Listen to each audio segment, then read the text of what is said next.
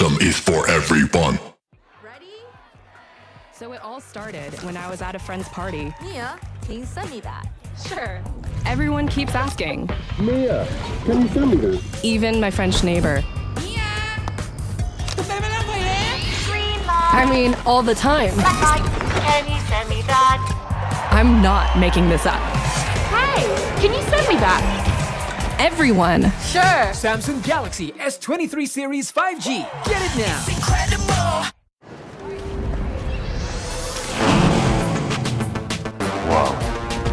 Attention passengers, final call for flight. Wait, is that a phone? Look at the performance, the graphics. That thing's a gaming machine. Hang on. A new challenger. Is that Faker?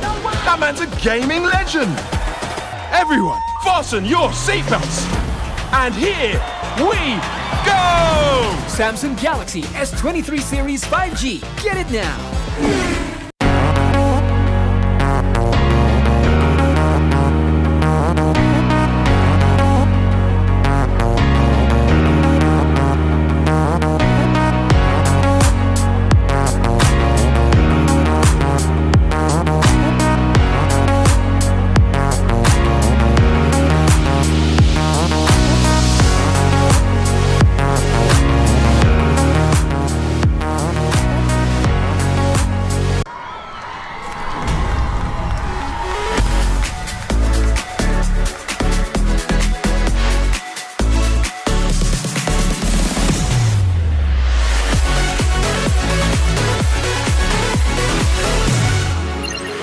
We've got each other's back.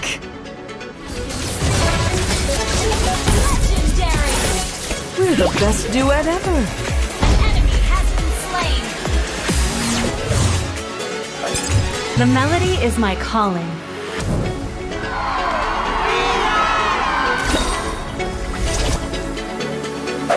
The music of my bow will cleanse their hearts.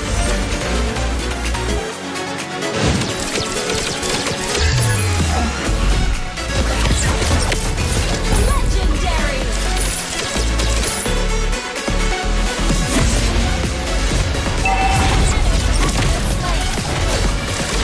Monster kill!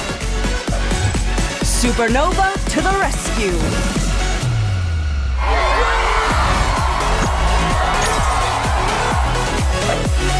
Music is the strongest form of magic.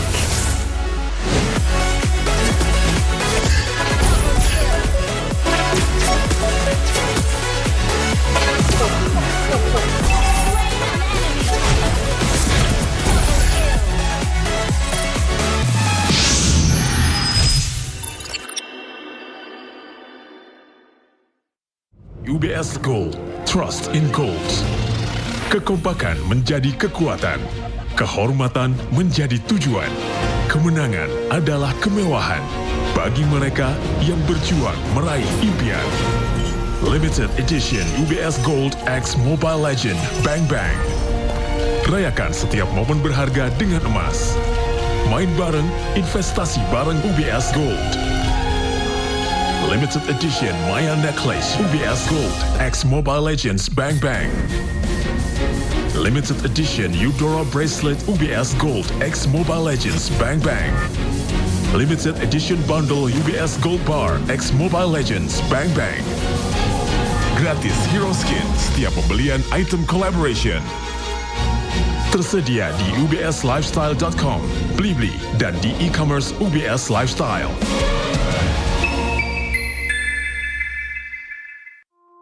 Halo para pengejar. Saya bantuin ya. Kejar ini, kejar itu, kejar. Keep kalem, pasti ada diskonnya.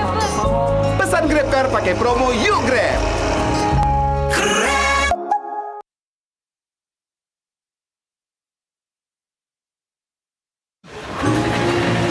Halo para pengejar. Kejar ini, kejar itu, kejar. Keep kalem, nggak ada kata telat. Pesan Grab Bike ada jaminan anti ngaret.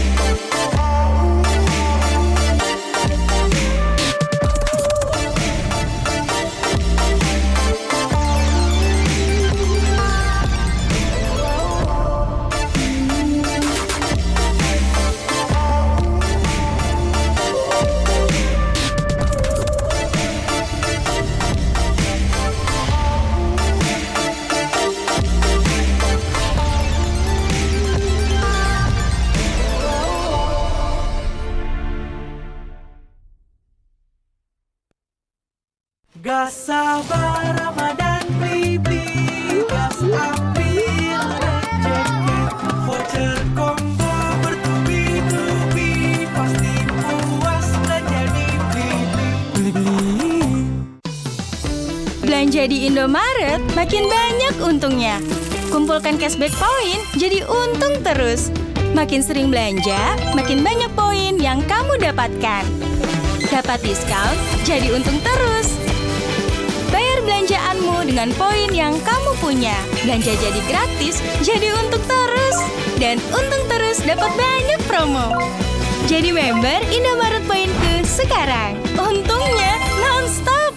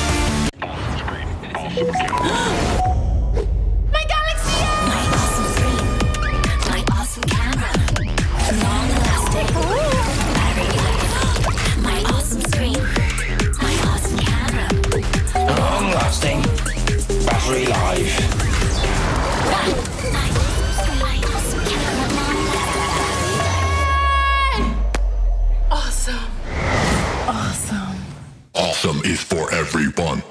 Ready? So it all started when I was at a friend's party. Mia, can you send me that? Sure.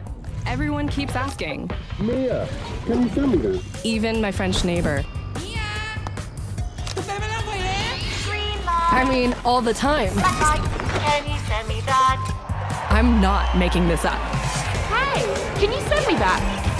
Everyone. Sure. Samsung Galaxy S23 Series 5G. Get it now.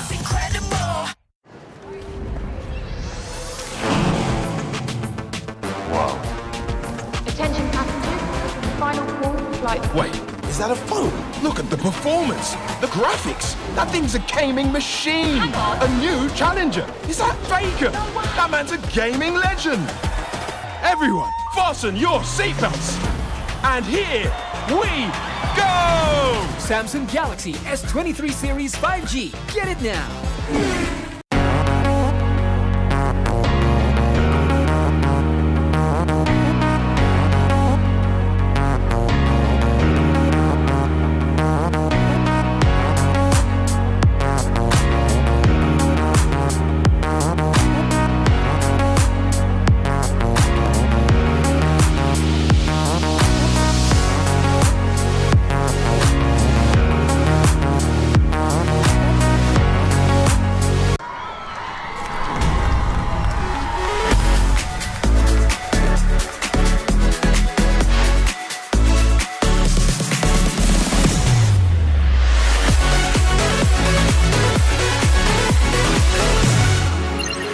We've got each other's back. Legendary!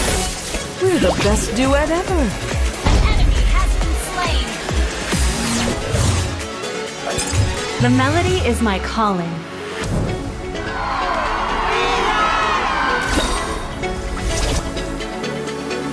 The music of my bow will cleanse their hearts.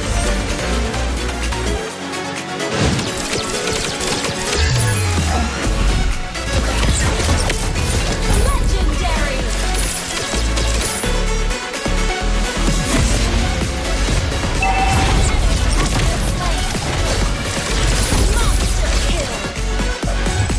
Supernova to the rescue.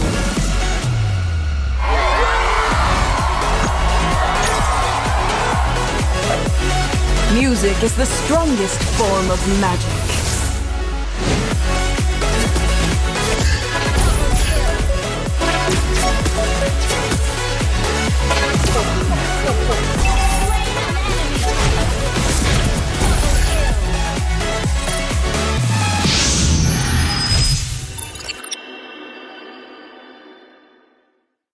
UBS Gold, trust in goals. Kekompakan menjadi kekuatan, kehormatan menjadi tujuan, kemenangan adalah kemewahan bagi mereka yang berjuang meraih impian. Limited Edition UBS Gold X Mobile Legend Bang Bang. Rayakan setiap momen berharga dengan emas. Main bareng, investasi bareng UBS Gold. Limited Edition Maya Necklace UBS Gold X Mobile Legends Bang Bang. Limited Edition Eudora Bracelet UBS Gold X Mobile Legends Bang Bang. Limited Edition Bundle UBS Gold Bar X Mobile Legends Bang Bang. Gratis Hero Skin setiap pembelian item collaboration. Tersedia di ubslifestyle.com, Blibli, dan di e-commerce UBS Lifestyle.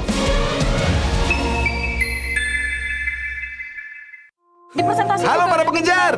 Saya bantuin ya. Kejar ini, kejar itu, kejar. Keep kalem, pasti ada diskonnya. Pesan GrabCar pakai promo Yuk Grab.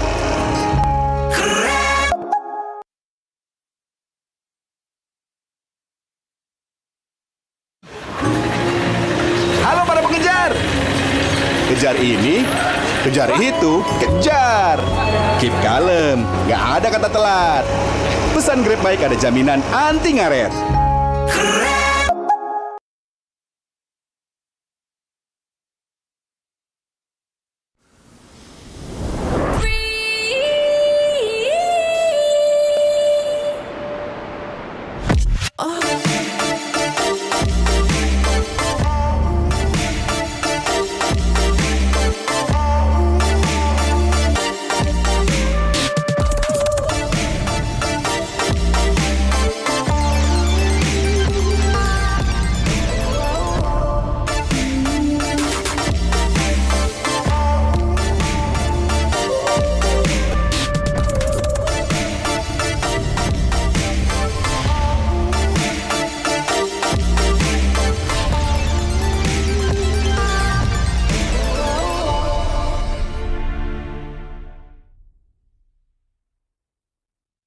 Gas sabar Ramadan beli gas ambil rejeki voucher combo bertubi-tubi pasti puas belanja di beli. Belanja di Indomaret makin banyak untungnya. Kumpulkan cashback poin jadi untung terus. Makin sering belanja, makin banyak poin yang kamu dapatkan. Dapat diskon, jadi untung terus. Bayar belanjaanmu dengan poin yang kamu punya. Belanja jadi gratis, jadi untung terus. Dan untung terus dapat banyak promo. Jadi member Indomaret Poinku sekarang. Untungnya non-stop.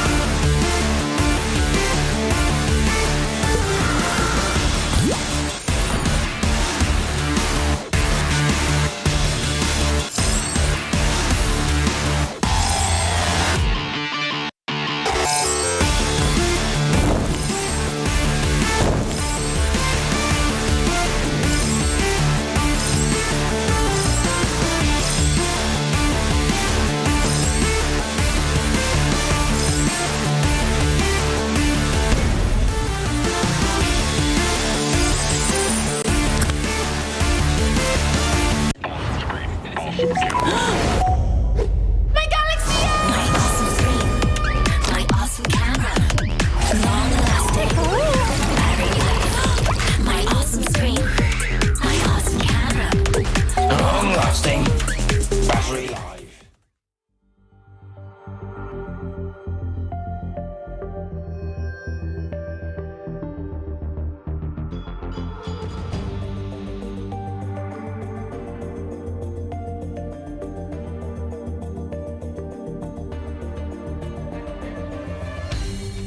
Aku kan berdiri dan terus berlari, terus ke arah puncak tertinggi.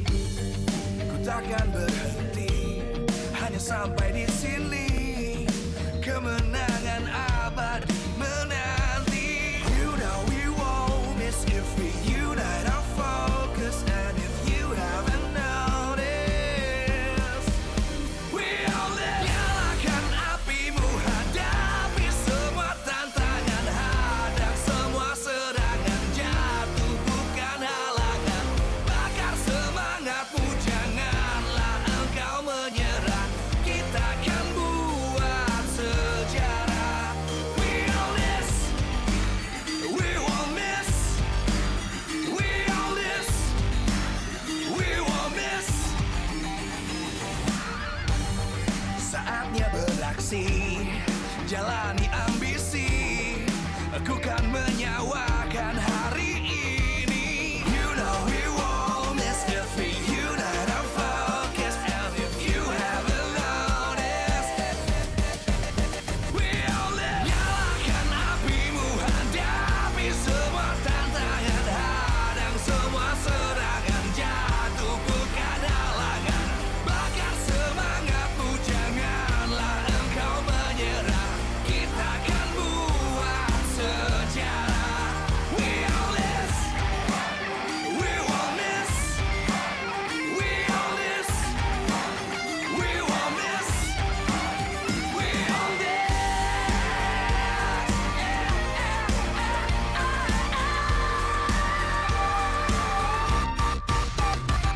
Nyalakan apimu, hadapi semua tantangan, hadang semua serangan, jatuh bukan halangan. Bakar semangatmu, janganlah engkau menyerah. Kita akan buat sejarah. We all this.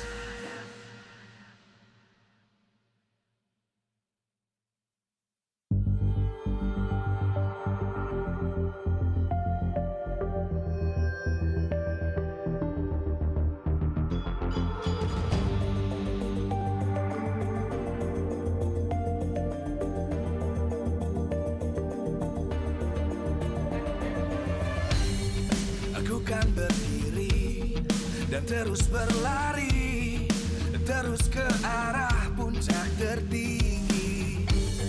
Ku takkan berhenti, hanya sampai di sini.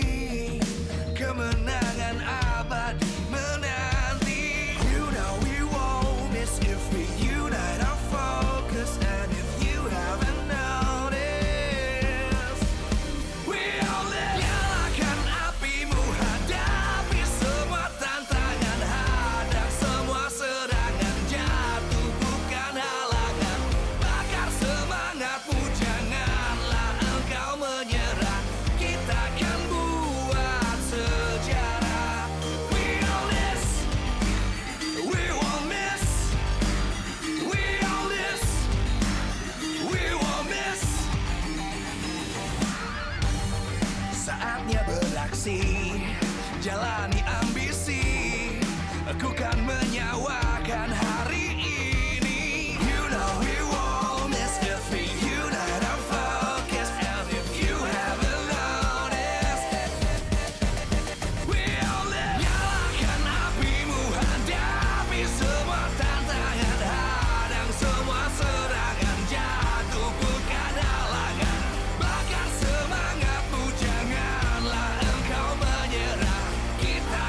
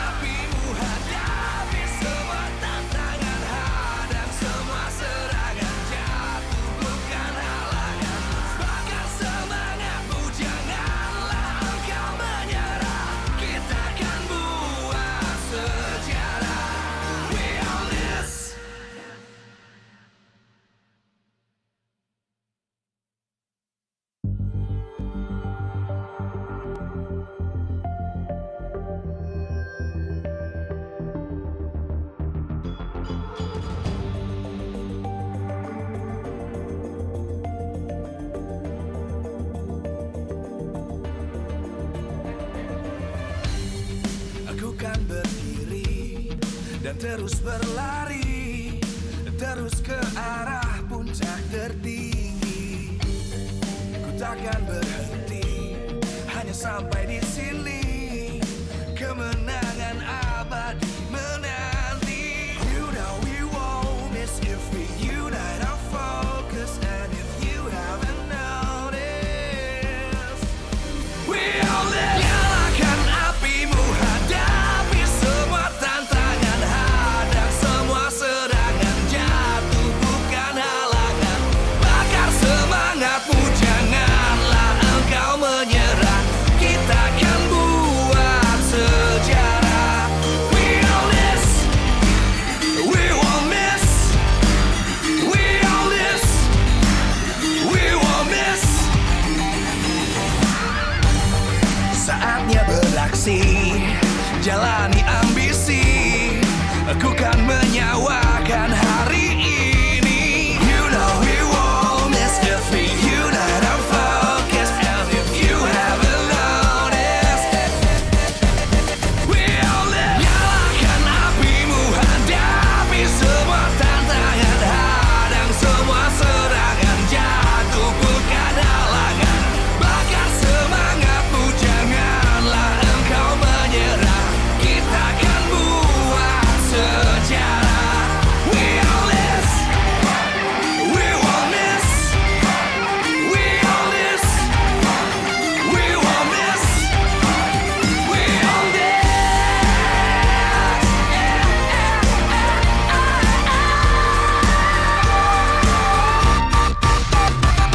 Nyalakan apimu, hadapi semua tantangan, hadang semua serangan, jatuh bukan halangan. Bakar semangatmu, janganlah engkau menyerah. Kita akan buat sejarah. We all this.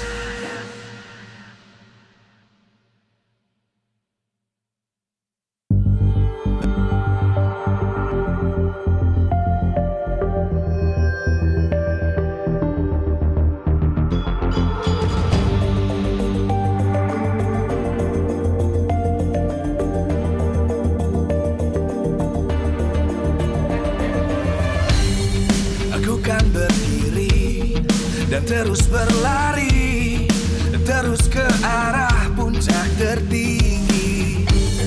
Ku takkan berhenti, hanya sampai di sini. Kemenangan abadi menanti. You know we won't miss if we unite our focus. And if you haven't noticed, we all live. Nyalakan apimu, hadapi semua tantangan, hadang semua serangan, jatuh bukan halangan. Bakar semangatmu, janganlah engkau menyerah. Kita akan buat sejarah.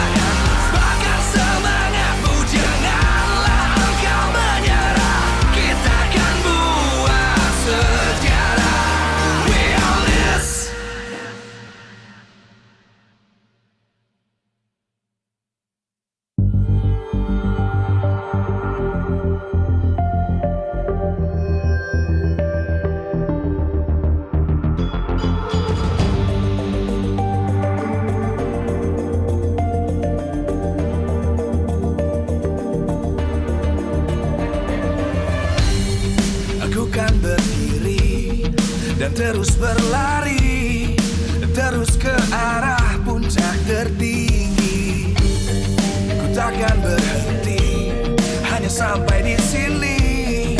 Kemenangan abadi menanti. You know we won't miss if we unite our focus. And if you haven't noticed, we all live. Nyalakan apimu, hadapi semua tantangan, hadang semua serangan, jatuh bukan halangan. Bakar semangatmu, janganlah engkau menyerah. Kita akan buat sejarah. We all this, we won't miss. We all this, we won't miss. Saatnya beraksi, jalani ambisi. Aku kan menyawakan hari ini. You know we won't miss if we unite our focus. And if you haven't noticed, we all live. Nyalakan apimu, hadapi semua tantangan, hadang semua serangan, jatuh bukan halangan. Bakar semangatmu, janganlah engkau menyerah. Kita akan buat sejarah. We all this, we won't miss. We all this, we won't miss. We all this.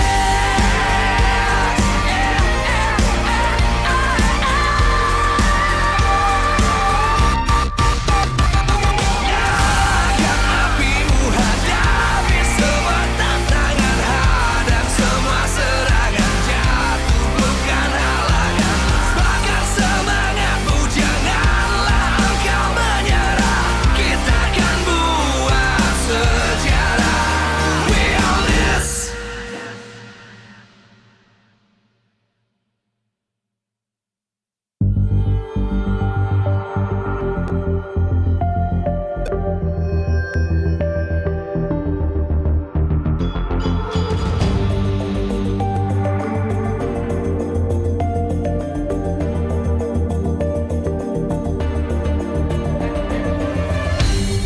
Aku kan berdiri dan terus berlari, terus ke arah puncak tertinggi.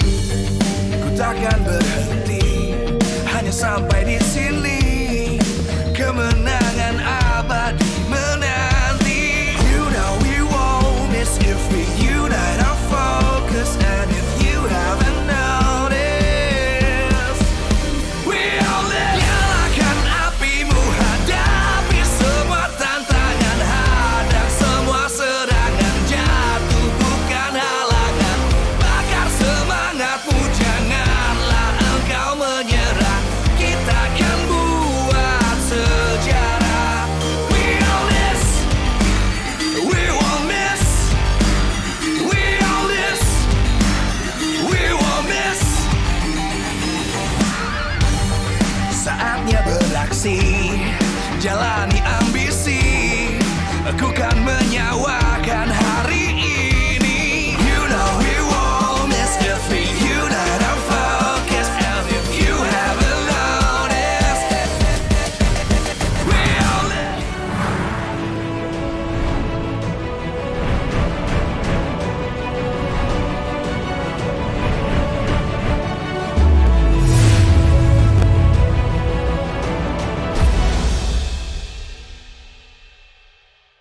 Babak regular season MPL Indonesia Season 11 telah berakhir.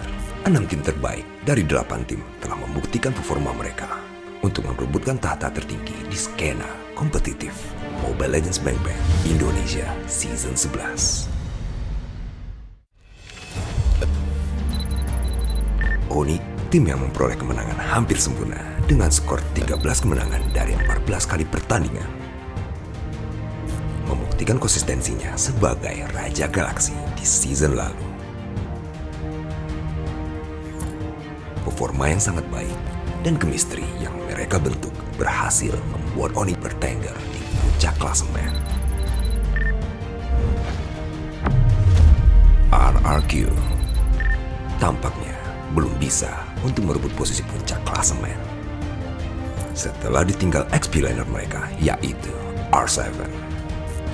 RRQ masih membutuhkan penyesuaian atas rotasi pemain XP laner mereka, Lemon dan Banana. Hingga pergantian coach, yaitu Bang Nuk di pertengahan regular season 11. Ini adalah tugas yang berat bagi Bang Nuk untuk menemukan komposisi yang tepat di RRQ. Bigetron Alpha, roster baru yang dibawa Coach Aldo, membawa hasil yang cukup baik. Bigetron Alpha berhasil naik satu tingkat dari season lalu yang berada di posisi 4 klasemen. Dan di season ini, mereka berhasil menduduki posisi ketiga klasemen. Performa yang luar biasa dari Saker, Kayeye, dan Super Ken terbukti membuat Bigetron Alpha naik kelas.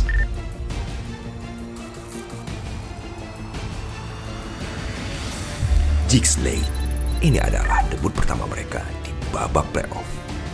Sejak season 4 MPL ID, GEEK SLATE belum pernah lolos ke babak playoff. Dengan revampnya, GEEK SLATE membawa perubahan yang nyata. Mereka berhasil menempati posisi keempat klasemen. Berkat konsistensi dan chemistry yang matang, sang kuda hitam berhasil lolos ke babak playoff.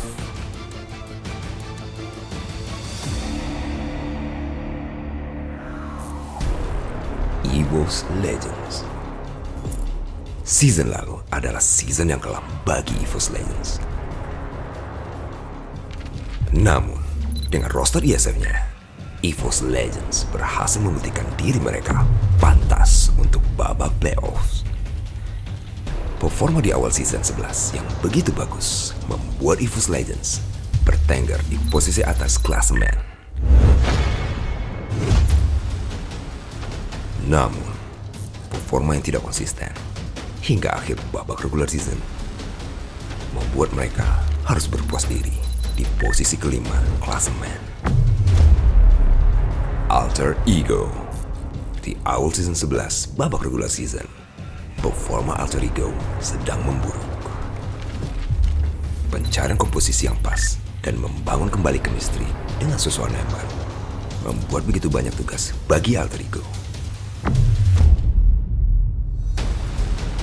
Namun, mereka berhasil memperbaiki chemistry yang hilang saat di awal season tersebut. Terbukti dengan berhasilnya mereka mengejar ketertinggalan poin di penghujung babak regular season.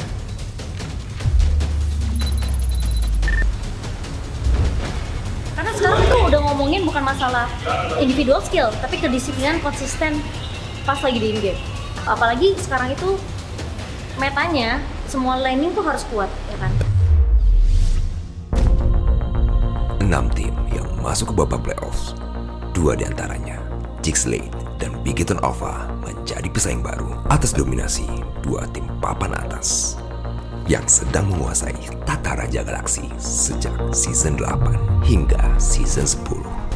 Namun, mereka harus membuktikan konsistensinya di lower bracket match untuk menjaga asa dan lolos ke babak selanjutnya demi menguasai tahta Raja Galaksi dan menjadi perwakilan Indonesia di turnamen MSC 2023. Semua tergantung momentum, di dalam liga juga awal bukanlah akhir. Jadi kita lihat aja untuk para penonton juga, pastinya MPL season 11 ini udah kelihatan banget dari improvement para tim.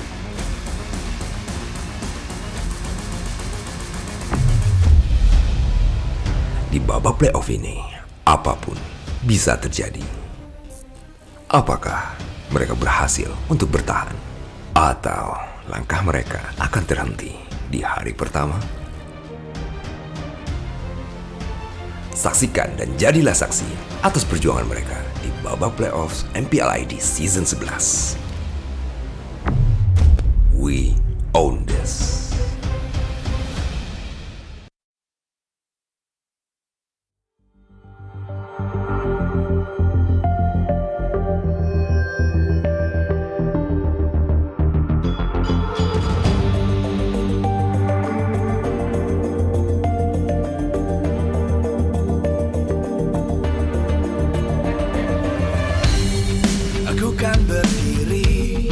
dan terus berlari, terus ke arah puncak tertinggi.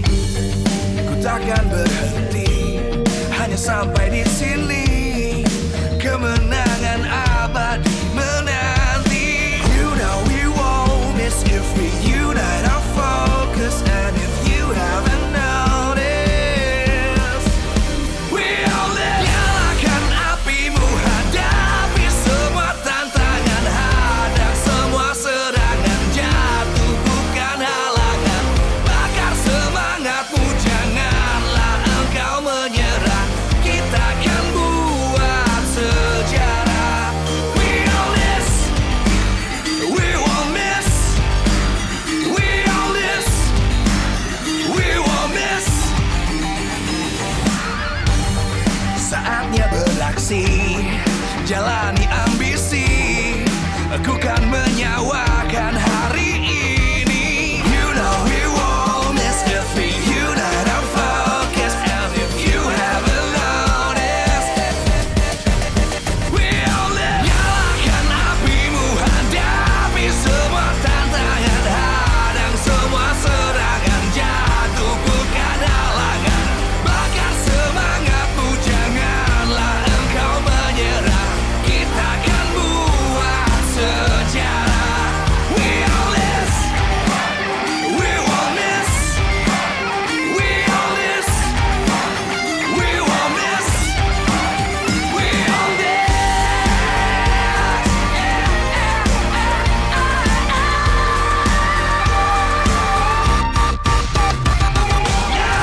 Nyalakan apimu, hadapi semua tantangan, hadang semua serangan, jatuh bukan halangan. Bakar semangatmu, janganlah engkau menyerah.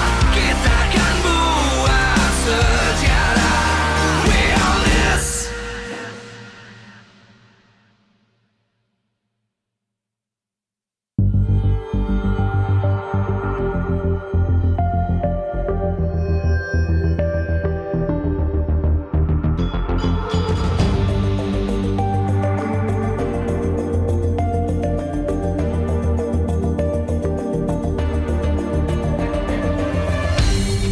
Aku kan berdiri dan terus berlari. Selamat datang di MPL Indonesia Season 11 babak playoff. 6 minggu sudah kita lewati dan 56 pertandingan sudah tersaji di season ini. Banyak hal yang sudah terjadi di season ini. Dari yang selalu mendominasi hingga sang juru kunci yang mampu merubah diri. Kita awali dari kisah manis sang pasukan Raja Langit yang mampu berada di pucuk dari awal sampai akhir regular season. Dominasi sang Raja Langit sih emang gak terbendung. Tapi beberapa season terakhir ini yang bisa ngatasin dominasinya Onyx ya cuma tim dari Raja dari segala Raja. RRQ.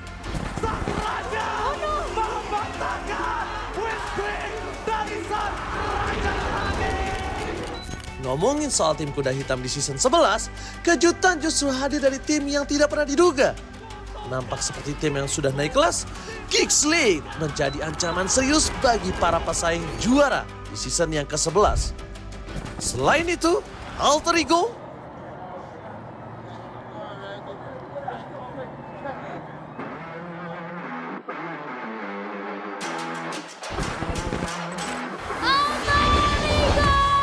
berhasil untuk mendapatkan tiket Bigetron Alpha dan Super Cat berhasil untuk mendapatkan poin penuh tanpa ada bolehan. dan EVOS Legends juga bersiap untuk menghentikan dominasi sang raja. 3 tim langganan playoff ini sudah sangat siap untuk merebut tahta juara yang pastinya sangat mereka nantikan. Di sisi lain, kisah pahit harus diderita Rebellion Zion dan Aura Fire setelah mereka harus rehat lebih awal karena gagal memperebutkan tiket ke babak playoff. Tidak hanya persaingan antar tim, persaingan antar player juga semakin memanas. Ada yang sudah syarat pengalaman, Dan ada juga kekuatan baru yang tidak segan akan gertakan. Akankah pertarungan ini akan menjadi milik kerajaan yang kembali berbagi takdir? Ataukah kita bisa melihat sang juara baru akan terlahir?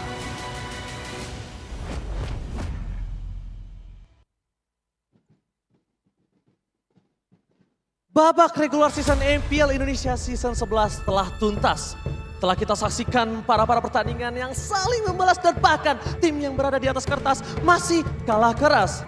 Dan juga kita semua telah menjadi saksi dari lahirnya sang kuda hitam yang akan membuat sejarah di MPL Season yang ke-11. Seluruh tim telah memberikan amunisi yang terbaik. Adaptasi, regenerasi, ambisi hingga konsistensi. Namun perjuangan mereka masih jauh dari kata usai. Karena pertarungannya sebenarnya baru akan dimulai.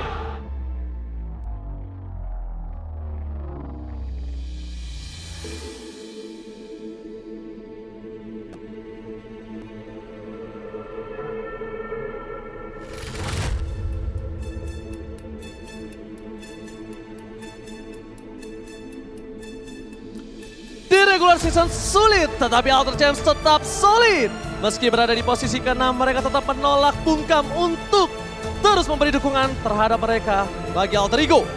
Sekarang di babak playoff bukan lagi dukungan mental yang mereka berikan, tetapi juga dukungan spiritual.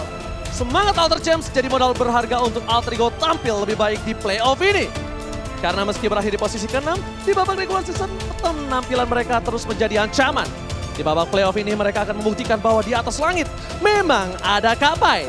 Karena menjadi juara di MPL Indonesia memang impian yang telah lama ingin mereka capai. Bagi mereka, sekarang bukan lagi tentang kekeluargaan, tetapi soal bagaimana jadi kebanggaan. Mari kita sambut Alter Ego!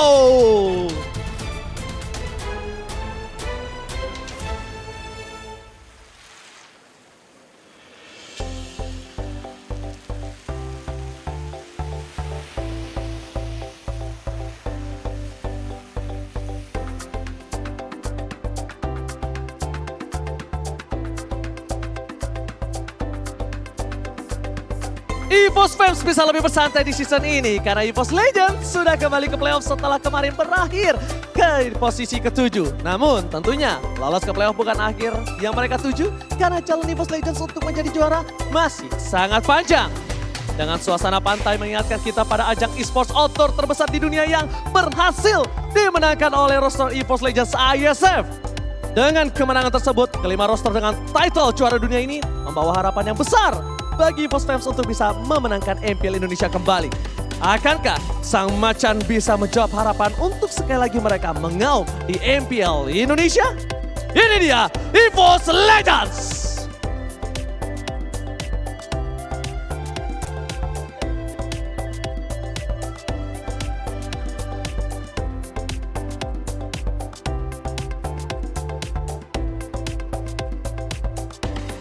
Beberapa musim kebelakang performa dari sang macan masih kurang konsisten. Bahkan season 10 lalu mereka memang jatuh di posisi ke-7. Tetapi season ini mereka kembali ke playoff dengan roster juara dunia mereka. Yaitu Psychots, Tas, Dreams, Brass, dan Hijume. Memiliki pengalaman menjadi juara dunia? Akankah mereka membuat EVOS Legends dapat mengamankan trofi MPL mereka yang ketiga? Atau EVOS hanya bisa berbangga dengan sejarah mereka di ISF saja untuk sekarang ini?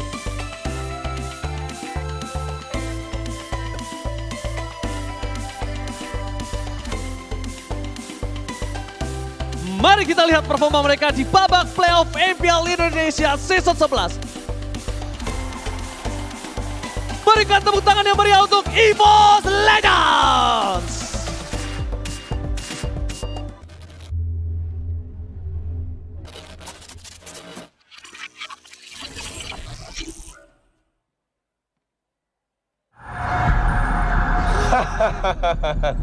Semua masih sesuai rencana.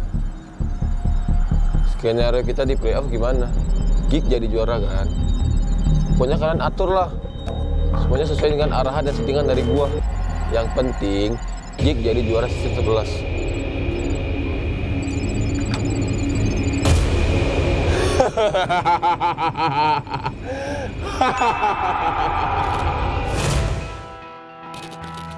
Di saat Toyo sudah memberi arahan, di sana sejarah bisa diciptakan. 7 season selalu berakhir di zona merah. Kini mereka mencetak sejarah untuk pertama kalinya berada di playoff. Mereka adalah GEEK SLATE.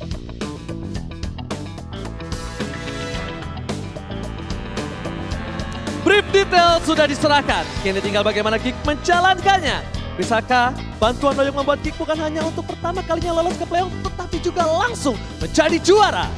Karena jika kita lihat apa yang terjadi di regular season, GEEK hampir mengamankan posisi top 2. Mereka telah membuktikan bahwa mereka telah revamp sepenuhnya. Di babak playoff ini, GEEK bukan hanya lagi kuda hitam, tetapi juga siap membuat tahta para raja terancam. Sekali lagi, GEEK SLATE!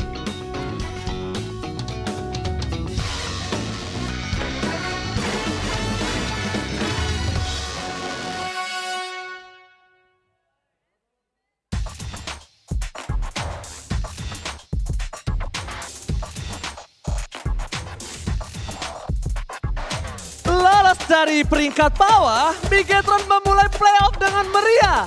Bigetron menjadi lihat gambaran bahwa mesin mereka sudah on dari awal playoff ini.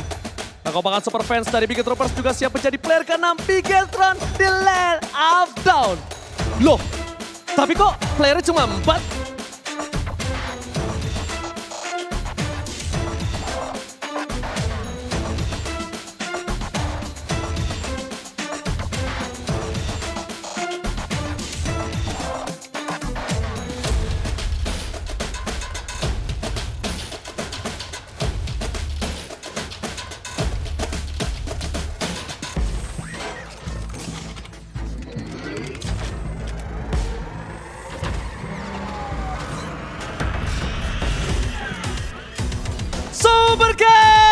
Menjadi Superman untuk Bigetron Alpha di EVOS Indonesia season yang ke-11. Penantian 2 tahun Bigetron Alpha telah menciptakan robot yang bisa menjadi pilot untuk Bigetron Alpha mendapatkan gelar juara. Tentu bukan hanya Superman yang membawa Bigetron Alpha begitu kuat di season ini. Masuknya sang juru rakit Race Boy dan Aldo juga menjadi kunci sang robot bisa bangkit.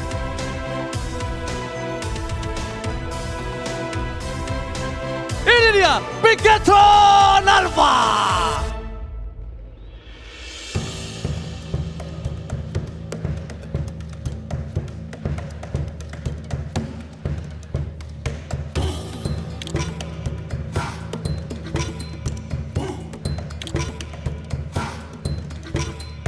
Empat musim belum terhenti, namun kekuasaan masih menjadi milik Royal Bestie. Akankah MPL Indonesia season ke-11 kali ini tetap didominasi kedua tim ini? Atau nanti kita akan menjadi saksi dari reformasi? Dicari penantang baru yang bisa meruntuhkan dinasti dua raja di MPL Indonesia season ke-11 kali ini.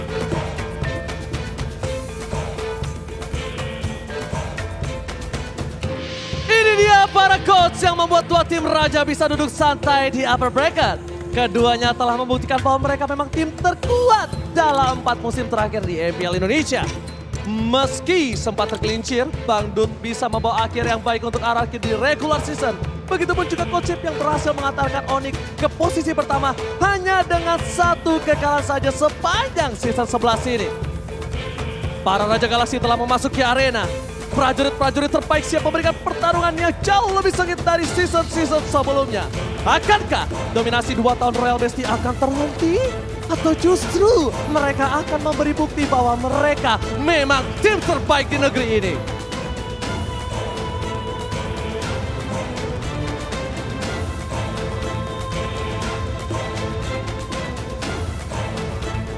Ini dia, tim Monarki dan tim Onyx!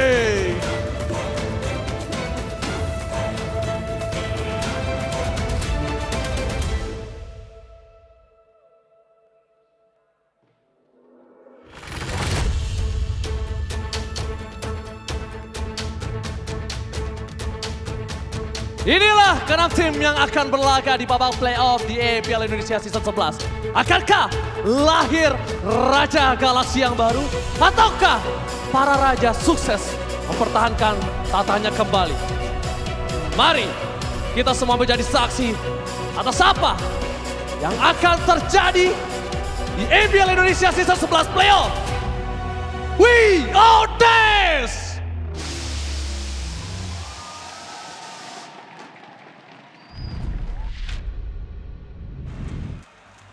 Will the dynasty that is Onyx and RRQ continue to reign supreme? Or will we finally see a new contender to be able to overthrow these two kings that have dominated over the past 4 seasons? These questions will finally be answered starting today as we welcome you, ladies and gentlemen, to the playoffs of MPL ID Season 11. We are now live here at the G-Expo Kemayoran, Jakarta, Indonesia. And of course, on the caster desk here, we will accompany you out throughout the first opening match here as once again, Bigetron and Alter Ego go head-to-head. But on the caster desk, it's still me, Eterna, Mirko, as well as Agani. And, you know, coming into this first opening match, Mirko, we all know you are a Bigetron fan. How are you feeling in this third time that they meet up against Alter Ego? Well, you know, in the first leg, Bigetron Alpha did beat Alter Ego 2-0 with a different lineup. That was also Alter Ego utilizing their first ever lineup with Rizal and Rossi. And even Kits, a lot of rookies there. In the second leg, however, with the changes of roster from both Alter Ego and Bigetron Alpha, it's still 2-0, the same result, and I feel like Bigetron Alpha have only gotten stronger, but same goes for Alter Ego. They can make the right steps here, take the right steps to go all the way, to learn from those mistakes up against Bigetron Alpha and maybe find those little holes to exploit in this matchup. Remember, Miracle, right? This is going to be the debut playoffs for Super Ken and Sak Ken potentially. So perhaps the pressure is going to be the edge here for the side of Alter Ego because technically they have experienced this situation all throughout 4 or 5 seasons, even throughout Season 6. And let's take a look here in the rendezvous of MPL finalists, right? Back in Season 6, it was Alter Ego with this lineup. Aside of Nino, it's their lineup. Are very experienced. They are very, very they're veterans, right? But in the meanwhile, Bigetron, they're young guns, they're rookies here. So it's going to be a statement for the side of Bigetron and Aldo to perhaps bring this new kid and leave a mark this current playoffs. Because that's exactly what I was thinking as well, right? Because right now, remember, this is no longer a best of 1, it's no longer a best of 3, this is a full best of 5 series. Yeah. So definitely endurance is going to be questioned for both of these teams, where Alter Ego, they've been through this for so long. These are kids that are veterans. You know, Selly Boy has been in that jungle position for so long as well. And when it comes down to it, that experience is going to help them in a full best of 5 as these two players, are going to be the main highlights here for both of the teams. And again, if we're talking about the leg 2, it's just a landslide, right? Bigetron, they were able to defeat, well, in this current replay, it's EVOS, but in the second leg, when Super Ken joins in, it was actually them just popping off, all right, left and right. They find their synergy, they centralize more towards Ken. And also they rely more on towards Moreno's positioning as I feel like their second damage dealer right before Saken. And then again, Super Ken here, remarkable hero. He likes to pick up the Ling, 3 times being picked up, 100% win rate. He can play the cheese like the Alice, like also the Hanzo perhaps, but this is again the playoffs, so there's no messing around. But I feel like with Aldo joining in Bigetron, they are a very structured team now. I agree, and not just the structure, but also the creativity that has really entered Bigetron Alpha. I think last season, maybe 2 seasons ago, Bigetron Alpha, we always talked that their strategies were very one-dimensional. I think a few seasons ago, they were very late game. They couldn't get it from that early game. But with all these new players coming in and what we saw throughout the entirety of that regular season, with Aldo stepping in as well, alongside Coach Razorboy as well, we saw a different Bigetron Alpha, a new Bigetron Alpha, a stronger Bigetron Alpha. reformed, refined, transformed, and upgraded. That's the Bigetron Alpha that we are seeing here today. And don't forget, you know, Ray's boy, Aldo, but also the analyst, the brilliant man behind the scenes also, Paulo Expert, who's really been helping Bigetron Alpha create or craft these drafts that were literally the foundation of their success. Early on, they had a shaky start. So did Alter Ego, and a lot had to do with the players just underperforming. Sure, we could say that the drafts sometimes were a bit too experimental, but you know, most of these games, it comes down to the execution, and it's pretty safe to say right now that in the first leg, Alter Ego and Bigetron Alpha, they were still trying to find their rosters. Once they did, they were able to beat the likes of RRQ, EVOS, and even GEEK SLATE. Which was huge, right? Exactly, with this current roster, Alter Ego, they were unstoppable. Once they got the ball rolling, it's really hard to stop them, and my God, they are looking to dominate, I feel like, in this current playoffs. Their roster, very mature. They're perhaps at their peak now. And with this strong fire, right, with Nino in the helms, remember, their brand is family. So this main five, not just Nino, all 5 members can actually carry and be an impact in that game. When Nino's off game, Pi will enter the chat and just pops off, creating havoc towards the opposing side. And let's say Pi not given a good hero, Udil can just give out damage, hold, be an anchor as a mid laner, and again just create an impact, such impact. So again, their branding is family and their execution is just very, very unity wise. Yeah, that's what I love about Alter Ego, right? Every time they go on stage, you don't know what to expect. You think that they're doing badly, they pull out something crazy. As we now take a look at the keys to victory for one of the teams very, very soon. Yeah. But before we get into it, right, is there any concern perhaps from you, Goni, of Alter Ego? Because sure, they're unexpected, but in comparison to the performance with Bigetron, they're not as consistent. Exactly, right? So perhaps my concern for the side of Alter Ego in this particular match, they need to watch out Key, right? Again, Key can facilitate, can provide, where Bigetron, they usually centralize around Super Ken, so they need to break not the Super Ken yet. Early game, they need to just deny the rotations, deny Key away, so the setup, the game plan that was very structured from the side of Bigetron can be negated. So I feel like they need to somehow watch out for Key or just deny his rotations. And you can see here, the keys to victory for the side of Alter Ego though, they need to secure Rassi's comfortable hero. Now Rassi, as we all know, especially in leg 2, he's not a initiator tank, right? He's not the aggressive roamer, so he is there to provide cover. So he needs to be given the Estes that perhaps can provide the heal, that can provide the game plan, and also getting the early pressure to get the tempo. Why? Bigetron, like we all mentioned earlier, they're a structured team. So perhaps once they get the early, control the tempo, get their pace, Alter Ego can control and dictate their game plan. Meanwhile, Bigetron, they need to control. They're a structured team. They need minute number 3, they need to be here. In minute number 5, they need to be here. And if Alter Ego can ruin that rotation, they have a chance at grasping this series. Yeah, I agree. You know, a lot of these points, like Rassi getting the comfort heroes, it really enables them to make those plays and to force that faster tempo on Bigetron Alpha, who, like you said, are very structured. But I honestly feel like for Alter Ego, they're a bit too one-dimensional in the regular season. Sure, everyone can carry, but Nino has been getting most of that. Yeah. Here, though, Gani, tell us how Bigetron Alpha gets it done. They need to make sure the duo cans, Saken and Super Ken, to get their comfortable hero. Again, they centralize more towards Super Ken, so giving him a hero that is well in their game plan, perhaps they can't execute it to perfection. And again, just optimizing Raceboy / Aldo's cheese picks perhaps in this current playoffs. They can perhaps pull off a game or two, all right? So let's see. Definitely. We'll see very, very soon. As remember, we are about to enter the first game of this full best-of-5 series.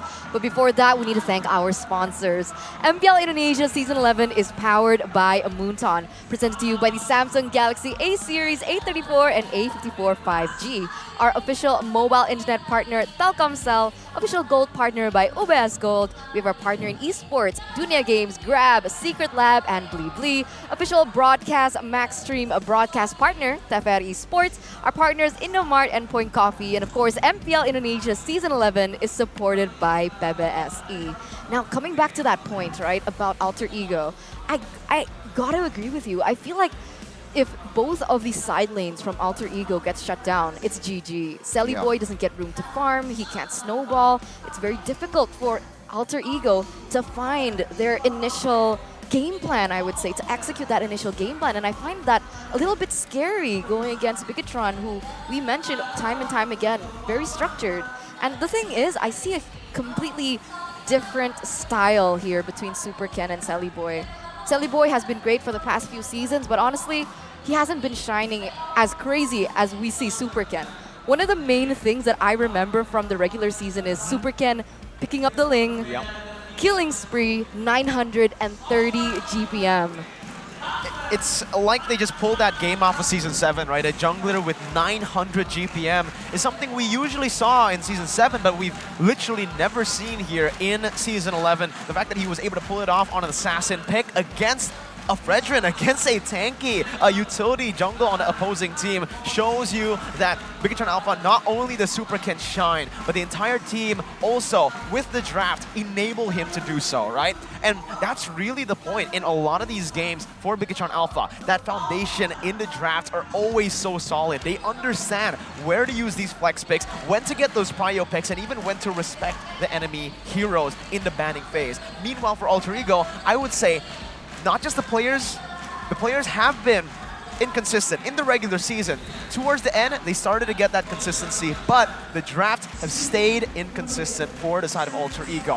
When they are able to secure a comfort pick, a strong matchup, a winning matchup for Pi, the team does well. It doesn't matter what Nino is on, he can play weak side and still perform. But thing is, when they don't get it, like you mentioned, and both these side lanes get shut down, it almost seems like it's inevitable that we will see Alter Ego on the receiving end of a loss. So again, yeah, they rely on their side laners, so perhaps that should be the loophole that Bigetron can exploit, right? So Rizzo, perhaps he can play the strong lane, independent, going up against Pi. It's gonna be interesting to see the EXP laners go head-to-head, but also a tough task for the debutant, Saken. Going up against Nino, experienced gold laner. It's going to be a tough matchup. But remember, they did it in leg 2, right? Saken pops off on the Herald, so it's also a statement that, hey, I can also play the APCs, all right? Not just the marksman, I can pull off a mage, and perhaps that should also be Saken trying to be exploited, all right? Yeah, that was very surprising indeed. And I'm wondering if Saken is actually going to be playing, as we are going to take a look at the official starting lineups here for both of these teams. We're going to start with Bigetron. Moreno, Sorizo, Saken, Super Ken, as well as Key. Still the main 5 here from the Red Robots. And in a few moments, we are going to take a look at Alter Ego. This lineup now for Alter Ego is also still going to be the main 5 that we expect to be thrown down into the Land of Dawn. No more experimenting, no more trials. It's here. It's now or never for this matchup. Alter Ego, Bigetron Alpha, match number 1 as they enter the stage. First, we welcome the team, the 3-face masks, led by the Kage and Sir Pi, Alter Ego! My goodness, Alter Ego, remember you mentioned it earlier, I'ma say it again. This lineup beats RRQ. All right, they're second in the standoffs. And so that speaks quality, that speaks depth. So quality, they have it. It's just a matter of, again, adrenaline. This is the playoffs. Game 1 sets the tone.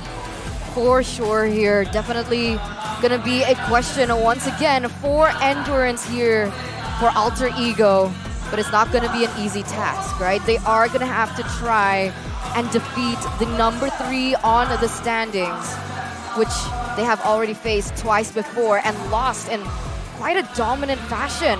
So on the flip side, let's welcome their opponents. Upgraded, transformed, and refined with a new member on the team. Welcome, ladies and gentlemen, the Red Robots, Bigetron Alpha.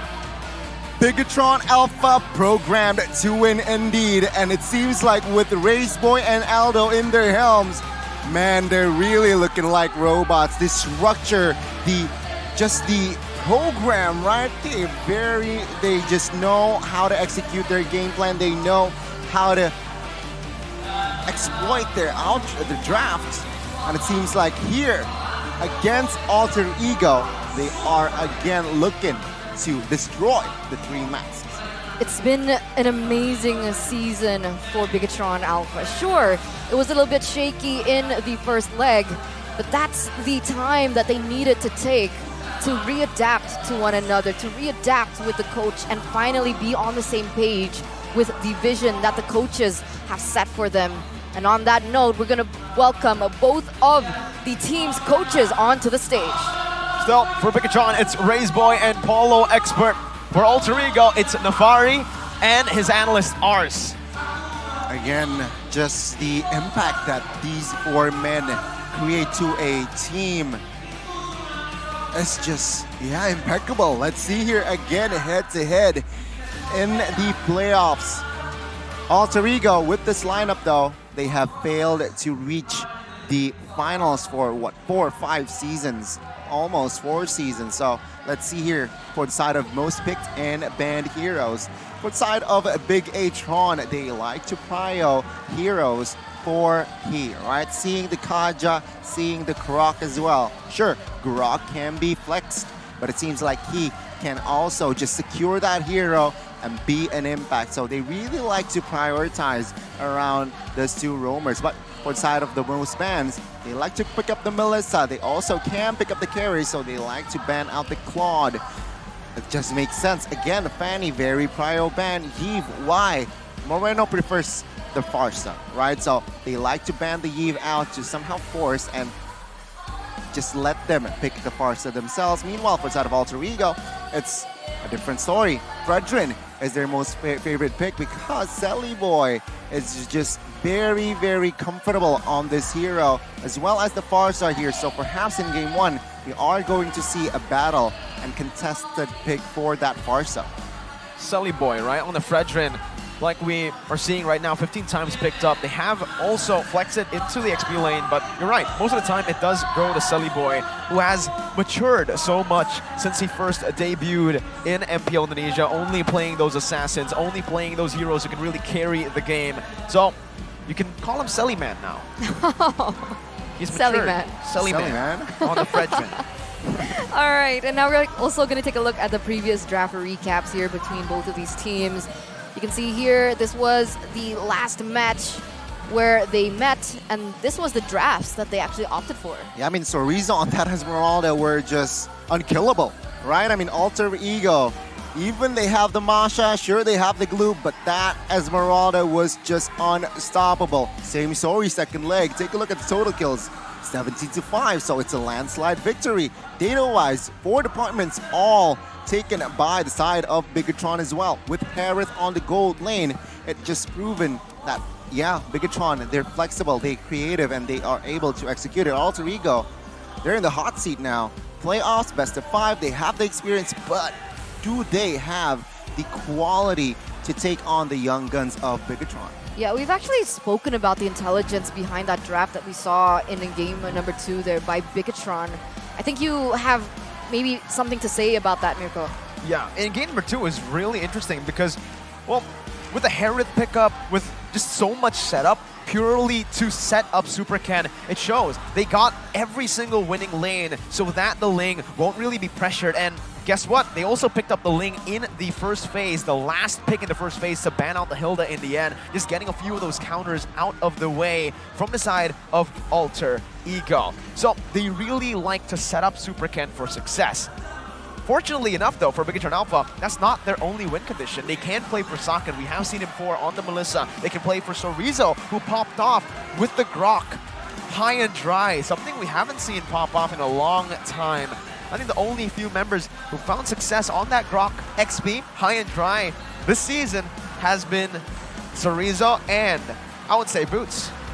I agree, but you're forgetting one person that usually, well, for the most part, has been the second damage dealer here, Mirko, from your team.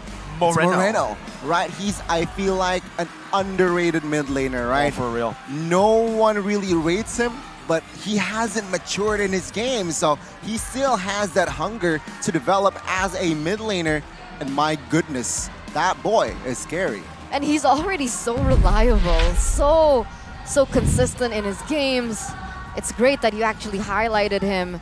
As ladies and gentlemen, welcome to the first game of a full best of 5 between Alter Ego and Bigetron Alpha. And very interesting ban here. So with the last patch that came in March, with the buff onto Gatot Kacha, you can actually, not Gatot Kacha, sorry, Mincetar. We haven't seen him for so long that I get them swapped, but yes, Mincetar. You can see that the ban is actually going to come through here for the side of Bigetron Alpha. Which is interesting, because this is a whole swap. No 1-1, no Joy ban, and Alter Ego don't even first pick it. Gonny, what's going on? My goodness, Joy. Yeah, I understand the 1-1. We all kind of see it coming, right? The 1-1 not very prio, not being banned out. But the Joy Alter Ego left it open. So Bigetron, I feel like they did their homework here. They know, perhaps in screams, data-wise, Alter Ego, they don't usually pick up the Joy, and that's why they are comfortable enough to open that Joy. And take a look at that. Mincetar and Joy pick comes through. But Alter remember, Ego. the Joy was quite nerfed, honestly, in the last patch. He's adjusted. Adjusted. I wouldn't say nerf. I wouldn't say nerf because you can't spam her skills as much as you could before. So that mobility that she used to have when she could rotate from that top side of the map to the bottom side of the map, it's changed. Yeah. The dashes have been limited, right? Especially with the stacking now. Used to be she could do it 4 times, and even more actually if she gets those resets down, but now it is down to only 3. She does do a little bit more burst damage though with her build as well. You can expect this Joy to go maybe even full damage, whether he goes to the XP or the jungle, but I think that's still the strong point for Joy, being such a good flex pick that Bigetron Alpha can play with in the second phase. Alter Ego have done pretty similar job with the Grok, right? It's still a pretty good flex pick, but Bigetron Alpha have picked up 2 of the most prio heroes in the regular season. And actually 3. Kaja, Joy, and Wanwan. Wow. Goodness, right? I mean, Bigetron, right? They are just stacking here. So, I mean, if we see these 3 heroes in leg 1, it's GG's, right? I mean, you get the 1-1, you get the Joy, and the Kaja. That's very, very prio. Alter Ego, though, what do they have in mind, right? They sure have a plan. And take a look already, Bigetron already with the ban here towards that Phobias. And we have a comment here from Aldo. We do have a comment. I believe, and my players believe, that if our preparation is good, the results will follow, because the process will not betray us. Hashtag trust the process. Hashtag trust the process. And so far, it's been true, right? 3rd place in the regular season. That's where they ended it off. After having such a shaky start to the season, I think they were 6th place at one point. There were a lot of doubts placed onto the best coach of Season 10.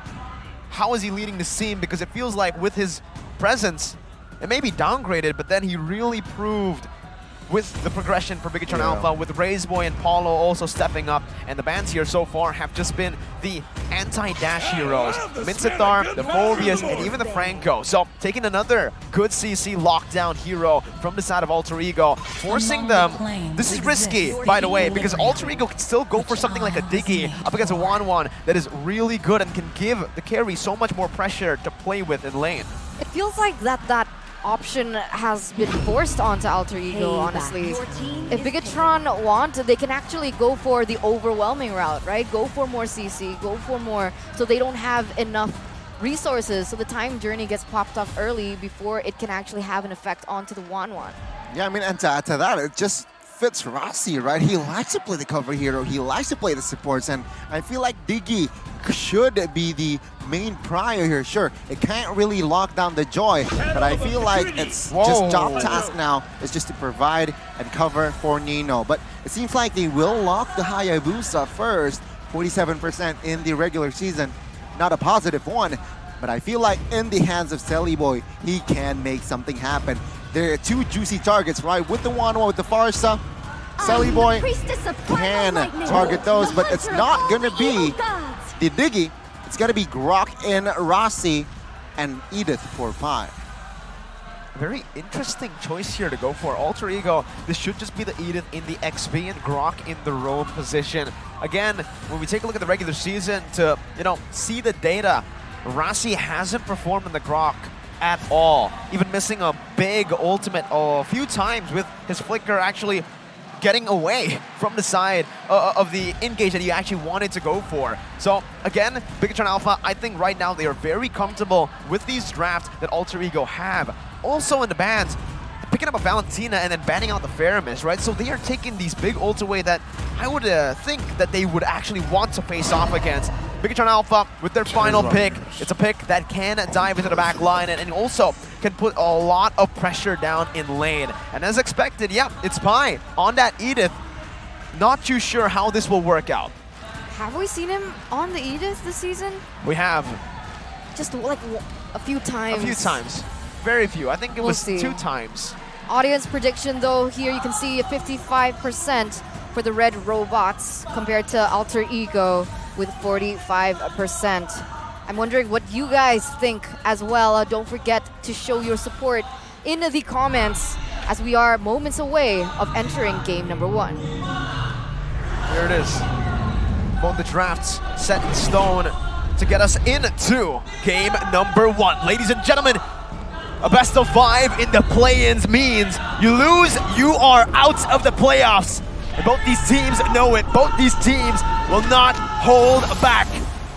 With an aggressive lineup from Alter Ego, with Bigetron Alpha with a structured lineup. It's time to enter the portal into the land of dawn for game number 1. Well, we are about to see here the land of dawn, but it seems like a pause. Hold up, hey. We gotta build up some tension. Sure.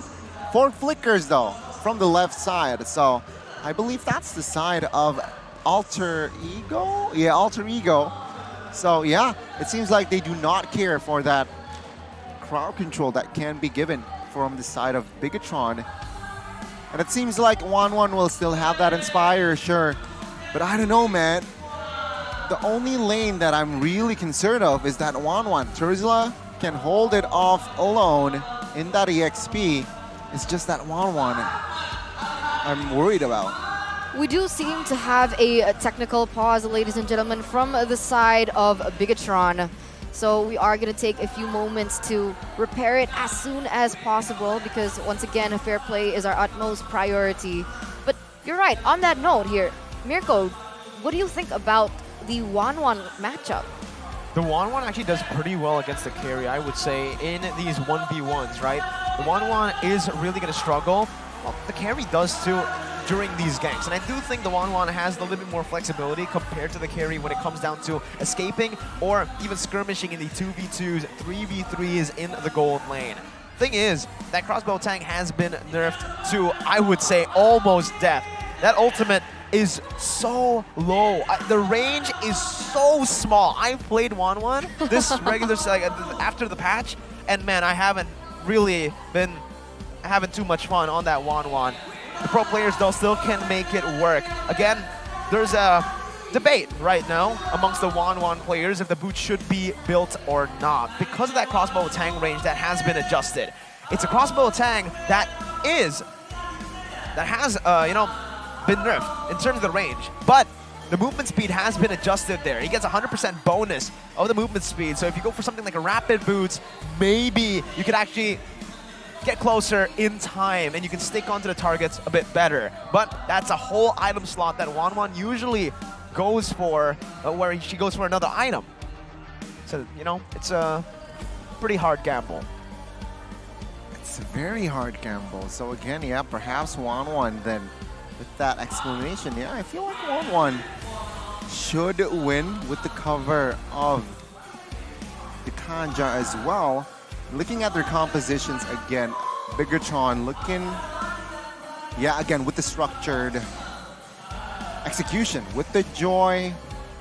It should be aggressive from the early game here. After one item, it can deal somewhat of damage. So looking at their composition, I feel like from the side of Alter Ego, they should prio the Radiant armor to negate that, right? They can build a Radiant and Athena to negate both the burst and the DPS coming from Joy and as well as Farsa. Let's take a look here. Bigetron Alpha match history in leg 2, only 2 losses. Yeah, very different to leg 1, and this is what we were talking about, right? Leg number 1 for Bigetron Alpha was, you could say, like their adaptation period, right? New coaches, new players. There's got to be some time for them to be able to find that final formula that they need right now. And you can see it actually come through, right? Leg 2, a lot more stable in terms of their performance. I wouldn't even say stable, I would say amazing performance, especially in the last few matches that we saw there in the regular season of Week 8. And it's interesting, right? Because Bigetron Alpha, they had to experiment so much, right? Marquee for the gold lane or Saken, right? So Riza or Vernacure for the EXP lane. Max, Juskar, or Super Ken. But eventually, they figured it out. Even Gamora stepped in at some point there in the mid lane until they finally decided onto Moreno. But once again, ladies and gentlemen, the pause has been alleviated as we are going straight back into the land of Dawn. And this is what I was expecting, right? With the draft of Bigetron, I could see that they would be able to rotate a lot quicker than Alter Ego and utilize that mid lane pressure onto those side lanes. And that was what I was afraid of for Alter Ego if they can't withstand that early game pressure. Gronk also doing a good job though, understanding that Moreno will have a little bit more wave control, wave clear in the mid lane compared to the Valentina. He's going to be freezing these waves or just holding it back with the barrier in the base. These mini waves, 3 waves will be constantly pushed or kind of forced in there, so that Bigetron Alpha's mini waves will crash into the turrets, therefore giving Alter Ego members a bit more of a better time in lane to clear those waves. And we're already seeing here the structured Bigetron, right? Super Ken already with the invades. Meanwhile, Sally Boy slightly behind on the rotation. And here's a fun fact, right? The high and dry is now the Master Assassin. Yeah, right? they changed the name. The passive is still the same, but now it's not called high and dry. It's the Master Assassin, but the mid side will not commit on towards that. So again, both teams here playing it very safely. I feel like if this tempo continues, it might actually still favor towards the side of Bigetron. Why? Because Bigetron Alpha is dictating, they're controlling with the invades here, with slowly just Super Ken farming up. It's going to be very scary for the side of Alter Ego Esports. It truly is, and you can see now already both of these teams are going to go and find one another as they both set up for the next turtle. You can see here Moreno already level 4, Udil a little bit behind.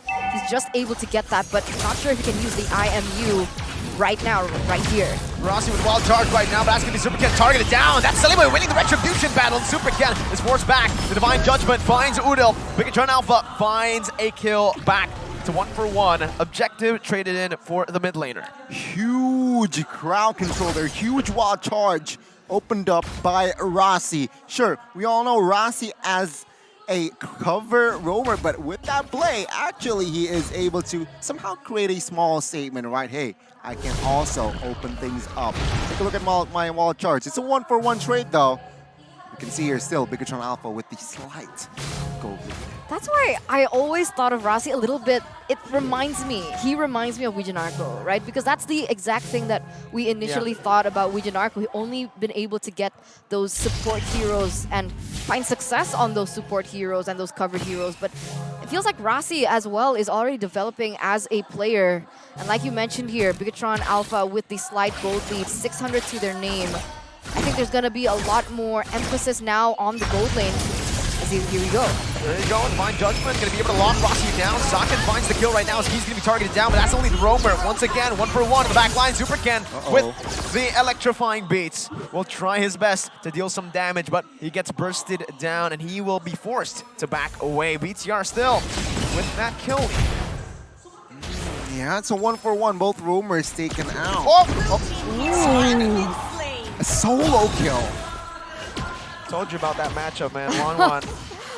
Wow, very interesting. And that's going to be quite detrimental to Nino here. But looking at the talents prediction, it's quite split. 3-for-3, but in the top side here, Selly Boy going to get a little bit aggressive. Just a bit, right? He's putting some pressure down because Chorizo has been somehow actually winning this lane quite convincingly in these trades. Yeah, it seems like now here, Bigetron, they are slowly but surely establishing a healthy lead. Let's see, the second turtle take. Oh, Blind Judgment. Flicker out already. One more weakness point. He actually gets it, forcing a wild charge out, and this just might be a free turtle to Bigetron Alpha. Big CC tool used up, penalty zone onto Pi. So Rizzo still gonna be able to survive right now, and he gets out. Super Ken wins the retreat battle. Sully Boy forced to get out with a quad shadow. Key wants to look for that kill. He gets the dash in. He has the flicker, and he will not utilize it. Super Ken takes Sully Boy down. Bigetron 5-1. There you go, a 2,300 gold lead and counting as once again they're going aggressively onto Udil. Wow, not yet. So yeah, it seems like Bigetron with the control, right? They are able now already control the slight jungle there, limited jungle of Alter Ego, taking that purple buff away from Hayabusa. That created a setback for Sully Boy in the next 1.5 to 2 minutes, right? Again, with that in mind, Bigetron Alpha, who were at just 1,000 gold lead a minute ago, now look at them now, 2,500 gold lead all of a sudden. Alter Ego, they are again just slowly but surely starting to grumble, and perhaps in this current situation, all they need to do here, again, just pick their battles and just create farm towards Zeno, make him space, and let's see. He's been absolutely on point. Rossi hasn't been able to do anything on that Grok. Again, just suppressed and taken down. Sakan has been able to utilize this 1-1 absolutely phenomenally right now. As again, he's not only getting the kills, he's farming well and he's bullying Nino. Man, 2-4-0 trade there as well, right? Bigetron Alpha, they're really just building onto that gold lead that they initially had. It's going to be difficult as Rizzo jumps back in. Flicker burns out. Key still able to escape, but Sully Boy jumps in right there. Going to be able to get bursted down. Pi in the back line finds the Earth Shatter onto Key, but he's still able to sustain for a bit. Pi pops in Primal Wrath. Bottom side turret taken down. So Rizzo still trying to sustain. Flickers out to safety, but Bigetron Alpha, all the while those fights were happening, the Roamer got taken down, but 2 turrets fell in favor of Bigetron Alpha. He's unstoppable right now, and take a look now. Super Ken is already just occupying the jungles pretty willingly here. Alter Ego, they have no real response. Nino, he's behind on items, so his damage isn't quite there yet, and just Bigetron Alpha fully dictating the game as predicted, as just the structured Bigetron here, as we were seeing here. Very nasty indeed as Super Ken, take a look at his score, 104. So he is there not to just for the kills, he's also just there to be a nuisance towards the jungle. Item-wise here, we are now seeing Moreno. After Clock of Destiny, he is building his way towards that Lightning Truncheon. But yeah, Pi quite behind here. 3 still leg plates. 4. Oh, now 4. Yeah, you're right. 4 steel leg plates, and it seems like just Joy. 2 items already. Genius 1 and Glowing 1. 5,000 gold he has achieved. Meanwhile, take a look at Sully Boy. As a Hayabusa, you don't want to be behind. Oh, charge defensively. The Divine Judgment somehow connects it to Sakin. He's able to pop into crossbow tang. Udil's been taken out of the fight. Now it's going to be the damage coming in, but Sakin's able to purify out of that. The Earth Shatter not able to find its mark, and Pi gets punished. Bigetron Alpha with another beautiful reaction for that engage, and they're going to be able to take this mid lane turret for free. And this is just getting a lot worse for Alter Ego here. You can see that Moreno already picked up the Lightning Truncheon as well, so the damage, the range, and the burst that he already has on to Nino, it's going to be a lot more difficult, seeing as Nino is quite far behind. My goodness, Super Ken and Saken, right? They're rookies in the playoffs, but it seems like it doesn't really bother them. It's just them. Not unbothered. Yeah, they're unbothered, right? With the current situation, and Alter Ego, they're the ones who look like a rookie now. That's, yeah, I think Bigetron Alpha are, again, making it look kind of easy, right? The fact that they're able to do this so early on, when we said in, the drafts that Bigetron are a structured team, they usually wait, they don't usually go for these skirmishes. Well, they've been doing that. Man, it's only been 9 minutes. Can you imagine? Already all the turrets there in the top side taken down. Only an inhibitor turret left, and Key goes in once again. Divine Judgment, all the weakness points. Rossi with a wild charge. There you go. Like I said, the range so small, and you can get out of that with a flicker, with a wild charge. But somehow Bigetron Alpha have been utilizing the Divine Judgment to actually keep the guys in range. You know what? I mentioned that Alter Ego, they need to deny the setup for Key, but it seems like it's Key who denies the setup from Rossi, right? He's just... he's... no impact whatsoever, non-existent in this game. 0-3-0, unreliable, and it seems like there's something in bot side. Divine Judgment, everything used, and Key somehow still survives. Saken will be able to take Pai down. He's looking for more, chasing them down, and Sorizo with the penalty zone. Rossi with a wild charge. Saken still able to escape for now. Is asking for the shadow kill, popped into the back line, but still, Bigetron are still able to survive in this skirmish, taking Rossi down and forcing Alter Ego back. 9 minutes, 57 seconds. We do have a pause, but man, it's a stomp so far. That was prime follow-up coming in from Sorizo as well with the flicker and the penalty zone to land on Alter Ego. Yeah, man. What's going on with Alter Ego here? That was, I have no words. I thought their experience can get the better of Bigetron, but it seems like the quality, right? We question Rossi. Yeah, given a Grok, I don't know. Very questionable, right? It seems like in this game, it's evident that his impact has been non-existent, right? 0-3, 0-4-0 even now. And his wild charges, his, just his playstyle in this current game is very, very far off. So I would prefer him on, again, just give him a cover hero. It wasn't one of the keys to victory as well. Give Rossi his comfortable hero. And it seems like in game one, they took a gamble, get the Grok for Rossi, and it didn't pay off. 2-11, sure, the game's not over. Anything can still happen. But so far, 10 minutes in, not looking too fancy for side of Alter Ego. Not fancy. Maybe I spoke a little too soon, right? Because earlier on, I was like, I think, Rossi has developed as a player, don't transforming. I've learned from LaFell. Yeah, don't say things. Just don't say things. You're gonna curse them. This is the thing, right? Because before, that's the exact mindset I had about Rossi. I was like, okay, just give him comfortable heroes, give him the cover heroes. But he picked up the Kufra, and he actually performed really well. So I was assuming that with the Kufra performance that we saw, that had an impact, it could also transfer onto the Grok. But it seems like there has been little to no impact. I feel like Bigetron Alpha did a really good job of exploiting that fact. You can see also in the way that they play, Key always targets the Grok first. Okay, may I answer the chat now? I'm a Kufra player. Exactly. It's very hard to play a Grok, right? It's very different. Sure, yeah, I know. I get what you mean. The initiator tanks, but it's just very different. Different mechanics, different play style. Yeah. I would actually say the Kufra is a bit more reactive than proactive, right? I mean, in the early game, sure, you're a bit more proactive because you go for the ganks, but in these late game team fights or in these turtle fights, you're waiting for someone to bait for you, you're waiting for someone to initiate for you, and then you kind of follow up with a Tyrant's Revenge, right? Obviously, you do still have that opportunity to just jump into, but you're right, the Grok is a bit more one-dimensional in that aspect. You need to go, you need to initiate first, and you need to find those openings. If not, you go 0-4-0. Indeed.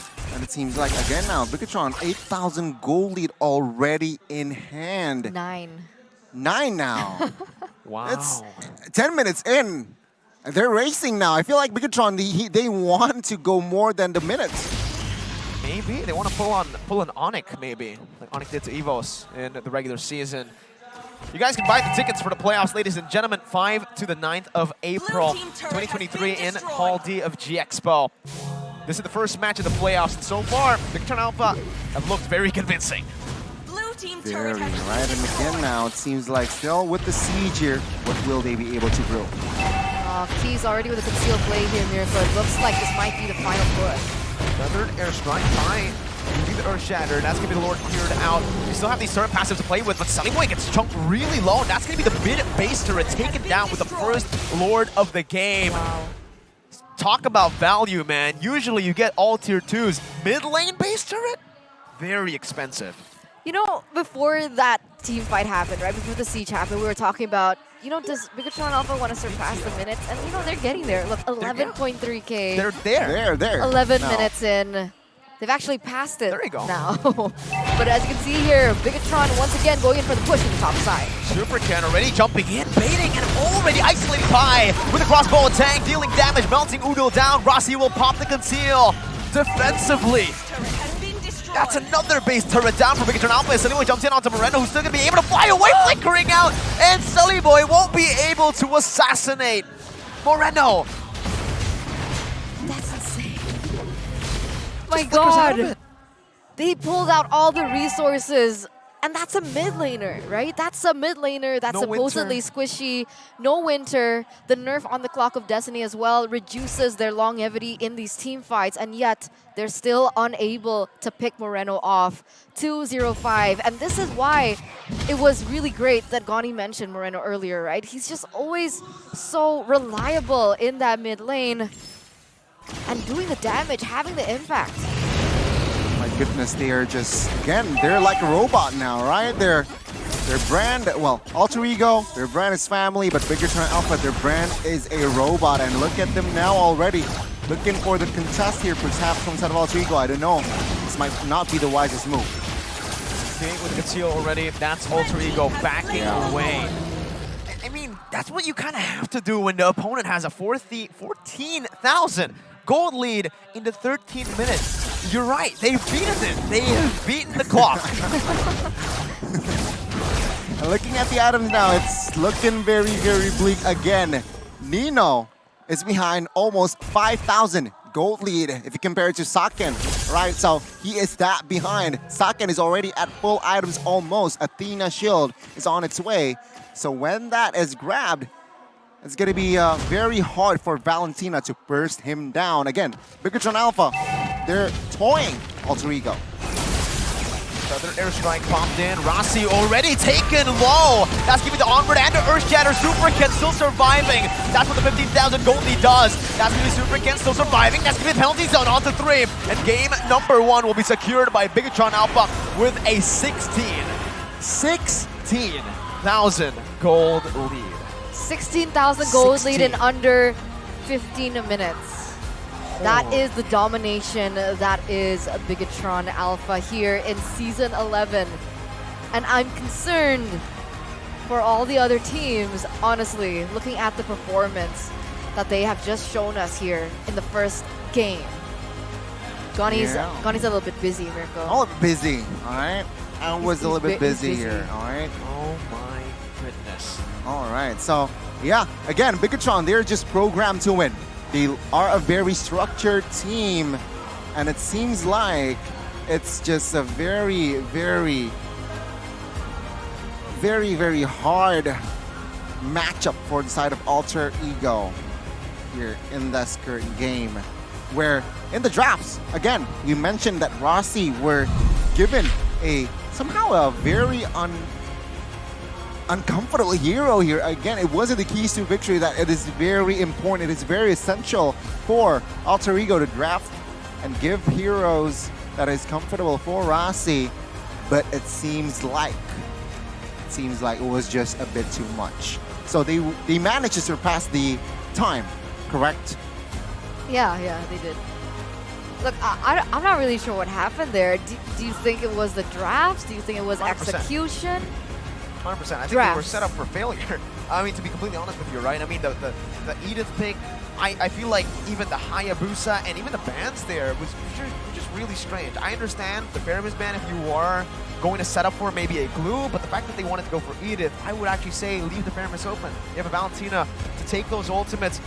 The Grok as well, maybe a good flex pick, but when the team has consistently been, failing on the Grok, I don't think it's a flex pick that Bigetron Alpha were too wary concerned of at all. They really didn't care. The Grok pick comes through, all right, it's going to go to Pi or it's a loss. That's what they thought, I think, and that's what we kind of saw, 0-4-0 in the end. I think 0-5-0?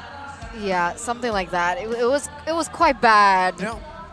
That was a rough game number 1 there for Alter Ego, ladies and gentlemen, but We're going to throw it to the analysts here. Dig a little bit deeper there. So do you also agree that the drafts were just questionable? I completely agree, right? From the drafts here, they need to start from the first phase of the battle, which is the draft, right? Joy not picked as well. Joy not picked up was, I feel like, also a blunder from the side of Alter Ego, but it perhaps can be, again, the homework from the side of Bigetron. And Screams for Alter Ego weren't too successful on that Joy, so yeah, they realized we can't let the Joy go. And again, I feel like in this current performance, it's just this two here, right? The two Kens, they were able to just to clean with it, all right? In this current game, game 1, they were unstoppable. Saken, 0 deaths whatsoever. Sure, provided, facilitated by none other than Key. But after he pops off, it was just very hard for the composition of Alter Ego to go into the back lines. Nobody. Edith can't go towards the backside. Rossi, wild charge. Sure, he made a good wild charge. I credited him for that wild charge on towards First turtle. But after that, it was just non-existent, all right? Alter Ego, they were able to not execute their draft properly with the draft diff as well.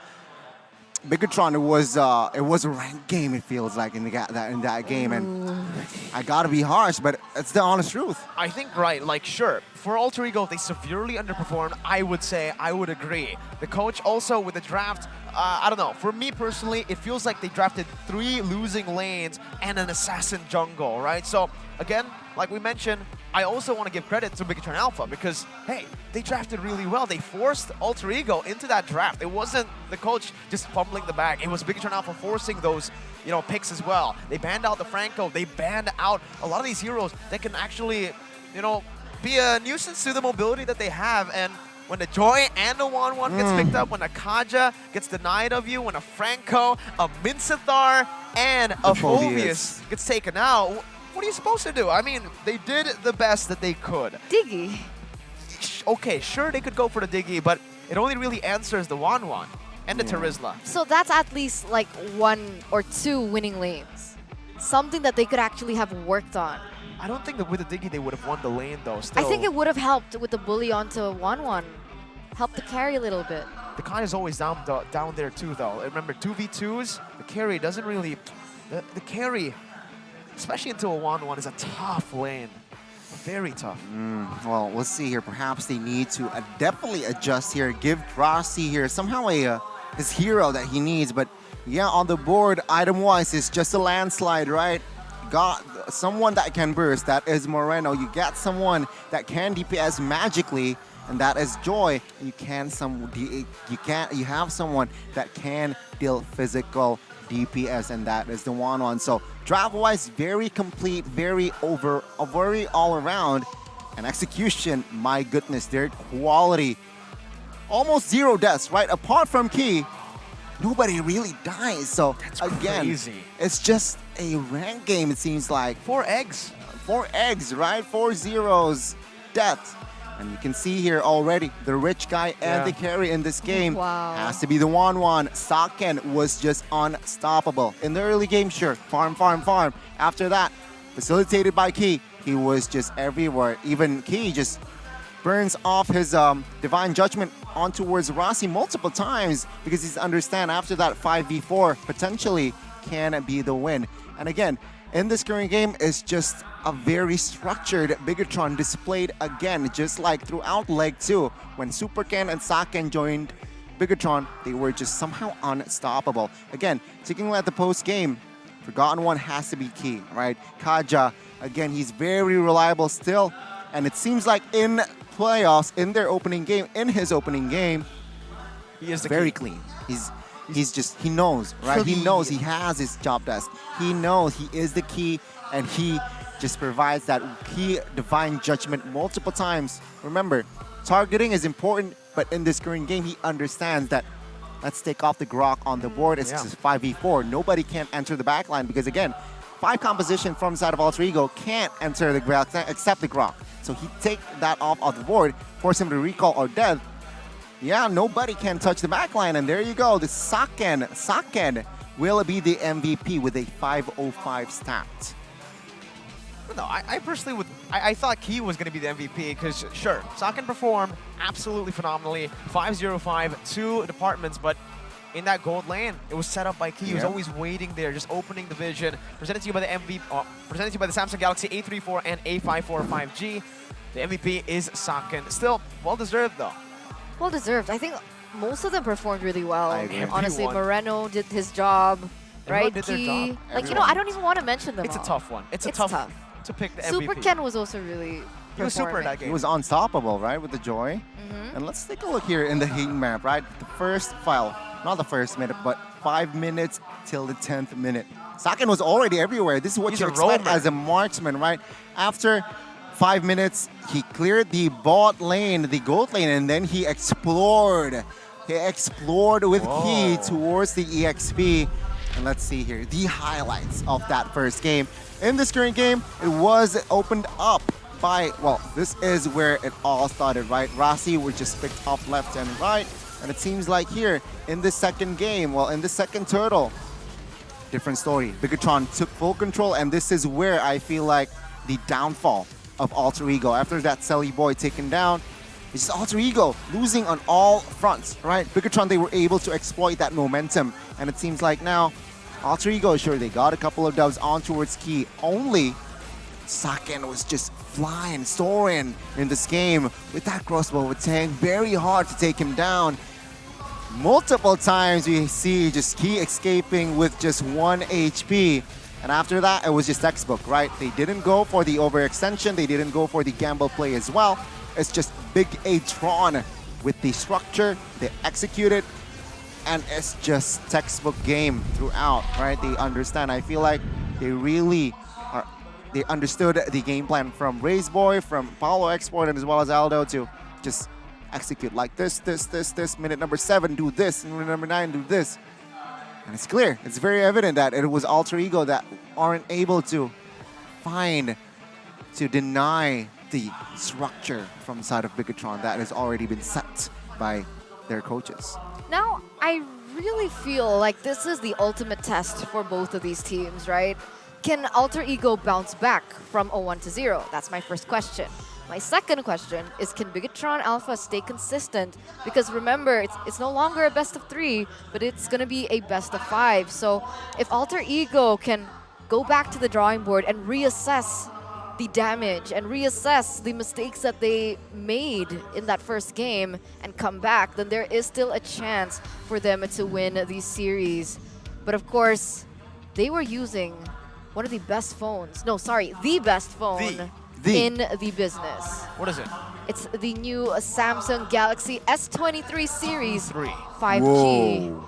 It's an epic smartphone for auto-winning gaming. And maybe that's how Bigetron were able to win that so dominantly. They were equipped with it, and guess what? Gani, just tell them what the specs are. Specs?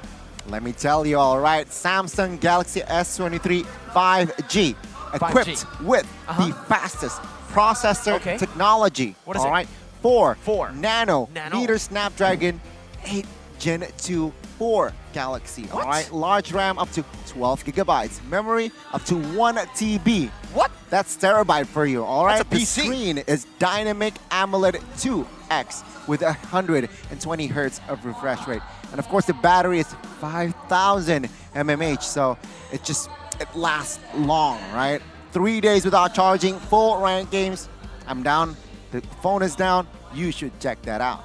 And it seems like they have a lot of amazing deals that we can actually get our hands on. And, you know, Mirko actually utilize this deal. I do, you know. Don't miss the limited offer because from Samsung Galaxy S23 Series 5G, this is a special one for you guys. Get an epic Ramadan promo up to RP 2 million IDR. Whoa. Wow. For trade-in purchases or with Galaxy Wearable Plus free. Samsung Care Plus protection for 6 months worth up to 889,000 IDR. Terms and conditions apply. Level up your epic game with Samsung Galaxy S23 Series 5G and buy it right now on Samsung.com/ID.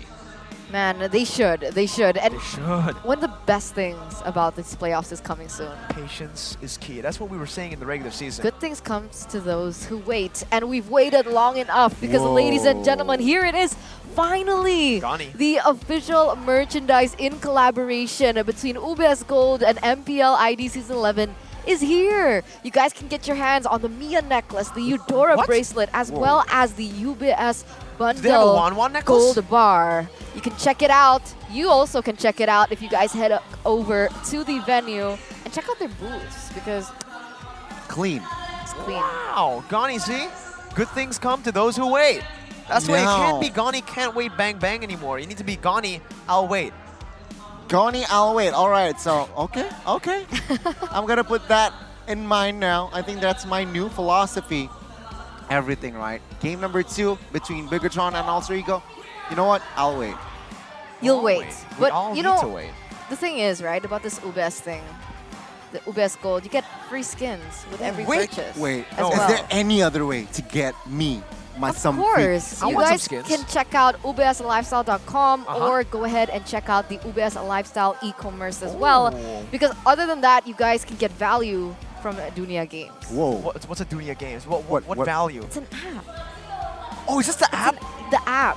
The app. The one we were talking about. We got vouchers. You can buy vouchers, in-game items, and you get 3 GB of quota every purchase. Is this the one you're talking about? This is the one I'm talking about. Okay. Wow. How do I get it? Super easy. You guys can scan the QR code down below, download the app as soon as possible to get your hands on this deal. Because like Miracle mentioned, I'm going to repeat it once again for you guys. Repeat it. With every in-game item, purchase, or voucher, one item, you guys can get free 3 gigabytes of quota. 1 3 for 3. GBs. You get 3, that's 9. Quick maths. 12 if you get 4. There you go. I was Is about that to right? say. Yes, it is right. Quick maths. Very smart, Saken right? approves. He's like, yeah, you got it right. The MVP?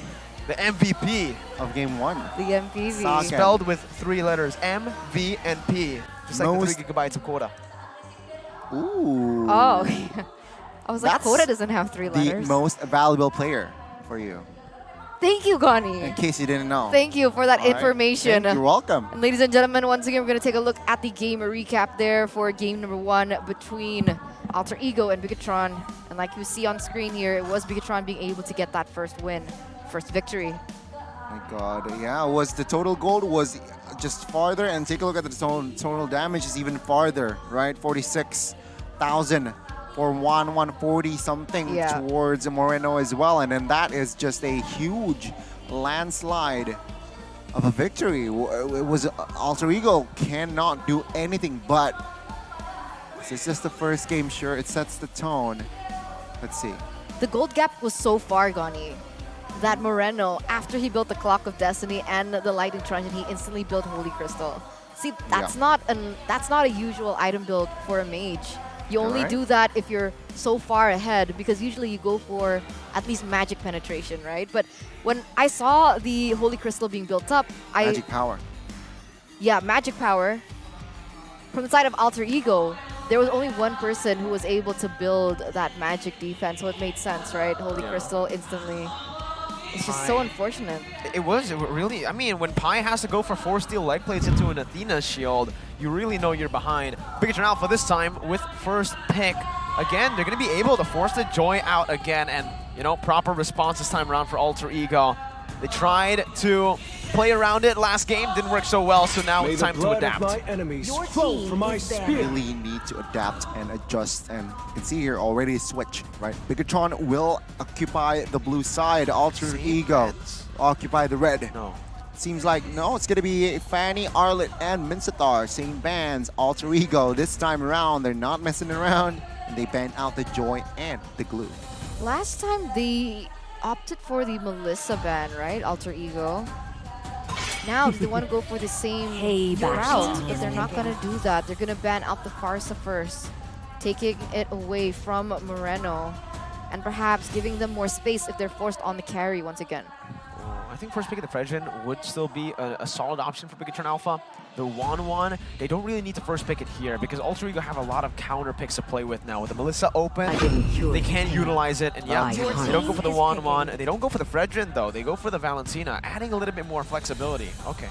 Yeah, we'll see here. Perhaps we might see Valentina Faramis trade, right? Alter Ego with the Farsa ban somehow forces that Valentina pick as well. But it's going to be the Melissa here picked up first and the Faramis. So yeah, it is going to be confirmed. We are going to see the Valentina and Faramis trade. Now, the response, Bigetron should have seen this scenario, right? With the Melissa and the Faramis. So they should pick up the Claude. Yep. And perhaps a hero that is Fredrin that you mentioned, Miracle. Still very prio.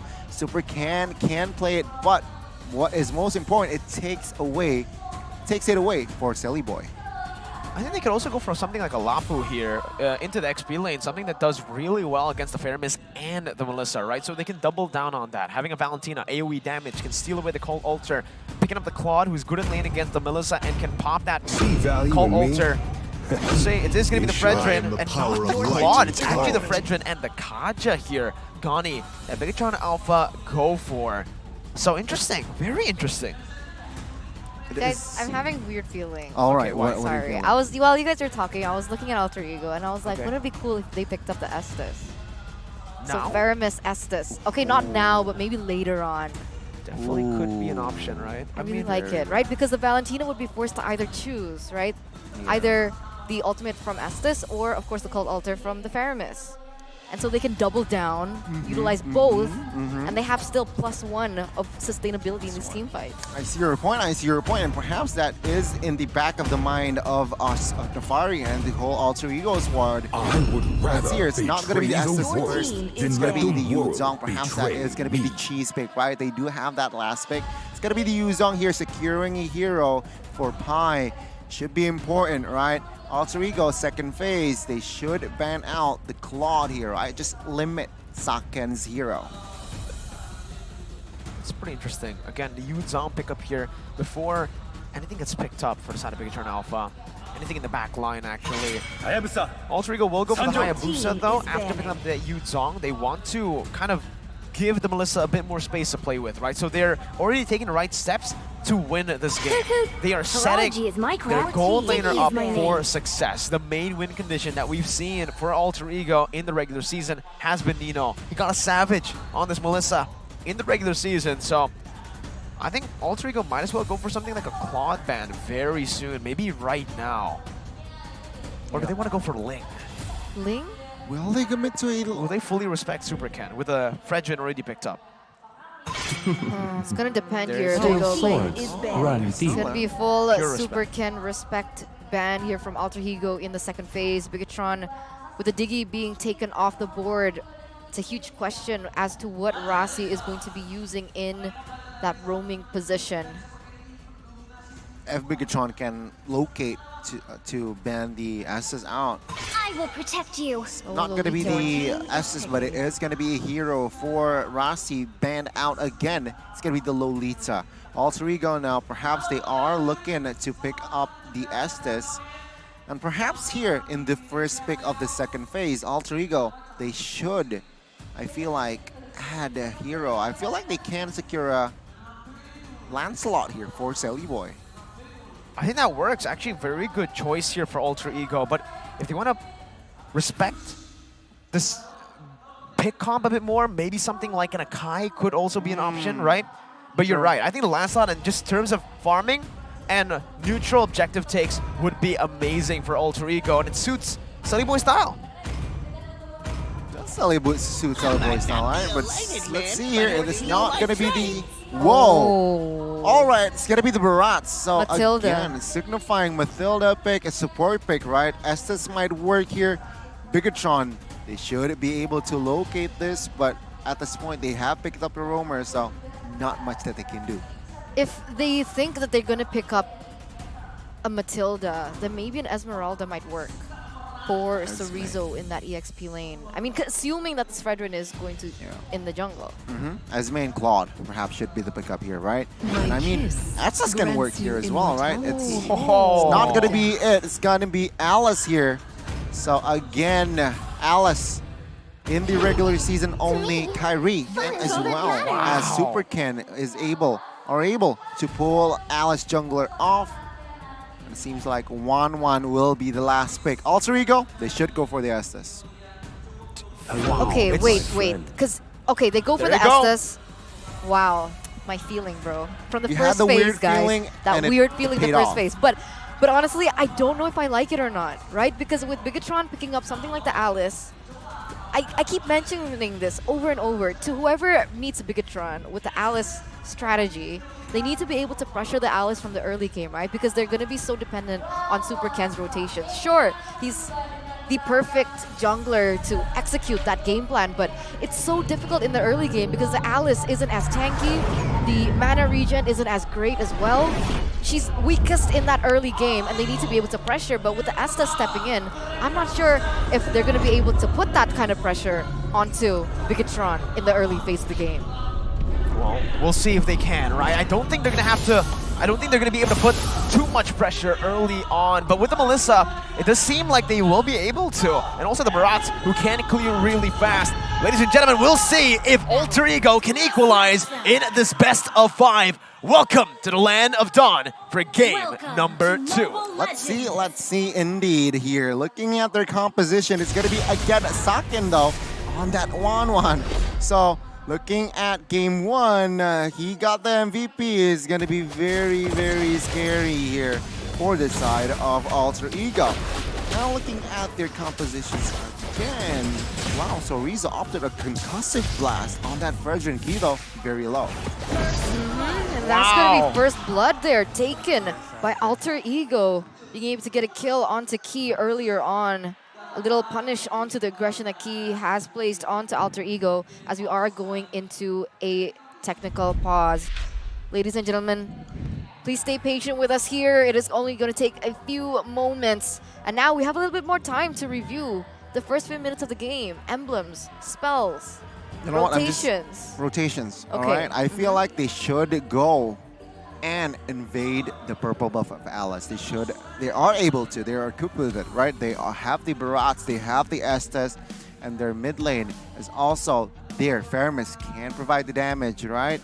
And it's should be their game plan, right? Alice, sure, you said it earlier that her mana in the early game, not too fancy. So with that purple buff, Alice can be more sustainable and perhaps won't recall, right, with that purple buff. So what they need to do is deny the rotation in that purple buff area. Because I agree with you, right? Because they need to be able to exploit that first 5 minutes of the game, right? Until the gold shield turret is taken down. Yeah. That's the window of opportunity that Super Ken has to be able to get those stacks from the side lanes. Otherwise, he's just going to be taking away from both Sorizo as well as Saken. Yeah, those two side laners are going to play a big part in the game, and honestly, I think the optimal route obviously is going to be taking away the purple buff from the Alice, right? The optimal way for you guys is to redeem the codes you see on the screen right now. Premium skin fragments for all you dudes out there. And what about gals? What about gals? All dudes and gals, okay? Wow, Miracle. Wow, there you go, How could you man. forget the gals? I don't forget the gals because I want to talk about the Alice now. And she's a gal, right? That's true, that's true. And the Alice, she clears really fast, so it's going to be very difficult for Alter Ego if they actually want to invade. Super Ken can clear very fast. And again, on this Alice, you know, if you haven't faced off against the Alice, you probably don't know, but he's super sustainable. I think because of that sustain, she might actually be tankier than even the Barats. Maybe as tanky as the Barats with that sustain. I feel like that can be the case, and also that is also perhaps the more reason for side of Alter Ego should build anti-regen items ASAP, right? The Dominance Ice, how it's perhaps, yeah, just the Dominance Ice here might just work, but we are seeing now already Alter Ego here with the slight control, right? With that first blood, they were able to gather 300 gold. Let's see, will they be able to take more momentum with it or no? It seems like they are already in the vicinity of the turtle. Sully Boy is on it. No contest here for the side of Bigetron Alpha. They will just leave it, concede it over to Alter Ego. Game number 1, Alter Ego also got the first objective. So far, on point. This is typical Bigetron Alpha, especially when they use the Alice strategy, right? They're very passive in that early game, very different to what we saw in the first game. And they're just doing what they need to do. They're going to wait for the power spikes to hit, and that's when they're going to pull the trigger. You can see that Super Ken on the Alice is a lot more, I would say, independent as a jungler, seeing as the Barrett's just constantly being pressured. You can see that Udil always needs to babysit him around the map as well. So it looks like Super Ken is going to be able to clear a lot faster than the Barrett's as well, even without the help of the mid laner. Alright, we are now seeing already Super Ken. Take a look at this guy's rotation, right? From minute 1. Been taking the mid lane creeps. So what they're saying is, yeah, it's okay. Valentina doesn't really need much items, so it's okay just funnel all it towards Super Ken. And it's clear, Super Ken has been getting those stacks. But remember, it's not funneling before minute number 5, right? Yeah. Just to get the stacks. Yeah, so that's what they're doing, right? And that's why I said it was very important for Bigetron Alpha to be able to utilize successfully the first 5 minutes of the game, because that's when you don't take away the gold and the EXP, even if they're in the same lane. All the Valentina needs to do is stay in the same lane, but here we go. Judgment's welcome being popped in. That's going to be the invade that we mentioned. Silly Boy actually able to steal it away. Sorizo now caught in the midst. Flickering out. That's going to be the call. Alter stolen away by Moreno. Saving Sorizo for a bit as he pops in the Appraiser's Wrath. But Alter Ego finds a kill back. And they are in the lead here early on. That is what they need to do. That's what we expected, right? And Super Ken, take a look at the mid side. Soaking a lot of damage, but will not commit on towards a fight. Again, Alter Ego, they understand that they need to do the invade with the 4-man gank, and they're able to pull it off. They need to pull it off again, though. The job is not done. The question is, are they being aggressive enough, right? I mean, 4 minutes in already, sure, they have 2 kills on the board, but it doesn't seem like they have the aggression that I imagined themselves to have here in the early game, right? They have the Pyramus with really good clear, but look at this, Rasi gets a little punished. Still able to survive pretty convincingly. They're not even utilizing the flicker. The burst just not enough right now for Bigetron Alpha. And Alter Ego are playing it really well. Again, securing these neutral objectives and utilizing that pressure from Rasi on the other side. Thing is, Alter Ego have 2 kills on Rasi, right? So the snowballing right now, most of the resources are actually on Rasi.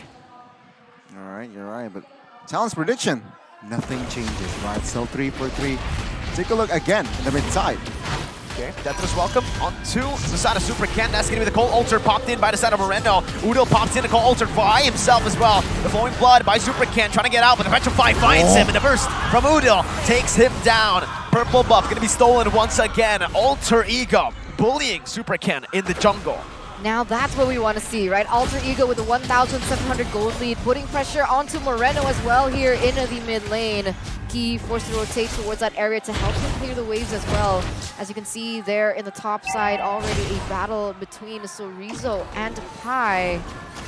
But anything stands out to you in terms of those items? Sorry, emblems, Gunny. Nothing really stands out, right? They need the heroes here to just mobility, to penetrate very standard emblems here from both sides. But it seems like Alter Ego, I love it, right? The adjustment here. Already not just invading the purple buff. Wow. He invades the orange buff. So Bigetron Alpha, yeah, this is the way. This is what I expect. Again, the first structure will fall here for the side of Alter Ego Esports. We might see a 1-1 here in this series. Now, wait a minute, right? Because like we mentioned before, Bigetron Alpha, they play patiently because they're waiting for a certain power spike, right? So what power spike are we looking for from the side of Bigetron Alpha here? Are we waiting on Saken or are we waiting on Super Ken? Both. Both. Right? Both. Super Ken Actually, and all Saken. 3. Right? And Super Ken, Saken, Moreno, exactly. But it seems like for now, Alter Ego, they are still dictating the game here. Controlling all 3 turtles here almost. And it seems like Selly Boy, oh my gosh, bot side. Pai has used the Petrify though. Right now he dives in onto Saken. The crossbow tank's gonna be ready and he pops it in just in time to escape. The purple buff gonna be stolen away once again by Selly Boy. And Super Ken is forced to run away. Sorizo with the Appraiser's Wrath onto nothing. Bigetron Alpha are really struggling early on here up against Alter Ego, who are absolutely bullying Bigetron Alpha and even stopping their attempts to trade on the map.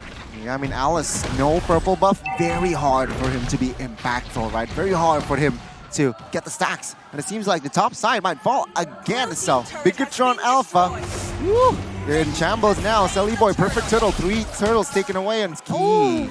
will survive with 1 HP. If that was the old Selly Boy, he would definitely go for it, but he goes back, doesn't commit onto it. And you can see here Alter Ego just continuing the pressure that they already have built there from the early stage of the game, being able to get perhaps another turret in that top side. As we take a look at the items, right? So power spikes, you can see that the Alice with the Clock of Destiny as well. What items are we waiting for? Dominance Ice. He is on his way towards Dominance Ice there. Kaja has the 3 Dominance Ice, so they do not rely on 2 Dominance Ice here with the Fredrin and Kaja. Alice wants a piece of it as well. Dominance Eyes already built now, so saying to nullify the Barats, the Estes, the Yuzong, it's a very good item. Let's see though in the mid side. And even the Melissa, they're trying to nullify the Melissa too, right? With obviously, okay, the healing, the sustain that she gets with the Inspire, but also that damage, the attack speed, Selly going to be brought back to the team by the Divine Judgment, but the Call Alter placed in perfectly is going to save him. The Blessing of the Moon Goddess, that's the double down. Sakin not able to escape, but he pops the crossbow tang in time to get out of Pai's reach. And Pai still somehow able to survive. Alter Ego able to find the better trade by far, getting the mid lane tier 1. What the heck was that? Even with 3 Dominance Eyes in that vicinity. Too much healing. Is able to just the life drain. Oh, outside, super good. Oh no! The Retribution, he's still able to buy a little bit more time, but he will fall in the end. 26 seconds on the death timers. And look, he was trying to buy time for the 1-1, but Yuzong, Pai has been so on point in stopping these trades from happening. So it's just going to be a tier 1. He's holding out for that tier 2. And Alter Ego, he's letting the team go for that bottom lane. More pressure on the map. Bigetron Alpha need to try to burst Pai down. I mean, Pai is able to sniff that key is around, so he will not commit. And it seems like he will sacrifice the inner turret too here to be able to trade with the Lord. So Alter Ego Esports here with the gamble, just sacrificing 2 turrets, but it seems like it might work, right? Alter Ego Esports. Now let's see here. Selly Boy already trying to somehow again open things up. Oh no! Divine Judgment, everything used up, and the Call Alter saves him. Sakin still saving that crossbow tang. Pai gonna be able to dive into the back line with a Petrify as well. Moreno pops the Call Alter. Chorizo will be saved. The Depton is welcome coming in, but Sakin pops in a crossbow tang, who's still not gonna be able to melt anyone down as Super can. Moreno, Chorizo, and even Sakin. No, he doesn't fall. Udil picks up a triple. That's the 4th anti-regen item built up. Oh, Sea Halberd. It's a Sea Halberd, Gani, but Bigetron Alpha are not able to do anything to Alter Ego in these skirmishes. Oh man, look at this, 6,200 gold lead, 3 members taken down for Bigetron Alpha. Only Key, only Saken. They're left standing, a Lord still on the way in the top side. But it is going to be enough time for the other members from the side of Bigetron Alpha to come back into the Land of Dawn as they try to defend this top side. Gonna have to utilize these ultimates really well. Moreno has stolen away to Call Alter. Selly Boy is in the mid. Super Ken with the Flowing Blood getting out. Selly Boy getting chunked to half HP. But with the healing, with the sustain that Rossi can provide, he's all good. He acts as that guy in the mid to soak in everything. Pai now diving in with the Black Dragon form, zoning Sakin away. That's the 2nd base turret of the game, taking down the first Lord. Mini waves crashing down once again onto the base, but Bigetron Alpha with a key, jumping into the Divine Judgment, gonna be able to find 1 member, and it's Nino. They collapse, the crossbow tang is ready. Selly Boy's getting melted down, but the healing is still there. The Appraiser's Wrath finds 2, and Alter Ego had fallen. Udil can respawn with a passive, but it's a massive shutdown for Bigetron Alpha. Oh my god! That 5v5 team fight, Bigetron Alpha, they were able to turn it around. Rossi, Nino, Selly Boy, they all get taken down. We gotta see that again. Let's take a look at the instant replay. It was just Alter Ego again overcommitting, but Key opens up here, and it seems like even with the ult from Rossi, even with the ult from the Faramis, it was more than enough damage. The burst damage was there from the Valentina as well, from Moreno. And now we got perhaps potentially an even game again. Still though, 3,000 gold lead for side of Alter Ego. But this just sets the tone. Bigetron now, Alice is able to get her purple buff. So Alter Ego, they need to again reset and find that small loophole. Man, 12 minutes in, and this is the power spikes that are starting to hit here for Bigetron Alpha and Alter Ego. Despite them trying to end it as soon as possible, was able to actually kind of lose that really heavy lead in that stage. It was, what, 4,000, 5,000? 7,000. 7,000. Yeah. And now only a 2,800 gold lead for Alter Ego. This is the perfect time for Bigetron Alpha to continue to capitalize over it, especially with how much anti-region that they have. Look at this, Super Ken. Petrify, Furious Dive, everything popped and used. Winter Truncheon can be baited out here for the side of Super Ken as he pops out the flowing blood to get out. Chorizo with a 3-man taunt, and the Cold Ultra saves him. Chorizo in the midst of it all gets the Brains of Wrath down, but Key finds the Divine Judgment only onto Udil. Not able to find any more. It's Alter Ego once again with the win in the neutral objective battle. My goodness, the mechanics though, right? I mean, Super Ken, if that was me playing the Alice, I would be a goner, right? But Alter Ego though, still with the win. Taking Chorizo down, and with this Lord, it's very important, right? They need to learn from their mistakes. They need to be more controlled. They need to be more disciplined, it seems like. Like, if you see no openings, let's not force it. If you find an opening, then let's end the game. Let's see though, with the base literally exposed, Bigetron Alpha, are they able to defend? Because composition-wise, their high ground isn't too strong. Only 2 waves are pushing in. Chorizo on the bottom side going to be chunked down by the Muddles from Ninos. That's going to be the final base server taken down. Super Ken with the flowing blood gets out. Going back in right now, but the Muddle placement is on point. The Lord has gotten in range of the base. Key still in the midst of it all right now. The mini waves will be cleared out by Bigetron Alpha. Moreno's looking for the engage, but Alter Ego decide to not commit in the skirmish. 14 minutes in, they decide to give Bigetron Alpha their proper respect. Still though, 5,600 gold lead from the side of Alter Ego. This is what I was curious about, the items. 15 minutes in, you can see already a shift in the meta, right? NOD being picked up here by Estes as well as the Faramis. 2 NODs, 1 Dominance Ice for Yu Zong. So it's a anti-region party, right? It seems like from the left side and the right side. You see Dominance Ice built by 3 members of Bigetron, 1 Sea Halberd, and from the right side it's just 2 NODs and 1 Dominance. Oh, flicker from Chorizo, let's see. Pi needs to be careful here. The damage is starting to hurt, and look in the back, flying. It's going to be Key, who's in the midst of it all, caught. Now the Cold Ultra actually saves him, beating a whole lot. Super Ken in the midst of it all, going to be able to find a 3-man mobility. Socket, now 1 more weakness point is all he's looking for. The crossbow tag is ready. He pops it up in time. The Winter Truncheon is going to be bought. BTR, they won the team fight, but in the mid lane, Pi is looking for that split push. That's going to be a recall for the side of Chorizo to try to save the game. He's going to be able to hold the lines for the mid waves. Udil running for his life as Socket tries to chase him down. Bottom lane, Pi has failed in his split push attempt, and Bigetron Alpha have found a way once again to come back in the game. My goodness, both teams here refusing to lose.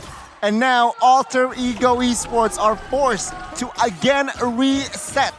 The Lord will be up in 20 seconds, so both teams will look for that. I feel like Bigetron Alpha now will look for the contest. All right. They were looking for it last time, but it failed, right? Because Super Ken was just too low. But now they learned from that mistake, and perhaps they will slowly but surely rotate towards that side, and Super Ken shouldn't open the map. Let's see though. Saken building the Berserker's Fury for Wanwan.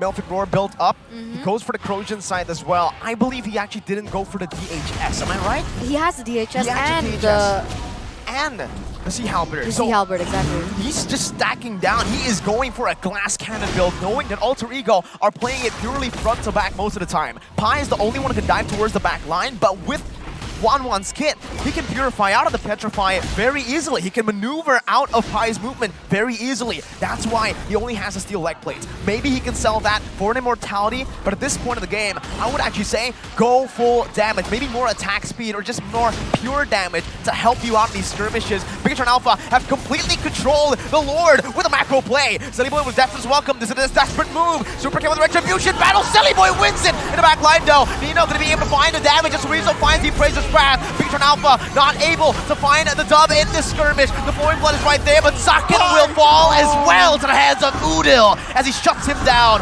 4-1. Moreno trying to jump in to find a trade back, but it seems like it is going to be all over for Bigetron Alpha in game number 2. Moreno versus Rossi and Udil, so trying to dish out more damage, but Udil is able to get out in time with a flicker to outplay Moreno, and it's a wipeout for Alter Ego. He, the only man left standing, but Alter Ego will equalize.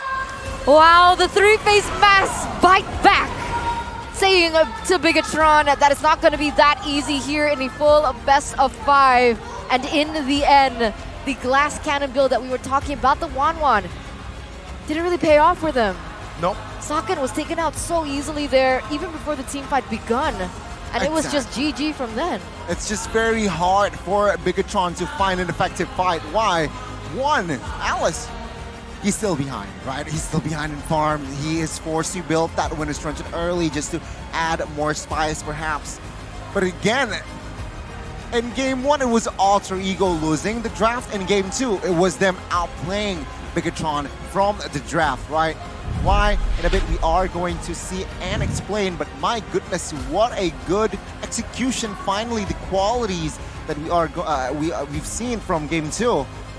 It was just clear, right? Alice, as we all know, we need to invade the purple buff, and they did it. They did it with a good rotation. They did it. They understand their again, job desk. They need to invade, and that is just the rinse and repeat. Sure, they lost, they overextend, they overcommitted on towards the base, but thankfully it was still them able to control and win the team fight in that Lord. And after that, it was just GG's. It was. Even when they actually baited down to the late game, I think in the late game, that's when they really find their strength, and those were the skirmishes that they were able to win, right? But still, even when they got to those power spikes, it wasn't that big power spike that will win you the game. It's a power spike that equals the playing field, right? So it still comes down to the execution, and props to Sully Boy, man. Chunk low, poke down, red tree 50-50 against the new kid in the block. The new kid on the block, and he wins it. Showing class in that second game performance. I feel like patience was also a huge factor, right? For Patience, sure. discipline as well from the side of Alter Ego. They were pushing the pressure in that early game, but it was calculated. It wasn't like chaotic, what we know and love about Alter Ego, right? It's not the chaos derby that we were expecting. It was more calculated. They had a certain goal, and they were able to achieve it, right? Which was pressure on to the Alice in that early game. They were able to take something off of Bigetron's book, and that is structure, right? They have the structure already in set with their composition. And this time, they were able to execute it. Their snowball early game, Alter Ego, Alice, and what, minute number 6, I feel like he lost the purple buff control. And after that was just GG jungle control. They lost it. And it was at one point 7,500 gold lead, he said. Yeah, that's sure. That shows that Alter Ego in game 2 was the dominant team. But they made mistakes. Sure, they overextended, they overcommitted in that base. But overall, it was just an EGG game for the side of Alter Ego. 18 minutes this time, quite long, but it's still very, very clean, right? Sully Boy, no kills whatsoever, just 13 assists.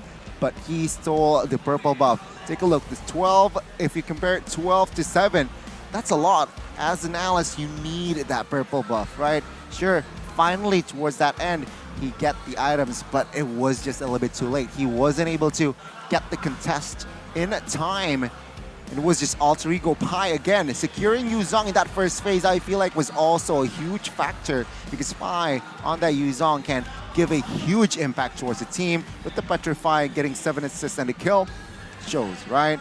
Rasi finally drafted, given on towards the Estes. Comfortable hero, and why in game 2? Faramis ult and Estes ult was just a little bit too unstoppable. They weren't able to. Sure, you got the Valentina, Moreno given the Valentina. Sure, you can take the call altar away, but at the end of the day, it was 2. Blessing of the Moon Goddess, it was just, again, too much for the side of Bigetron, and it shows during 5v5s, Bigetron weren't able to sustain the heals and the cult alters that Alter Ego can provide. And take a look at the post game. It's still though the rich guy, still the losing side, Saken. But this time the carry, Nino will have a say 100,000 gold, well, damage given. That is much. So two other Alter Ego members were given the sandbag and as well as the Forgotten One. That shows that this time Alter Ego, they have it under control. They learned it. They learned from game 1, from the drafts as well. They finally drafted comfortable hero for Rasi, right?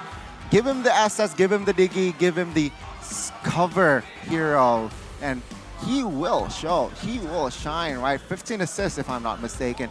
And let's take a look at the gold curve. What happened here?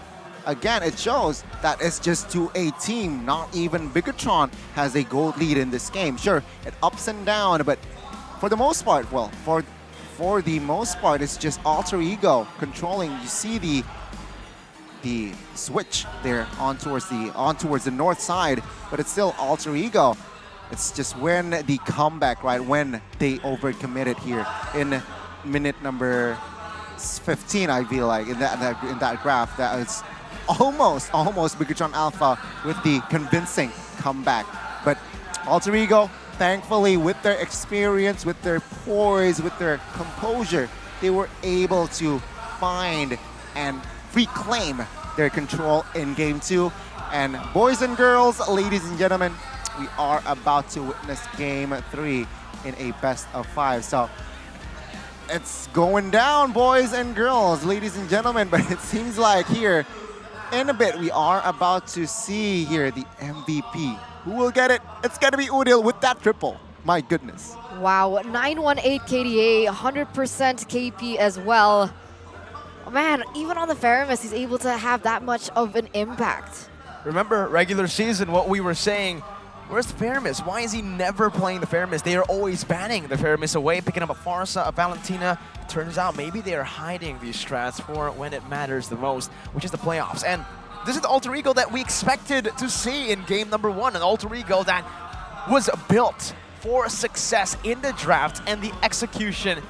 Again, like we mentioned, that's what we needed. That's what we were expecting from Udil, this level of execution. And I think we saw this level of execution in game number 1, but the draft did not help them at all. If you give them a proper draft, look what he can do.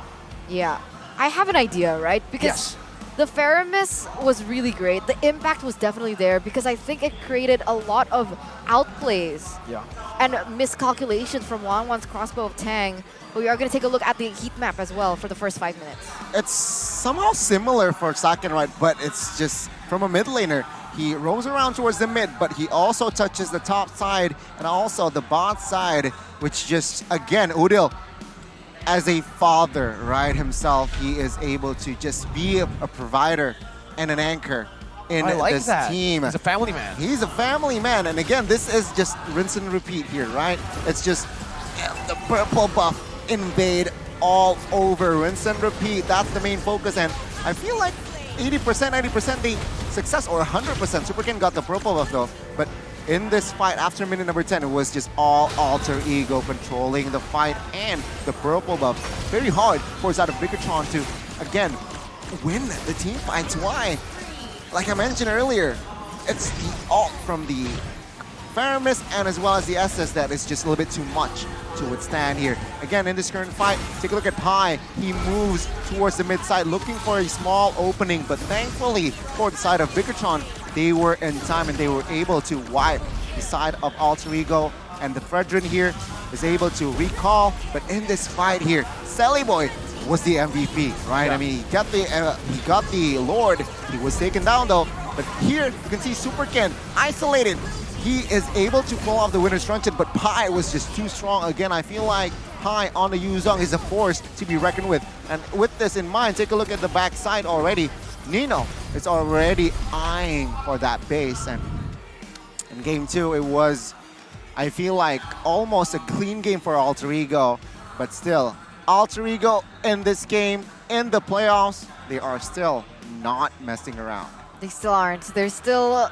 They need to be respected still, right? Because like we mentioned, even before the match had begun, on paper, sure, Bigetron Alpha, they look like the stronger team. but there's something about Alter Ego that it comes out of nowhere, you know? It's the switch. It's the switch. They flip that switch. It's insane. Yeah. It's beautiful. Even I love Nefari it. has a switch, right? Nefari. Draft one. Yeah. Okay.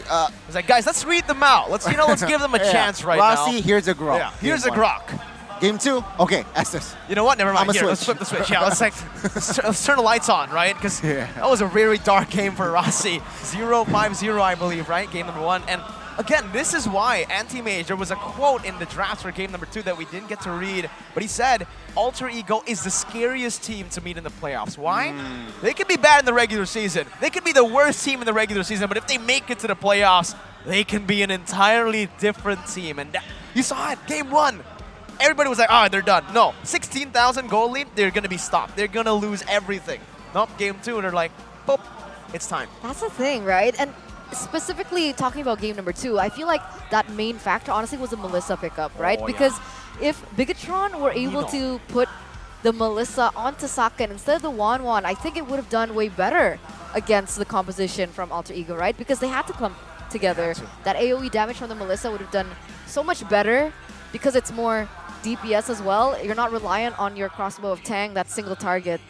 And I think that would have made all the difference.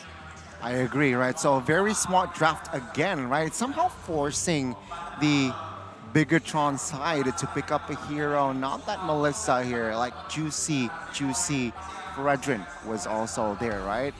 And again, it's just a draft. Bigetron Alpha, they were able to somehow withstand the pressure for the most part after minute number 15. But it was too late, right? It was too, they were too behind. They were just too much to catch for the side of Alter Ego. But let's see. Let's see in game 3. Let's see in game number 3. But before we get into that, we are going to have a call with Repo. A man, the myth, the legend.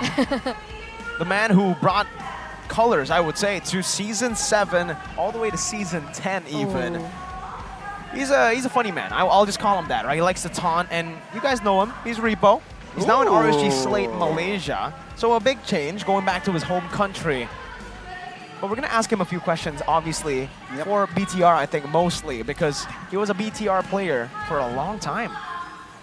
He was. And one of the main things that really stood out to me was his taunts, right? I feel like... He's creative, man. Man, and he brings that to Malaysia now. Exactly. That was like the best part of a Bigetron game. Honestly, because Bigetron didn't perform that well back in the day, every time right? you wanted them to win because of Repo. Exactly. Right? And fun fact, he also is repping the Malaysian national team for SEA Games. So, woohoo, Repo making moves. Improving in Indonesia and also developing in Malaysia, 2 countries.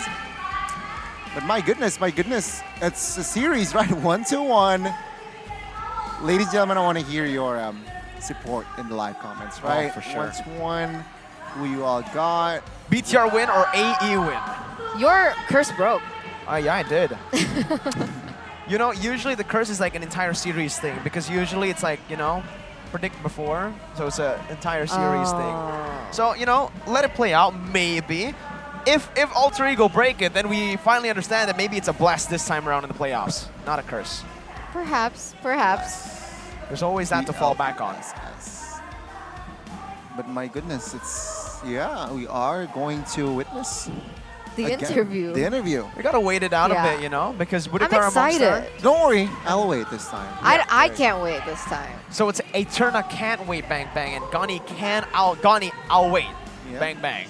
And there's just Mirko. I'm just here. I'm just here to enjoy the show. And it seems like did you see the opening? Oh, of course I did. I was right here, Gani, right next to you. And it was, like you said, amazing. My God, that opening. Oh. There you go. Oh, wait. Oh, we got... So... It's not Repo I'm yet. flabbergasted. It's not Repo. Yes. It's Flapteezy, all the way from the Philippines. #1 in the standings for MPL PH. A legend. A Filipino legend. M2 world champ. Oh my God, I have no words. M2 world champ.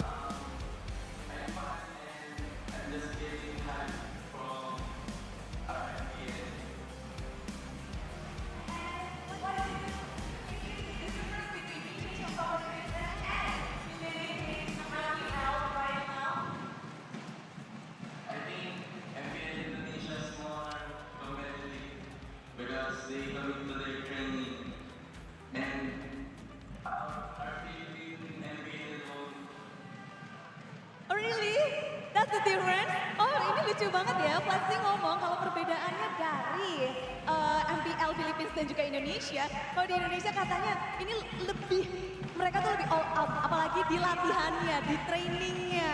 Memang mereka tuh latihan berjam-jam, Monik. Wow, memberikan yang terbaik ya. So, Flapsy, how do you see the match between Bigetron Alpha and Alter Ego?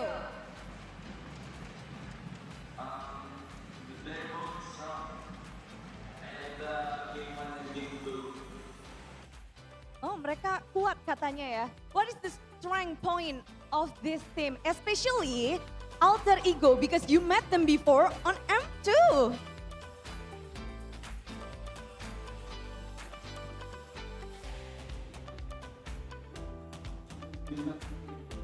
Oh, jadi kan.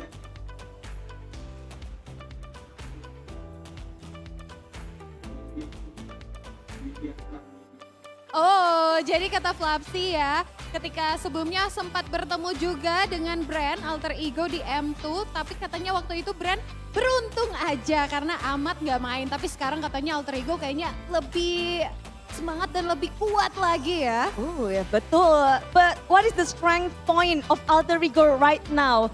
Can you mention it, Flapsy?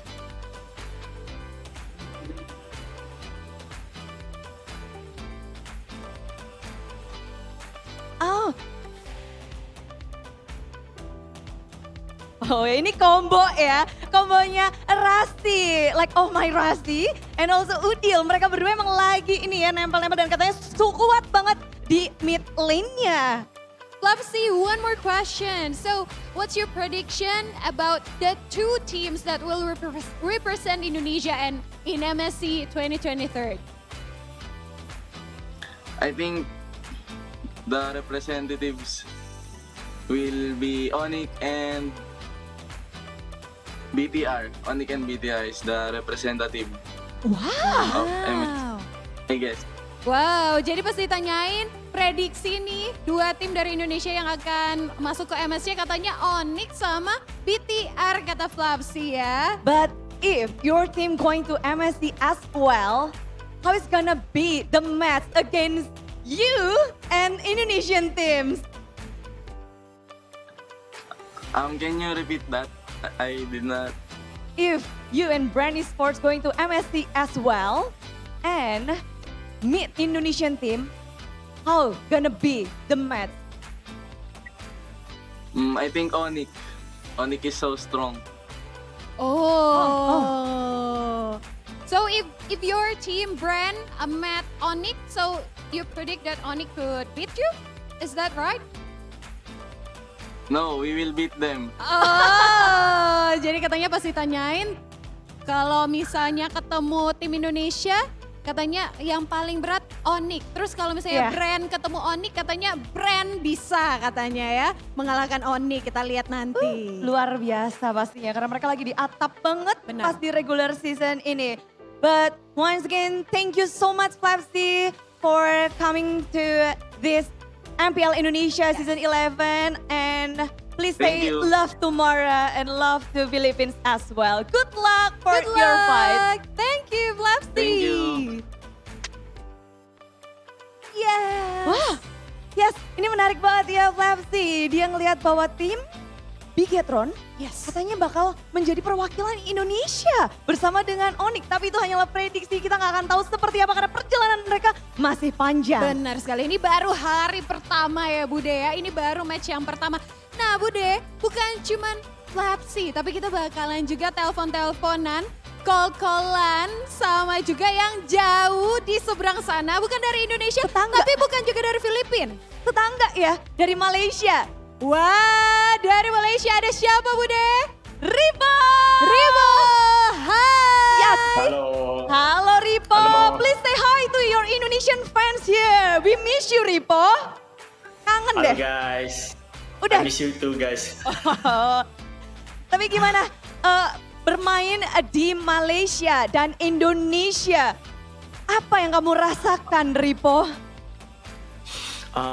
Perbedaan sih jauh banget sih. Maksudnya kalau di Indonesia tuh lebih ke arah fansnya lebih supportive gitu. Kalau di Malaysia tuh mungkin agak kurang lah supportive mereka, tapi masih berkembang lah mereka. Jadi lebih kangen ke fansnya kamu ya? Emang keren-keren banget sih super fans kita ini. Mana suaranya? Wow. Dan anyway Ripo, kalau kamu melihat match pertama hari ini antara Bigetron dan juga Alter Ego seperti apa nih? Apalagi Ripo ini kan sebelumnya juga pernah menguatkan Bigetron. Memang seru sih lihat mereka tuh, soalnya kan bekas BTR kan, terus pas udah keluar jadi ya kayak seru aja lihat STM gitu. Mereka berebut slot untuk ke depan gitu. Oke, tapi kalau dari playernya sekarang tentu berbeda banget kan Ripo. Gimana kamu ngelihat dari player Bigetron di season 11 ini Ripo? Bagi aku lebih kuat sih soalnya ada Super Ken. Super Ken? Super Ken. Kenapa? Apa yang menurut Ripo yang menjadi poin penting dari Super Ken ini? Soalnya dia tuh benar-benar jago sih Super Ken, benar-benar jago banget. Makanya aku kayak lihat tuh BTR ada peluang lah untuk masuk ke Grand Final gara-gara ada Ken. Oh, prediksinya masuk sampai ke Grand Final. Berarti langsung aja Monik ditanyain prediksi untuk MSC. Yes. Prediksi ke MSC 2023 menurut kamu Ripo, 2 tim yang bakalan mewakili Indonesia siapa nih? Oni sama BTR. Onyx sama BTR, janjian ya sama Flapsy tadi ya. Kenapa kamu memilih 2 tim ini? Apakah karena kamu mantan Bigetron jadi jiwanya tuh masih robot merah atau ada sesuatu? Ada sedikit lah, tapi lihat daripada line up mereka emang udah bener-bener kuat banget sih. Emang mereka layak lah buat masuk dapat MSC gitu. Oke, tapi kira-kira tantangan terbesar apa nih menurutmu sendiri untuk Bigetron untuk menjadi perwakilan Indonesia? Tantangan mereka emang harus usahain lah, maksudnya sampai konsisten terus sampai masuk ke grand final lah. Soalnya mereka benar-benar kompak sih kalau lihat secara gameplay mereka. Oh, oke. Dan Ripo tadi kan kamu bilang kangen sama teman-teman di Indonesia. Bisa sapa-sapa, kemudian juga mungkin ada pesan-pesan nih buat fans-fans di Indonesia, Ripo. Untuk fans makasih ya, soalnya dari nol juga lah aku di BTR, terus kalian support aku terus sampai jadi gini. Terus pokoknya kalian jangan lupa tetap sokong fans kesayangan tim kalian lah. Itu aja sih. Itu aja. One word for MPL. 1 kata untuk MPL Indonesia season 11. Untuk MPL season 11 bakal ada juara baru lah. Thank you so much Ripo, makasih banget. Dan good luck untuk perjuangannya di MPL Malaysia. Yes. Semangat banget ya Ripo ya, tadi dimintain 1 kata jadinya 1 kalimat. Itu semangat banget untuk teman-teman semua di sini juga ya, super fans yang selalu mendukung Ripo dan juga tim-tim kesayangan kalian. Benar sekali, semuanya lagi berjuang, apalagi juga kedua tim ini yang sedang mencari poin. Bigetron di-mention 2 nama, ada Flapsy dan juga Ripo. Tapi seperti apa pembuktian dari kedua tim ini? Inilah dia, Bigetron Alpha dan juga Alter Ego di game ketiga. Silahkan caster. Thank you so much, Flap TZ, Ripo, as well as our host, Bude Clara Mongstar, of course, as well as Monica for that interview. It was really interesting, right? Because both of them have said that their predictions for the 2 slots that are going to go to MSC from Indonesia is Onyx and Bigetron. So no longer RQ maybe this time around. Hey man, everyone tries to predict Onyx and someone else, RQ and someone else, but so far 4 seasons in a row, it's been Onyx and RQ. We'll see if that mold breaks here in Season 11 as we enter the drafting phase, because the prediction BTR and Onyx to MSC can end right here with Alter Ego on the way to trying to knock BTR out. Looking at game 2, it's very possible, right? Again, Bigetron, they need to show perseverance again, perhaps in game 3 here. They need to able to bounce back and May the blood reset. of my Now they enemies are back to the flow through second my pick, spear. which, in fact, 2 games in the second pick. Still Time to 100% drop win the rate, right? beat of the So let's see here. Your team- Alter Ego, this time they learned their lesson. In game 1, they didn't prio the joy. This time round, they will. This is very risky. Mm-hmm. Leaving the Joy open like this, Alter Ego learning from their mistakes, but also Bigetron Alpha, look at their bans. The Minzathar, the counter towards the Joy has been banned out. They can go for something like a Kaja, but that's it, right? Maybe, do they want to go for a 1-1? Maybe. Perhaps the 1-1. And it's very, very possible. Very possible that the 1-1 will come through. It's not going to be the 1-1, it's going to be the Valentina and the Kaja first, right? They want to secure a hero for Moreno and Key. Very fast response though. Alter Ego saying Varhamus and Lolita. Wow. See, this is not the same mistake that Alter Ego did in game number 1, right? With the Valentina pickoff, they didn't opt to ban the Faramis, but they've actually left it open, and now Alter Ego, they're going to be able to pick it up instead. But now, in the first phase, what do you think they're going to prioritize here? With the Melissa being taken away, do you think they're going to go for a gold laner or something more safe? I think they need to just let go of the 1-1 now. With the Lolita and the Faramis, the Joy is the only one that can, that's really good against that 1-1, right? Or that 1-1 is good up against. I don't know, Gani. Gold lane or XP? Looking at Bigetron, I feel like they should go for the gold lane here. Yeah, looking for the... like 1-1 though. Every day you see such Oh a no, it's going to be dragon Super Ken like me. taking the lane away. So they learned that in game 2, perhaps they didn't get the chance to opt for a Ling assassin pick. Seems like in game 3 they will switch it up a notch and take an assassin. But comment here by ours. In my opinion, RRQ will always become Alter Ego's a big obstacle. If we can beat RRQ, we can become the champions, which they did though. Leg 2, they beat RRQ. So yeah, let's see. The premise. Or something. I mean, they'll have to beat Bigetron first here, right? So let's not get too ahead of ourselves here. You still need to be able to conquer the red robots, send them home today. But coming back into the drafting phase here, Bigetron opted for a Masha ban. Obviously trying to take away the pressure that the Masha can have in the jungle to give, once again, the Ling space. Like we've seen a Bigetron Alpha pull before. The only thing that is left open is the Hilda, but Alter Ego, they already have the Faramis as well as the Lolita pickup, which makes the Masha ban a lot more logical. Value, right? Oh, big value. But Alter Ego doing the same here. Noticing that again, the first time Bigetron Alpha let the Joy go. They did not just pick up the Kaja, but they also secured a Khalid who could really bully the Joy in lane. Getting it out will mean that Chorizo now will have a little bit more trouble facing off against that Joy. Karina ban comes in, which is a very interesting ban for the side of Bigetron Alpha. We haven't seen a single game of Karina for Silly Boy, but hey, he did pull off a Barats earlier, so who knows? Literally, right? Who knows? The Estes is still open technically right now. If they want to go for a Faramis Estes combo again, they can secure like a, I would say something like a Brody, and then they can go for an Estes Faramis combo again that honestly can still work. I mean, the Lolita's being picked up Sure, already. you're right. So I think Bigetron, they want to pick up the Esmeralda. Faramis Roam? Oh, No, man, no way, the no Esmer way. got Lolita banned. Roam, yeah. Esmeralda, they're really like targeting So Chorizo good. down, man. I think Bigetron Alpha right now, those are the two picks that does well against the Esmeralda, right? Or the Joy. The Esmeralda Exactly. and the Khalid. Khalid. If they want to really bully the Joy, I've seen this. Lemon has actually said this on stream, but the Hilda XP does pretty well against the Joy. They're going to go for the Lapu though. Lapu here, it seems like will be the choice. And so, you guys are assuming that the Joy will enter the EXP? It should be with the Khalid and Esme ban.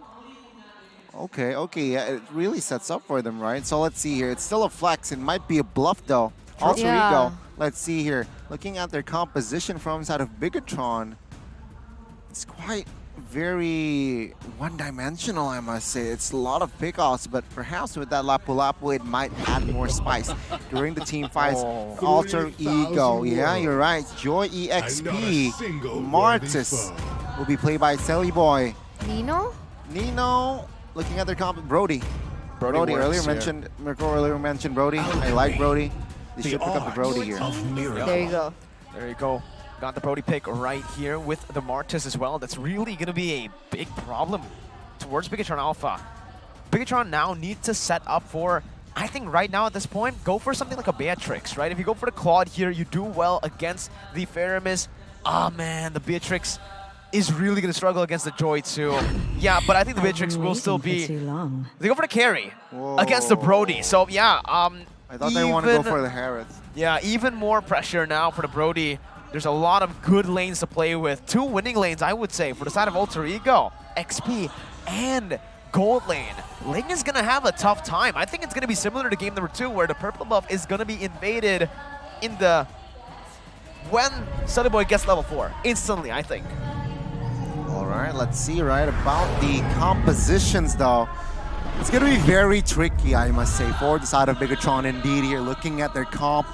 Quite weak. Ling though, Super Ken, remember last time he performed on a Ling, whew, he was magnificent. He really was, right? But it really depended on the space that was able to be given onto him, right? Facilitated, how he was facilitated.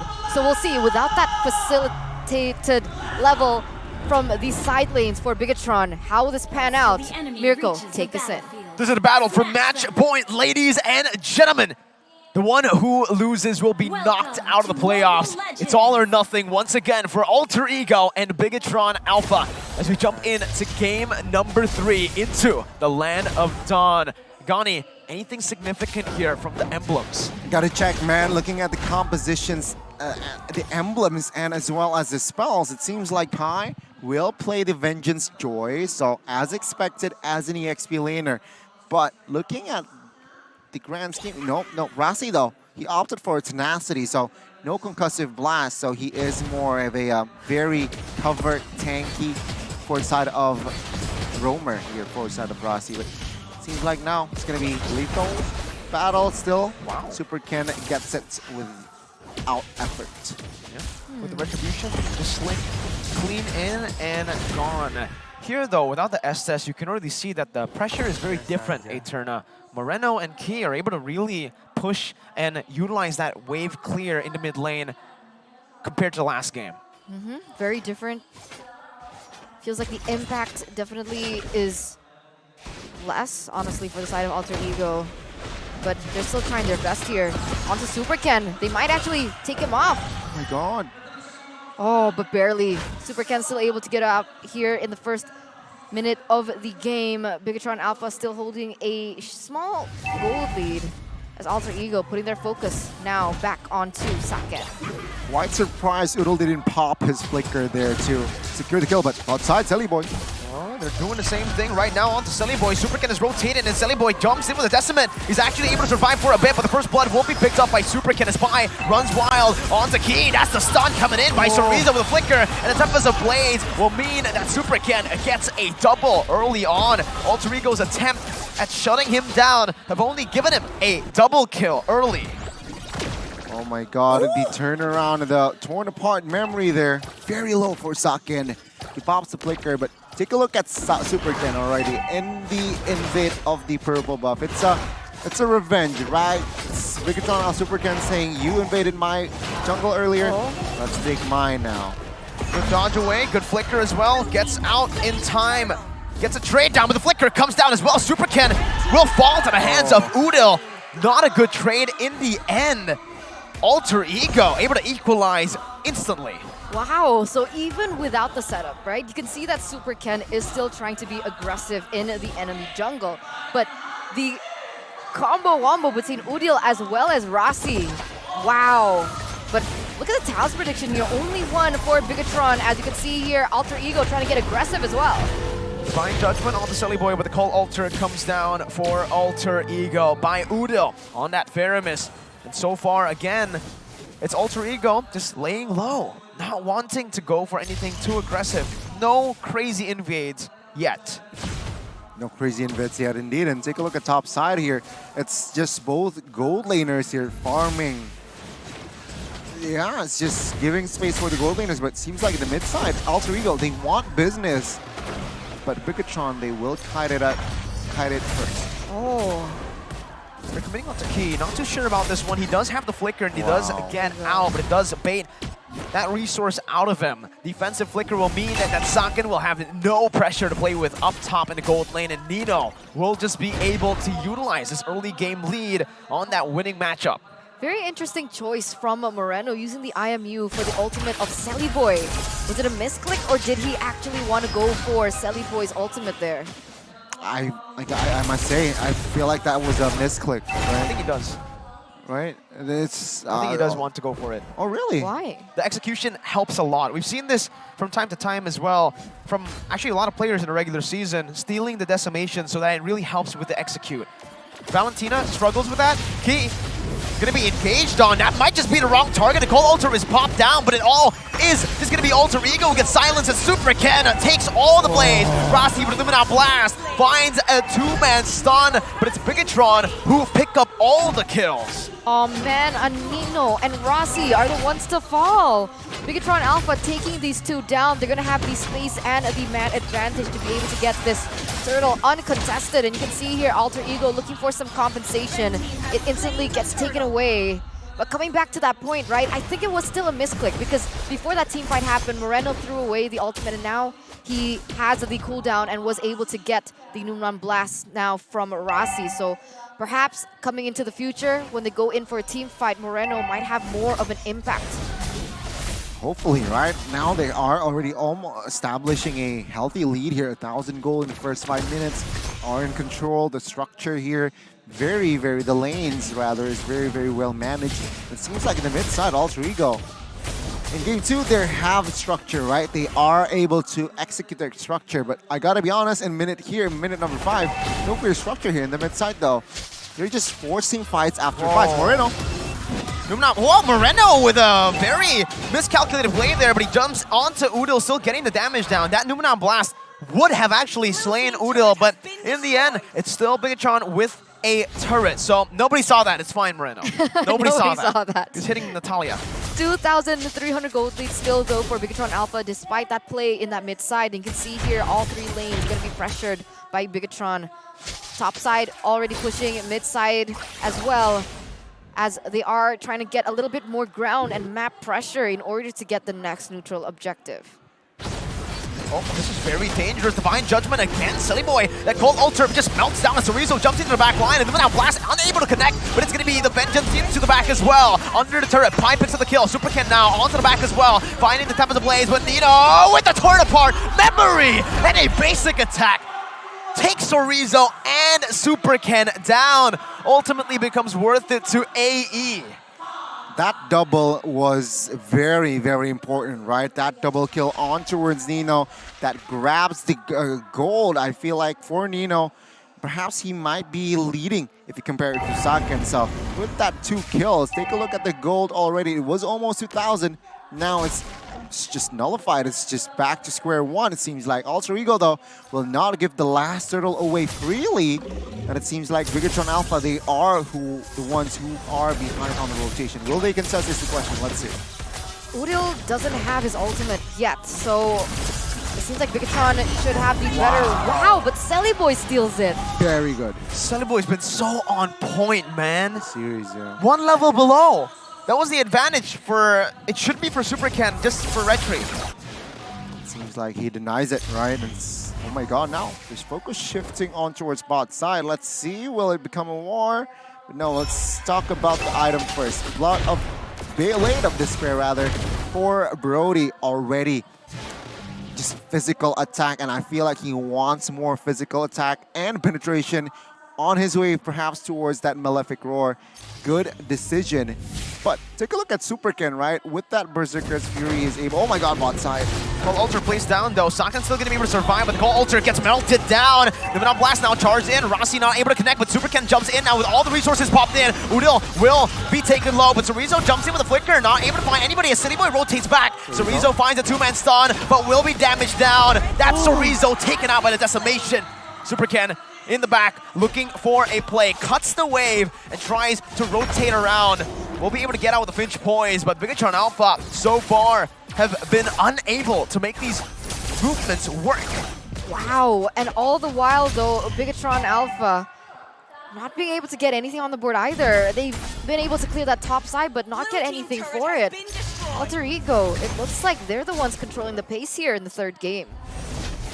They are now. Bigetron Alpha here slowly but surely losing control. Silly Boy with the invade, let's see.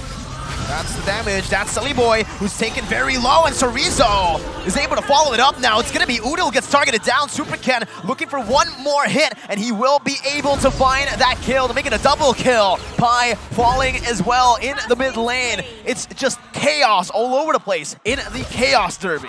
Bigetron Alpha, they get the trades back in though, right? 3-4-0 trade. Bigetron Alpha once again with a 1,700 gold lead.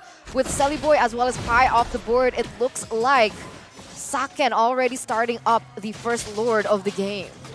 Yeah, it seems like Alter Ego will not contest. They don't have enough manpower, they don't have enough resources to just contest, right? Bigetron Alpha with this Lord take, what they're aiming is of course to the structures, right? One by one, the structures will be the main target, and Alter Ego behind now. Very, very tough to come back here. Sure, Nino gets the Malefic Roar. That is the only, perhaps, way here to turn the game around with Nino and that Call Alter, right? Meanwhile, Bigetron 3,000 gold lead already now established, going for more. Perhaps after this load push, they might go for that 5,000 gold lead. And take a look at Saken here. Still behind on gold though if you compare it to Nino, but he is well on his way. Corrosion, Scythe, and as well as Golden Staff here built. But Endless Battle and Windtalker added to the arsenal of Super Ken. That's nasty, but take a look at Super Ken here, showing off his dexterity with his fingers, right? Very, very fast hands. But again, with the Endless Battle and Windtalker in the hands of the lane, Super Ken, it's just, he's confident. He's that confident to dish out damage onto his Alter Ego members. Other than the Lolita, no clear crowd control that can really catch him, so that is why Super Ken, looking at this composition from Alter Ego, it might be a playground for the Sling. That's true. That's true. Alter Ego, how are they going to be able to stop the lane? I guess, I mean, before we saw that Udil and Rossi were able to take him down in a 2v1 situation, right? Try to utilize the stun coming in from Rossi, the Lolita. That definitely is an option. But it's not as reliable as you would say, like a Kaja, right? So it's more difficult to execute here for Alter Ego when they go in for the team fight as well. But coming back into the player's gold here by UBS Gold, still Super Ken, insane at 10,000 gold lead for himself compared to Saken, the gold laner, 7,000. Well, wait. Not sure about this one, Key. The Call Alter does save him though, but that's a massive resource. The Flicker is well burnt out. Silly Boy now jumping in, and the Venom Blast is charged up, and it finds Key. Only one member so far, but Vengeance now with Electrifying Beast, dealing damage on the Saken, who's not going to be able to survive right now. And it's Saken who falls. Bigetron Alpha with a massive blunder, and the Torrefy Memory from Nino. The fadeaway kill onto the back. 3-0. That lead that Bigetron Alpha have built might just be lost with the base turret now that Alter Ego can take. I don't think they can end the game, but this is such a big blunder for BTR as they look for more. Moreno is going to be stunned up there. Bigetron Alpha still able to survive. Super Ken looking for a re-engage right now as he jumps into the back line, dodging away from Nino's stun. The Wind of Nature gets popped in. Nino still able to survive. The Doom Now Blast gets cancelled out. Pi will fall to Moreno, and that's another on the back. It's a shutdown picked up by Moreno as he goes for more with Key. BTR able to punish the overcommitment from Alter Ego. What an exchange from both teams again. Bigetron Alpha, they were ahead with the Lord push, but now Alter Ego earlier can find a comeback, but they overcommitted. They should have left when they got the base turret top side and just go on their day. I agree. But they just overcommitted, they overextend, they forced a kill, and they didn't even get it. And Bigetron Alpha, they were able to capitalize again on the backs of Moreno, right? On this Valentina, claiming the double, finding the shutdown onto Rosino. That is just the space that they need to find the Lord freely. And now Luke, who's defending again, Alter Ego. Yeah, the macro miscalculation from Alter Ego is definitely evident, right? And they committed onto that, even realizing that their main damage dealer wasn't even there. You can say it's Saken, but honestly at this point, I feel like it's Super Ken with how much pressure he goes, but he's here now. Say goodbye to Selly Boy, disappearing instantly in the mid lane. Now Chorizo jumping in the bravest fighter onto Udo the Flicker to take Nino down. The Wininator is there, but it does nothing against magic damage. Moreno picks up the double, electrifying beat with Vengeance now in the mid lane, but it does not matter. BTR will be able to survive that one, not losing a single member. Supercan jumps in into the back line once again. Udo targeted down, and that's Moreno with the godlike as he looks for more. Supercan picking all the blades out, but Pi will find a kill back finally. The immortality is bought by Pi. He buys a bit more time just to get smacked in the head by Chorizo as BTR will try their best to end the game. And that's game number 2. That's match point for the Red Robots. The Red Robots strike back here in game number 3. This entire series has been a ping pong game going back and forth. But like you mentioned there, Mirko, Alter Ego now, they only have 1 life left. They want to stay in the playoffs. My goodness, what a performance from Bigetron. They were able to just be... Yeah, they were able to toy, I feel like, Alter Ego. All right. He played splendidly, display again in Game 3 his qualities as a roamer. But that turnaround, right? I'm still... it hasn't sit on me very well. That turnaround from Alter Ego could have just been exploited by their side. But no. They decided to overextend, they overcommit on that play, looking for the kill on towards Moreno. And it failed drastically, and it's just again Bigetron Alpha able to reclaim their control, right? Yeah, they're leading the series too, right? I do want to say though, I think started in the draft again for Alter Ego. It seems like this has just been a pattern for Alter Ego. They got prio picks, right? They got solid picks, but they completely forgot the foundation that the team likes to play around. You pick up a Joy, but Pi is no longer on a hero that can engage now. Remember, in game number 2, Alter Ego were able to win how? With Rasi on his comfort heroes, reactive heroes that can react to the plays, but who actually engages? It's not Rasi. It's not Rasi on the Estes. Here too, it shouldn't be Rasi on the Lolita. Up against this kind of composition, again, very tough to do so. Yeah. Pi gets placed on a Joy, and I'm not sure how you play it, but that is definitely a very hard hero to go in first against a Kaja, right? Maybe if there's no Kaja, no suppress, sure. That's a Kaja, you can't just be the one initiating there, and it takes a whole lot away from Alter Ego's draft. You know what? I agree. I mean, I feel like execution-wise, it was just Bigetron getting the better as well, right?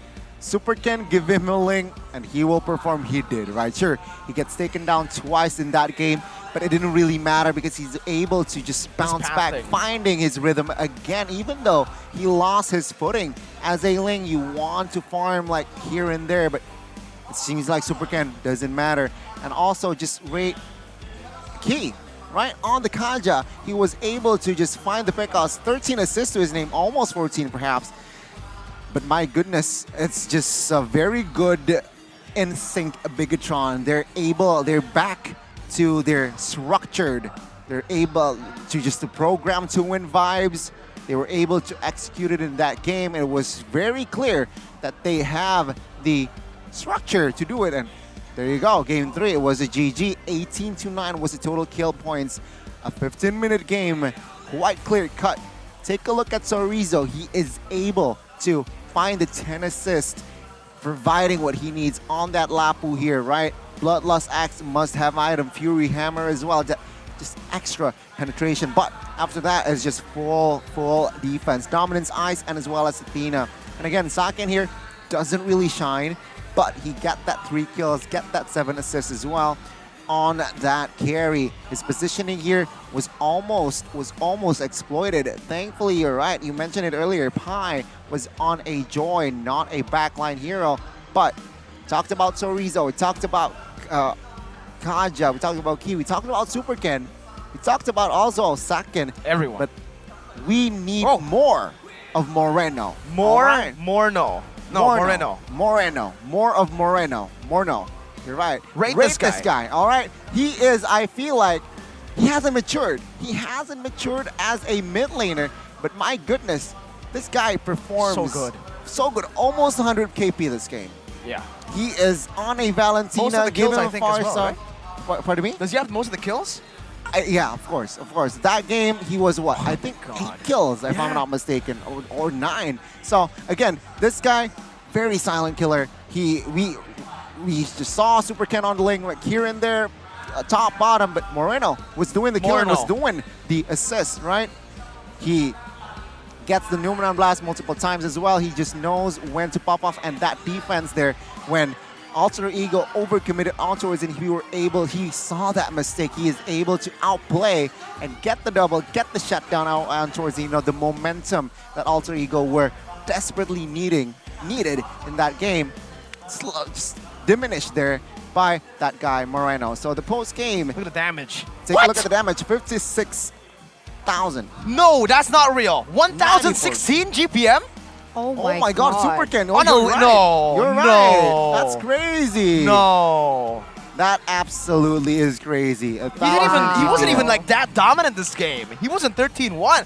1,016. Gani. Eternal. What? What? He broke his own record. I'm surprised as well, right? My goodness, 1,016, that means rotation, right? Just ban the link out, all right? This is a lesson. Last time around, you mentioned it earlier, 900-ish GPM. 930. Right? Sure, that made you the ban. heck? But now you just need to ban Super Ken, Ling Super Ken, right? It's just very unstoppable. Yeah, you could call it Ling Super But Ken. Moreno again, right? 94% KP with the help of Ki as well. 94% KP. So with the help, the duo here, the mid lane and the roamer in this game displayed very, very effectively, very efficiently. Again, he's the silent MVP. Let's see the gold curve here. Very balanced if you compare it to game 1 and game 2. Whereas it was a very, very even game there after that second turtle. It was just slowly but surely both teams trying to pull their tug of war. But once Bigetron find their jam, they were able to find it was just them controlling the game. Sure, that you see the slight slander there towards the north side. It was the comeback. But because of Moreno, again, they were able to find and reclaim their control. After that, they disciplined themselves, get the Lord, Alter Ego. Unfortunately, looking at their composition, not much high ground, right? Only Rasi, Numeron Blast. So it's very hard for them to defend. Was behind as well. So it's GG 2-1 match point for the side of Bigetron, and MVP goes to Moreno. 7-0-10, 94% KP. Yeah, sure, Super Ken have the 1,000 GPM, but let me have game 3. Wow, I mean his impact, right? And For that's real. the crazy thing about Moreno. Like, even earlier on of the season, not even like through the playoffs, but you don't see his impact, right? You have to actually rewatch it and He watch does so what many he things does. off cam. Exactly. Yeah. And again, just to remind you guys, this is crazy because mid lane usually we're like, oh, Sans, Udil, and Eterna. We gotta remind a lot of these people, regular season, mid lane, most kills is Moreno. He holds that record with the least amount of deaths as well. So he has the best KDA, most kills. He plays safe, yet he's still able to dish out the damage and get most kills. What does that say? It says that he has a lot of potential because, like Gani mentioned, has more potential. He hasn't even fully unlocked his You're right. entire potential just yet. And he still makes mistakes, but imagine if those little kinks were perfected. Yeah, Can you imagine, Gani? You know what? What he would be? Honestly, I'm gonna say here, he gives me Sans vibes. All right, he looks for the outplay. He gives you jungler vibes. Gives you Sans vibes. Sans A vibes. guy that can play 5 phones vibes. All right, you know. But let's see the highlight here in Game 3 again. What happened here in the highlights here in the early, well, the first 2 minutes here, Sally Boy was caught here. It's still even. He's still pop up, but here, after what I think. No, not here, but after here, right? It was 3 members taken out from the side of Alter Ego, right? Will was taken out as well earlier. After that, it was just Alter Ego slowly, surely losing their control. Take a look at the total kills, 2-6. And it's just very hard for the side of Alter Ego here. You get the double here, thankfully. But after that, still, Bigetron with the lead. They were able to find their success. Super Ken in the backside with, again, just 1,000 GPM. I'm still like baffled, still flabbergasted, honestly. But Alter Ego in this comeback here, they find it, they'll find the loophole. But Moreno in this, oh my God, beautiful, beautiful double kill, beautiful shutdown. And after that was GG's from the side of Alter Ego. Unfortunately, again, their composition, not a lot of high grounds going on. So Bigetron saw this opportunity, saw that they can exploit their high ground, and that's why they force and overcommit on towards that base without any lord or whatsoever. So because they saw it, we can take one, their high ground isn't too strong, are able to just force a fight, find an opening, and they were able to execute that, thankfully for their side, and it's just GG, 2-1 now. Yeah, it's not as easy to make mistakes against the new Bigetron Alpha, right? Makes small. I wouldn't even say that's small. That was kind of. That's a big mistake. That was a pretty bad mistake by Alter Ego there. So they need to refine that. Once again, going back to the drawing board. But now the pressure is definitely on Alter Ego. Definitely. Remember, one more life, or they have to end their journey here. But of course, after watching 2 matches today, right? Because we have 2 matches. We have Alter Ego, Bigetron, and then afterwards we have EVOS and GEEK. GEEK SLATE. Best of 5 full today, but after that, then what? Then obviously you can go home, chill, and check out Sinopolis. Because, you know, after a long day, you guys do not want to miss more excitement by watching the latest movies at Sinopolis Cinemas with 7.1. Not 7.0, not 6, 7.1 visual, audio, all around you, quality. And go and check it out because right now, you guys can use the promo code you see down below. Discount 20,000 IDR actually. The discount is 20,000 IDR with Cine X MPL. If you're lazy, scan the QR code, man. We got you right here to get that promo, to get yourself those tickets. And let me tell you, the popcorn in Sinopolis, it's the best popcorn. Did you bring some? Unfortunately, today, right now? I did, but I cannot show you, or you cannot eat right now. Why? We gotta wait. All right, we gotta wait. We gotta wait. Gotta chill. Gotta wait, chill. Right? But my goodness, right? I was very good series, right? 1-0, 1-1. Now we're back at a 2-1, 2-2. That's counting. That's 3-2, counting, right? and then 3-3, and then 4-3, and then we got the grand whoa, finals. Whoa. That's the best of 12, right? Best of 5. Oh, best of 5. Guys. Right, you're right. We'll save the best of 12 for the grand finals. That's a best of 7. Best of 12. I don't think best of 12 would work, by the way. It's a best of 13. Best of 9. Best of 9. 13. Best of 11 then.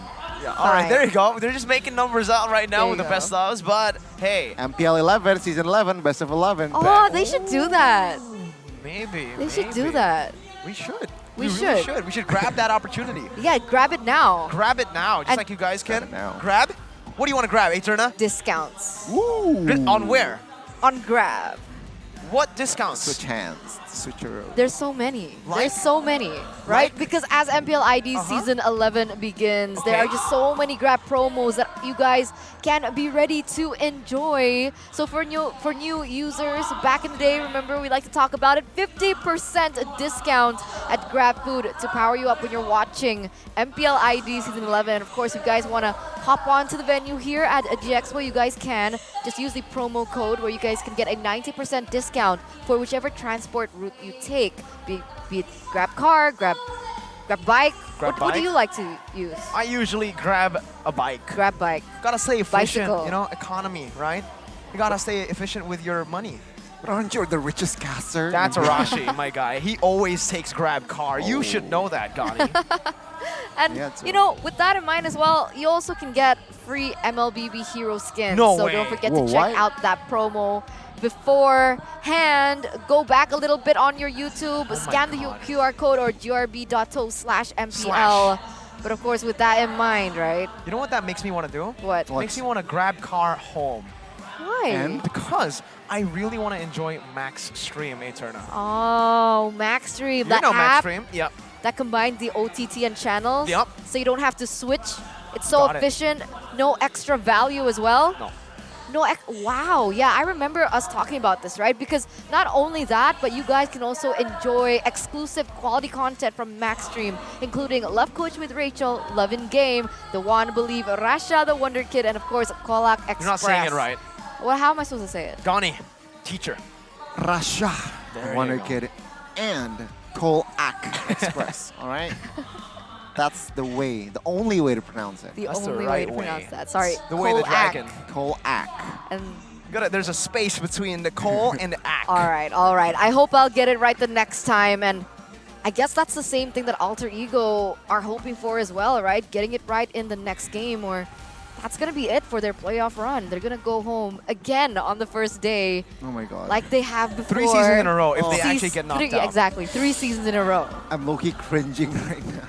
It is going to be such a sad day for Alter Ego if that happens. But remember, just like Kolak Express, that space is usually what Alter Ego utilizes. Game 1, they lost. Game 2, that's the space necessary. Game 3, they lost. Now, Game 4, that's when they can flip the switch. Remember also, sure, back-to-back first day knockouts. But both these knockouts for Alter Ego have been 3-2. Not 3-1, not 3-0. It's always 3-2. We'll see.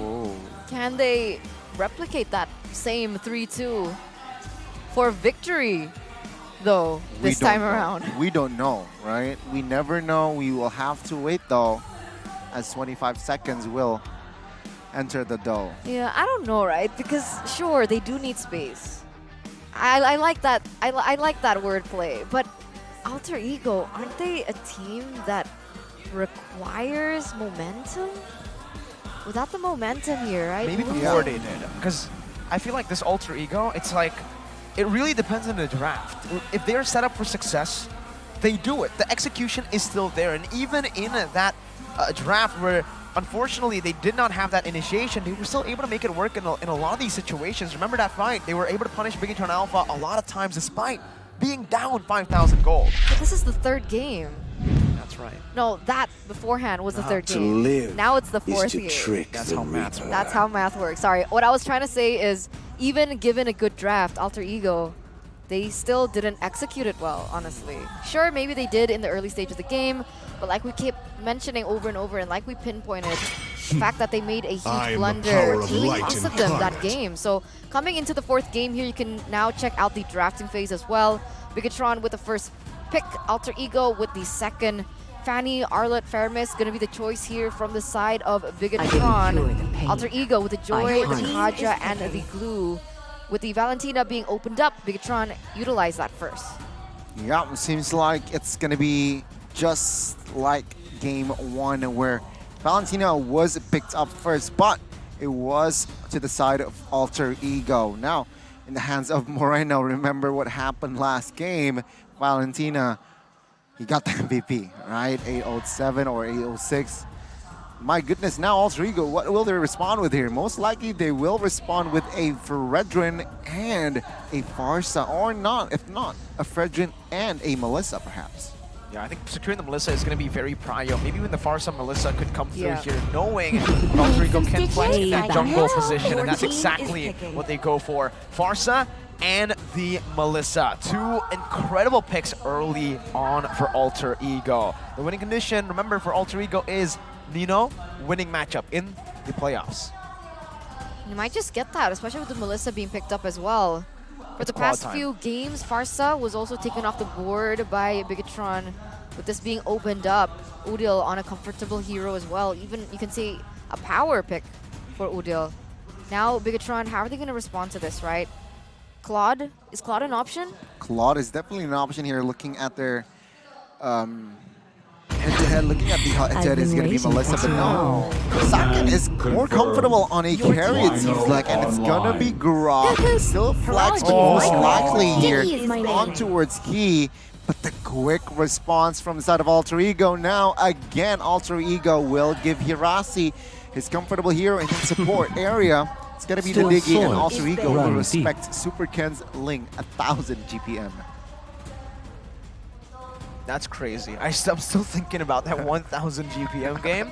Because he wasn't 13-1. He wasn't performing like he did in the regular season. He didn't have 16 kills like he did in the second leg against Alter Ego. Yes, farm. 1000 GPM. The farming pathing really shows here. Bigetron Alpha with the proper respect. If Alter Ego want to respect Super Ken, Bigetron Alpha want to respect Sully Boy, who's just been a nuisance for BTR. He's been so on point on his retributions, winning it out most of the times in these 50-50s against the rising star, Super Ken.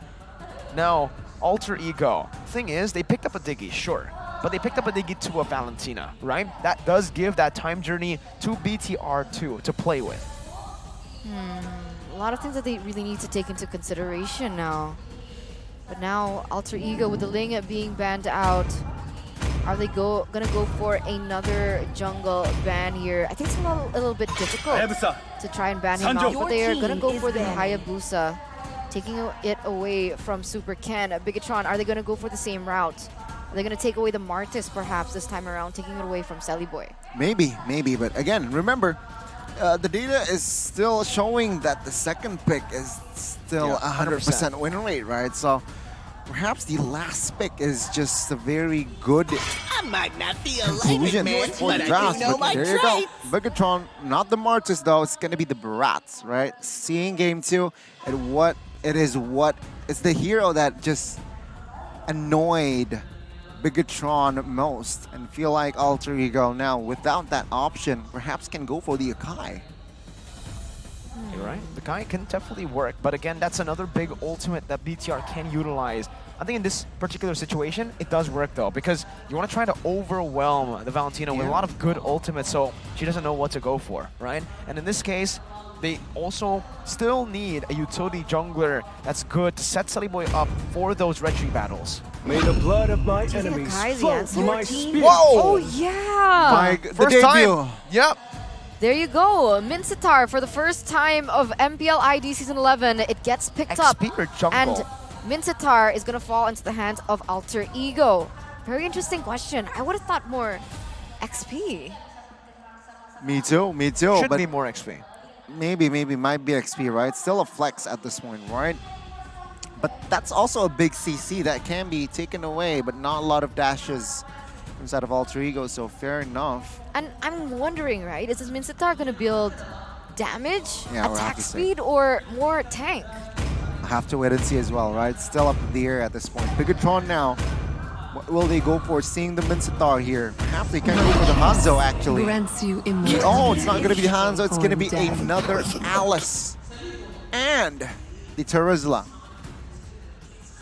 Oh, it's a similar draft from the side of Bigetron with the game from game 2. It's them doubling down on CC. Again, they're just trying their best to maybe overwhelm the Diggy as well with these big ultimates, with these big CC abilities to maybe bait it out, right? Maybe Wild Charge comes in to bait the time journey out, and then they can utilize the penalty zone a bit later once that time journey runs out. I think that's the plan right now for Bigetron Alpha. Meanwhile, for Alter Ego, they can take it a little bit more chill. They have superior range with the Farsight and the Melissa, and they need a proper frontliner. No, they don't! Wow. They go for the Hellkurt in the jungle. That's also the first time we've seen Hellkurt this season. Alter Ego with a lot of pocket picks. Finally, we get to see it when their backs are against the wall. Oh my god. Not a lot of thin heroes though. That's why. So, assuming this, Mincetar should build tank. Okay. But even if he builds tank, he's not as sustainable as he used to be. You know what? Imagine if Hellkurt uses his ult, right? Trample. And then Mincetar comes in with their ult. Nobody can escape. Nobody knows the location of his teammates. So perhaps that's the combination that they're looking for here in Game 4. That's nasty, Mirko. It is very nasty, and this is it, ladies and gentlemen. Alter Ego will need to climb up this is the game to equalize against Bigetron Alpha, who are at match point, who can seal the deal in this game. Moreno with an interesting spell, sprint. Sorizo with the sprint too. Whoa, hold up. What's not Purify? Okay, so what they're saying is we cannot escape the Pai's ultimate, right? With the flicker, but we can escape it with the sprint. You're right. Very walk smart. around. Yeah. She's chunk here, so he needs to be careful. Still holding his flicker, but there you go. The flicker will be activated. See, Moreno give me Sans vibes, all right? That's all I'm gonna say now. all right. We'll see if he lives up to the name of Sans. You can see here already, once again, Odile and Moreno trading blows to try to clear as fast as possible and try to rotate towards that EXP lane perhaps, but Moreno going to be able to deal some damage onto Odile. I'm really quite curious about the gold lane matchup, right? With Super Ken coming down though. Yeah, it shouldn't be a good lane at all for the carry. Saken is going to be quite bullied in lane, but with the addition of the Grok, maybe with Alice, if they continue to go bottom, then it should be good. I mean, look at Key. He is already utilizing Grok properly. He's trying to freeze it up right now, but that's going to be Celiboy jumping into the stingers. And that's the early game pressure that this Hellcurt brings to the table. He actually brought the Master Assassin, so not the Demon Slayer. Nope. He wants to be a he wants to be an assassin here in this game. That's why he brings the Master Assassin. And for that first blood, right? The stacks were full. The ult was popped. Oh my god, the time. Okay, with the wild charge, gets out just barely, but Odile finds the kill with the last fadeaway basic attack. Meanwhile, Moreno gets a kill back with the help of Sorizo up top. It's 1 kill over to BTR as they look for a control, which they have more of here with, again, that Demon Slayer emblem, letting Super Ken farm a bit more efficiently. Very interesting here, right? Because I would have thought that Bigetron Alpha would need to play a lot more patiently in this early game, right? Realizing that they do have Celiboy on the Hellcurt who can deal out that damage in the early stage of the game and punish Super Ken, but it feels like it's the exact opposite. Perhaps that is the case, and let's see here. Oh, again, top side. Sorizo though is the target. I don't think this is the right one. Yeah, that's also, the sprint that gets him out actually from Minsathar's King's Guard. Celiboy jumps in, a good dodge from Sorizo, but Celiboy finds the kill anyways. He is looking for a trade back here, trying to read out his movements. He has spotted Celiboy. He might actually be going for this. He does have the flicker, and he jumps in. Moreno stole away the feathered airstrike in the mid lane just earlier, and it is a trade. XP for jungle that actually will favor BTR. My goodness, right? Both teams here in the early game, already 5 total kill points from each respective team. So total kills accumulated, but man, early game, they're not hesitating here. 2 to 3. And it seems like now with this second turtle now about to join, we'll see, right? Alter Ego, will they contest? Because it seems like in the first turtle, they weren't able to rotate in time. Let's see, Bigetron now will look for the move on towards the purple buff. Celiboy will grab with the retribution. Again, giving knowledge towards Alice that the name of the game for Alter Ego, because if they can get it right in the position where they can limit the movements, it is going to be massive. Key defensive wild charge to get away, but the turtle goes to the hands of Bigetron Alpha once again. Alter Ego unable to utilize this early lead, and they are instead doubling down in their winning lane, which is going to be that gold lane for Nino. They need to now play for Nino, who's trying his best to siege down the turret, but Key is able to open up that map with the Power of Nature, gets brought back to the reverse time to flicker defensively, and Nino picks up the kill. Definitely not the member you want to give gold to. That's a very costly kill indeed. And thankfully it was only Key though, but it still just sets the tempo for the side of Alter Ego. again. Now it's gonna be whoa. Yeah, it's gonna be Alter Ego still in control, but the goal is just going crazy up and down here. Not very sure it's an even game in this current state. Oh, very I didn't know you were a interesting. Biget Trooper. I'm not. Oh. I chose Alter Ego before. I think I have your curse. Oh no. I don't know. I think it's rubbed off on me or something, but I mean, we'll see, right? According to the talent prediction, it's one versus everybody. We'll see who comes out on top in terms of that prediction. But once again here, Bigetron are going to be able to rotate. Once again, that mid side, put some pressure, but that's the thing, right? Because Bigetron Alpha, they need that mid-game power spike, but Key goes in. Yeah, that's a damage, and even the Dark Knight Falls was stolen away. Moreno took it for some movement speed, and just to get some more pressure on the map, that really plays with the part. Moreno, though, getting brought back to the team by Pine. You know, the perfect go-away. The barrier gets placed down, the King's calling as well. But in the end, it's actually the side laners now who has so much more pressure to play with. Super Ken already in the back, trying to invade, trying to put some more pressure. But Key gets taken down as we see a pause here. It should be 2 turrets taken down as well in the bottom lane and the top lane. Tier 1's falling left and right from side laners, Chorizo and Saket. But we are going to be entering a technical pause. Ladies and gentlemen, please stay patient with us. Once again, we would like to remind you that fair play is our utmost priority. As you guys can see here, the situation in the venue. Yo, super Bix. packed. Come over, guys. Take a photo with Bix, even though he's kind of damaged. Oh my god, his head fell off. Oh, poor Bix. What happened? Not really sure. Bix. I don't know, man. Now I wanna. Someone call an ambulance. I wanna go there and help him. It's okay. You can go now. I can? Yeah. Okay. See you guys later. But yeah, ladies and gentlemen, we are going to just troubleshoot for a minute or two. Let's talk about what happened there, right? I feel like Bigetron, they are now starting to collapse on towards Alter Ego. They got the mid side now.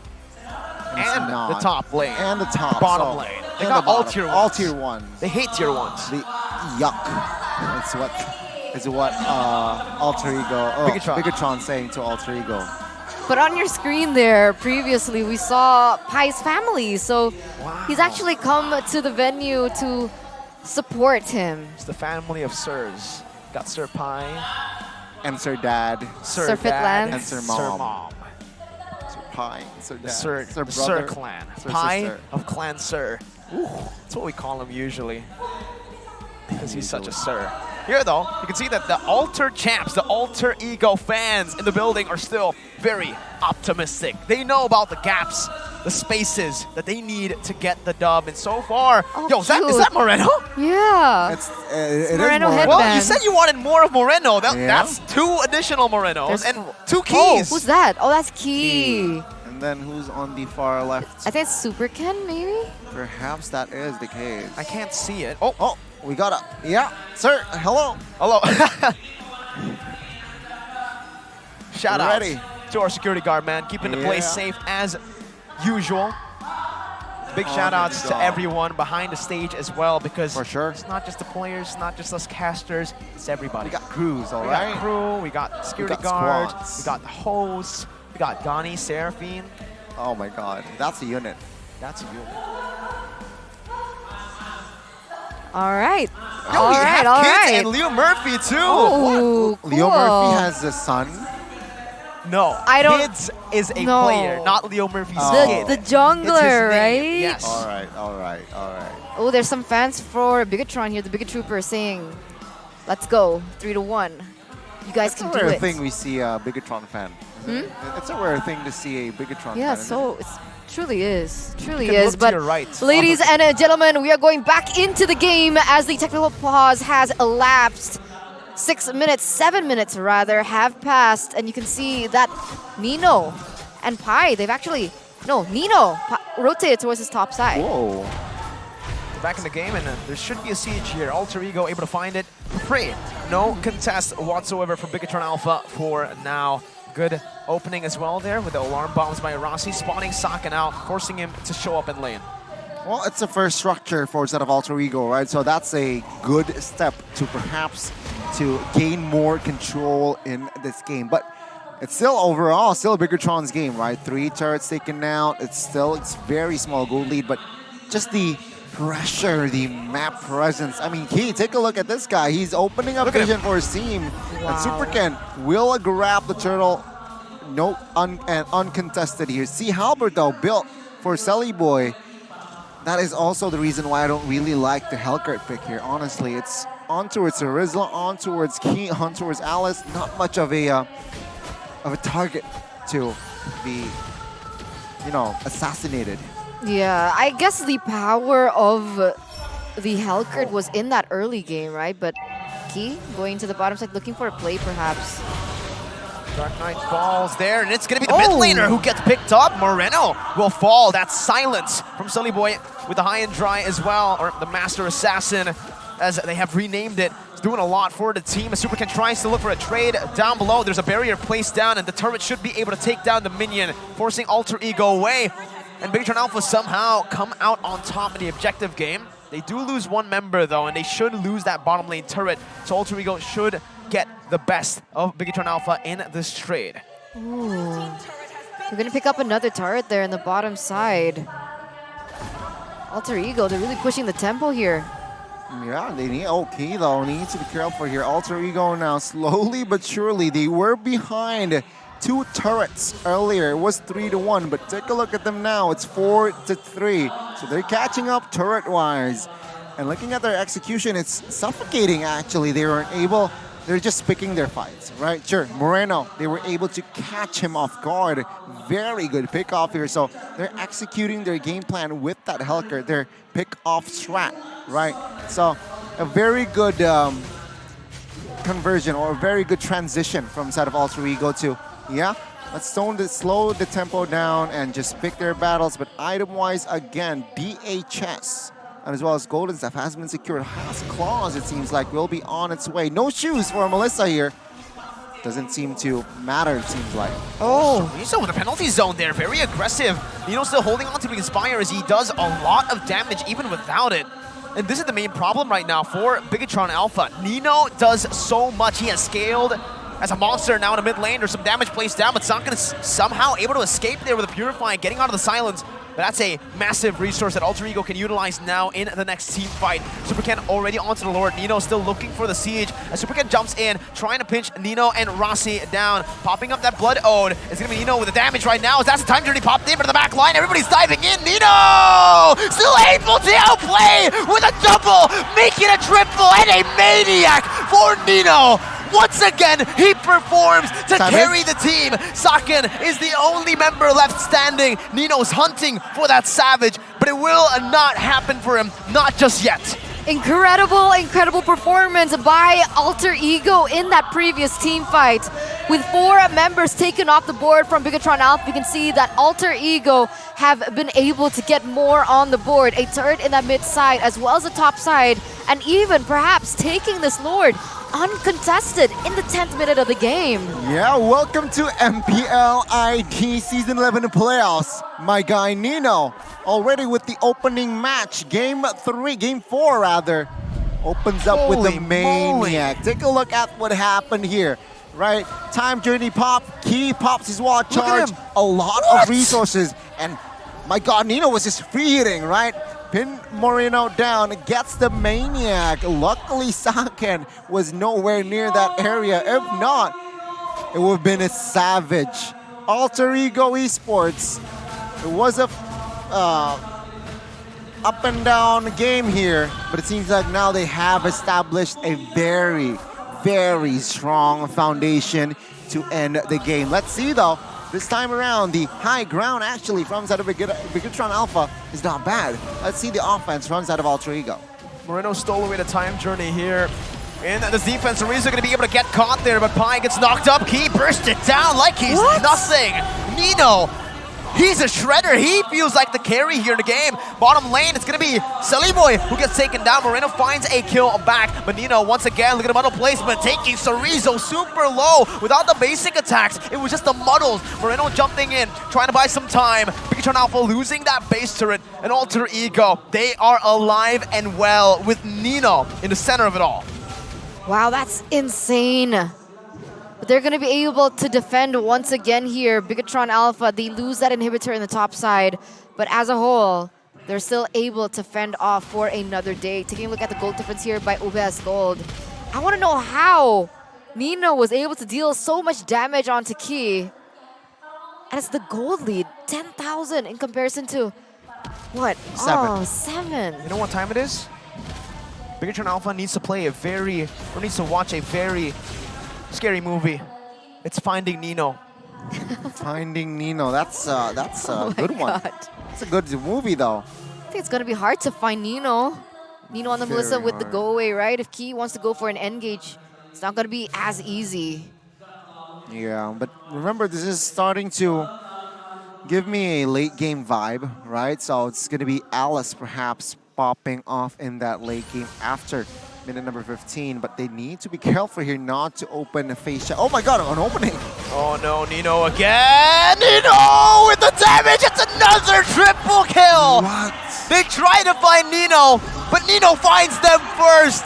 Bigetron Alpha, 4 members down. It is GG! Unless Moreno can make a miracle play happen. 4v1. Moreno, if you want to make a play, this is the time to do so. He jumps and he gets a feather and McFly finds a hook with a flicker. It's a wipeout. Nino is a monster. Alter Ego equalize and we get a game 5. Going all the way here, full best of 5 as Alter Ego were able to strike back. And this is why people have said, beware of Alter Ego in the playoffs. And that's exactly what we're seeing. They have definitely shown their fangs here. A lot of pocket strats, aggression, domination from this team. And you know what? I'm excited to go to game number 5. First opening match of the playoffs. And we got a full best of 5. It's so, oh my god, it's so good, right? Welcome to playoffs. Welcome to the playoffs. Best of 3, nothing, right? Best of 5, 1. Oh my goodness, very. Both teams here share the same quality, share the same determination that they do not want to go home early. And my goodness, the series gonna. No words. What a execution! What an execution from Nino. He was very quiet in the early game towards that mid side, but given the items, given the positionings, he gets Maniac and a triple. It's incredible. It's very incredible. I didn't expect this, right? I would have thought that the series would maybe 3-1, honestly. That was my prediction coming in today. 3-1 for Bigetron. But Whoa. Alter Ego, this is No. what we were, that's what we were talking about. That switch, man. That switch. They It's can incredible. flip it. And the way they do it right now, it's Nino, Melissa, right? Game Exactly. 2, Nino, Melissa. Game 4, Nino, Melissa. There's Yeah. something with Nino and Melissa. He just somehow is able to be the best at playing that Melissa here. The way he plays it, he carries the team. Literally, he takes the team, puts him in the backpack, carries him to school. I mean, yeah, I mean, this guy is just so special. Even from the regular season, he was the So first good. player to get the only player, Savage. Only player, Savage, And on right? Melissa. And my goodness, he displayed it Man of again culture. in the playoffs. And yeah, I have no words here. Rossi here, good pickup, give comfortable hero towards Rossi. He will most likely perform, and on the Diggy as well, he is able to facilitate, to provide cover that Nino needs in the early game, throughout the game if not, which just made Bigetron, again, that mission, that Finding Nino mission, very, very hard to execute, right? And on that note, let's just take a look at the item builds here. What did happen? 14-minute game time here earlier was 15, but in this game, it was 18-4. Alter Ego, they were just low-key, slowly dominates Bigetron Alpha. Super Ken again on the Alice here. Still 0% win rate. 0 for 1 this time. And it seems like, yeah, Key now it was the first game it was Rossi who could not pull off the Grok in that first game, but now it's Key 0-6-2. Very, very hard game here for the Grok. But take a look at Nino, right? No shoes. He doesn't need no shoes, all right?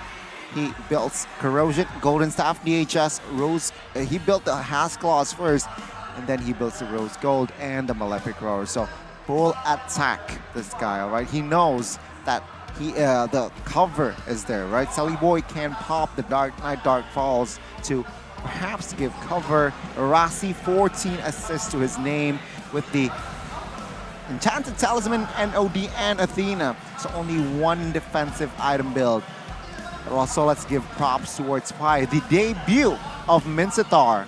It seems like they're able to find again the dub, all right? So in this game, what happened was, it was still, of course, mentioned in Miracle throughout regular season, finding Nino, and here he is able to find the Maniac and also the triple kill, all right? So again, it was very, very hard for their side to just find Nino because the cover from Rossi is always there. The Dark Knight Falls is also can be provided as a defense as well towards that late game. So again, in the post game, it shows. Rich guy, almost 900 GPM.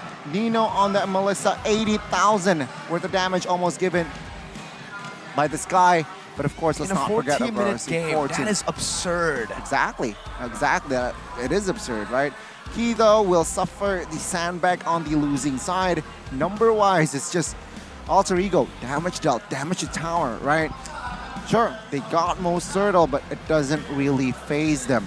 Sally Boy here, 28% KP, doesn't really matter. Utilities, Helker, it seems like, right? Just utilizing that Dark Knight Falls to find an opening or as a defensive maneuver. And it seems like they're able to somehow, again, just withstand. It seems like Alter Ego, they want to lose first just to have a better game the next game. Will they break the pattern, though? Because they need to. They need to right now. Game 1, Bigetron Alpha. Game 2, AE, and it's back and forth all around in the series. Eterna, 100% win rate for second pick still.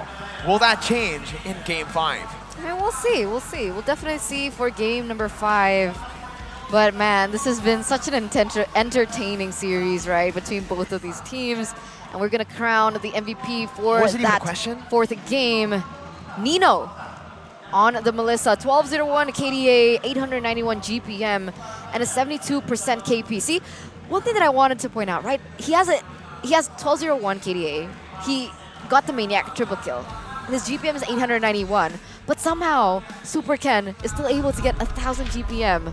But coming back onto Nino here, taking a look at the highlights of what made him deserve that MVP. Well, early game, if you take a look at Nino here in the minimap, it's just him focusing on farming, right? It was action on the mid, on the top here, Sally Boy giving that Dark Knight Falls somehow a utility vibe, right? But again, here in mid number 5, Key gets taken out. Key not a fun game in this game.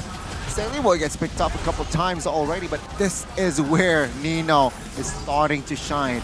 All right, minute number 6, already gathered some items here, trying to defend here. Bigetron overcommitting more often than not, but this is where it changed, right? Nino, take a look at this positioning here in the go away and time journey. My goodness, nobody stopping that guy. And it was suddenly a Maniac, right? And after that, the siege here. This is also the nail in the coffin. Nino getting the triple kill here. Again, a questionable decision here from side of Bigetron, knowing Moreno, and as well as the other guy was towards the backside. Why would they force a fight in the area in that backside? So it was a very questionable shot call perhaps to force a fight there, knowing Moreno was still behind and another member was also in that mid side. It was an equal matchup. So of course, with Nino also in play, with all the damage items that he has equipped with, it's just easy free hitting, 3 triple kill after that, 5v3. Of course, it was too much, munching Moreno down, munching the other guy in that mid side down as well. And after that, it was just one straight push, 2 wins from side of Alter Ego. It was a wiped out, and they do not need a Lord to assist them to end the game. That was really one of the things that I really wanted to point out, right? The fact that Bigetron Alpha, they had so much CC, so much dive, but they still tried to dive onto the Melissa, who has the go away, and that kind of miscalculation was actually taken back into Alter Ego's hands, where they were able to, punish it. So I was wondering, like Moreno has Valentina, right? Why didn't Moreno just utilize Halkurt's ult and look for? I guess it's easier said than done, clearly, but I would have thought that that was one of the approaches that they could have adapted with in game. Yeah, maybe, right? There was a lot of obviously options for Moreno, and I think that's ultimately what gave Valentina such a hard time. There were so many big ultimates to try to take. There was a King's Calling to maybe go for. There was a Time Journey. There was a Feathered Airstrike. So too many ultimates for Valentina to really think about and to actually utilize, where he's overwhelmed. And the thing that we mentioned earlier, Eterna, where the CC could be utilized to overwhelm the Diggy, that did not happen. They did not try to bait out these abilities. They just went straight in. And with a Time Journey ready like that, nullified instantly. Nullified, gone. That's why. And they didn't even go in as a whole. There were moments where they went in one by one. So we'll see the changes that both of these teams have to go through, because remember, we're sitting at match point for both of these teams. Back to a best of one here, as before we get into it, we are going to go on a short break to finally see the results of who's going to go home today. So ladies and gentlemen, me, Eterna, Mirko, and Connie, we'll see you after the break.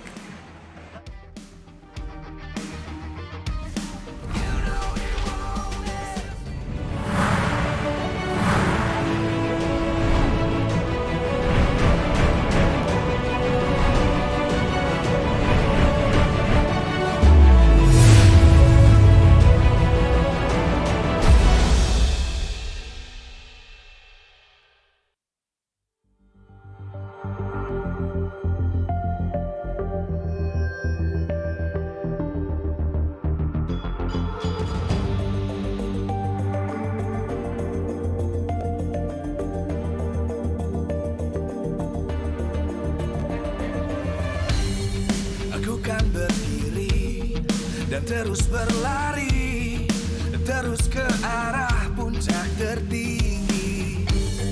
Ku takkan berhenti, hanya sampai di sini.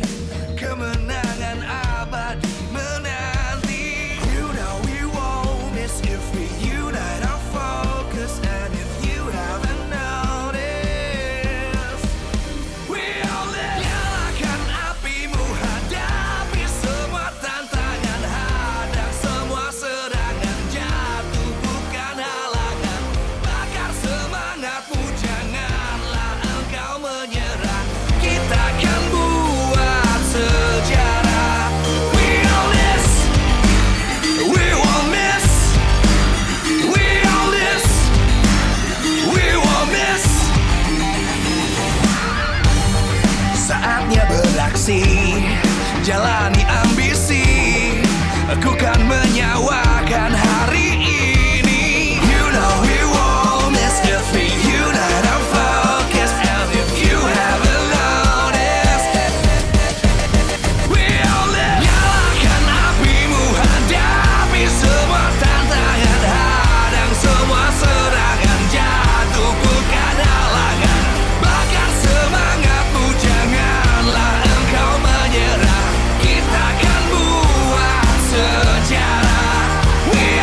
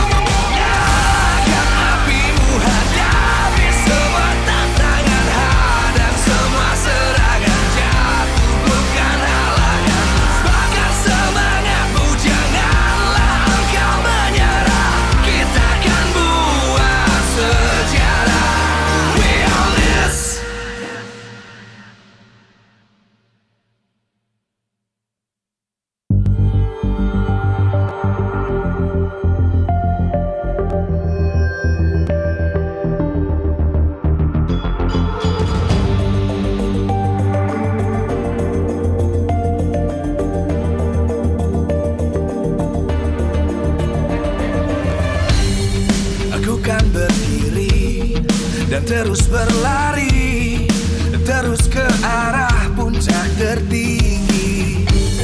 Ku takkan berhenti, hanya sampai di sini. Kemenangan abadi menanti. You know we won't miss if we unite our focus. And if you haven't noticed, we all live. Nyalakan apimu, hadapi semua tantangan, hadang semua serangan, jatuh bukan halangan. Bakar semangatmu, janganlah engkau menyerah. Kita akan buat sejarah. We all this, we won't miss. We all this, we won't miss. Saatnya beraksi, jalani ambisi. Aku kan menyawakan hari ini. You know we won't miss if we unite our focus. And if you haven't noticed, we all live. Nyalakan apimu, hadapi semua tantangan, hadang semua serangan, jatuh bukan halangan. Bakar semangatmu, janganlah engkau menyerah. Kita akan buat sejarah. We all this, we won't miss. We all this, we won't miss. We all this.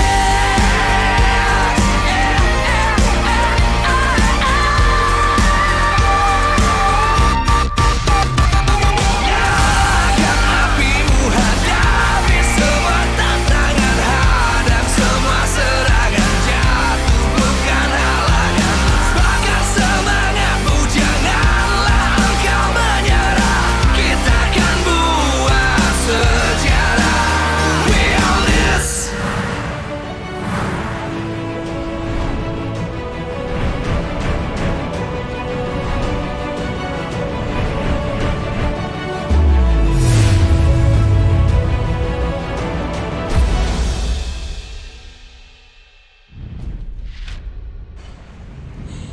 Ladies and gentlemen, welcome back from the refreshing break. Truly needed that. I thought for a second I was Mirko before the break, Me, Eterna, which was kind of weird. Mirko on the left, Marashi all the way on the left. But anyways, between these two teams, Alter Ego as well as Bigetron, we're back to a best of one, even though it was a best of 5 series. Truly, both of these teams are punching each other back, just prolonging it. And this is great. The first opening match already a full best of 5. And like we mentioned, I mean, or like I would say Udil mentioned actually, in the interview of the final match, leg 2, BTR versus AE, 2-0, Moreno said, we want to replicate the success in the playoffs. What did Udil say? It's not as simple as that, my dude. It's not as simple as that, and it seems like both teams here, again, you're right, Rachel, both teams trading punches, just holy crap, right? I mean, 1-0 Bigetron, 1-1 Alter Ego. Bigetron says, let me get the lead and match point, 2-1, but Alter Ego says, let's go back to a best of 1. And here we are, 2-2 between these two teams. And at this point, I'm rooting for nobody. May the best team win. I gotta agree with you, right? And I don't know, are you kind of shaking right now? Are you nervous, Mirko? Are you nervous? Nervous? I don't get nervous. All right. What do you get? I don't know. I don't really get anything. Unfazed. I get unfazed. That's the real deal right now. Because honestly, looking at it, that's what the players have to... That's the mentality that the players have to be bringing out to the stage right now. They need to be unfazed by the situation because it feels like, especially for Bigetron Alpha, they kind of tunnel vision, like you mentioned. They were going in, but they were not utilizing the win conditions that were set in the draft. Baiting out these skills from the Digi is crucial, yet they forgot it. It is the most crucial part of the game plan for that draft, and they really need to stay chill, composed, because I feel like they're panicking a lot in these skirmishes. No, that's it, right? They're panicking. They're losing their focus that we saw them having in game number 1. So Is this an issue of perhaps endurance now coming into a best of 5? Because remember, a lot of the players from the side of Bigetron Alpha, they're rookies. Exactly, right? This is the question that I earlier brought up as well. The mindsets are the rookies ready to, like, mentality-wise, physically, and as well as emotionally, right? Has been a roller coaster here throughout the series, but it seems like, take a look at your team, Mirko, 100% for the second pick, and your team is on that second pick. So if stats don't lie, right, it's GG. Alter Ego have a pattern though. They have a trend of making those stats lie a lot. So we'll see. Faramis, first pick, one of the picks that granted them that victory in game number 2. Bigetron Alpha, what do they go for here? I'm wondering if Glue is still a reliable choice or in this current meta, right? For Alter Ego, yes. For BTR, I think that's just off the board already because of the Faramis pick. Is it possible that... You're right. Okay, we'll see here. Bigetron... Never mind. There you go. What? Wow. Into a Faramis. Doesn't care. He doesn't care. It shows that he... Sorizo, he's unfazed. Unfazed. You pick up the Faramis, let me pick up the counter. All right? Not the counter. Let me pick up the hero that you counter. Exactly. Not I counter you, you counter me. All right? Glue and Farsa will be picked up, though. I do want to say the matchup between Faramis and Farsa, slightly, somehow I favor the Farsa. Why? It can burst you down. It has range. Overall, I still favor the Farsa. I get what you mean, right? The range, I think, is one of the main factors as to why the Farsa wins that lane matchup. But the Faramis does clear a lot quicker if given the opportunity to. And the Faramis is also able to roam as quick as the Farsa. So very interesting matchup here. Alter Ego, though, they're going to respond with a Yuzong and a carry pick once again. But it's not going to be the Melissa, as it was banned out for Nino. But the Yuzong going to be picked up, going to be able to go into that backline and cancel that Feather Airstrike when needed. And Bigetron instantly with the 1-1 pickup. Game 1, remember, carry into 1-1. That's what they're playing with again here. It was the same exact, I think, pick as well. The carry was picked up, literally there in the third pick for Alter Ego, and 1-1 was picked final for BTR. The exact same, but BTR are making those adjustments. In game number 1, they did not ban the Diggy. They will ban the Diggy now, and with the Yuzong and the carry picked up, they no longer have to ban Phobius, unless Udil makes a big risky move and plays the Phobius mid, and the Faramis gets flexed into the roam position. Let's see here, right, with the composition set. It's going to be very interesting to see here. You know what intrigues me most here in this playoffs is Claude, right? Hello. Where is Claude? Claude is missing, not banned out, not picked up as well. They hate Claude. They hate Claude here, but it's going to be Bigetron here banning out Rossi's hero, right? The cover heroes. Diggy and Estes asking a question again. What will you choose? Grok? Question mark, like in game 1? But it seems like still there You're forgetting his signature, Gani. What is his signature? Octopus Boy. Oh, without Diggy, that makes sense. But then again, Bigetron can pick up themselves here. Atlas can be their hero. Is it Rossi's style, though, right?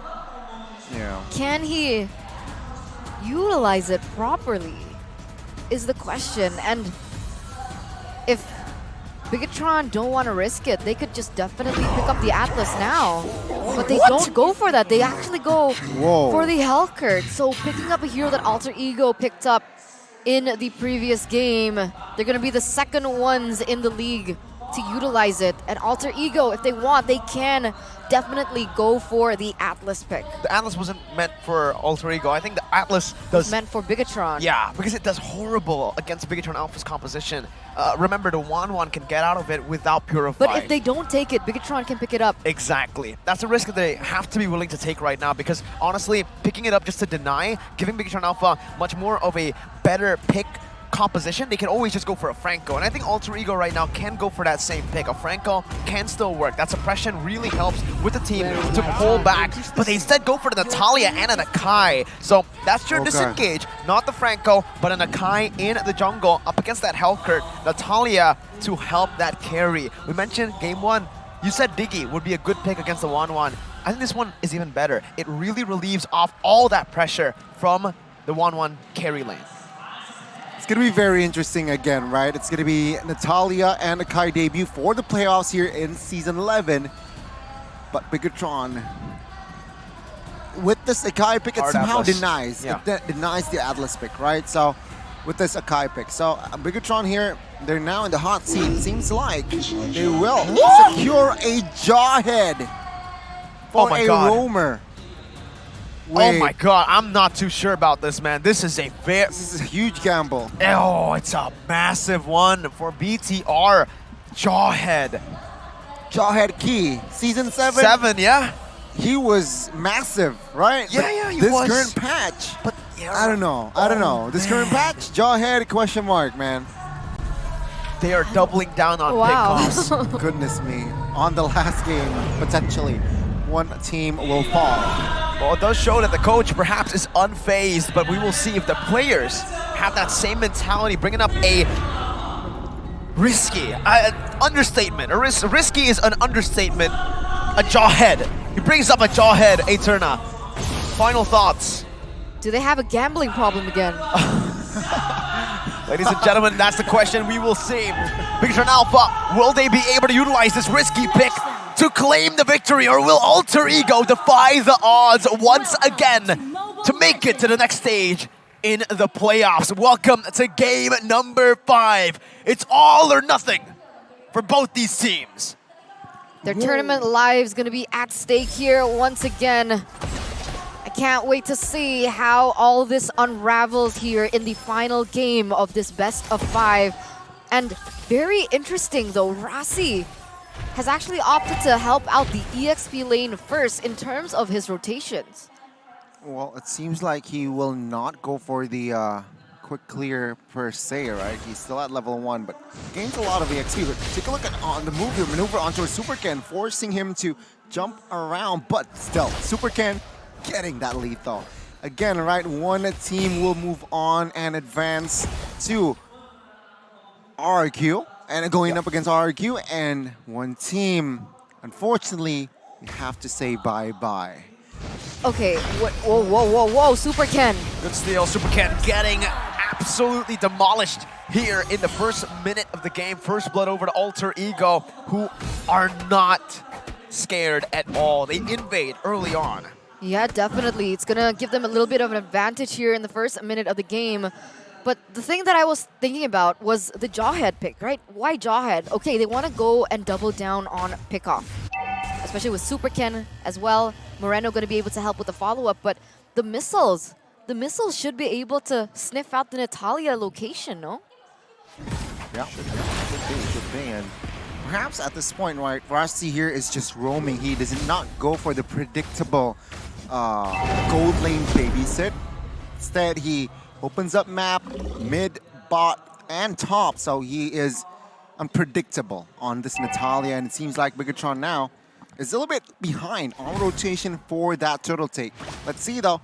It's going to be a delay here from Sorizo, Key, and Moreno though. Not too sure what the goal is right now, but Sorizo is already pushing for some good damage down. That's damage speed. Whoa! What was that damage, my guy? Key deleted. Silly Boy with the unstoppable force. It's still going to be Pai who secures the turtle. But man, did you see that? That was insta-burst. That was melted. What are the items looking like? Honestly, I'd like to see. Is he going damage? There's no way he goes damage, right? I mean, there's a lot of... I guess Sorizo can be the frontliner. I don't know. I really want to see the items, honestly, because you're right. That was a lot of damage coming from Key with a support emblem. That's on... I don't know. I have no words. Oh! Montage! Those are the mechanics that we expect from Key back in Season 7. The ejector flicker combo, pulling Nino all the way back. And the lack of the Purify really sets in now for Alter Ego. Gani, explain! It's ejector, flicker, and then he just pops off. It's... my God. It's a takeoff, all right? It's a takeoff for Nino there, unfortunately. He again displaying his mechanics back from Season 7, but he might be caught here. Heavy spin, putting him down. Rossi doing some damage right now, picks up the kill. Only onto the roamer though. Supercan waiting in the bush. Gonna be spotted out. Udil going for more. Actually now jumping on a Supercan. Further airstrike gets popped in. Dark Knight falls as well. Supercan able to get the Cold Alter HP. But he does fall. 0, 2, and 0 for Supercan in game number 5. Bigetron Alpha had the early game gold lead, but with the trades coming through with Supercan being taken down 2 times in the first 4 minutes of the game, Alter Ego have been able to alleviate the pressure that Bigetron Alpha were putting onto them. But now here, 10 seconds left onto the next neutral objective. And it looks like so far, Rossi has been doing a good job at opening up the map and even taking some kills for himself. But 2-0-1 in the early game, is that the KDA you want on a roamer? 2-0-1 at this point. You're Natalia, you might. It's all right? You need also somehow damage items, so 2 kills. Not that bad, considering that Celibo is on an Ikai, so a tank, jungler, I feel like it's still okay, but it would be preferred on towards perhaps Udil or Nino still. All right, Bigetron now, so Rizzo. They've swapped lanes. They have. Interesting. Oh, the bottom lane. Yeah, 1-1 getting dove on, but that's, oh my God, I believe the ejector utilized by Key with the unstoppable force to actually bring Rossi back, and the kill was picked up by Supercan, who desperately needed that kill. Bigetron Alpha with the lane swap, a very interesting move. They understand that the turtle is no longer in their control, and this is a good adjustment. Supercan gets brought into Udil with the ejector, and I guess that's the creativity they're looking for, as Udil jumps in with a stampede, bring them back. Supercan trying to deal some damage, but the Cold Alter has been placed down. Key will need to respect it. It's a turret traded in for the turtle. That's a resource wasted though here. So Bigetron Alpha, if they're looking to fight, the time is now. Without the Cold Alter, the composition from Alter, oh my God, the damage, the pressure, the killing pressure that Rossi gives is just massive, right? But take a look at Bigetron picking their battles here, waiting for the right opportunity. Is not going to business just yet. Oh, they might be caught. The cut right now with a heavy spin. Saken gonna be spotted out, looking for all the weakness points. Pops in. The needless. Oh my God! One more weakness point, but it will not come through. Alter Ego with a massive punish on Bigetron Alpha. 6 minutes in, gold lead still back and forth. Bigetron desperately looking for a trade on the map with the mid lane turret and the top lane. Hellkirk, Supercan committing and finding that turret to trade back on. But Alter Ego gonna be able to get a turret there in the bottom side, so even the trades are happening, but Bigetron Alpha still have a little bit of a lead in terms of that gold, and we're talking about the items, right? And here we see it. Jawhead, no damage items whatsoever. That's just the base damage then. Yeah. Holy. Wow. So there you go. Anti-Cuirass already built as well as the first item here, trying to negate the damage from the side of Carry, and of course the Natalia, the burst physical will be negated. And now it's going to be looking at the items as well. It's just corrosion here, nothing too fancy, nothing too crazy just yet. But of course Rossi on that Natalia will have that late tendencies. Oh, Sally Boy caught. They're trying to force the heavy spin, I believe, right now, right before the turtle spawns, but they weren't successful at that. Look at Supercan. He's going to get dove on now by Rossi. He is able to escape. Third turtle. Oh, Key. Unsolved force. That's a heavy spin. Baited out. Massive resource. Baited out. Bigetron Alpha will have an advantage coming into the next turtle. It's going to be very interesting to see, all right? Bigetron Alpha, they finally managed to bait that resource out, so it's going to be a no contest, it seems like, here for the side of Alter Ego. Bigetron will claim the last turtle, so no perfect turtle for the side of Alter Ego Esports. They will share it 2-1. But let's see here. Alter Ego Esports with this Natalia, I don't see the control, the map control. Sure, killing presence, yes, but the map control here seems like still is favoring Bigetron Alpha in the mid side. Here, trying to zone away. But oh my God, Key. A miss. But he does find Sully Boy right now with all the weakness points popped in. Saken is looking for the crossbow tang. Is going to be able to find it right now on the Sully Boy, but he gets out of range in time. Supercan now petrified and taken down. Nino finds the kill. Bigetron Alpha, they secure the turtle, but they lose their jungler in a pickoff that they started. Wow, 1-3-0 already.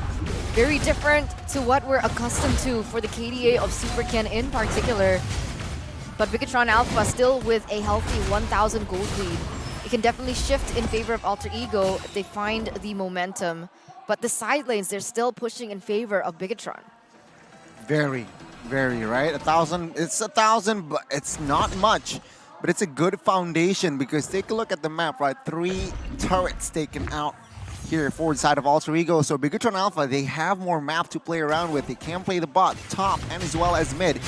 And it seems like it's gonna create Rasi a tougher job here to somehow withstand and balance the map out. Let's see though, it's a gank from Alter Ego. It's a 5-man rotation. Let's see, will they commit to this? Oh, Key. Unstoppable force onto Udo, bringing him back with ejector right now, but Key is gonna be pinned down and he will be the one taken out. Zaken looking for all the weakness points, gets in onto Pi. Has the crossbow of Tang, but will not utilize it. Bigetron Alpha have lost their lead completely. Alter Ego with the kills and their objective takes are able to equalize it on the board again. Listen, right, their brand here, Alter Ego, is family. And that is why they are rotating as 5. Take a look at the items here already. Hunter Strike built for Yudzong, so that Petrify, the combination of skills that Yudzong has can take Super Ken down or Moreno. They need to be careful of this, or even Zaken, right? And to add to that, Nino has collected enough items to fight, and that is also why they are starting to rotate as 5, not as 4, as 5. So they need to be careful of that as well because it can backfire. Take a look at top side already. They are low-key rotating as 5, but they will sacrifice that inner turret. Will it cost them? It's still up in the air. Perhaps they want to activate that Magic Sentry, which they immediately did. Activate the Magic Sentry, and let's see here. The Lord, it seems like, will be resetted still. Bigetron Alpha, it's just a 50-50 game, honestly. 50-50, but the real-time win probability favors Bigetron Alpha for the moment because of how many objectives they have on the map. But there you go, heavy spin baited. Do Bigetron Alpha want to pull the trigger? They need to. That was what they were waiting for. Chorizo actually baits it out. It's on a lower cooldown than Flicker, so it might still be worth it for Alter Ego if they can play it out, if they can stop Bigetron Alpha from taking this Lord, but it doesn't seem like Bigetron Alpha want to give them that luxury. Mid lane being cleared out, top lane being slow push, concealed play, popped in. Saliboy going to be engaged on right now. He's still able to dash out. Keep still holding on to the Alcel enforcement in the back line. Rossi dives in. Super Ken's looking for the back line as well. Nino is able to burst Chorizo down. That's the front liner taken out. The battle, the retribution comes down, and it's Saliboy who secures it for Alter Ego. The ejector from Key doesn't help Super Ken in the end. Alter Ego, no heavy spin, no problem. What in the world is happening? Alter Ego once again with a favorable trade. 2 kills, a Lord as well. 1,700 gold lead. We gotta see that again. Yeah, I gotta run it back, right? I mean, Chorizo here, he insta-melted, right? Unfortunately, for side of Bigetron, they lost Lord Saliboy again this series. His retribution, woo, 100, not 100%, but it's just very reliable. 2,500 gold lead now, Alter Ego Esports after that exchange, and they will definitely get more. Lord is still very healthy outside. Let's see though, it's a 3-wave push. Bigetron Alpha, they need to take care of this. Let's see how they will defend. Shadow Stampede popped in mid lane, micromanaged properly. Black Dragon form now being popped in by Pies. The airstrike comes down, but Moreno is going to be cancelled out. Keep looking for a pick on the Jawhead. Has the flicker to look for it, but they will not be able to do it. Top lane, micromanaged again by Bigetron Alpha, sending Super Ken up. But man, Alter Ego, they got through. They weathered the storm, that early game where Bigetron Alpha had most of the control. And it's not going to be easy, even if they want to go for a siege though, right? Sure, they've taken it back, but it's different to when they approach a fight outside of the base as compared to when they go for it into the base. Because Bigetron Alpha, they have the high ground, they have the Farsa. And the thing is, in that previous team fight where Alter Ego Esports was able to get the Lord and 2 members off the board, Rossi was able to cancel that Feather Airstrike because of how they were situated. So Alter Ego, they need to think about this, but they go in full onto Chorizo. He gets taken down here, and that's a member off the board. Looks like Alter Ego might want to pull the trigger once again. Very dangerous. Yeah, with a man advantage, they should pull the trigger. But with that in mind, Bigetron, they realize that, but they want to defend the mid side. Will they be able to? Oh, they still can. So it seems like Bigetron, with the feather airstrike, they are able to buy enough time to just revive. Well, not revive, just to hold that structure in the mid side and help it stand. Yeah, protect it at all costs, right? Don't give Bigetron Alpha more map pressure than they already do. This was a little bit similar to one of the games we watched earlier, right? Alter Ego had more of a lead, but it only took one mistake that was punished and capitalized by Bigetron Alpha to turn the entire game around. So there is still a chance for Bigetron Alpha for sure to come back. But here, you can see here already a setup for the next turtle. They're looking to bait Sellyboy once again, but we saw even with the bait, Sellyboy was still able to get the Lord. Exactly. Yeah, that's why he's still hovering around. He's so confident, right? You know, look at the situation right now. It is actually Alter Ego with the lead, but they are the ones pressured. Why? Because the far lane, the top side, is constantly pressured by none other than Sakin, right? Of course, assisted by Key, but this might be war. That's the pin down to Rizzo. Pinned down right now, but that's going to be the feathered airstrike zoning Nino away. The call altar has been baited in, and Key is looking for an engage now with the assault first and injector onto Nino, but he flickers onto the back. Moreno flickering out as well. Pi with Black Dragon form as the crossbow tag is able to deal some damage on the Selly Boy, but Moreno will fall to the hands of Pi. Rossi in the back, Rizzo falling. It's a disaster for Bigetron Alpha. 4-1 for Alter Ego. Oh my god! One member left standing. You want to end? Mirko, Goni, is this the end of the red robots? 12 seconds. For Key. 10 seconds. Oh my god, Mirko! They're counting down. Super Cat with the retribution saves the day. Buy some time. Alter Ego, they might have overcommitted here, but the minion waves comes down. It's going to be another wave to play with, but they defend. Bigetron Alpha just barely staying alive for now, but Alter Ego will still be able to utilize this once again onto the Lord. Bigetron Alpha, they need to work it out, man. Oh my goodness. Mirko, you weren't shaking earlier. I bet you were nervous now, but thankfully, Key and Moreno, they're up in time to somehow provide and cover. It's a reset, but it's another engage. Unstoppable force, getting him out. Ejector as well to disengage, but Rossi finds the assassination in the back. Sakin trying to run away. Spy jumps in with the Black Dragon form. Super Ken gets spotted in the bush, pops the Dark Knight Falls just to disengage the defensive maneuvers from Bigetron Alpha as Marky watches from the back rooms. Alter Ego will be able to take the Lord for free. Wow, and over, right? It's not Pi that goes into the back line, it's Rossi. 5-1-3 KDA already eliminating the burst threat coming in from Moreno every time they go for a team fight, and that is the impact that Natalia has in this game. My goodness, what an opening match, what a treat, right? It has been a 2-2. And game 5 hasn't been disappointing. And it seems like now still Alter Ego. Still, take a look at the total kills, right? 15-5. My goodness. But it's only a 3,000 gold lead. So Bigetron Alpha, with their current composition now, they have the Dark Knight Falls, they have the Feather Airstrike, which they can utilize to defend this Lord. And of course, they have that crossbow with Tang. So again, comebackable, all right, for Bigetron Alpha. Alter Ego Esports, though, they need to stay disciplined if they really want to end the game. Don't overextend, don't overcommit. Don't make no more mistakes, because Bigetron Alpha can wipe you out and end the game there. Very low chances of that comeback, though, as Alter Ego utilized the map pressure with a 3-wave push. Bigetron Alpha still able to actually clear out the Lord. Black Dragon form getting popped here by Pi to zone the members away. Super Ken baiting out 2 ultimates. A massive bait, but now the mid-waves have been crashing down into the base. The base is wide open, but he finds the ejector. Nino gets brought back to the team. Now the damage comes down, and Moreno finds a shutdown. Unstoppable force on the silly boy. Chorizo's dealing the damage, taking some more. Saken going for the chase, but has to deal with the minions. Bigetron Alpha, they lose a base turret, and they catch Nino. They're still in this game. I am ready for a 30-minute game, ladies and gentlemen. 15-6. And take a look at this, right? 18 minutes in. Rossi jumps in. Supercan versus Rossi! And it's Rossi who gets the kill, and it's worth it for...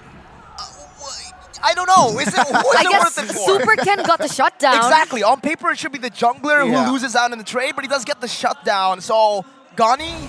I gotta say, at this point, right, it's worth it towards Supercan. They needed that, right? They needed to somehow stabilize on that gold department. And with that shutdown, take a look at the gold already shifting towards Bigetron Alpha. Sure, you can argue it's 19 minutes, Gani. You don't really need items, but take a look at the items. Not all of the heroes are at full items.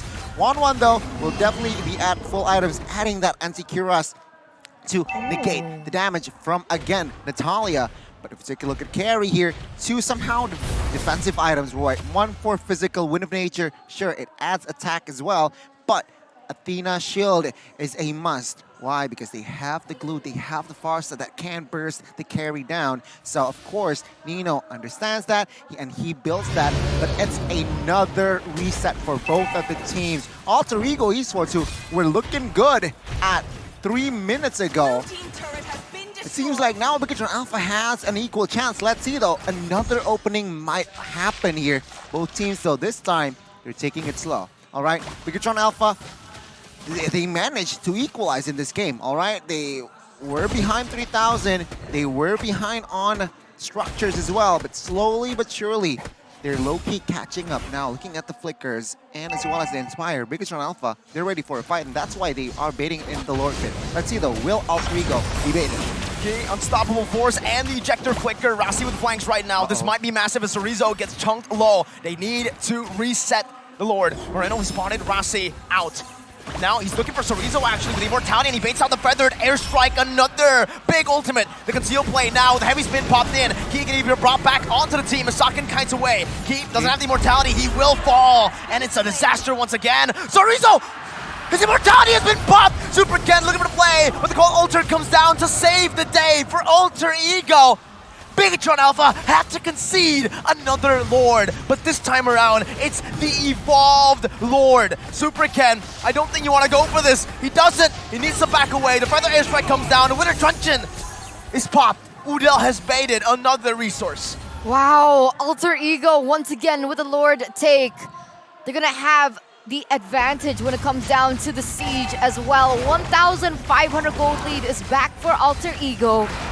And look at the damage dealt, right? Udil, Nino doing the damage. Moreno is a little far below because of how baited the ultimate has been and how it gets cancelled a lot by Pai as well as Rossi. But once again here, Bigetron Alpha, they do have the high ground.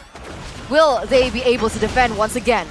Saken zoned away by the Black Dragon form, but he's able to bait it out properly. Look at that spin by Silly Boy! Supercan in the midst! Alter Ego, they have risen! And Bigetron Alpha, they will be knocked out in the first day of the playoffs! Alter Ego have done it! Alter Ego! They are now officially advancing to the next stage.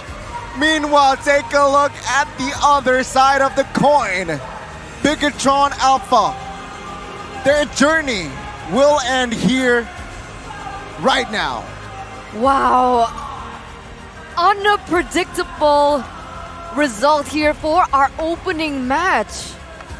And if the coach was worried of the 3-2, they get it. But it's Alter Ego finally progressing in their playoff run for the first time in 3 seasons. The journey that this team has gone through has been intense. If we thought that Bigetron Alpha had a shaky regular season, Alter Ego had a rough one. Lose streak for so long in that first leg. Eventually, they were able to win. They were with aura fire in that red zone for so long until Nino finally stepped into that gold lane, replacing Rizel. It felt like they finally found their main five, and they're gonna progress into the playoffs. Next stop, RRQ. Next stop, RRQ, and it seems like that Alter Ego still respecting their opponent here in Bigetron Alpha. But my goodness, what a journey from Bigetron Alpha. What an opening season for Superken and Saket. We got a moment here for Bigetron Alpha as they will do speech, I believe, on stage. One last sign of respect from their manager, Audi.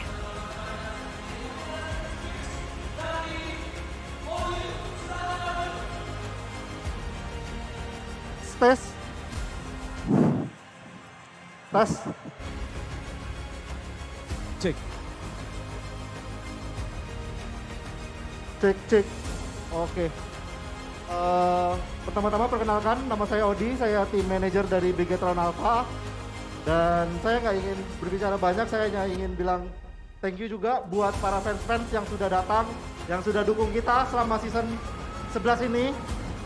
Maaf sekali lagi kita belum memberikan yang terbaik buat kalian, tapi yang saya bisa janjikan adalah tentunya kita bakal bisa improve terus ke depannya. Gitu aja. Dan yang kedua tentunya buat Alter Ego, sukses terus. Semoga kalian di playoff bisa lebih jauh lagi. Dan semoga juga siapapun yang mewakili Indonesia di MSC nanti bisa membawa pulang piala internasional sekali lagi ke Indonesia. Dari kita gitu saja terlebih dulu. Dan supaya nggak lebih lama lagi, thank you sekali lagi.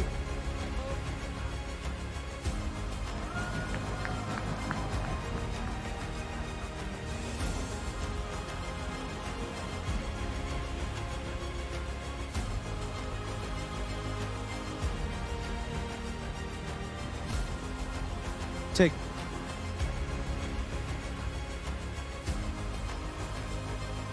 Alpha for season 11.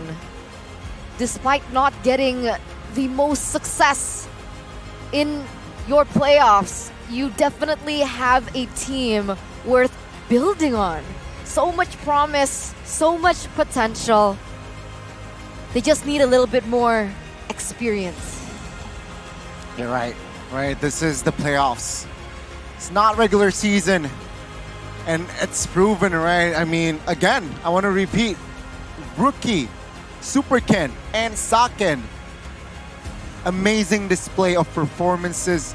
But it seems like they have to bow down to the experience that Alter Ego has. Remember, it was Bigetron always leading the series 1-0, 2-1. But equalizing Alter Ego, they were able to equalize in that last game, in that game 4. And in game 5, that jawhead pick did not pay off. It didn't, so we'll take it to the host for the interview with Alter Ego. Wow, Alter Ego! Derby SM diakhiri dengan 3-2, poin yang sangat-sangat tipis. Dan inilah dia pemenang kita. Bigetron Alpha sudah terhenti perjalanan, tapi kita boleh melihat mereka lagi di esok hari. Wow! Dan di sini sudah ada Alter Champs banyak banget. Dari tadi suaranya kenceng banget. Bisa nggak kita dengar sekali lagi mana suara Alter Champs? Bergema. Kemenangan Derby STM ini cukup menarik, di mana di regular season kalian makan telur terus pas Derby STM. Tapi di babak playoff kalian bisa ngedapetin kemenangan. Dan bahkan dagdikdukser nggak sih Kak Pai? Kasih tahu Kak Pai. Kenapa regular season kita kalah mulu ya?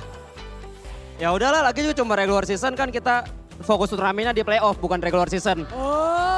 Buset. Kelas kan? Alasannya pinter ya, padahal kalah ya. Iya kalah benar, cuman nggak fokus aja. Fokusnya ke playoff lebih. Tapi apa yang kalian temuin sih pas mungkin nggak kalian lakuin pas regular season terus kalian lakuin di sini pas ngelawan tim Bigetron? Yang ditemuin nggak ada sih. Paling kepedean mereka aja. Wow. Tapi ya ngomong-ngomong tadi kan kita sempat ngobrol nih sama Ripo sama Flapsy. Terus mereka tuh sama-sama suara prediksinya tuh BTR yang bakalan masuk nih untuk mendapatkan tiket MSC 2023. Yes. Tapi ternyata kalian nih Alter Ego yang akhirnya memulangkan Bigetron Alpha. Menurut kalian gimana tuh dengan prediksinya?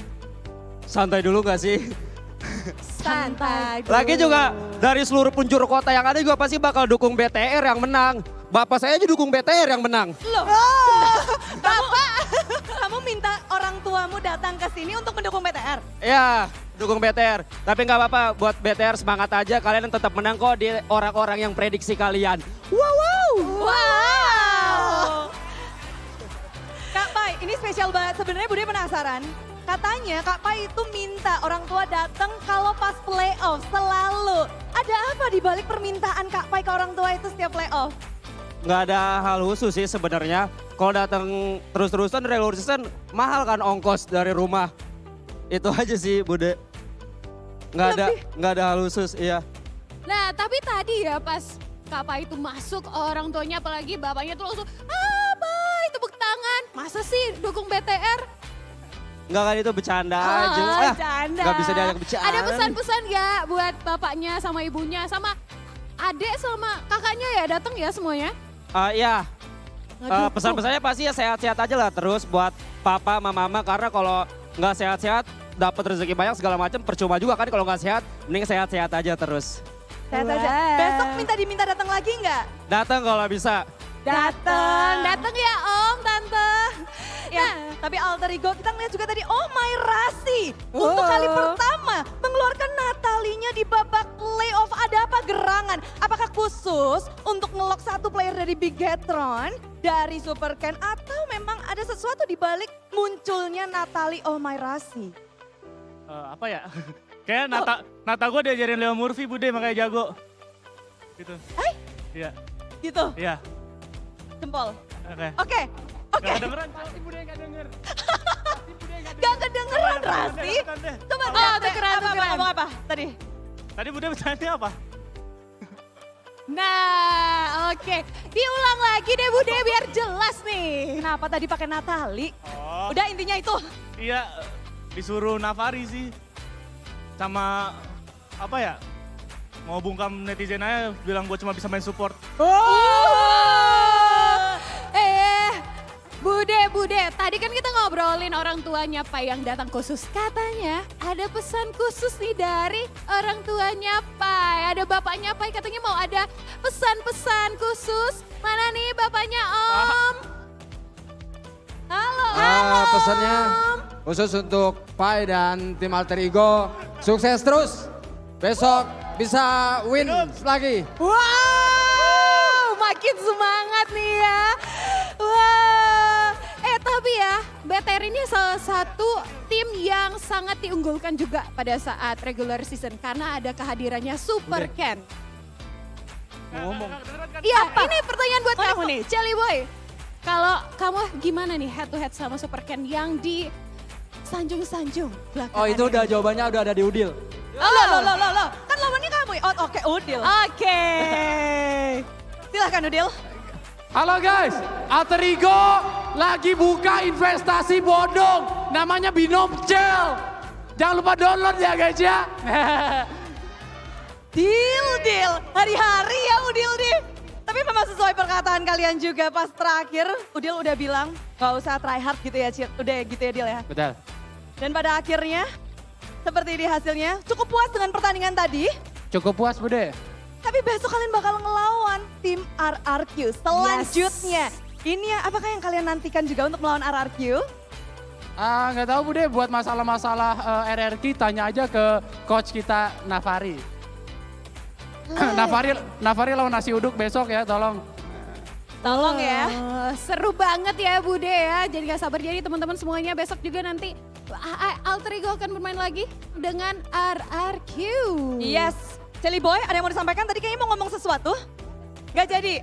Udah dilempar ke Udil. Udah, oke. Dan sekali lagi yuk kita kasih tepuk tangan untuk tim Alter Ego. Gokil. Gokil. Luar biasa dan seperti kita akan langsung nge-breakdown seperti apa permainan mereka dari analis. Dan juga ada guest analis kita Profesor KB dan juga Kolio, silakan break it down.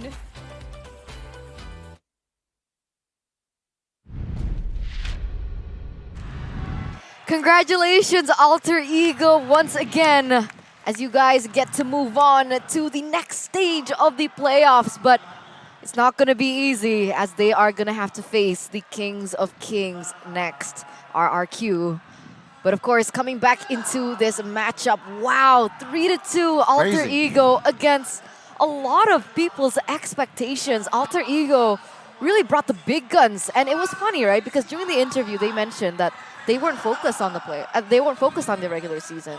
They were focused on the playoffs, and it's ironic because before Alter Ego were really strong in the regular season for quite a while, right? At some point, they were #1 on the standings, right? What season was that? Season 6. Season 6. Season 7. Season 8. Alter Ego. All those seasons. They've always been one of the top teams in the regular season, but they've always fell flat in the playoffs. Here, it's the opposite. Exactly. 6th place in the regular season. And hey, maybe this is the start of the winning streak in the playoffs for Alter Ego. But for Bigetron Alpha, it's a very unfortunate match in the end, losing it. But hey, if there's a way to lose it with these two new rookies, it's with the full veteran lineup of Alter Ego, who really showed class this time around up against Bigetron Alpha. A lot of people counted them out in the series, similarly to how a lot of people counted out Aura Fire in the first round of the playoffs last season. And right now, Bigetron Alpha sent out first. Yeah, I mean, again, you cannot learn without doing mistakes, right? You need to somehow fail first to really learn to mature as a person and as a player, right? So perhaps with this L in this first playoffs for their season, Super Ken and Saken in particular, perhaps then they can develop into beasts next season, right? And again, Bigetron Alpha, this was I feel like the concern that I got from, it's just experience, right? Exactly. They're rookies, it's a different stage. Sure, regular season, it was a breeze for their side, but it's playoffs, man. It's the best of 5, whole different ball game, and it shows that they show quality in that game. They low-key choked, but they also did their best in that game, right? In that series in particular. Alter Ego, different story. Being down 1-0 doesn't phase them. They can climb back up. Being down 2-1 doesn't phase them. They can climb back up. And when it's game 5, it's switch flipping time. They switch. And this is also why I want to show you something here. Oh, what does that say, Gani? Okay, sorry, right? It hasn't been... Cameraman. Experience. Cameraman. What does it say, cameraman? Experience. Well, you can read them out. Okay, we Experience. Over. Talents. All right, so, yeah. And the robots, unfortunately. But experience here.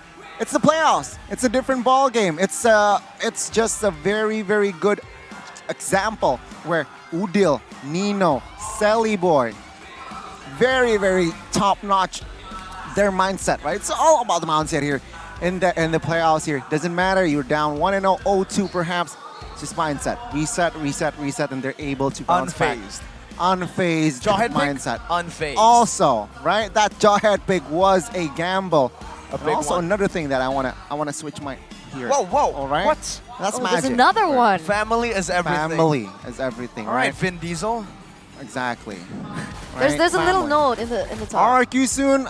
It's just it's a teaser to what's next for Alter right? Ego. Right? Yeah, indeed. But this is your MVP by the Samsung Galaxy A series. It's Rossi on the Natalia. And I gotta give it to him, right? Even though he's not known for his initiator roamers, on the Natalia, he was able to have a huge impact in the game, able to cancel a lot of those feather airstrikes, just render Moreno useless. The man who Yeah. was able to get those MVPs in a row. Exactly, right. He just embodies his inner Beloy. It seems like he embraced his inner Beloy here. 7 kills, 3 assists.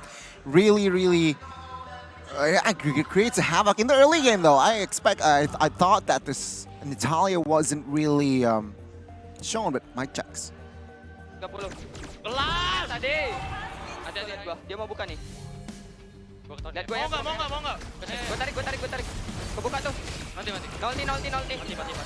Nice. Lihat gua nih. Gua tarik Ade dia. Mati. Kebuka tuh. Nice. Nolti grok ya dulu. Tower can. Oke, tower. Jadi halen ya. Gulti. Gua tower. Lihat gua. Gua tarik. Mati. Edit dia. Nice. Boleh. Masih bisa. Kalau bisa lock. Lihat gua lock. Nice. Mati. Nggak ada flicker. Gas pai. Gas aja. Warnanya udah ulti ke gua. Aman gua, guys. Gas saya ganyang terus.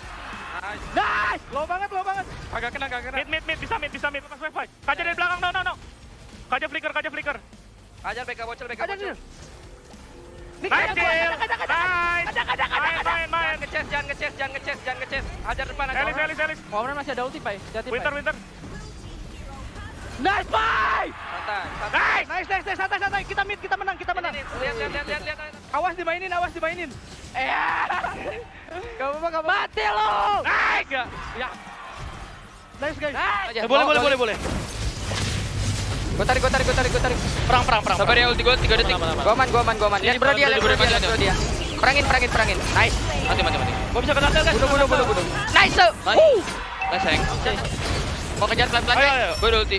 Lihat chicken. Gua udah ulti lo di sini. Lemor no. Awas, ulti dia mor. Low semua. Mati. Nice mor. Nice mor. Lengke. Ini Martis nih.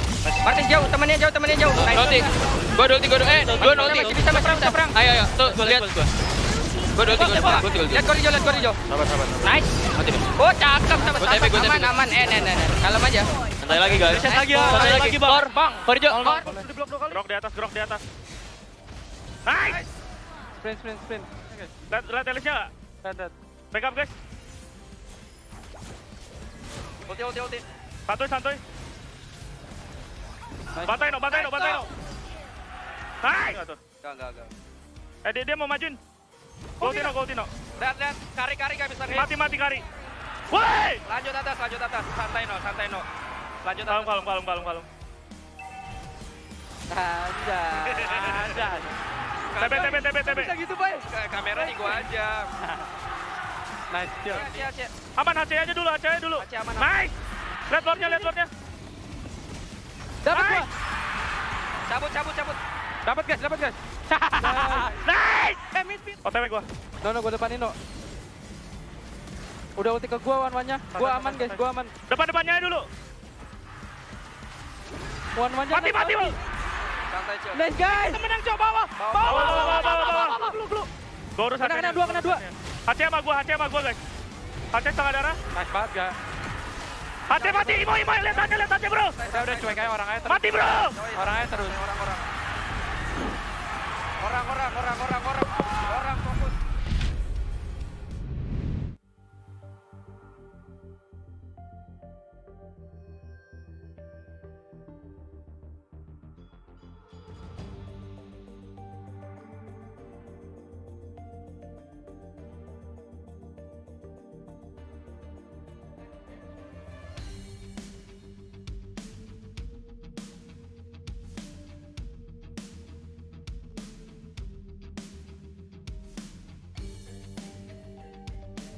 Same roster, old lineup. They're not improving. They're blah blah. Hey, guess what? They just showed that they're better than the New Bloods with Rossi doing the signature pose. It was incredible. Wow. I still can't believe it. What a way to open up the playoffs, right? Already such unpredictability. 3-2 all the way, best of 5, as we are going to take a look at the keys to success for Alter Ego. they have a well-prepared draft, I must say, right? Especially game 4 and 5, where it matters, right? They were down to 1. In game 4, they were able to draft excellently and execute to perfection as well. Same as game 5 here with the Natalia last pick, with that Akai. It just adds more balance, right again? And of course, the counter setup with precise targeting by none other than Rossi, right? He was also an ex-Onyx player, if you don't know. What's that supposed to mean? He is also the key to, the win today. All right. But yeah, going back to Alter Ego, we saw that even in their first match of the playoffs, they pulled a Mincetar in the EXP lane, and they picked up a Hellcurt, and they picked up... What else did they pick up that was weird? They picked up the Natalia. The Natalia? Okay, Rossi's picked up the Natalia before. So Played Estes. Estes he was played also, everything, but honestly. Basically, what I'm trying to say is Mm-hmm. watch out for more pocket strats and pocket picks from Alter Ego. Layla, Rossi's so good. You know why Rossi's so good? I see you, Layla. I want to see Layla. Sorry, what? You want to see Layla? Yes. You did see that in MPL Malaysia. Exactly. Yeah. And it worked. It did Chiku won, work. right? Chiku on the Layla. The man just, he's weird. And he makes the weird stuff work, which is so impressive, honestly. But Eterna, I think it's time to take them to something. Are we going to take them to something? Yep. Oh, all right. Guys, before we get into match number 2, between EVOS as well as GEEK SLATE, there is going to be a fun match held in Indonesian. But for those of you who want to enjoy that, you can during the break, because it's going to be fun. It's going to be fun. It's a fun match. It's a fun match between Team Fonzie and Team Jerome Paulin. Whoa. They're big icons here in Indonesia. If you guys want to check that out. But ladies and gentlemen, me and Gani, we're going to say goodbye for now. See you tomorrow. But don't worry, your Mirko will still be at your service for the next upcoming match. So on that note, thank you guys, and we'll see you after the break.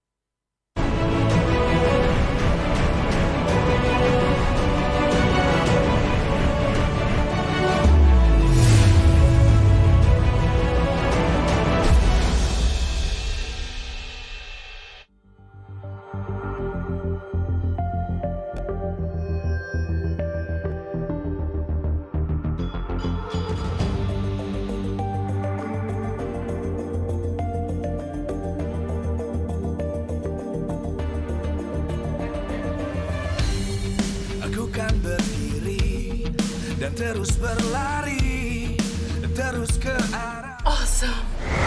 Awesome. Awesome is for everyone. So it all started when I was at a friend's party. Mia, can you send me that? Sure. Everyone keeps asking. Mia, can you send me that? Even my French neighbor. I mean, all the time. Can you send me that? I'm not making this up. Hey, can you send me that? Everyone. Sure. Samsung Galaxy S23 Series 5G. Get it now.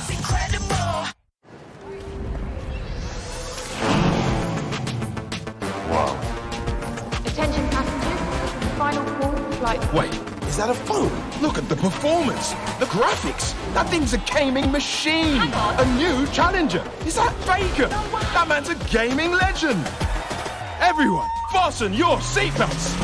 And here we go! Samsung Galaxy S23 Series 5G. Get it now. My Galaxy! My awesome screen. My awesome camera. Long lasting. Battery life. My awesome screen. My awesome camera. Long lasting battery life.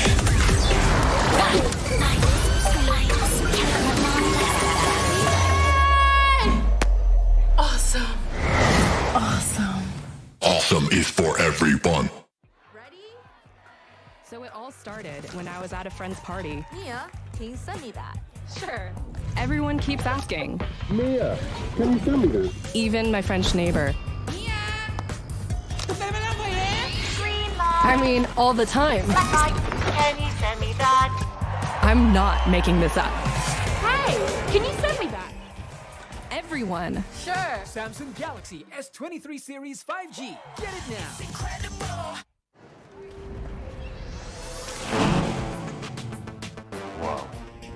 Attention passengers, final call for flight. Wait, is that a phone? Look at the performance, the graphics. That thing's a gaming machine. A new challenger. Is that Faker? That man's a gaming legend. Everyone, fasten your seatbelts. And here we go! Samsung Galaxy S23 Series 5G. Get it now. My galaxy! My awesome screen. My awesome camera. Long lasting. My awesome screen. My awesome camera. Long lasting. Battery life.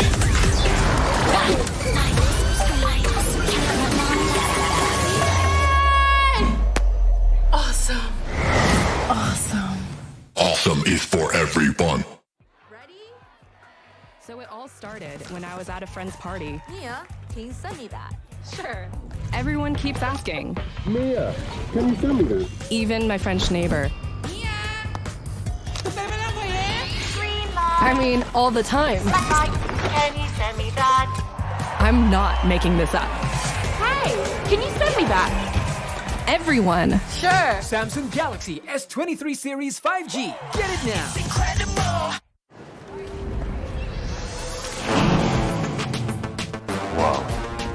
Attention passengers, final call for flight. Wait, is that a phone? Look at the performance, the graphics. That thing's a gaming machine. A new challenger. Is that Faker? That man's a gaming legend. Everyone, fasten your seatbelts. And here we go! Samsung Galaxy S23 Series 5G. Get it now. My galaxy! My awesome screen. My awesome camera. Long lasting. My awesome screen. My awesome camera. Long lasting. Battery life.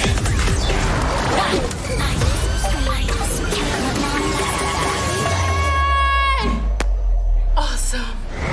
Awesome. Awesome is for everyone.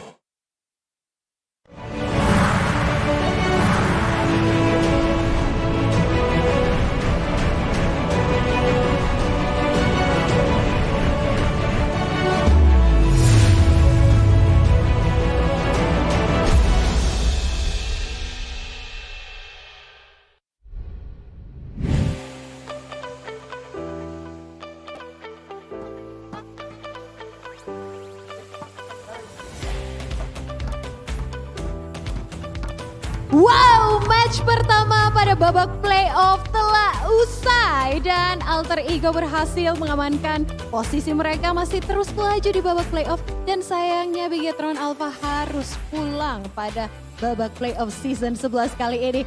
Dan super fans di sini semuanya masih semangat, mana suaranya? Wow, dan seperti tadi udah ada bocoran-bocoran informasi kalau kita bakalan ada halftime fun match. Fun match seperti apa ya ini ya? Tapi sekali lagi kita tanyakan lagi deh ke teman-teman di sini. Maunya fun match yang seperti apa sih teman-teman? Hah? Apa? Kayaknya ada suara-suara epic. Itu tuh yang dua paling depan kayaknya kenceng banget suaranya dari tadi. Epic apa sih? Monica jadi penasaran di sini. Jadi kayaknya boleh nih dilihat-lihat kayaknya yang kenceng suaranya. Oh, Fonsi sama Kak Jerome ternyata. Yuk dong langsung ke sini. Yuk Fonsi sama Kak Jerome bisa langsung ke stage biar bisa ngejelasin ke kita semua apa sih yang dari tadi diteriakin epic fun match itu apa ya? Wow. Kak Jerome. Halo. Dan juga Fonsi. Hai. Ke tengah dong, ke tengah dong. Wah, kenapa? Manglingin ya? Ganteng ya? Mirip. Oh mirip, ganteng sama cantik. Oke kita ke tengah lagi dong, dikit lagi nih. Kayaknya Kak Jero maunya deket-deket Fonsi mulu nih, gak mau jauh-jauh ya. Nah, ini kita, Oke, biar sesuai gitu ya. Sesuai. Tadi tuh dari tadi neriakin epic. Maksudnya apa sih Kak Jero sama Fonsi? Jadi aku sama Fonsi ini bakal ada epic surprise match bareng Galaxy Series 23 5G. Oh, mana suaranya dong? Wow, jadi ternyata ini yang disebut-sebut fun match-nya epic. Tapi kan kalau main Mobile Legends tuh harusnya berlima ya satu tim. Ini kalian sendiri-sendiri doang apa gimana? Oh enggak, kita sudah mempersiapkan tim. Oh udah mempersiapkan tim. Iya gak sih? Kayak ragu-ragu nih gimana sih? Tim seperti apa? Kayaknya gimana? Kalian mau milih tim seperti apa? Sebenarnya kita pilih-pilih dari penonton sih nanti. Dari ini penonton? Ada banyak yang datang, kita pilih-pilih beberapa. Wah, teman-teman di sini yang lagi nonton, ada yang mau main bareng Fonsi sama Kak Jerome nggak? Mana suaranya? Buset, dah pada angkat tangan semuanya ya di sini. Nah, tapi ya, ini kalau gitu berarti mau ngambil dari bawah? Teman-teman dari nanti bawah? kita ada ambil dari tribun juga, sama nanti aku ada tim pokoknya. Ada tim. Kalau gitu langsung aja deh, langsung dijemput atau dipilih nih penonton-penontonnya yang mau. Kayaknya satu-satu nih. Fonsi dulu bisa tuh. Ayo Fonsi. Ditarik deh ke atas sini ya. Langsung Kak Fonsi. Yang mana? BTW selama ini Kak Fonsi kan lagi mau milih. Oh, ternyata ini tim aku ada Thomas, Chesty, sama Arbi yang menang giveaway dari Samsung ID. Ayo guys. Oke, ternyata ada pro player juga. Ya. Dan ada juga yang menang. Ini udah berempat ya? Giveaway. Satu lagi aku. Nah itu tuh ada suaranya katanya boleh diadu. Satu lagi yang itu deh tuh yang itu ya. Yang mana Fonsi? Ya itu dia.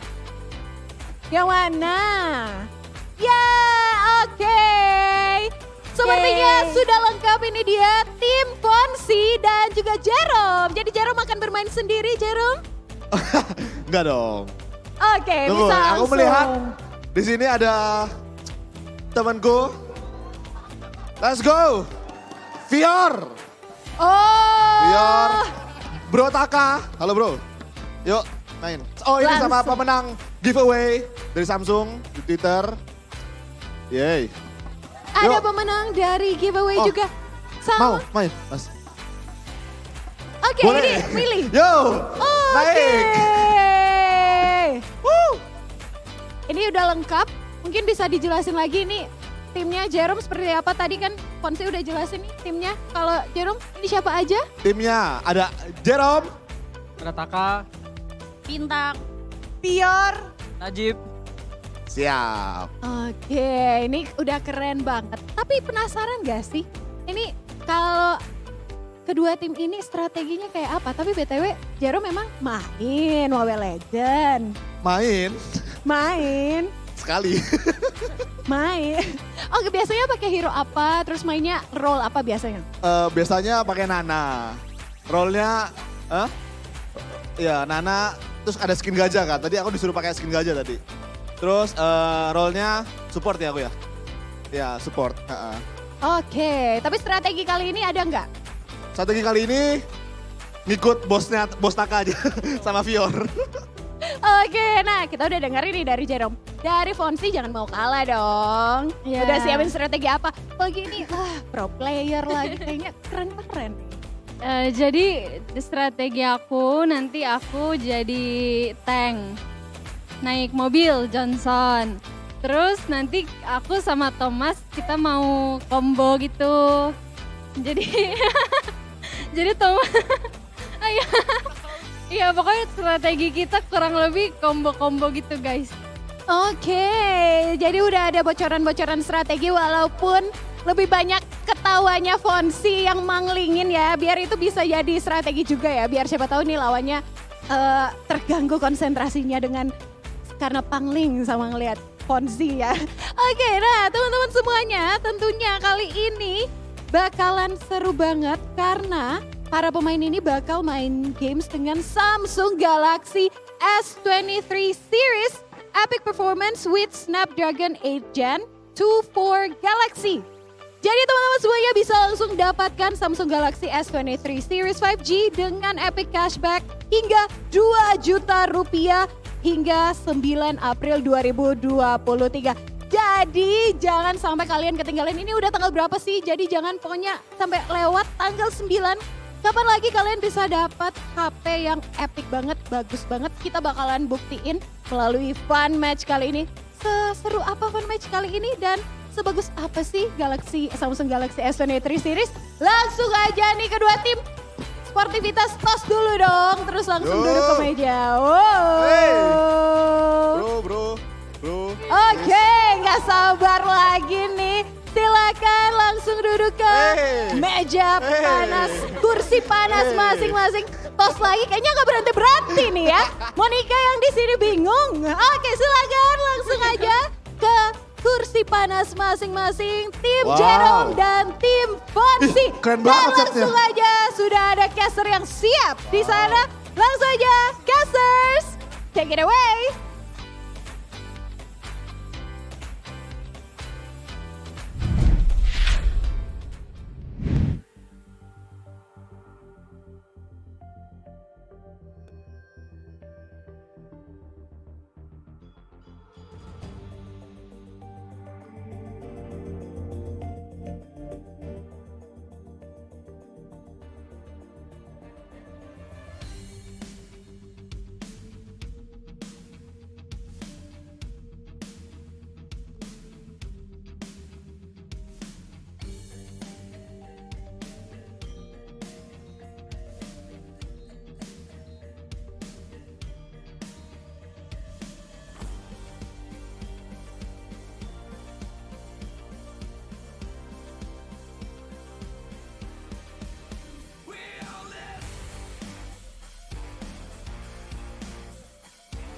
Banget prosesornya Snapdragon 8 Gen 2 4 Galaxy yang pastinya mengoptimalkan perangkat untuk main game agar nge-kill enemy lebih smooth dan no more lagging. Jadi nggak ada lag-lag lagi tuh Gak ya? ada alasan, wah aduh nge-lag, aduh. Aduh panas nih handphonenya, udah ya stop dulu ya. Gimana ya, panas banget, aduh ini ada di depan. Udahlah teman-teman ya. Dia.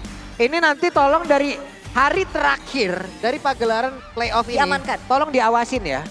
Karena bisa jadi, mungkin saya. Saya jujur-jujuran aja. Saya juga siapa yang gak mau lah. Iya kan, lu Karena kan aku anaknya push rank banget ya. Wah. Aku benar-benar lagi nge-push banget nih. Oke. Sama kan? Sama. Nah kan kita butuh baterai yang kapasitasnya Betul. besar juga dan disediakan 5.000 mAh pastinya. 5.000 mAh tuh ya, udah gede banget. Yang lain mungkin hanya sekitar 3.000, 4.000, kita 5.000 mAh. Itu kalau kita main dari sekarang nih 5.000 mAh, sampai kita nanti punya anak 2, ya di charger juga. Benar. Kalau lama banget kalau itu enggak nyampe situ juga. Enggak begitu ya teman-teman. Tapi teknologinya juga 120 Hz refresh rate. Itu dia. Yang lebih cepat dan dynamic AMOLED 2x 2 kali. Gimana tuh? Bang, tapi kan kita nantinya bang, kalau kita pakai layar Super AMOLED gini, apalagi untuk X gini bang. Aduh, kalau nanti kenapa-kenapa pecah, nanti kita gantinya mahal. Hei bro, nanti kalian kalau kita bacakan di sini harganya tercengang, ya kan? Harganya sangat terjangkau tuh. Kurang apa lagi? Jadi buat kalian semua, langsung aja. S23 sudah menanti kalian. Benar. Sudah menanti untuk langsung ada di genggaman kalian. Kurang apa lagi? Dan mumpung sekarang lagi Ramadan nih, ada limited offer dari Samsung Galaxy S23 Series 5G. Dapetin hingga 2 juta trade-in. 2 juta? Dan sampai 2 juta tuh. Iya, Galaxy Wearables dan free perlindungan Samsung Care Plus selama 6 bulan senilai 889.000. Tuh, kurang apa lagi nih kalau di total jadi 2.900.000 tuh ya. Tuh, banyak banget lagi kan bonusnya, emang awesome banget loh. Awesome banget pokoknya. Awesome banget. Awesome banget pokoknya. Ini juga awesome banget, lihat. Fonzi Aduh, yang ada akan kakak bermain. Kalau tadi sebenarnya udah ditanya ya, Iya. dia nge-spill banyak banget. Betul. Informasinya dia bakal mau main Johnson yang dikombokan. Mungkin nanti sama Hati bakal main Odet. Ini kayak sama hati sendiri dia.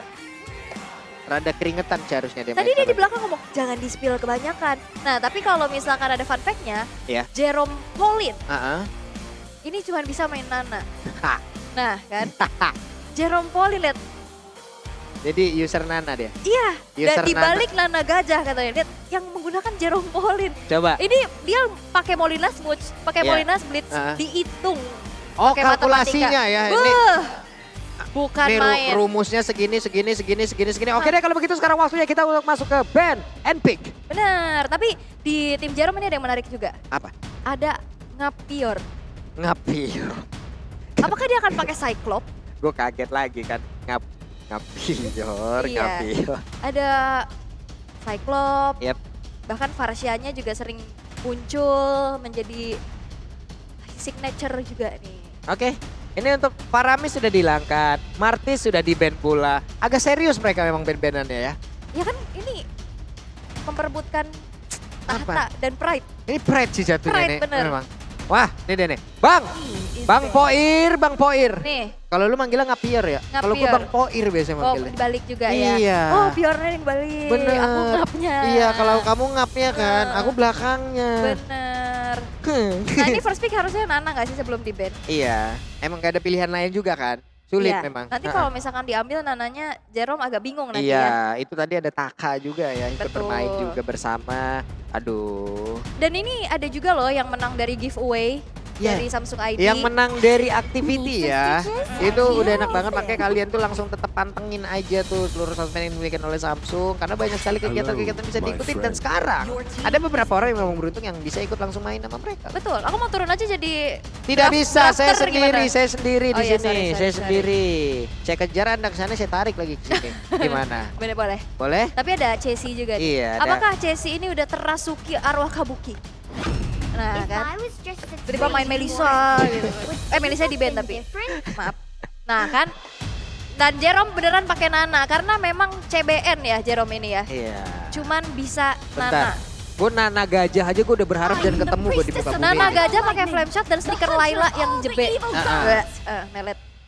Itu udah paling epic banget tuh. Udah paket komplit ya. Bener, ini udah epic banget. Dan ini akan ditunjukkan se-epic apa Nana flame shot dan skin gajah dan stiker Layla.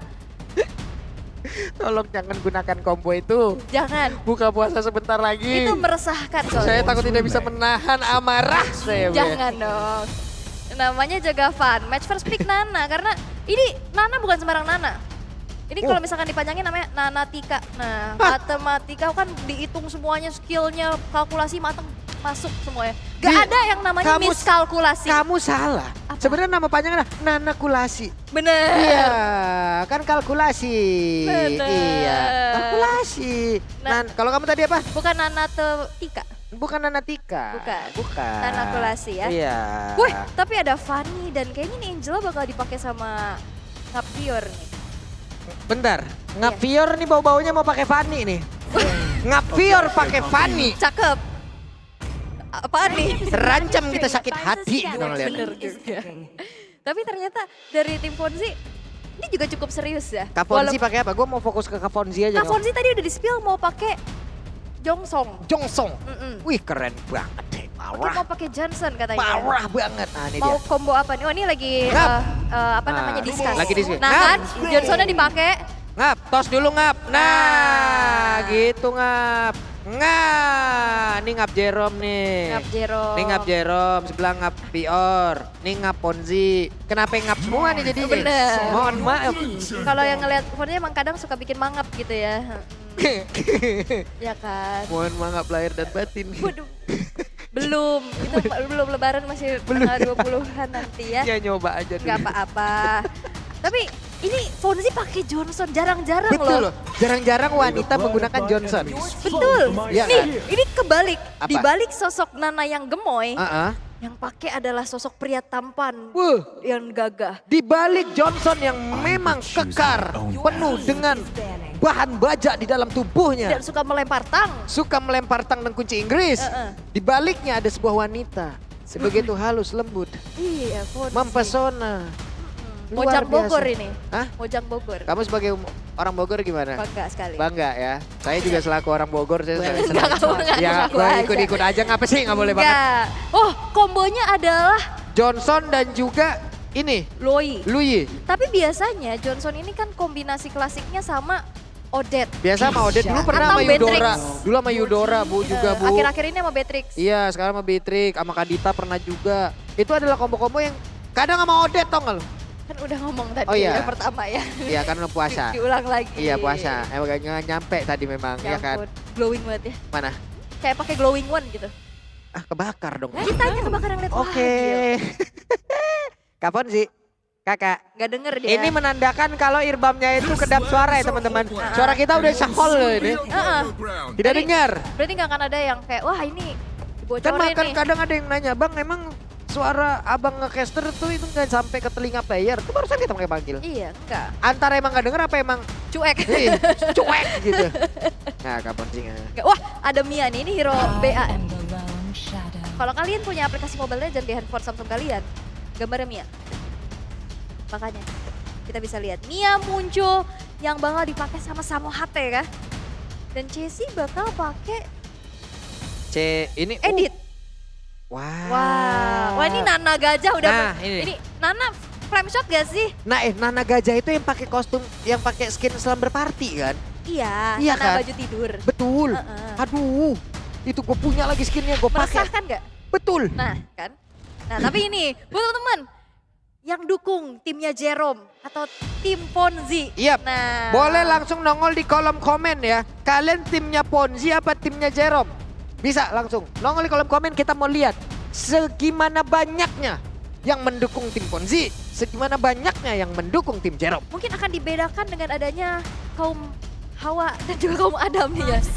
Mungkin jangan silang aja gitu biar sama-sama imbang. Tapi ini dia fun match kita akan segera dimulai. Oke, bintang ini mungkin dari activity ya? Iya. Pemenang activity, oke. Sementara ada Bel Nitafior. Nitavio. Iya.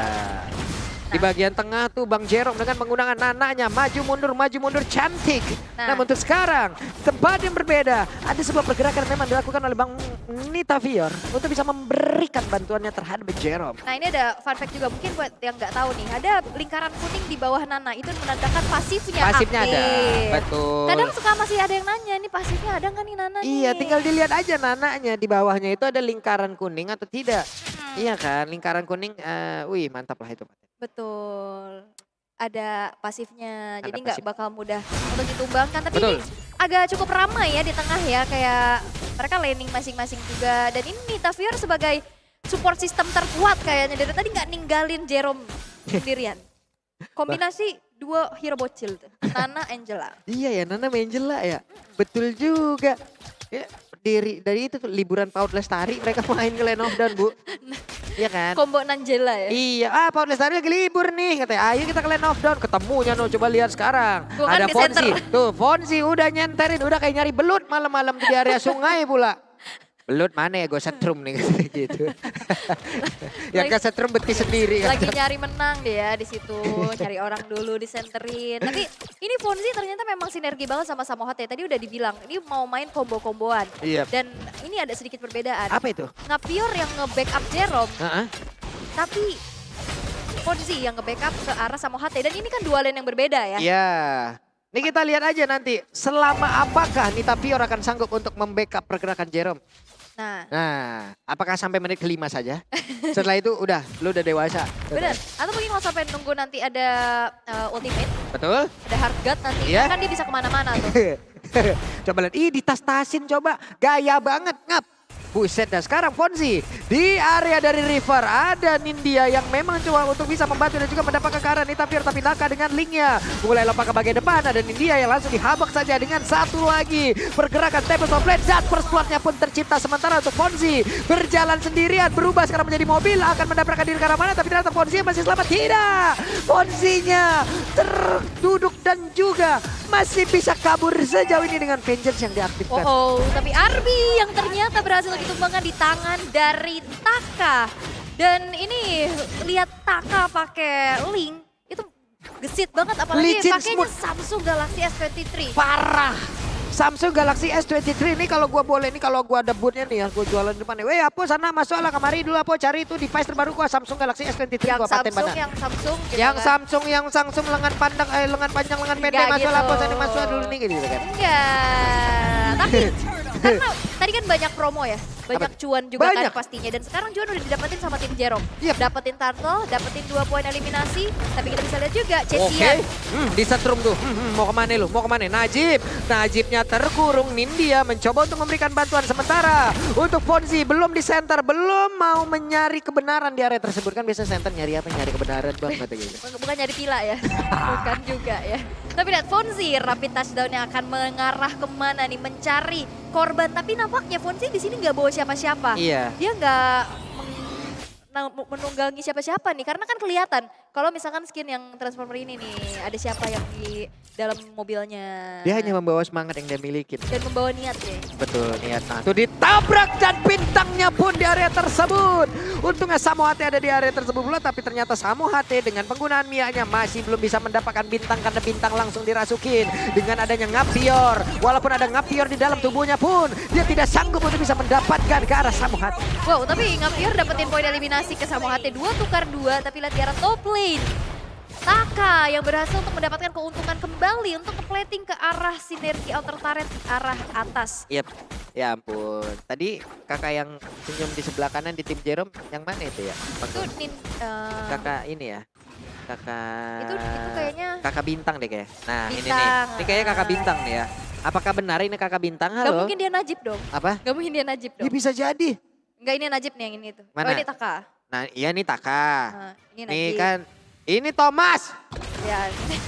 Ini Najib juga. Coba lihat tuh Jerome, dikit lagi SP-nya. Ada pasif di dalam tubuhnya, harusnya dia masih bisa selamat. Tapi ternyata untuk kali ini Jerome pun masih berhasil kabur dengan tidak terbuka pasif yang dimiliki. Taka dicolok dengan satu lagi pergerakan Phantom Execution dan Takanya masih bisa selamat. Bahkan Nita Piornya selamatkan dia untuk masuk ke dalam tubuh rekannya dan masuk loh. Wah, ini bener-bener sih Nita Pior gesit banget. Apalagi performance-nya ini didukung dengan adanya epic performance with 5000 mAh battery. Dapatkan Samsung sekarang juga biar kayak Nita Pior. Betul. Itu backupnya cepet banget loh. Itu barusan kalkulasinya juga tidak akan bisa berjalan lancar apabila tidak device-nya tidak mendukung. Betul.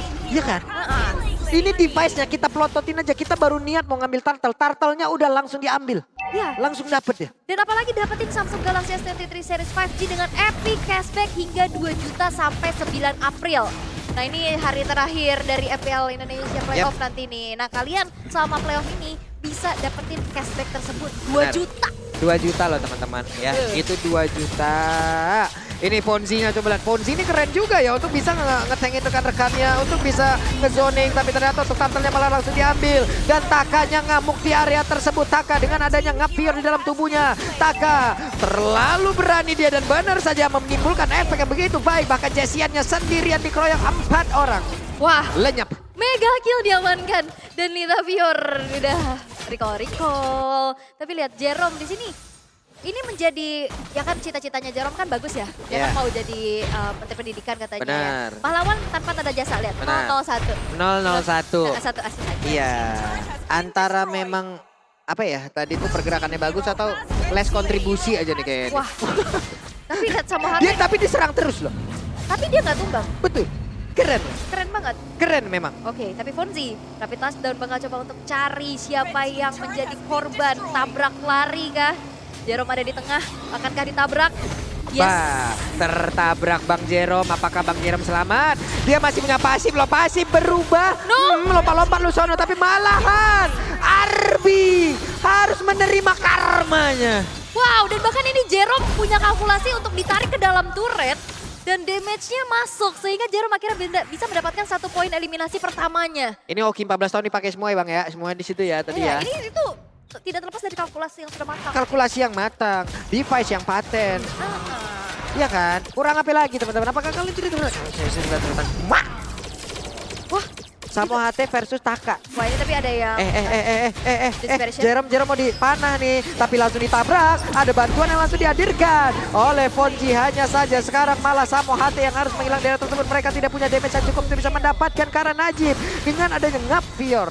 Wah ini Bang Fior benar-benar menjadi support system ya. Bahkan dia lihat recall dulu, memancing tim Fonzi untuk keluar dari tempat persembunyian. Dan bahkan ternyata diam-diam Chesian makro play-nya berjalan. Betul. Outer turret di arah top lane berhasil untuk dihancurkan. Boleh-boleh. Boleh-boleh nih Chesian. Boleh-boleh memang. Oh, Kang Backdoor nih ya suka, ya kan sama. Kamu juga suka kayak gitu kan. KBD. Kang Backdoor. Betul. KBD. KBD.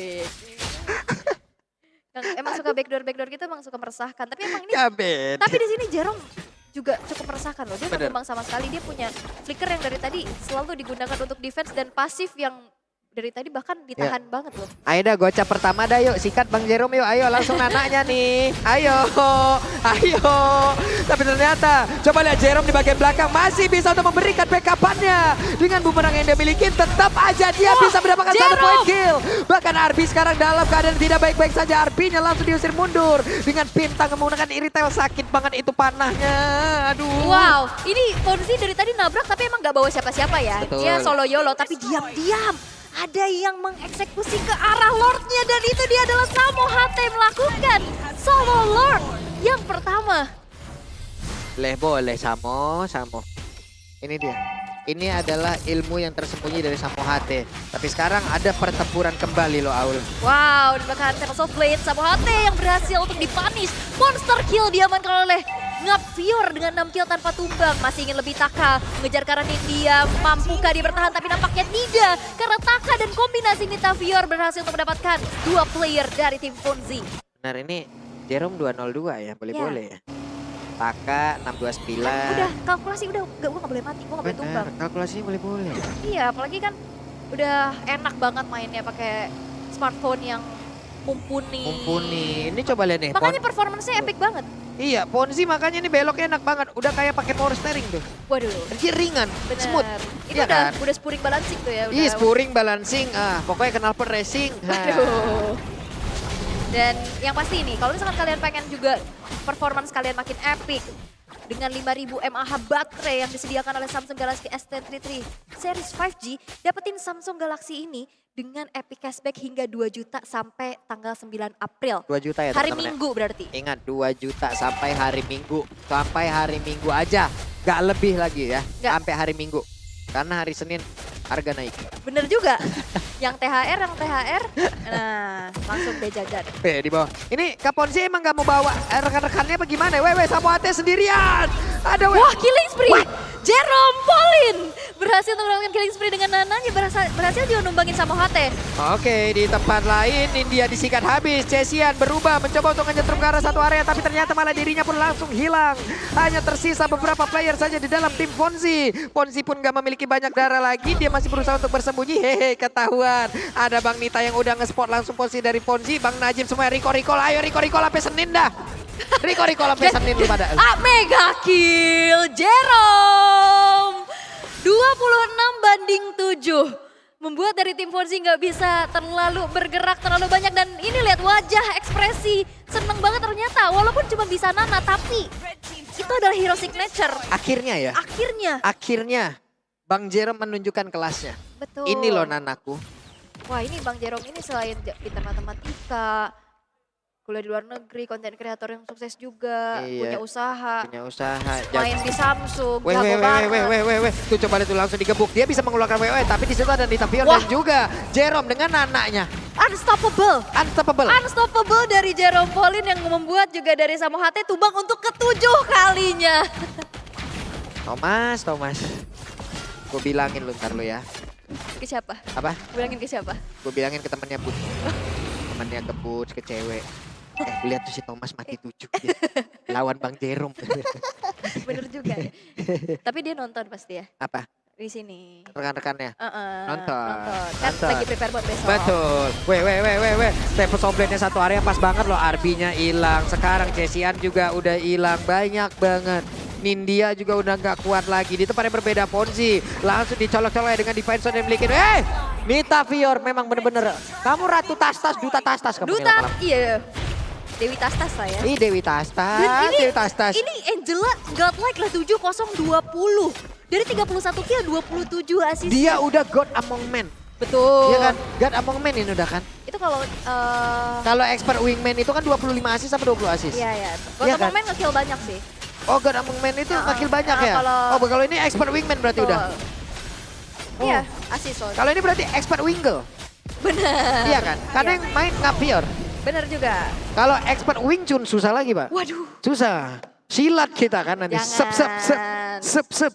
Bang Donien mendadak datang. Expert Winky nanti gini, Iya, Wiriawan nanti. betul. Tapi lihat Jerome gak tumbang sama sekali Keren loh. loh. Ini keren banget sih dan bahkan dari tadi dia menggunakan flickernya dengan tepat waktu dan Iya. kalkulasi yang matang banget. Betul. Dan gak ada delay-delay sama sekali. Dan dari tadi ini pasifnya nggak pecah lagi ya. Sekali doang kan pecahnya. Betul. Pasifnya tadi. Dan Lordnya udah berjalan ke arah base turret di arah tengah walaupun masih ada 5 player dari tim Fonzi yang Yep. langsung nge-defense Lord tersebut. Oke, sementara untuk sekarang mereka semua masih berbaris di area tersebut belum mau melakukan banyak hal. Di atas, wave minion harus ditahan. Di bawah, mereka harus menahan juga. Di tengah juga harus ditahan. Udah puyeng nih. Dan lihat deh handcamnya. Apa tuh? Lihat, ini handphonenya layarnya kan gede banget ya. Iya udah gede, penuh bezelnya itu loh. Aku suka bezelnya tuh yang tipis banget kayak gitu tuh. Jadi enak, Bu. Handy banget ya. Ih, parah. Bisa Di enak tangan tuh dipegang. juga. Di tangan itu, Nah, Pak. kan? Nah, itu dong. Johnson incar Nana. Aku tim Fonzi. Aku tim Jerome. Oh, gak bisa. Aku incar Nana. Aku incer Johnson. Aku incar Nana pokoknya. Tapi nananya susah banget diincer. Betul. Itu ya faktanya adalah Nana coba lihat. Nah tuh jalan sendirian. Aduh langkahnya imut banget tau gak lu? Karena Jalan ini kayak juga gitu. nih. Angela. Diam-diam. Enggak, Bang Pior juga masuknya tadi tepat waktu mulu loh. Heran, loh. Benar. Dan dia juga kan lagi backupnya bagus banget. Tapi Iya. dia kan suka melantarkan tali silaturahmi yang gak putus-putus itu. Bener. Itu 7 poin kill, itu kill steal semua tuh. Iya juga sih. Bener. Iya. Ini aduh Nananya sendirian tuh. Teman-teman info aja nih info ya. Nah kita spill dikit ya. Iya. Karena Nananya dari tadi nggak tumbang sama Betul. sekali. Dan dari tadi sebenarnya Fonzinya udah nyuruh untuk incer Nana. Nah ini dia nih. Dikejar. Alah Bang Nita Piornya berhasil kabur tapi malah mereka langsung bertemu dengan Najib. Malah mereka yang langsung dikeroyok. Samo HT berusaha untuk kabur. Samo HT berusaha untuk bisa nge-recall dan juga pulang. Tapi ketahuan. Disikat. Coba lihat. Nita Pior lagi kan. Karena dia bisa WWN tapi tidak dengan magical damage yang harus dia tahan. Tapi Arbi masih level 11 mau kabur ke arah mana. Dicolok sama Taka. Tulang punggungnya lenyap. Yap, dan kayaknya nih kalau Fonzi bawa Samo HT mungkin bisa dapetin deh. Bisa. Iya, karena dari tadi Fonzi kan sendirian aja nih. Samo HT tolonglah peka. Nah kan sekalinya Nah. bawa Chesian nabrak tuh. Iya gitu. Ngobrol gitu. Aku nebeng dong. Telepon G gitu. Salah. Mau ulang lagi tapi kayaknya dari tim Jerome mau menyelesaikan game ini dengan cepet loh. Betul, oke kita lihat aja wave minion.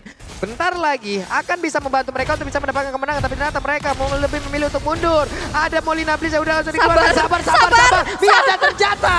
Game dimenangkan oleh tim Jerome. Wow, walaupun disuruh sabar tapi nampaknya Jerome Pauline dan kawan-kawan tidak bisa bersabar untuk menyelesaikan game ini. Gak mau nanya sama Samo Ate, lu nyuruh orang sabar kenapa itu? Sabar jangan di end maksudnya. Iya. Karena kan tadi udah kepres, dia Iya. nggak bisa ngetik-ngetik sabar.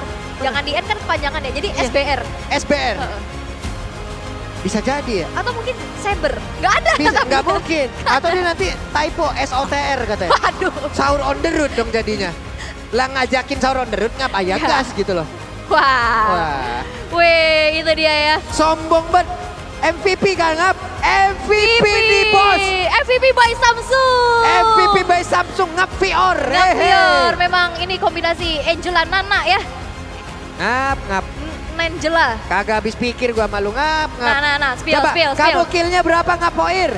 Killnya berapa ngap? Gak mati, killnya berapa? Killnya berapa? Nah ini juga gak mati-mati nih, Kak Jerome. Nih Kak Jerome juga. Kak Jerome. Wah, wih, kita gak Keren. mati. Ini kan India nih ya, kan India nih. Ini betul. Bintang. Bintang gitu ya, Kak Bintang. India yang sebelah ya. Sebelah ya Beda. tadi. India itu tadi yang Luyi. Betul. Kalau nggak salah. Bener itu. Iya kan? Ih keren kali lah teman-teman. Mantap. Mantap dan itu ya, combo bocil itu memang meresahkan dan Iya. gak tumbang sama sekali. Bener. Di saat bocil bersatu, tidak baik gitu line of down. Bener. Tidak baik-baik Di saat saja. bocil bersatu disitulah kau bertumbuh. Gitu. Memang, coba lihat seluruh skill yang mereka miliki tidak ada yang bisa yang kayak menghancurkan tanah, kah, dinding yang terganggu nggak Iya, ada. nggak ada. Semuanya juga kayak emang slow aja. Walaupun tadi Nananya icik-icik jalan sendiri ke bawah ya kan. Tapi nggak kenapa-napa. Ya kayak Nana jalan la la la la la la la Ada aja tentang input. Iya, kita lihat dulu itemnya kali ya. Iya. Apakah ini akan menjadi Nana Tank? Wah, karena nggak tumbang-tumbang. Atau Nana Marksman? Oke, dan ini dia. Iya. Nana Magical ternyata. Nana Magical, makanya sakit banget loh. Dia Ngeri udah- banget tuh. Udah hampir full damage. Iya. Udah full item juga hampir. Dia di situ pakai enchanted talisman. Oke, penggunaan mananya pasti akan sangat-sangat hemat. Cooldownnya juga udah dapat. Pantesan nge-spam terus. Bener. Ya kan? Tapi ada geniusnya ini loh. Nah ini, baca buku biar jenius. Nah kan, nyambung. Baca buku biar jenius. Agar nantinya di saat kita ke depan, kita bisa mengumpulkan diamond-diamond. Nah itu. Kristal-kristal. Betul. Untuk bisa menjadi sebuah investasi. Betul. Iya kan? Gitu. Dan untuk berperang pastinya pakai Divine Glaive ya. Di dalam kehidupan yang begitu pahit ini. Benar. Iya kan? Mantap Aul. Benar. Dan lihat, Nita Fiora kenapa memang selalu bisa backup dengan hard Kan. guard-nya. Dia punya fleeting time. Dia punya Dan fleeting apalagi dia punya NOD Iya. yang membuat lifesteal dari Betul. tim Ponzi tidak bisa bergerak. Tapi ini dia, Jerome Pauline. 610, kirain 600.000 gold per menitnya. Walaupun 5 kill, 0 death, 3 assist, 34-7. Ini dia MVP by Samsung Galaxy S23 Series 5G di Epic Surprise Match dengan Nana Gajah yang bukan meresahkan para kaum push rank, tapi ini tim Ponzi juga mulai resah dengan Nana Gajah ini ya. Serius gue kalau di rank ketemu Nana tuh capek. Kan gue user 1-1 ya. Males gue ngejar dia tuh, serius. Mau maju kena Molina. Iya, ya kan? apalagi kalau punya pasifnya kan. Di saat dia punya pasif, di saat kita langsung crossbow tank ke dia juga. Oke, dianya ke pick off gitu. Tapi dengan pasif itu, tembakan crossbow tank kita tetap ngikutin dia. Iya. Cuma damage-nya nggak masuk. Apalagi movementnya kan nambah kan. Iya. Cukup. Gerakannya tuh, kenceng banget itu. Kayak pakai knalpot racing langsung dipasangnya sini dua. Bener, sama turbo ya nos ini Betul, kan. Wing, dinamo, ya, dinamo yang lilit sendiri itu dipasang. Kilikan. Kilikan sendiri. Ada yang salah kilik mundur. Umur ketahuan. Iya. Ada yang salah kilik mundur. Iya bener. Oke. Tapi kita bakal interview ya dengan keseruan yang terjadi. Apa itu? Ada apa di sana? Apa yang akan terjadi di sana? Jadi langsung saja sekarang Monica. Let's go.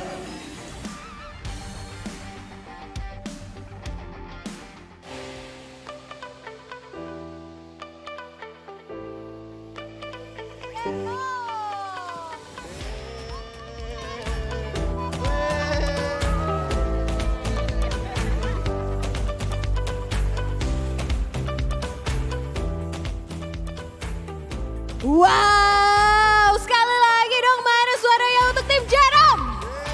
Wow, oke. Dan tapi ya kalau ngelihat ini kemenangan tim Jerome kayaknya karena digendong sang MVP nih. Jerome gimana menurut kamu? Sangat-sangat digendong. Oke, MVP-nya emang siapa sih? Iya. Apa? Kamu nggak capek ngegendong timnya sama Taka dan lain-lain? Udah biasa. Sebenarnya lebih jelasnya tuh ngegendong Jerome ya. Enggak sih, gak berat sih gendong dia. He is a quick learner soalnya. Oke, karena kita lihat kayaknya baru nggak sering main, tapi tadi kayaknya lumayan jago juga ya. Nggak tumbang ya. Oh gitu. Jadi sebenarnya tadi kan kita dikumpulin di atas. Terus pakai Nana nih, kayak gini cara mainnya. Nanti kalau ada item di sini pencet-pencet aja. Seriusan, jadi baru belajar. Quick learner banget. Makanya nih kayak tadi caster ngomong, ini Nana di tangan Jerome jadi Nanatika alias matematika Nanatika. Jadi Nanatika gitu. Oh, iya. Apa itu selain itu tadi kan ini baru kali ini juga main gak terlalu sering. Ada faktor-faktor pendukung lainnya gak sih yang membuat kalian bisa menang? Handphonenya mungkin, karena lihatnya tadi kayaknya nyaman banget sama handphonenya. Oh iya, HP-nya juga mendukung sih, jadi mainnya enak gitu. Gimana? Enaknya gimana tuh? Jadi epic movement.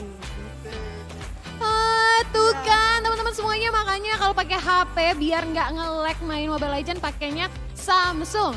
Nah, di sini juga kalau tadi kita udah ngobrol nih sama tim pemenang, boleh ya Jerome ya ngobrol sama Ponzi, kasihan dia mulu ya, boleh ya? Boleh. Ponzi, tim Ponzi gimana? Halo. Sedih gak sih? Tadi kayaknya nabrak-nabrak nih, nggak pinter nyetir apa gimana nih pas bareng teman-teman yang lain? Gak apa-apa, kita kayaknya kurang latihan aja sih. Kok nggak ngincer Nana padahal Fonsi udah bilang incer Nana. Teman-teman yang lain kemana? Gimana nih yang lain? Kenapa nggak incer Nana? Padahal Fonsi udah bilang incer Nana. Kenapa kalah? Ya. Susah banget soalnya ada Fior yang selalu cover. Oh, lagi-lagi MVP kita. Ada kakak MVP selalu cover Kak Jerome. Tapi gimana nih kalau kalian tadi pakai HP Samsung tuh kalau kata tim Jerome kan katanya enak banget. Kalau kalian gimana? Kalau dari aku sendiri sih seneng banget karena nggak overheat sama sekali. Nggak overheat? Ya. Jadi Karena nggak kan panas ya? Snapdragon-nya itu 8 Gen 2 for Galaxy Kak. Jadi itu udah paling powerful jadi emang nggak akan overheat. Oh, berarti benar-benar nggak nipu-nipu nih iklannya Samsung ya. Langsung dibuktikan oleh tim Fonsi dan juga tim Jerome di sini. Nah selain itu mungkin ada, kalau kamu Jerome, gimana nih ketika kamu mungkin nggak terlalu sering tapi tadi main pakai HP Samsung? Oke, kalau aku tadi ngeliat itu sama sekali nggak nge-lag. Jadi lancar banget gambarnya. Meskipun biasanya harusnya berat kan. Kayak gitu kan berat ya. Tapi sama sekali nggak nge-lag, layarnya cepet banget. Ukurannya juga pas buat aku. Mantap sekali. Oh, kapan Super lagi? epic. Wey. Tuh super epic. Kapan lagi kalian? Pokoknya harus langsung aja cap cus. Apalagi ini udah ada yang nerima THR karena ada cashback yang sangat menarik. Jadi langsung aja cap cus setelah ini langsung ke tempat-tempat store-store dari Samsung dan langsung cari Samsung Galaxy S23 series. Karena memang epic banget ya Samsung Galaxy S23 series ini. Epic performance with 120 Hz display. Kemudian juga dapatkan Samsung Galaxy S23 series 5G dengan epic cashback sampai 2 juta rupiah hingga 9 April 2023. Nah, tadi nih ya udah denger dari Fonsi sama Jerome. Nah, selain ada pro player, ada BA dari tim-tim, ada juga audience yang ikut main di sini. Gimana nih dari audiensnya siapa tadi teman-teman di sini? Arbi sama Nindi. Kak Arbi sama Kak Nindi gimana nih perasaannya bisa main bareng Fonsi sama-sama sama Chesian? Jujur seneng banget lagi, nggak nyangka banget bisa main sama Kak Fonzi. Kak Fonzi loh. Wow, seneng sih. Kamu? Terus ada pertanyaan lagi, kalian baru kali ini nggak sih main Mobile Legends pakai Samsung S23? Ya jujur sih ini keren banget sih tadi Samsung Galaxy S23 series 5G ini. Kayak epic banget performance-nya. Gua aja yang culun jadi kelihatan. Oke. Nah dari Jerome juga selain ada Taka, ada Fior, ada Jerome, ada juga dari audience. Dari audiensnya ada Kak Bintang sama Kak Najib. Kak Lapu-Lapu. Oke. Gimana nih tadi main pakai S23? Baru kali ini kan pakai S23? Baru kali Gimana ini. pengalamannya? Seru banget, terus juga layarnya gede banget, terus tadi lancar banget, nggak ada ngelek-ngelek, nggak patah-patah. Pokoknya tuh kayak layarnya udah oke banget sih tadi main di pakai S2. Oh, Kak Najib. Seru banget bisa nyobain performance yang epic dari Samsung S23. Pokoknya war di Mobile Legends jadi anti patah-patah bisa. Oh, akhirnya bisa menang ya. Oke, jadi itu epic fun match banget. Karena tentunya epic performance dari Samsung Galaxy S23 series 5G. Dan sekali lagi Monica mau ingetin kalian semua, jangan lupa cap cis langsung cari ke store Samsung, dapetin kalian untuk Samsung Galaxy S23 series. Karena sampai 9 April aja kalian bisa dapat epic cashback sampai 2 juta rupiah. Dan thank you untuk tim Jerome, congratulations once again. Dan congratulations juga untuk tim Fonsi. Sekali lagi kita berikan tepuk tangan untuk tim Jerome dan tim Fonsi.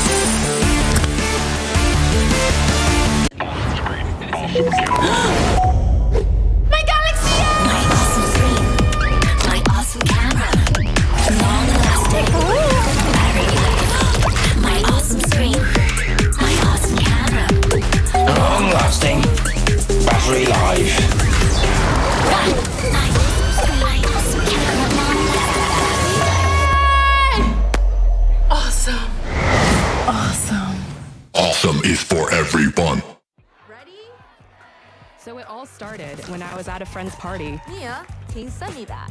Sure. Everyone keeps asking. Mia, can you send me that? Even my French neighbor. I mean, all the time. Can you send me that? I'm not making this up. Hey, can you send me that? Everyone. Sure. Samsung Galaxy S23 Series 5G. Get it now.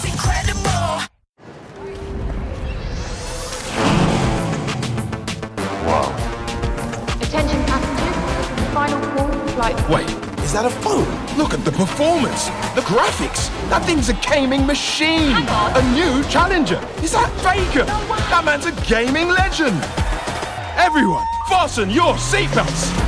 And here we go! Samsung Galaxy S23 Series 5G. Get it now.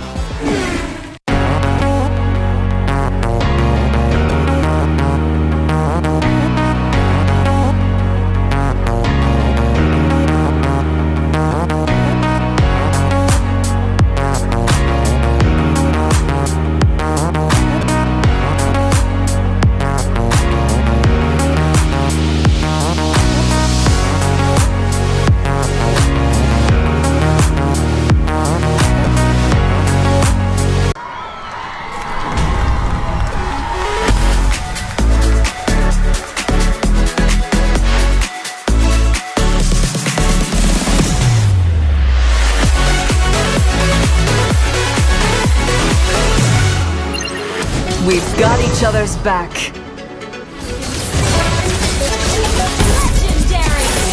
We're the best duet ever.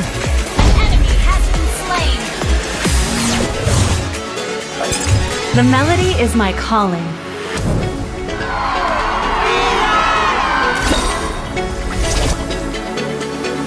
The music of my bow will cleanse their hearts.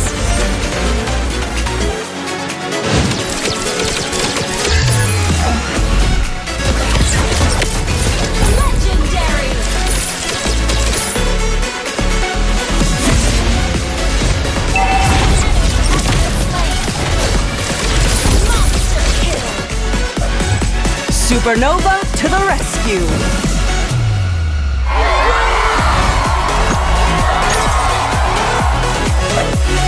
Music is the strongest form of magic.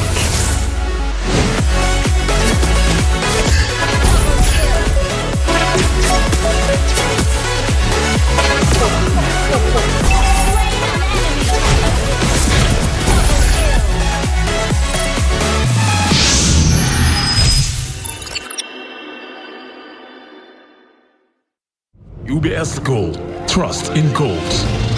Kekompakan menjadi kekuatan, kehormatan menjadi tujuan, kemenangan adalah kemewahan bagi mereka yang berjuang meraih impian. Limited Edition UBS Gold X Mobile Legend Bang Bang. Rayakan setiap momen berharga dengan emas. Main bareng, investasi bareng UBS Gold. Limited Edition Maya Necklace UBS Gold X Mobile Legends Bang Bang. Limited Edition Eudora Bracelet UBS Gold X Mobile Legends Bang Bang. Limited Edition Bundle UBS Gold Bar X Mobile Legends Bang Bang. Gratis hero skin setiap pembelian item collaboration. Tersedia di ubslifestyle.com, Blibli, dan di e-commerce UBS Lifestyle.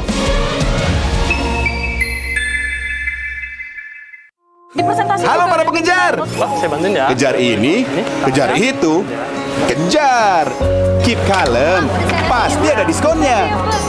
Pesan GrabCar pakai promo Yuk Grab.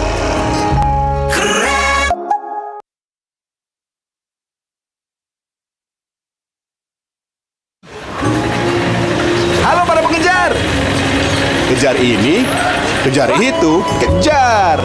Keep kalem, gak ada kata telat. Pesan Grab Bike ada jaminan anti ngaret.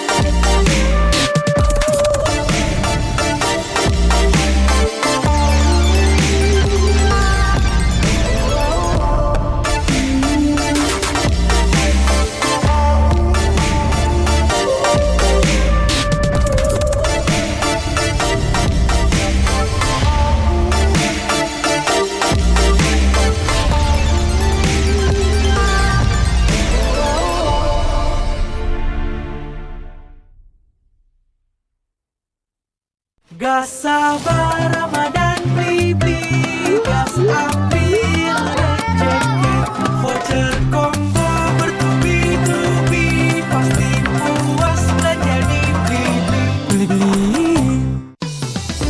Belanja di Indomaret makin banyak untungnya. Kumpulkan cashback poin jadi untung terus. Makin sering belanja, makin banyak poin yang kamu dapatkan.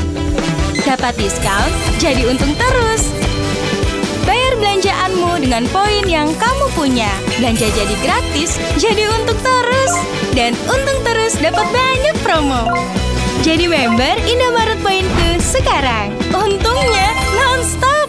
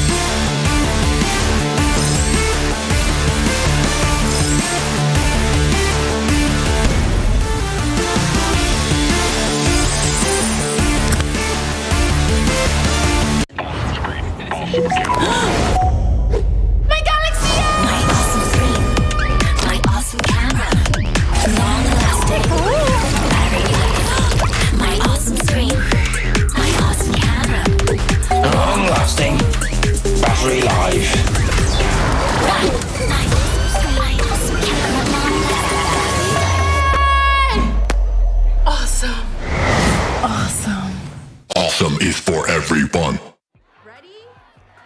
So it all started when I was at a friend's party. Mia, can you send me that? Sure. Everyone keeps asking. Mia, can you send me that? Even my French neighbor. I mean, all the time. Can you send me that? I'm not making this up. Hey, can you send me that?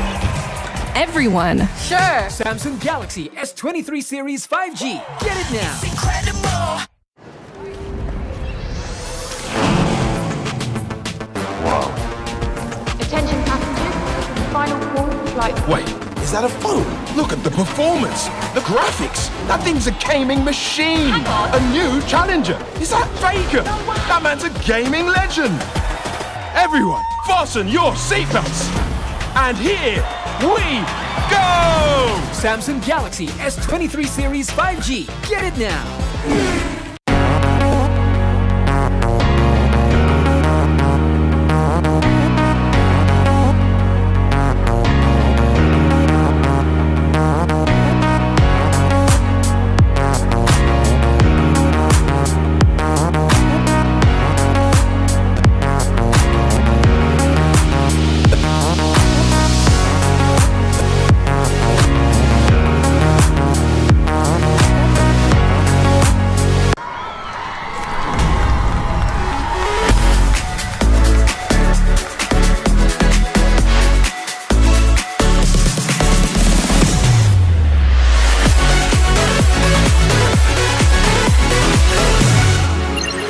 We've got each other's back.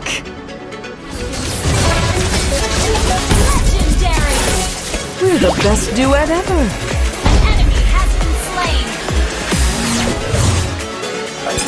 The melody is my calling.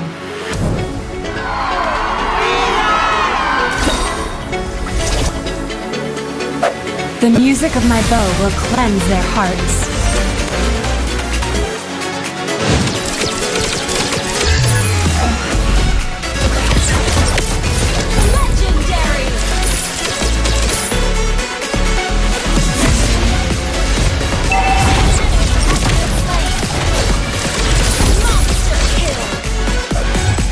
Supernova to the rescue.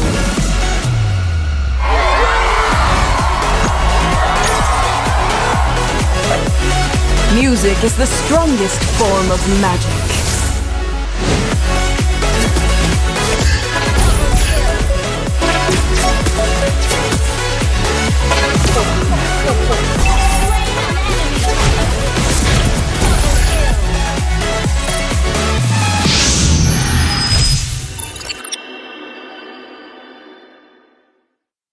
UBS Gold, trust in goals.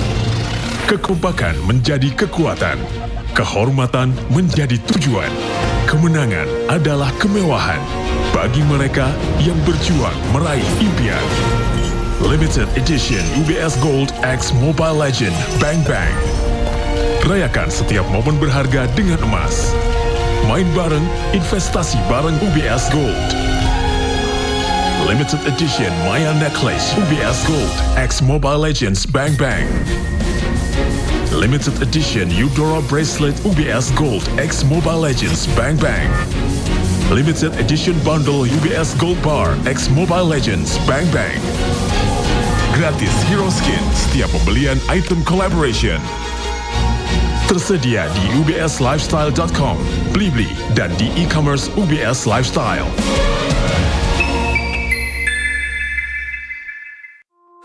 Halo para pengejar. Saya bantuin ya. Kejar ini, kejar itu, kejar. Keep kalem, pasti ada diskonnya. Pesan GrabCar pakai promo Yuk Grab.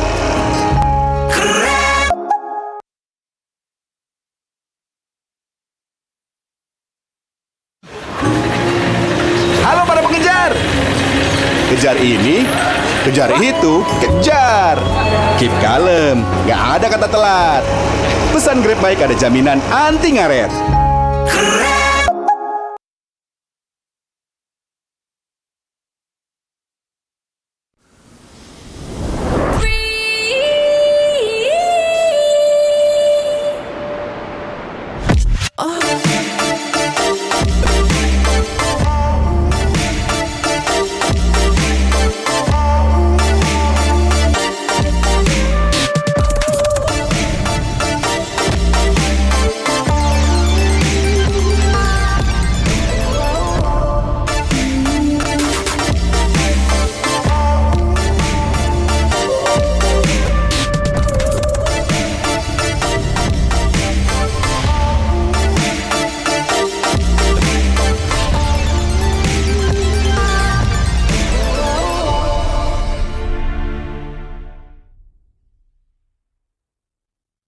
Gas sabar Ramadan beli-beli, gas ambil rezeki, voucher combo bertubi-tubi, pasti puas belanja di beli-beli. Belanja di Indomaret makin banyak untungnya. Kumpulkan cashback poin jadi untung terus. Makin sering belanja, makin banyak poin yang kamu dapatkan. Dapat diskon, jadi untung terus. Bayar belanjaanmu dengan poin yang kamu punya. Belanja jadi gratis, jadi untung terus. Dan untung terus dapat banyak promo. Jadi member Indomaret Poinku sekarang. Untungnya non-stop.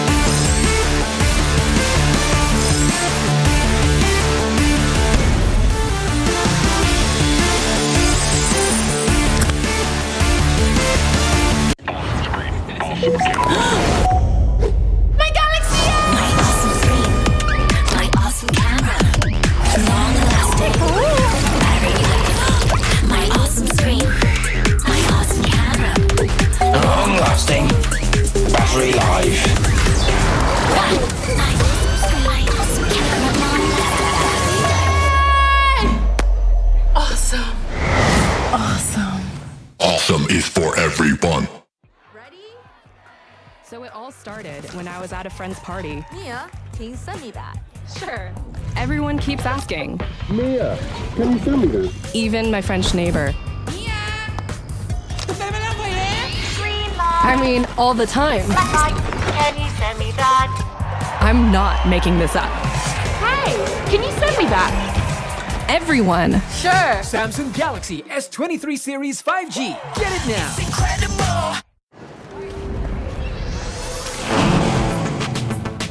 Wow.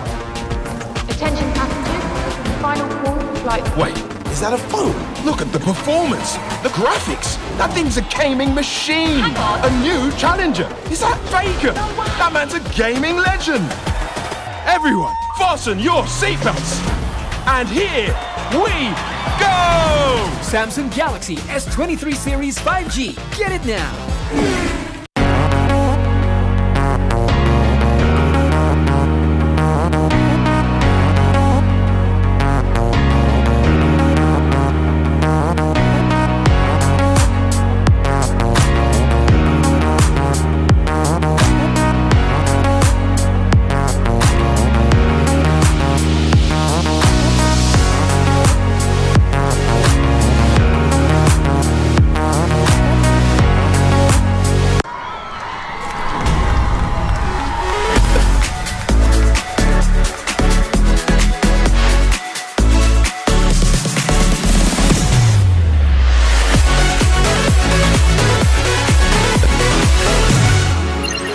We've got each other's back.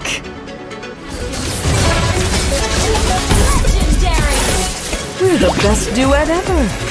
Enemy has been slain. The melody is my calling.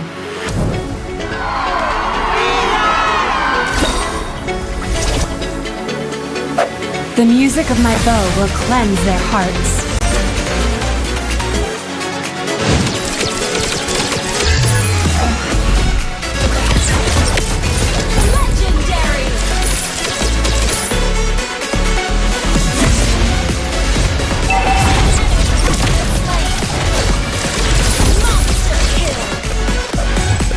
Supernova to the rescue!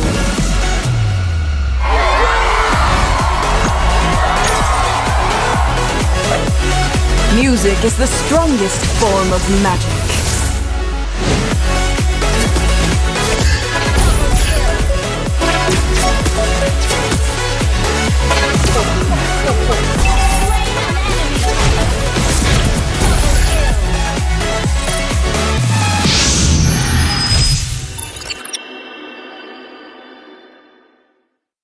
UBS Gold, trust in goals. Kekompakan menjadi kekuatan, kehormatan menjadi tujuan, kemenangan adalah kemewahan bagi mereka yang berjuang meraih impian. Limited Edition UBS Gold X Mobile Legend Bang Bang. Rayakan setiap momen berharga dengan emas. Main bareng, investasi bareng UBS Gold. Limited Edition Maya Necklace UBS Gold X Mobile Legends Bang Bang. Limited Edition Eudora Bracelet UBS Gold X Mobile Legends Bang Bang. Limited Edition Bundle UBS Gold Bar X Mobile Legends Bang Bang. Gratis Hero Skin setiap pembelian item collaboration. Tersedia di ubslifestyle.com, Blibli, dan di e-commerce UBS Lifestyle.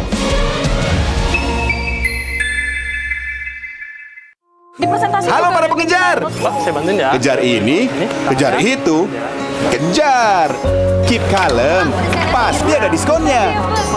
Pesan Grab Car pakai promo Yuk Grab.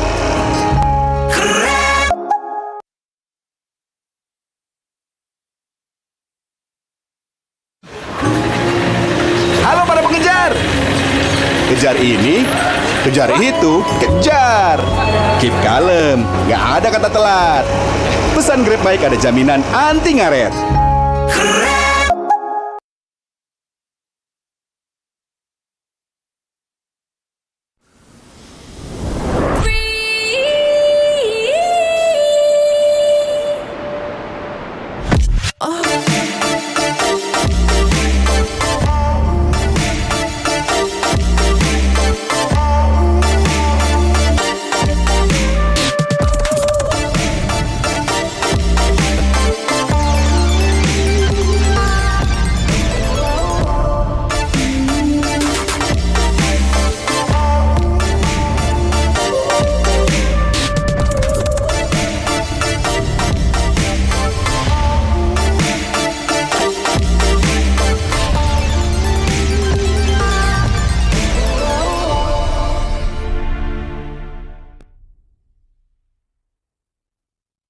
sabar Ramadan beli gas ambil rezeki voucher combo bertubi-tubi pasti puas belanja di beli. Belanja di Indomaret makin banyak untungnya. Kumpulkan cashback poin jadi untung terus. Makin sering belanja, makin banyak poin yang kamu dapatkan. Dapat diskon, jadi untung terus. Bayar belanjaanmu dengan poin yang kamu punya. Belanja jadi gratis, jadi untung terus. Dan untung terus dapat banyak promo. Jadi member Indomaret Poinku sekarang. Untungnya non-stop.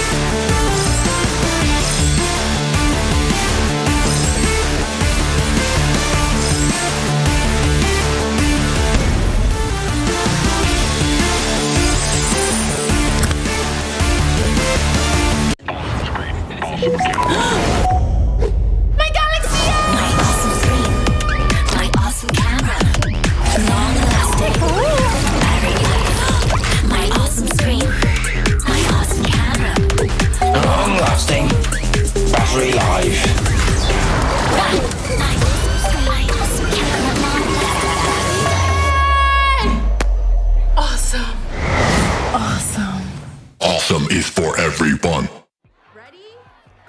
So it all started when I was at a friend's party. Mia, can you send me that? Sure. Everyone keeps asking. Mia, can you send me that? Even my French neighbor. I mean, all the time. Can you send me that? I'm not making this up. Hey, can you send me that?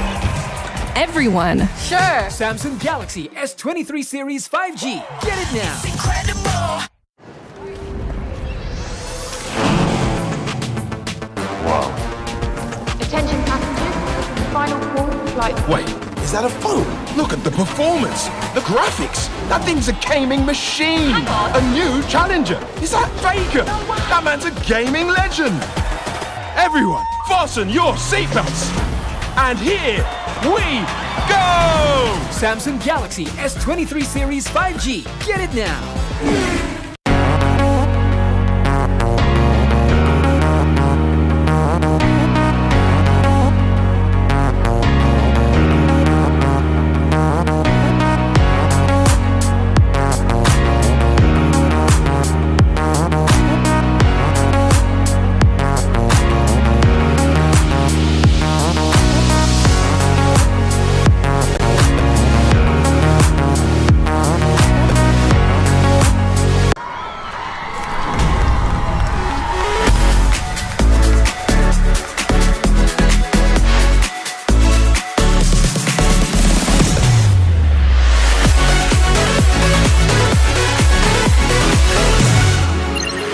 We've got each other's back.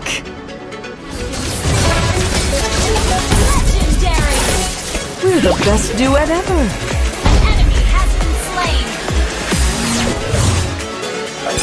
The melody is my calling.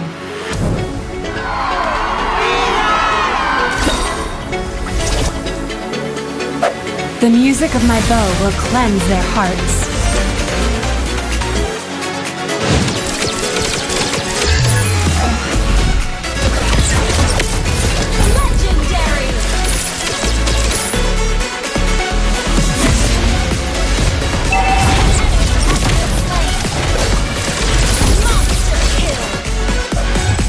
Supernova to the rescue!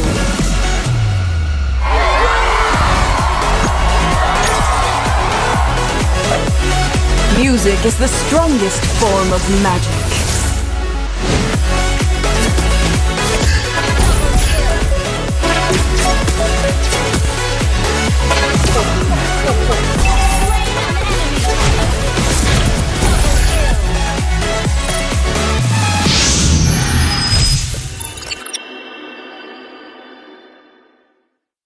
UBS Gold, trust in goals.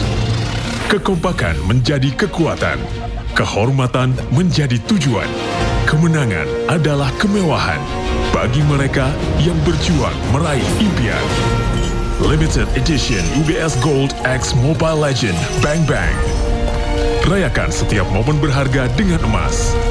Main bareng, investasi bareng UBS Gold. Limited Edition Maya Necklace UBS Gold X Mobile Legends Bang Bang.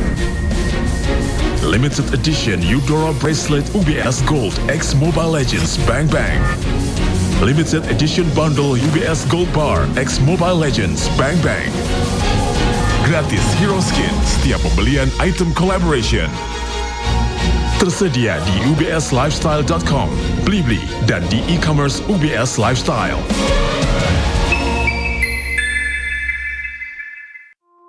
Halo para pengejar. Saya bantuin ya. Kejar ini, kejar itu, kejar. Keep kalem, pasti ada diskonnya. Pesan GrabCar pakai promo Yuk Grab.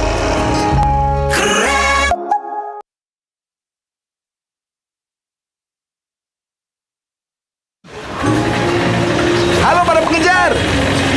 Kejar ini, kejar itu, kejar. Keep kalem, nggak ada kata telat. Pesan Grab baik ada jaminan anti ngaret.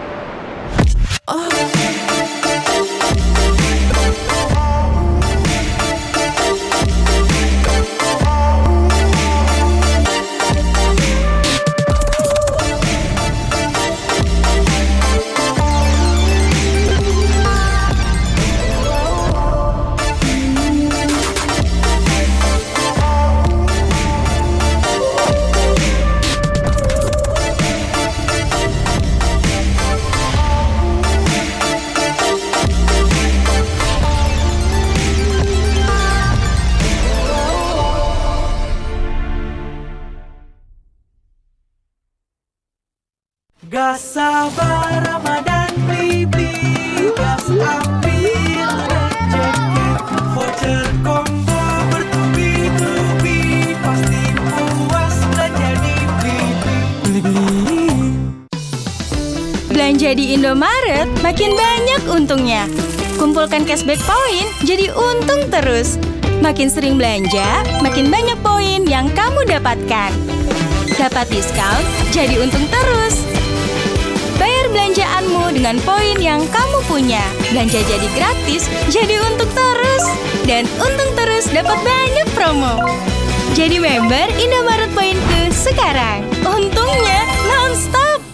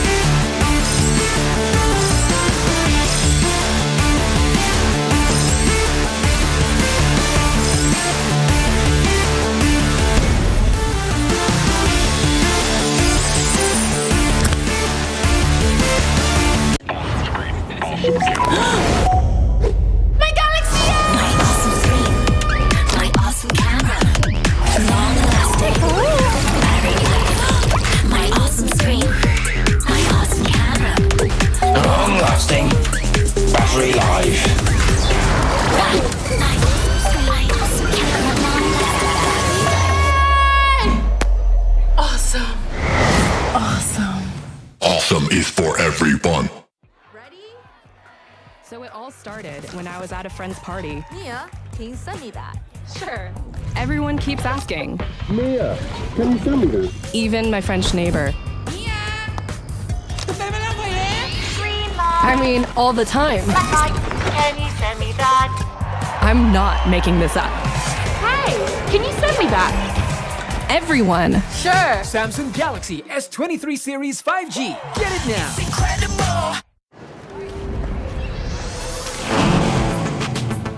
Wow.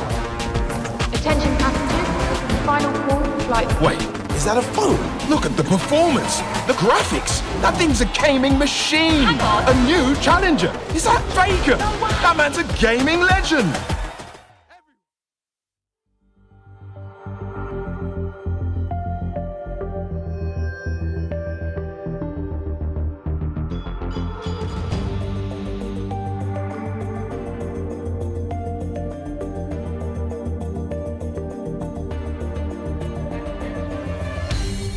Aku kan berdiri dan terus berlari, terus ke arah puncak tertinggi.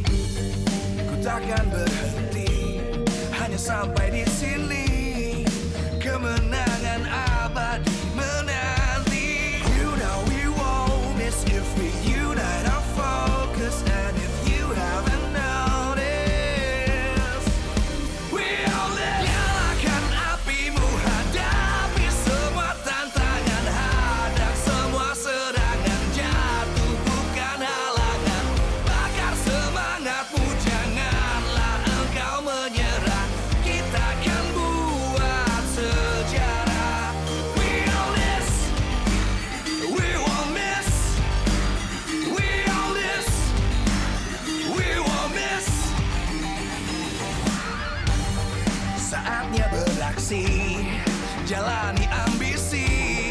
Aku kan menyawakan hari ini. You know we won't miss if we unite our focus. And if you haven't noticed, we all live. Nyalakan apimu, hadapi semua tantangan, hadang semua serangan, jatuh bukan halangan.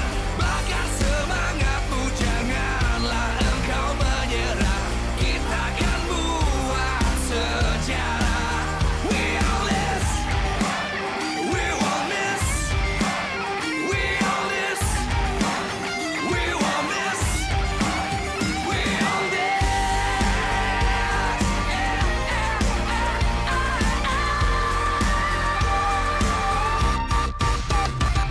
Nyalakan apimu, hadapi semua tantangan, hadang semua serangan, jatuh bukan halangan. Bakar semangatmu, janganlah engkau menyerah. Kita akan buat sejarah. We all this.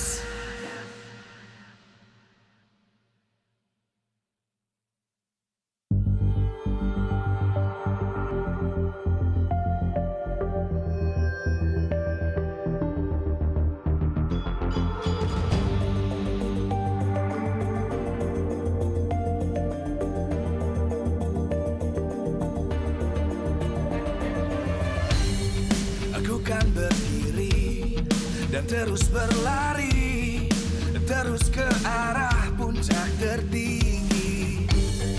Ku takkan berhenti, hanya sampai di sini. Kemenangan abadi menanti. You know we won't miss if we unite our focus. And if you haven't noticed, we all live. Nyalakan apimu, hadapi semua tantangan, hadang semua serangan, jatuh bukan halangan. Bakar semangatmu, janganlah engkau menyerah. Kita akan buat sejarah. We all this, we won't miss. We all this, we won't miss. Saatnya beraksi, jalani ambisi. Aku kan menyawakan hari ini. You know we won't miss if we unite our focus. And if you haven't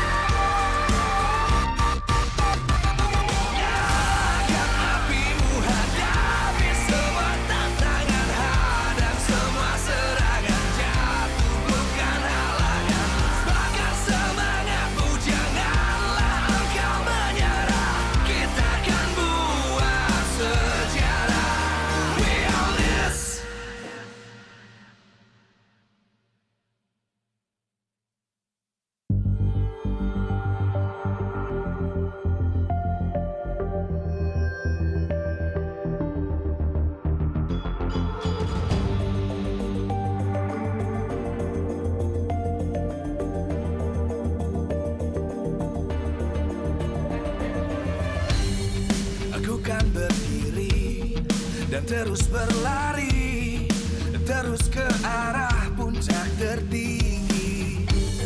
Ku takkan berhenti, hanya sampai di sini. Kemenangan abadi menanti. You know we won't miss if we unite our focus. And if you haven't noticed, we all live. Nyalakan apimu, hadapi semua tantangan, hadang semua serangan, jatuh bukan halangan. Bakar semangatmu, janganlah engkau menyerah. Kita akan buat sejarah. We all this, we won't miss. We all this, we won't miss. Saatnya beraksi, jalani ambisi. Aku kan menyawakan hari ini. You know we won't miss if we unite our focus. And if you haven't noticed, we all live. Nyalakan apimu, hadapi semua tantangan, hadang semua serangan, jatuh bukan halangan. Bakar semangatmu, janganlah engkau menyerah. Kita akan buat sejarah. We all this, we won't miss. We all this, we won't miss. We all this.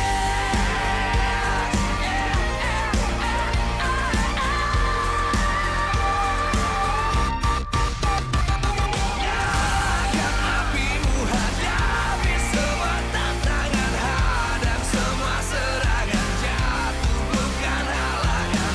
Bakar semangatmu, janganlah engkau menyerah. Kita akan buat sejarah. We all this.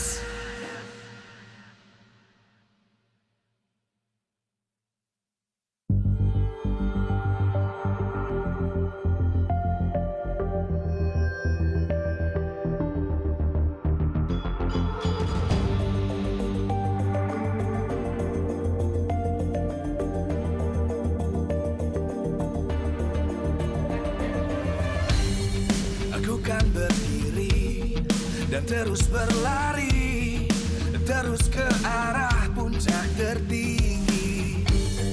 Ku takkan berhenti, hanya sampai di sini.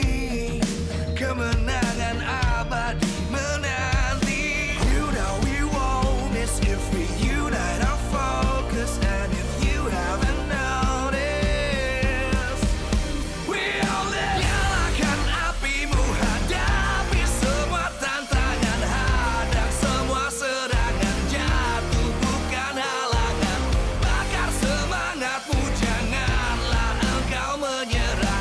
Kita akan buat sejarah.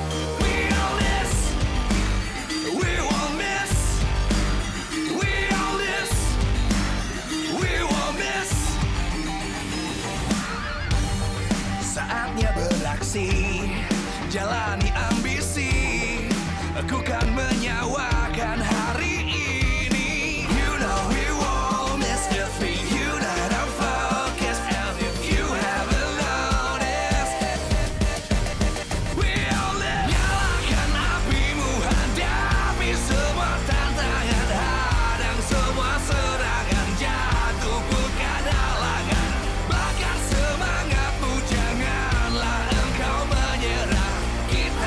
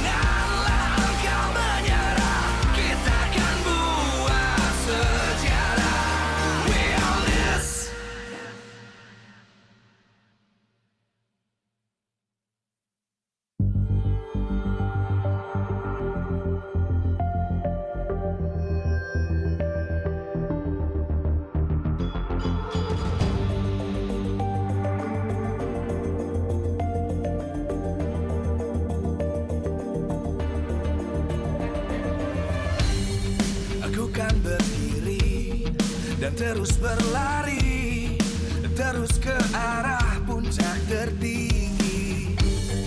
Ku takkan berhenti.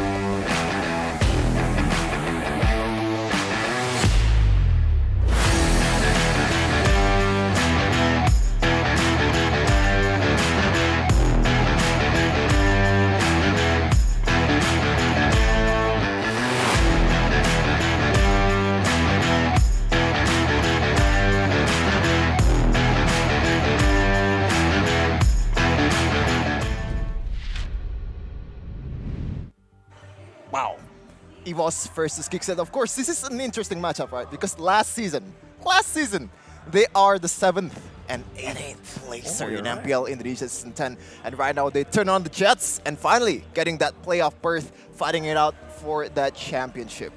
Well, it's a different time, to say the least, right? Both these teams right here, there's a lot of potential swimming around, but there are questions like experience, like adaptability, and honestly, this is what the playoff is all about, right? You can do well in the regular season, but now, in a best of 5, when the audience is roaring right in front of you and you can see the waves of human beings, this is where the real mentality as an esports professional is going to be tested to its maximum capacity. And it's already been tested, right? We've seen Supercan, definitely one of the best junglers in Indonesia right now. The rising star, potentially the rising star of MPL ID S11.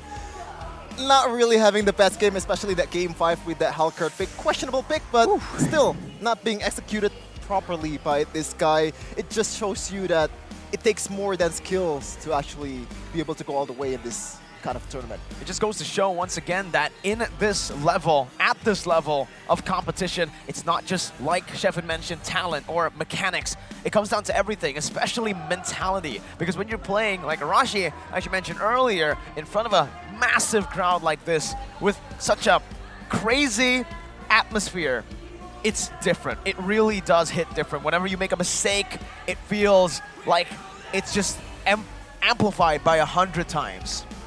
And yeah, before we get into that, Arashi, of course, we got to shout out our sponsors. MPL Indonesia Season 11, of course, powered by Munton.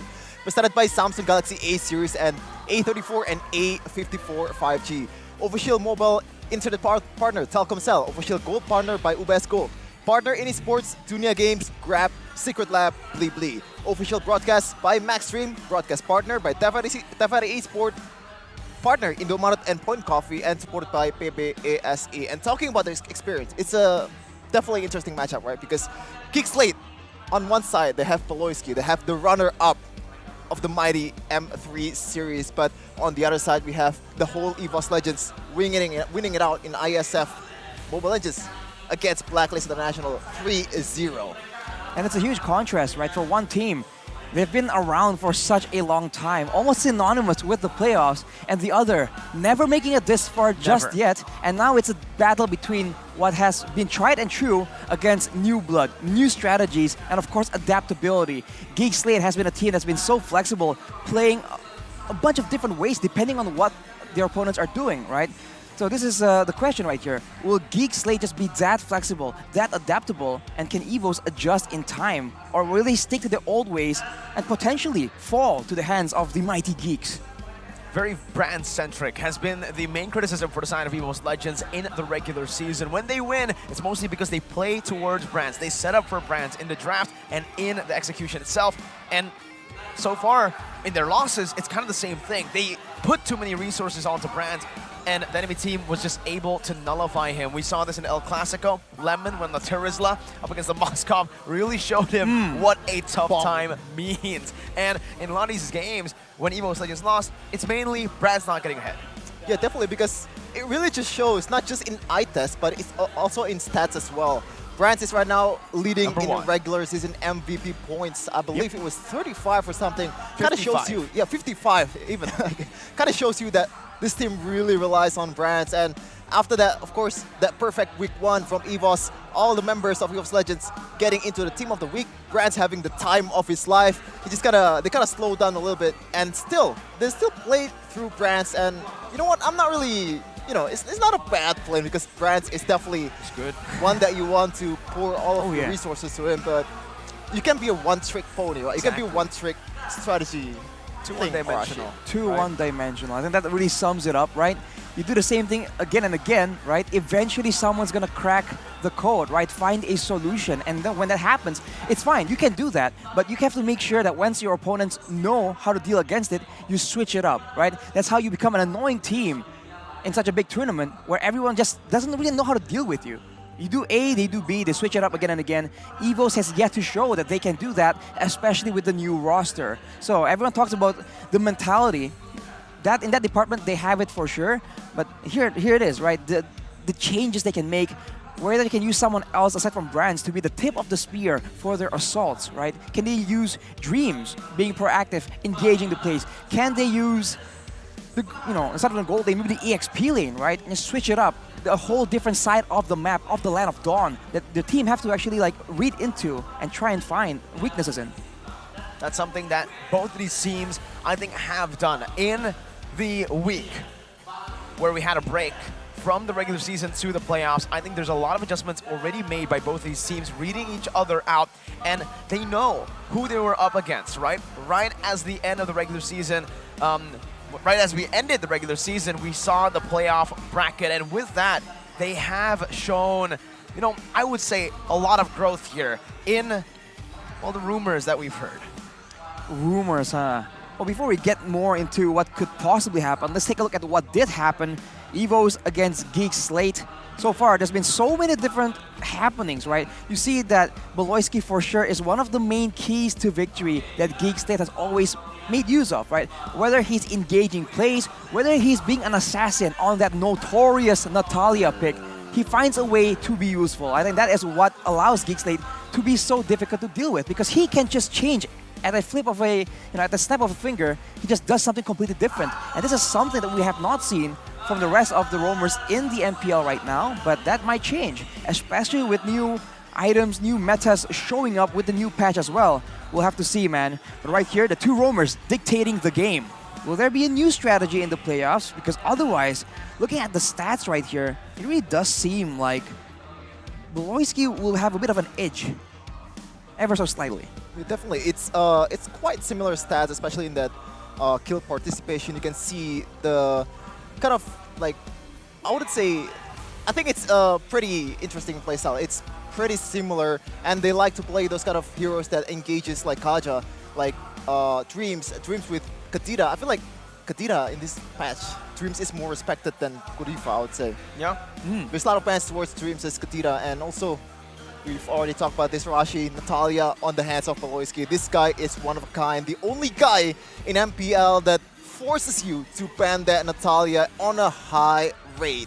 100% win rate, not just high, perfect stats for Beloy. And that's where it gets really interesting, because there's so many heroes, and I think the main criticism for Beloyski has mainly been, his shallow hero pool. In Season 10, I think that was a very valid criticism, but since then, I honestly feel like from the regular season, we have seen that growth from Beloy, which is strange, because he's been in the game for so long. You expect him maybe to stop in that growth, maybe just act as the leader with, sure, still a shallow hero pool, but with exceptional macro prowess to make those shot calls happen. But still, his hero pool has been really, really impressive in Season 11. We've seen him pick up a lot of different heroes and new heroes, right?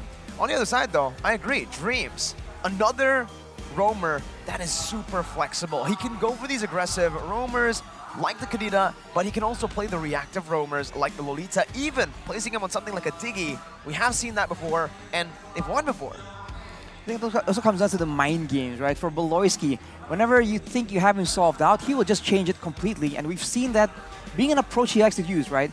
He starts at something, if he starts at A, once you figure A out, he just goes straight to Z, and that really confuses people. Whereas for Dreams, he still plays a lot more with the team, right, as a whole. So it's a bit more predictable. But, you know, he has been in the game for a lot longer. That is exactly what you can expect. And looking at his performance last time they met here, he was still able to find those very valuable pickoffs whenever he's allowed to have the right kind of heroes, the right kind of tools to make sure that his team does have a chance. And especially if EVOS as a whole team together are just doing really well, are ahead in the game, you can expect Dreams to just find ways to be unpredictable, to find zones where his opponents don't really expect him to be, and even go for these big flicker plays. But when he's behind, it's a lot harder for him to do so. And you cannot say the same thing about Beloyski. We've seen him play from behind, and even then, right, he is still finding loopholes. He is still finding holes in his opponent's strategies and finding ways to still be somewhat relevant, even though he is low on assists and even high on deaths. We've seen too, like Beloyski pulling it off with Natalia against an Estes comp, against a beefy comp, and he actually succeeds in doing so. But we've talked about brands, we've talked about Dreams, but I just want to touch on Taz. I think one of the ways of EVOS to actually go further is actually trust Taz a bit more. They know that Brands is definitely the carry, but Taz in Assassins, we've seen EVOS picking a lot of utility junglers, but on Assassin, Taz is definitely one of the best in Indonesia, I would say, like up there with Kyrie even. His sling, his fanny is definitely something that's to be reckoned about. And I think that's one of the ways to do so. Just don't rely on Brands, trust your other members a bit more. Yeah, I think that was the case earlier on, Arashi, in the season. Leg 1, especially, Taz was really popping off, but towards the second leg, I honestly feel like he really dipped in performance. I don't know what the reason was as to why that happened, but we're going to take a look at GEEK SLATE's keys to victory first. Well, maximize Beloyski's aggressive roamer heroes. That is a signature style they have right now. And of course, go all in and follow in the shot calls, because so far for GEEK SLATE, that shot call, right, that unity is what we've seen make or break the games, and that's a good thing, right? When they win together. When they lose all together. On one hand, it looks like a very, very devastating loss, but you have to think, if it's the right call, everyone is going to be on board, and there's not going to be any room for hesitation, for doubts in the middle of a big team fight, of a big moment, maybe in the late stages of a game. So that is something that GEEK SLATE can definitely use. But on the other side, for the side of EVOS, put pressure on Jana Cutie's farming from the beginning. If he gets shut down, we've seen him dip a bit in the threat level, right? When he gets farm, when he gets items, that is where Jana Cutie can be aggressive. But afterwards, continue to execute that flanking strategy. And not flank as in the same way GEEK SLATE does it, right? Sending one man behind. No. EVOS, they like to corral their opponents into an area and put someone behind. So it's almost like they're corralling one of their opponents towards danger, towards someone else. They can just surprise them from behind. So if GEEK SLATE isn't careful with spotting, with intel, right, with the vision game, they are, they're just at risk of just getting completely ambushed by EVOS Legends. It's the Echo way, Miracle. Benny Cutie also joining the flanks with the roamer of Echo, Yaoi. And I think they can take note of that, especially with Brands. Of course, we've seen a lot of split pushes. We've seen a lot of plays that Brands made all by himself. We've seen a lot of godly reaction speed, just like Benny Cutie did. So, yeah, maybe that flanking strategy will come in handy in the game, but definitely, there's another member that we've never talked about in EVOS, is Hijime. Oh man, underrated. I don't know why, but mid laners are so underrated, because in GEEK SLATE too, we have a boy, right? These two mid laners who not a lot of people rate that much. Even earlier, Moreno. I was going to talk about that. Yeah, Bigetron. I think the mid laners have just been severely underrated this season because, man, a boy and Hijime, they have played literally such a big role in the success of both of these organizations so far in Season 11, right? A boy coming in as a rookie in the MPL roster. And guess what? All the way to the grand finals, even somehow outplaying Nats. You remember that play on the Valentina versus the Bene? I actually don't really remember, but I know that they definitely beat a lot of PH representative in MPL and actually getting the runner-up. But we're gonna see the lineup from EVOS and GEEK SLATE. I expect there's not much changes unless they want to try to be a bit tricky, and it's going to be the main five with a boy Luke, Chutera, Jana Cutie, and the big boy Beloy on that roaming area. The big boy Beloy I mean, this team, it's a team full of big men with big hearts. Big boy Beloy, triple Big B. boy Beloy is definitely going to be leading the pack, but on the other side, Hijumi, Psychots, Brands, Taz, and Dreams, I believe that is still the IESF roster that they have been very proud of. I mean, we have a coworker of ours who has been just really showing off that moment where they lifted up the IESF medal. That was a cold moment, man.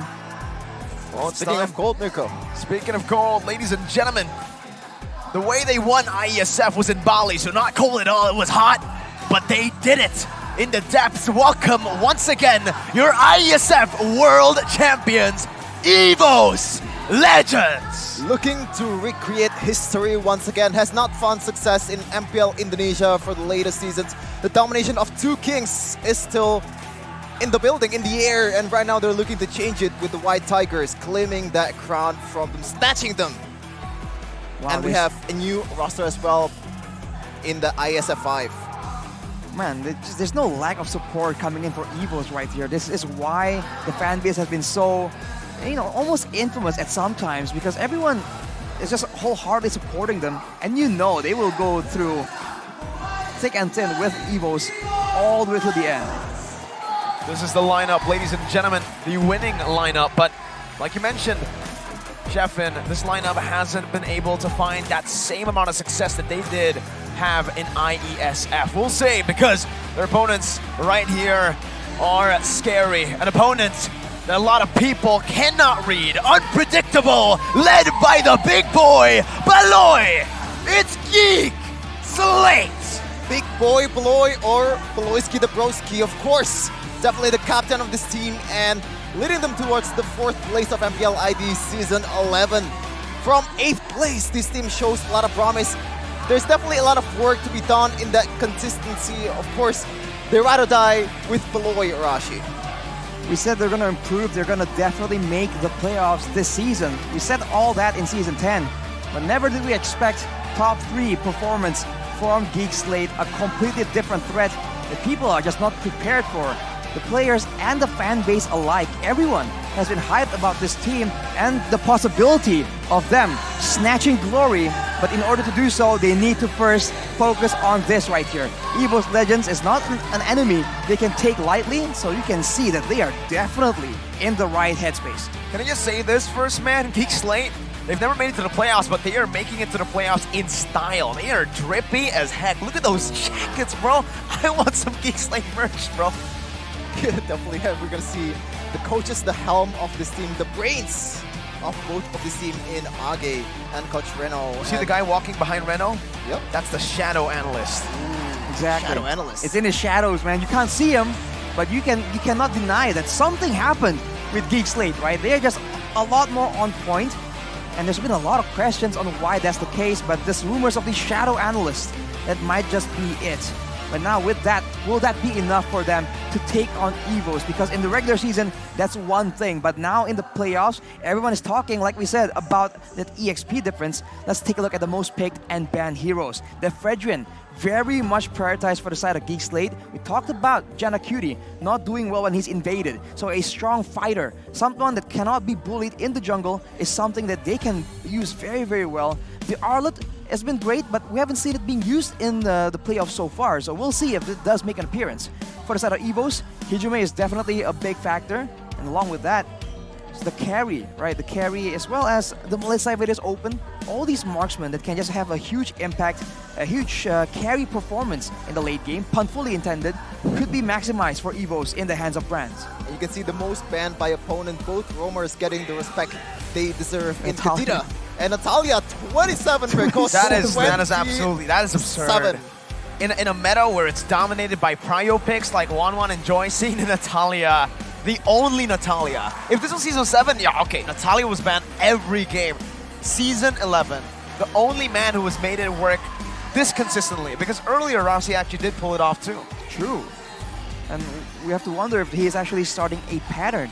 Look at the previous game recap though, you can see that Natalia did go through something that I believe EVOS, especially if they do want to use Brands in the early to late game, right? They still do not want to have a Natalia, that pesky presence in the back line, unknown, unforeseen to them. And the Paquito, right? We've seen that Paquito tank come out occasionally, but a lot of junglers seem to prefer the more damage-aggressive style. You can see before Natalia versus a comp that's already designed to counter that Natalia, but still, Beloy will prevail with that hero. 100% win rate so far. Let's see if EVOS will break that. But I just want to say, look at Taz right now, where he's not he's not on the screen, but he's not wearing a hoodie miracle. This is Taz first time ever with a lot of a lot of aggression. It's ISF Taz, because in ISF it was so hot. If he wore a hoodie, I would question his sanity. Here though, Arashi, let's take a look at Geek Slate's match history, because they didn't really have a good start to the season. Definitely not, but afterwards they found their groove. They, of course, were still able to be taken out occasionally, but credit to what credit is due. Everyone, right? Well, yeah, of course, Bigetron took them out. But if you look at the standings in Season 11, everyone was so close. It was very, very competitive, which is great, right? This is what we want.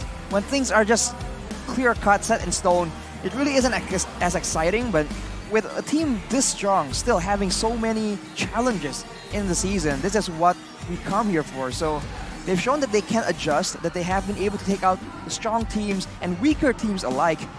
They lost the first time against EVOS, but the second time they found that winning solution. Now it's EVOS' turn to try and make an adjustment. We'll see if Geek, on the fly, can adjust to that at the same time. And we're gonna go into the drafting phase for game number 1 for Geek versus EVOS.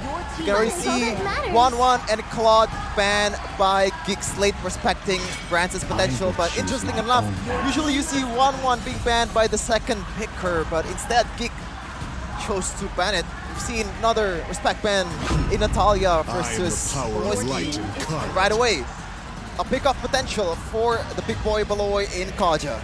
Playing it safe, right? Not gonna go for anything too crazy first. Wants to secure a prio hero for Beloy. Momentum is very important here. And as we see from the close-up, that's your boy Beloy. Well, I don't know if it's a close-up or if he is just that big of a presence in the MPL right now. But yes, getting the Kaja is great. We've seen it being able to be flexed around, but in recent times, not so much. For the side of EVOS, they are banning away that Arlet, so even though we haven't seen it, it's definitely something that EVOS still keeps in mind, especially against Luke, potentially, Farsa, right? Fremis? But right now, as you mentioned, Shrebin, the Farsa is available, Fremis as well. EVOS want to try and keep Brand alive or prevent someone from nuking him down. That could be an option, but they go for the Yeef instead, and they deny that Fredrin pick from the side of Geek Slate. Yeah, interesting. I like the gameplay, just denying that pick from Jana Cutie, but so far EVOS, they like, interesting enough, they like the Ikai more than the Fredrin, so that's why I'm a bit surprised they go for a Fredrin this early on. And then time.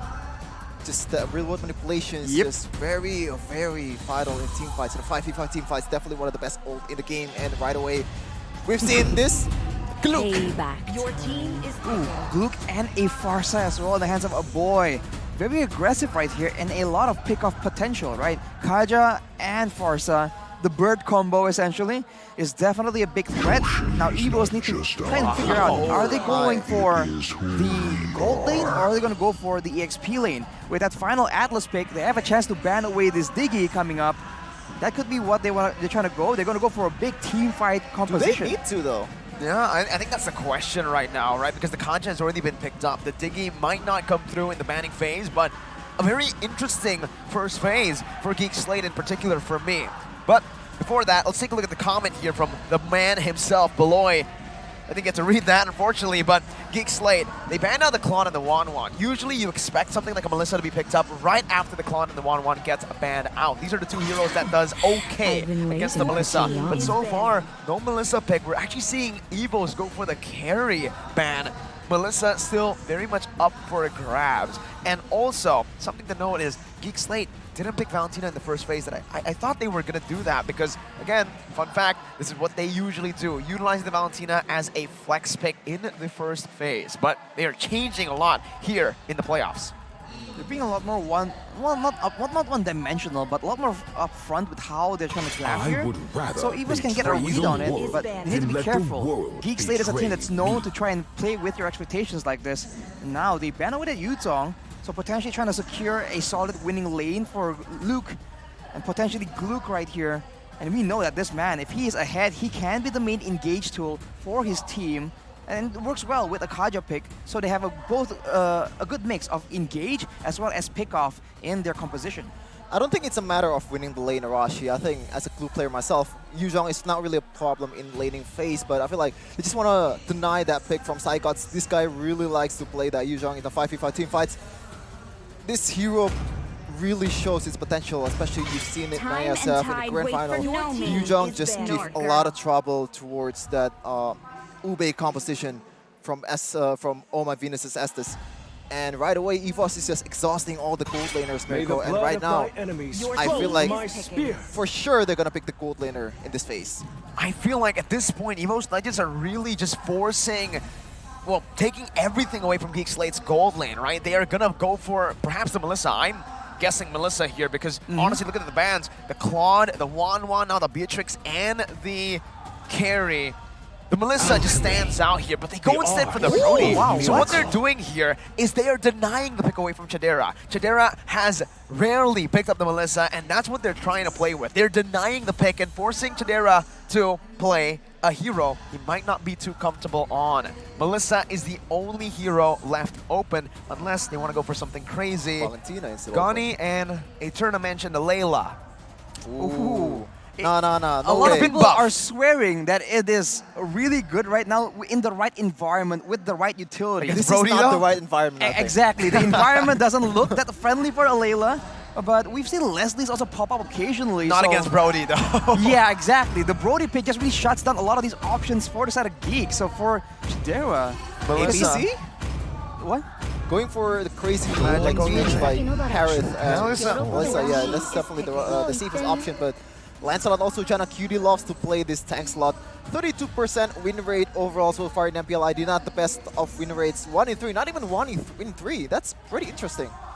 And right now, EVOS, they're still trying to figure it out whether to put this Fredrin to EXP lane or in the jungle. I feel like it's gonna be to the jungle for sure because Fredrin doesn't really do well versus a Glue. Yeah. Let's see if EVOS will do so. I think the Lapo is a bit of a wiser choice here for EVOS Legends, having a little bit of more backline presence. Terizla could be an option too if they really want to get a winning lane for Psychots here up against the Glue. Either one, they go for the link, so it is the Fredrin into the XP. Hey, you got what you wanted. You wanted Taz on an assassin. There you go. But fun fact, Taz is probably the only Link player in Indo that still opts to go for Demon Slayer instead of Killing Spree. Ooh, that's actually so far. You know, I think that he likes to play the utility jungler, and it kind of translates towards the assassin. But we can see the audience prediction is very, very close. I actually didn't expect this. I thought EVOS fans would have a lot more fans, a lot more votes in this case, but GEEK SLATE actually winning it out 52-48. Wow. Only a 2% difference right here, so EVOS is definitely still in the back of everyone's mind. And now with the link here, Taz, when he is on the assassins, usually it means that he knows what he's doing and everything is lined up to set him up for success. So let's see what EVOS can do with this pick. Yeah, let's see if the toss will pay off for EVOS Legends right now. It's the battle. It's the survival of the fittest. GEEK versus EVOS, game 1. Here it is, into the land of Dawn, and as expected, Taz, Demon Slayer on the Ling. One of the only Ling players here to actually utilize that emblem. Early on though, we are already seeing a boy having a little bit of a better time, and Taz already having to pop that retribution on the orange buff to get away from Beloy. Early start is still even, but a boy hasn't been roaming around with the wings by wings. We do not see the signature level 2 gank coming from this Farsa. Seems like all their efforts is focused on the mid lane, because Luke, he's just tearing it up though. He's making the play happen.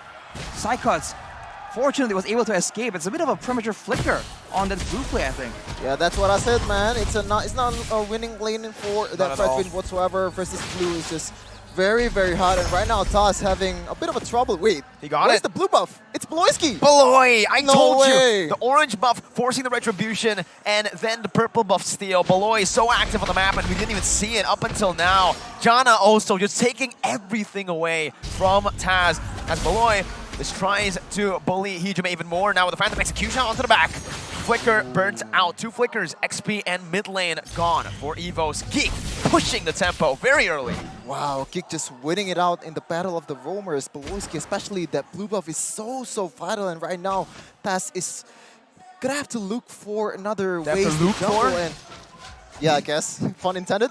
And Taz, there's 0 jungles in this area right now. He has to wait for the red buff to actually appear to make something out of it.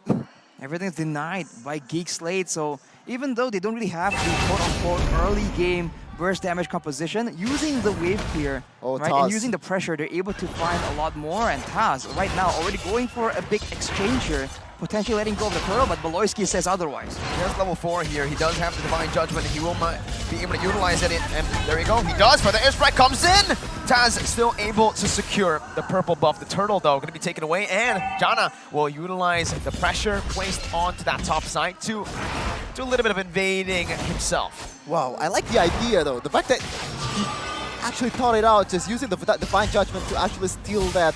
And with the feathered airstrike, trying to secure the blue buff. In the end, it doesn't matter. Taz still got it with a retribution, but Taz, another invade from Janna Cutie. Janna is always this way, man. I think we saw in, I forgot which game Arashi last season, but he was like 4 levels ahead of the enemy. Hey. Oh. Hey. Cool.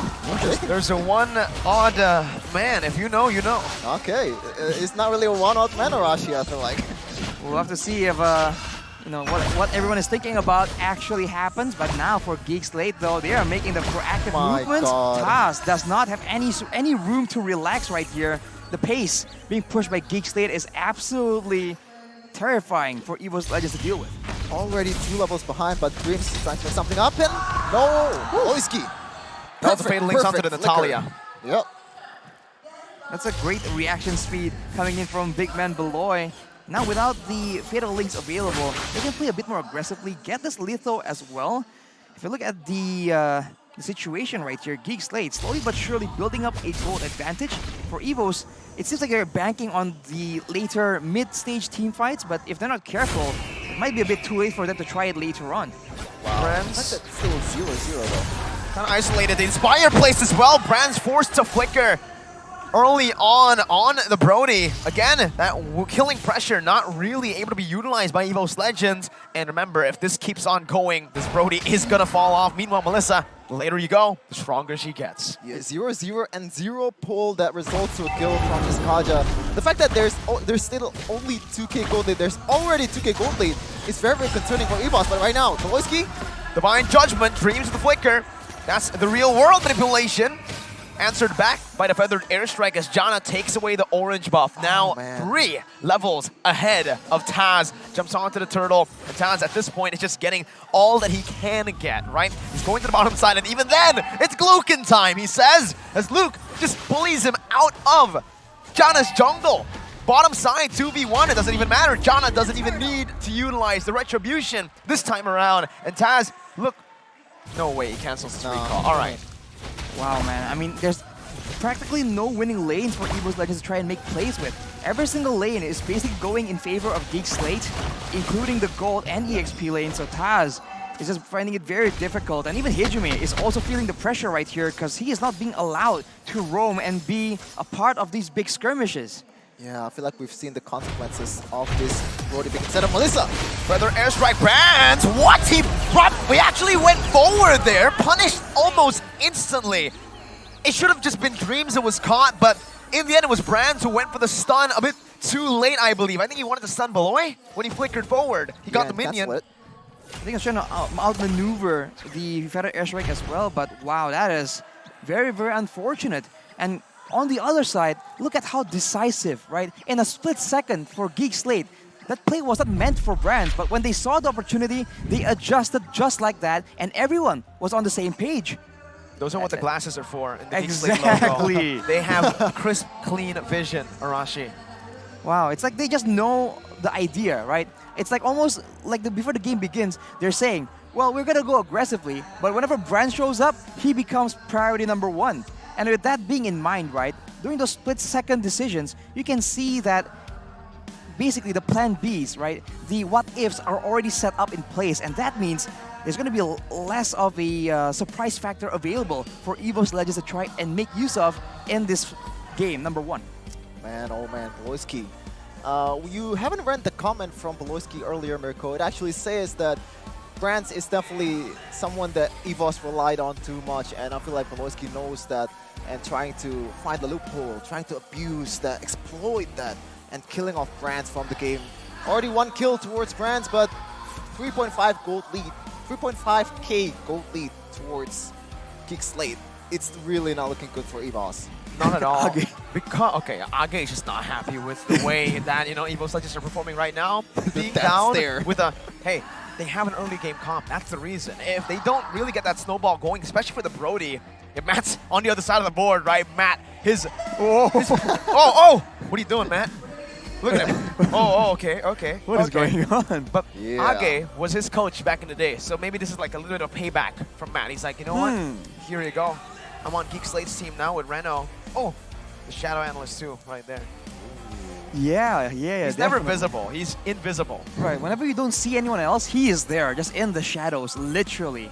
Well, for EVOS though, like you mentioned, Mirko, we keep talking on this desk about winning lanes. Brody against Melissa. Why did they go for Melissa? Is my question, Rashi. What was the idea there? Because why didn't they go for the Melissa? EVOS, because they had the first pick in the second phase. Well, you explained it earlier. Potentially, what they're aiming for.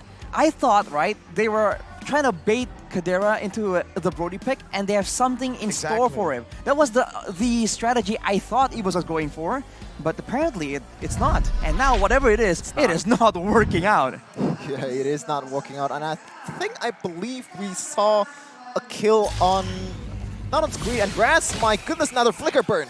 And again, look at the models! A boy picks the kill up. Beloy now zoning dreams away. Chidera is going to be able to pick up this turret, but he might actually deny some of the minions before he takes it down. So again, just more gold and XP lost for Brands. Chidera just shoving it fully, wanting to get the laning phase over with so that he can roam down below, take some more turrets, and shut this Brody down. You're talking about a gold and EXP lead. Look at Taz and compare him to Janna QT, man. That is 4 levels of difference. I called it. What is going on? Coming from Taz, one of the more consistent performers, this is definitely not the Link what is performance he doing here? he was to farm the expecting. minions. He's doing what he can do. Chepin, like, look at his jungle. What do you want him to do? There's nothing he can do in his own jungle. So he needs to actually cut the waves and maneuver around, because if he goes for the turtle, there's no way you out-retry a person who's 4 levels ahead of you, right? It's looking like a deja vu of that Onyx game. Another storm incoming, potentially. And right now, Gluck is just, my goodness, just another recreation, another deja vu of that Gluck game, Mirko. My. Now looking at the items here, of course, for Taz, it is a painful no item situation. For Brody yet. Recalls no for Janna, just asserting his dominance yet again. And on the other hand, there's a lot of damage in the hands of a boy. Psychots is still able to survive it though, but Blue goes in. Yep, under the tier 2, Sandwich has the split, gets out, baits some of resources. Janna doesn't even care, unfazed, just standing there menacingly, and they pick up the turret. Dreams with the flicker, but it's, oh my goodness! It's a disaster is what it is. GEEK SLATE styling on EVOS. Wearing those sunglasses in the drip really well. Add the salt to the wound as well. The recalls from Janna Cutie just taunting Dreams, and he might look for another Fatal Links, but Beloyski might have something in mind. Beloy brought back to the turret, gets out, turn up our memory, is gonna take him low, but Beloy gets out, flaps his wings. A boy though, the Appraiser's Wrath smacks him in his head. We'll take him down. GEEK SLATE have lost the member, but down below. What? That's Gluck in lane. That's an EXP laner with a Link against a Link with the Tempest of Plate. Like, what is going on, Arashi? This is looking like another Stomp. What is going on? It's Glukin time. That is what is up, man. This man has been pressuring the lane, roaming around, and still allowing that bottom side jungle to be completely dominated by GEEK SLATE. Now at a 6k gold advantage. Only 9 minutes, but they have all the makings possible to go for a siege, to go for a very early end. As Psychots here gets stuck 1v1 against Lukeman himself. Janna is in the area though. What can you do? What can you do right now? Janna just maneuvering back and forth. Dreams, even if he gets the Fatal Links, Janna just gonna Thorn Rose out of it, right? There's not really much lockdown that they can do. And look at Gluck again, down below. It's Taz, what is he supposed to do at this point, right? How is he going to get to a point where he can actually have a say in the game, Harashi? He needs to start, I don't know, man, in real life, with this kind of gold disparity, he needs to start gambling to win something big. That's the only way it works. It is not possible in the Land of Dawn, though. That Lord has been picked up, and Kadira picks up the Golden Staff as well. It is looking worse and worse for EVOS. Unless GEEK SLATE makes a huge blunder, you don't really see a way out of this. Yeah, I feel like he's just used the split push potential, and even then, they still get solo killed by that Gluck. It's insane how ahead GEEK SLATE right now, and I feel like I said this over and over again. Trust us, and it's really not looking good right now, especially in the early game. I feel like that one mistake, that blue buff steal from Beloski is just snowballed from there. It just goes to show you how important it is, the early game for this game. Well, they went for the last Ling pick, and they put the Fredrin in the XP lane. I feel like putting the Fredrin in the jungle would have avoided a lot of these problems, but now EVOS Legends are definitely paying the price. Gold lead extended all the way to 8K. Now with the Lord still marching down, it seems like every single turret will be taken out, but will GEEK SLATE stop there is the real question. The way Janna's playing, that's not Janna QT. That's the king of the underworld. That's Hades. Beloy also playing right there. Similarly to his old nickname, Greed. He gets taken down. Brands with a torn apart memory. That's the mistake you mentioned, Rashi, and it happens here in the 10th minute of the game. Unable to utilize the first Lord, but they can still be happy with a 7,000 gold lead. They ride and die with Beloy. A bad engage there, just going for Dreams, not the right target, and there's just not much damage you can do. I'm actually surprised that Dreams doesn't die, by the way, because how ahead GEEK SLATE right now. But in the end, Dreams survive and get the better of it. EVOS, a room to breathe. And some room to play around with here, but look at the damage, man. It's only gonna get a lot worse once a boy gets even more items. And as long as GEEK SLATE don't really put all their eggs to try and bursting down Psychots or Dreams, they really don't have a lot of threat coming back towards them as Taz is taking very low. Gluck goes in! Watch out, it's Gluck! What? I'm a Gluck player. I really didn't expect that damage to go through that high. Like, what is going on? Taz is just way too low right now. 0-3, and he's not getting any farm at all. 12-5 level difference. Wow. Painful, man. And keep in mind, by the way, show your support for our players from MPL ID representing Indonesia, from EVOS here as well, Onyx and RRQ. Unfortunately for EVOS, it's not looking very hot. The gold lead coming up to 9K, and Beloyski once again. It doesn't matter, man. This man does not falter. He makes a mistake, he gets picked off, he just makes adjustments and goes for the same pressure again and again. Oh man, it's not a good look, right?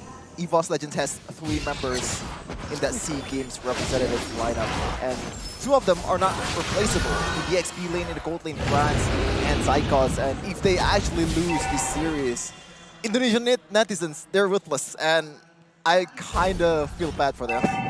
All you need to do is check the comment section in the Indo stream, right? Luke, right now again. Oh my lord. Showing class. I don't know why, but it feels a bit personal when Luke plays against EVOS Legends. He was also one of the players who was participating in the national selection. Psychots was picked over him, and maybe this is his proving ground, right? Because it's a free Lord. Dana not even needing the retribution. It's a 10,000 gold lead. Luke, down below, he says it's all good, man. This used to be what you can do on a Yuzong, right? Take all the pressure away, and then when the going gets tough, just escape in the Black Dragon form. Glue is arguably even better on doing so, right? Using the split and just getting out with the extra bit of sustain. So for EVOS Legends, even committing to try and take out Luke is not really a winning play either. With the much stronger Lord coming in right here, we'll see if GEEK SLATE is satisfied going for a bit of a siege, or are they going to try and go for a pick-off yet again? Looking at the items, a boy has the Holy Crystal already, so a huge amount of damage, but not towards the tanks though, so keep that in mind. There you go. Okay. He actually missed that Divine Judgment towards Taz, just fading it with the Tempest of Blade, but Psychots. Top side, Enhanced Lord marching down. Dreams going to be zoned away by Luke as they try their best to micromanage the Enhanced Lord. 9,000 HP. Burst it down pretty quick as Luke is still in that mid lane. GEEK SLATE not able to really see just one down. Brands and Hijume able to clear out the waves, and Dreams is doing a good job at just forcing the wave, zoning it so it doesn't crash into the turret. But hey, 11,000 gold lead means that GEEK SLATE can still play the long game. And Rashi, let's say EVOS Legends make it all the way to 20 minutes. Can they win a team fight? A full-on team fight? It's always possible. It requires GEEK SLATE, a team that has so much going on for them right now, to really clump up in a weird fashion. They just won't make any sense, right? The Farsa and the Melissa does not need to be next to each other. Neither is Beloyski or Jana or Luke for that matter. Everyone should be in their own space. So if they re-clump up like that for whatever reason, maybe because EVOS goes for that corralling strategy, and then Dreams gets a big engage followed by side cuts, maybe then something can happen. But otherwise, I don't really see a way that they can win in vision. They can win in zone control and in the engagements. Well, you never know. You never know, Rashi. We've seen Beloy throws a couple of times, especially with that Kufra shot call to end the game instead of going for the Lord. But as you said, Rashi, it's looking pretty bleak for EVOS Legends. They have to somehow hope for a blunder for GEEK SLATE unless they're not going to win the game. Well, now just pushing in lanes, making sure that the jungle is still completely inaccessible for Taz, and then going for the next big objective. Gluck, though, is completely fearless at this point. He just walks up. He doesn't even care if there's any retaliation coming. And Jana has been having a very simple game, man. There hasn't been a single retribution contest because that is not allowed by GEEK SLATE. Just want to remind you all that Taz is on that Demon Slayer in that jungle. And if there's no jungle, then what can you do about it? There's no killing spree, there's no survivability in team fights, so it's much, much harder for him to actually pop off. And you can see here Beloyski eyeing for something. Let's see. Let's test Taz's reaction time. Beloy definitely has a conceal here. I don't think he's going to utilize it just for now. Still waiting in that push. Beloy finally tries to open it up, but hey, they've gotten the vision already. They know that Taz was up top, and that's another free Lord over to GEEK SLATE. 13,000 gold lead right now for GEEK SLATE. I think the issue with EVOS Legends right here, they have a very aggressive composition, but no one can actually go for that small, simple engage. Maybe side cuts, but it's not that long range.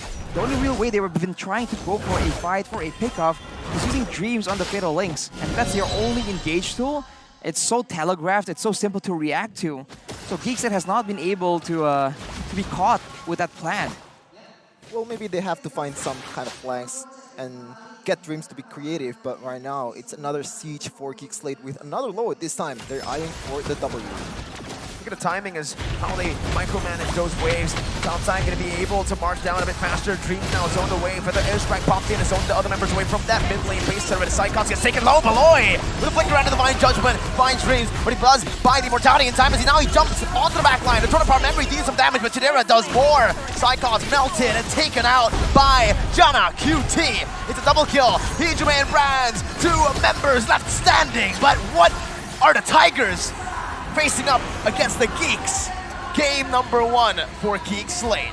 GEEK SLATE strikes first, and they're already one leg in that next round. And right now, EVOS Legends, it's definitely not a pretty match. A lot of homework for the analyst, for the coach. You can see here Age looking very, very confused, very, very disappointed in their team.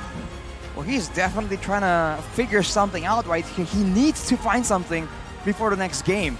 He went for a particular strategy and it did not work out at all. So I did say that right now it's EVOS' turn to try and make an adjustment. It hasn't worked out. So now EVOS can try and do something, and now we're going to really find out how adaptable are they. Do they have a different game plan that really does not involve Brands having great success in the game? Can they really try and put the game in the hands of Taz somehow, some way, and get him some winning lanes, some pressure in the Land of Dawn to try and get at least some jungle camps? Because in this game, if that was the idea, it did not work out at all because Taz was completely shut down. Yeah, this is the reason why non-utility jungler is not really popular, right? It's very, very conditional, and once you lose something, it's gonna snowball the heck out of you. It's different with utility jungler where you can kind of tank all the damage if you're taking jungle camps, but in this case, Ling getting solo killed by Blue. Yes, Blue with a lot of dashes, a lot of Peach Boys, Tempest of Blade. Like, the fact that you can get solo killed by an EXP laner that doesn't have a lot of mobility is like, what are you doing? That's what happens when you mess with Gluck. There's a reason why we say Gluck and not just, oh, Luke on the glue. This man is just insane, and like Mirko mentioned, he seems to have a personal vendetta against EVOS, man.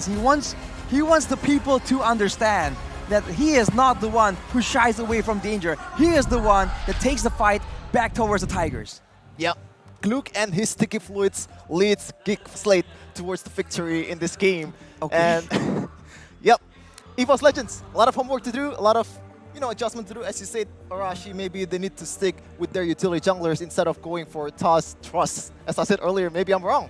I think, right, trusting talent on the Assassins works, just not in this particular situation when there's so many winning lanes already, right? Again, when we talk a little bit about it, Melissa does do better in lane against Brody in a pure 1v1. Sure, if you have some ganks over to that gold lane, you could actually change that outcome, but looking at the whole game, going for the Ling kind of sealed the deal for them, right? Because with the Ling pick, they're going to automatically have to put those resources into protecting Taz. And therefore, Brody's left all alone. You don't pick Brody if you leave him all alone in lane against a Melissa. Melissa tears him apart.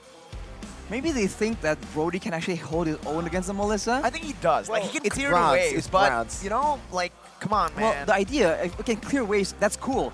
And then what? Exactly. Like, what are you going to do with the pressure? Are you going to try and gank when the mid lane isn't doing well? When the jungler is, when your jungler is 3 levels behind, right? You move into the jungle, that is dangerous, man. You run into Janna, even if Taz can come back you up, this is your jungle that's levels and levels behind, you know? So the whole jungle, essentially, for the side laners and the mid lane for EVOS, is completely inaccessible due to their own design. Yeah, I think it stems from confidence in brands, right? But I do think there's a thin line between confidence and arrogance, and you can see it pays off. Melissa against Brody, and you can see Fredrin against Gluck. Well, keep in mind that Brody is a signature pick for Kadera, right? If anyone knows how to deal with a Brody pick, it's going to be that man. So it's really not the wisest decision to try and outsmart him in his own, like, known matchup. Well, let's take a look at the history of the day so far. Bigetron Alpha also won game number 1. So maybe they're still trying to read it out. Because in game number 1 of Alter Ego Bigetron Alpha, it looked kind of like this. Alter Ego just drafted to lose. It felt like they were set up for failure. And I'm sorry, it's harsh, but I think EVOS Legends this time is very similar to Alter Ego in game number 1. They set their side lanes up for failure, and they weren't really able to utilize anything in their composition to get that winning condition out.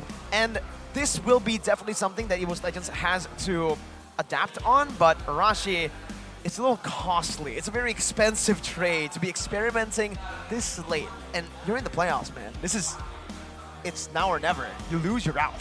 Maybe they're trying to condition GEEK SLATE to some kind of expectation and then trying to find something later on. We did say that now, right? Game number 2 is where EVOS Legends need to show that adaptability, because if you look at the items right here, it's pretty straightforward. It's a pretty late game, all things considered, and it's a full build for the really powerful backliners, the Pharsa and the Melissa in the hands of GEEK SLATE. And in addition to that, they have a solid protection tool with the Kaja, and they have a solid engage tool using the glue. So they have everything they need, right? Overall, as a composition, they are just so much more well-rounded compared to EVOS Legends. For EVOS, so many things have to go right. They have to find GEEK SLATE unprepared, they have to win the vision game, they need to try and use their ultimates properly, because when it comes to scaring with the engage, Glue can do so much better compared to the Atlas, right? With the Atlas, they can see you coming, right? We saw that. We saw that the flickers coming in from the side of GEEK SLATE were on point to just avoid the fatal links. So I think for EVOS, especially if they want to have the early game potential, they want to win those lanes and bring the fight to GEEK SLATE instead, they need a roamer that is a lot more dynamic. They can engage a lot more often than once every single time the ultimate is up, because that ultimate, you can just keep tabs on it. And you can even get, if GEEK SLATE still feels like it's a big threat, they can go for purifies as well. So everything is pretty much countered. And I think in the hands of someone like Dreams, you want something a bit more surprising, a bit more useful, a bit more spammable to try and ensure that GEEK SLATE gets put under control, that there's some threat at least coming back from the White Tigers. Yeah, as Arashi said, they have all the solutions towards every question from EVOS Legends bring, but we're going to see the stats here. Aboy, Janacutie, Luke, and Chatera domination towards every kind of stat leaders. For once, the gold Taz, per minute. 0%. is on Jana Cutie. 0% kill participation for Taz, and honestly, you talk about participation, but there's only 3 on the board for Evo, so let's not really mention that. Fair. The damage to tower, though, less than 3,000. Even though they have a Brody, they have a Yves, they have wave clear available, but overall, when it comes together, 5v5, it just did not work out, man.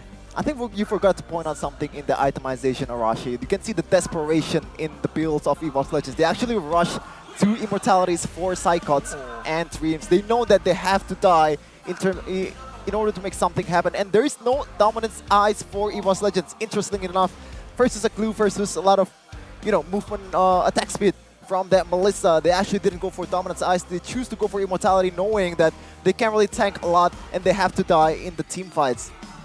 I can understand why they didn't go for the dominance eyes. I mean, they were already overwhelmed with the gold lead, the pressure that was placed onto them. They needed some damage. They needed something to be able to fight have to gamble. back a little bit. Yeah, they have to gamble. That's what Arashi mentioned as well. And I think that is definitely reflected in the item build. Like you said, desperation. They're like, you know what? It's all in or nothing, because for GEEK SLATE, it's the opposite, right? EVOS, they wanted to gamble. They wanted to get a fight in the later stage. GEEK were like, no, we don't want to fight. We just want to invest. We're good with money. Exactly. We're geeks. We have the knowledge here, right? What's better than just pure strength, than mechanics? Knowledge, bro. And GEEK SLATE definitely show it. They show discipline as well in how they were approaching the late game. Look at that, man. Look at this graph. Complete stonks for GEEK SLATE. We look at the graph right here. Minimal movements towards EVOS, and I think, like we've been mentioning, every single lane wasn't doing well, and along with that, the jungler also suffers as a result. So stronger jungler, stronger lanes is definitely in contention. And if you really want to try and have all these losing lanes, right? If it's part of your strategy to somehow survive towards like, what, 17, 18 minutes with a late game composition, fine. Get some actual late game. Don't go for Brody. He can't burst down the glue, right? Doesn't work like that. Arashi, thing is, the problem is they banned everything. It was Brody and Melissa. That's the 2 picks Exactly, it's left. their own design. Well, the MVP by the Samsung Galaxy S23 Series 5G, Gluke, 3-0-2, a 62% kill participation, an absolute brick wall in the face of the White Tigers. He's squishy though, like blue, right? He's a squishy brick wall that EVOS cannot get through, and if they want to try and, I don't know, go for the back line or have some more pressure in the hands of Psychots, maybe banning out the glue over the Owlet could make a bit more sense, man. I think there's another option too for... Wait, no. I was gonna say Fanny, but Fanny's already banned, yeah. Always respected. I kind of understand why they pick for Ling. They want to have that backline presence. They want to go for Melissa, go for Farsa without any kind of threat from the front line of GEEK SLATE, but it doesn't work out. It's like, he's like a fork in a world of soup. Right. Can't really do anything. Exactly. Everything just slides through. It doesn't really work out like that. And honestly, against a Melissa, man, I feel like the Ling just has such a hard time. And if you look at the heat map here for the man himself, Gluke, though, from 5 minutes to 10 minutes, he doesn't even care about being with his team, right? This is what he can do on this Gluke He's pick. in his island. He's in his own island, Arashi. He's in his island, and he pulls the Tigers towards him and just traps them there. And while he's doing that, Jana and the rest of GEEK SLATE has a very, very easy time.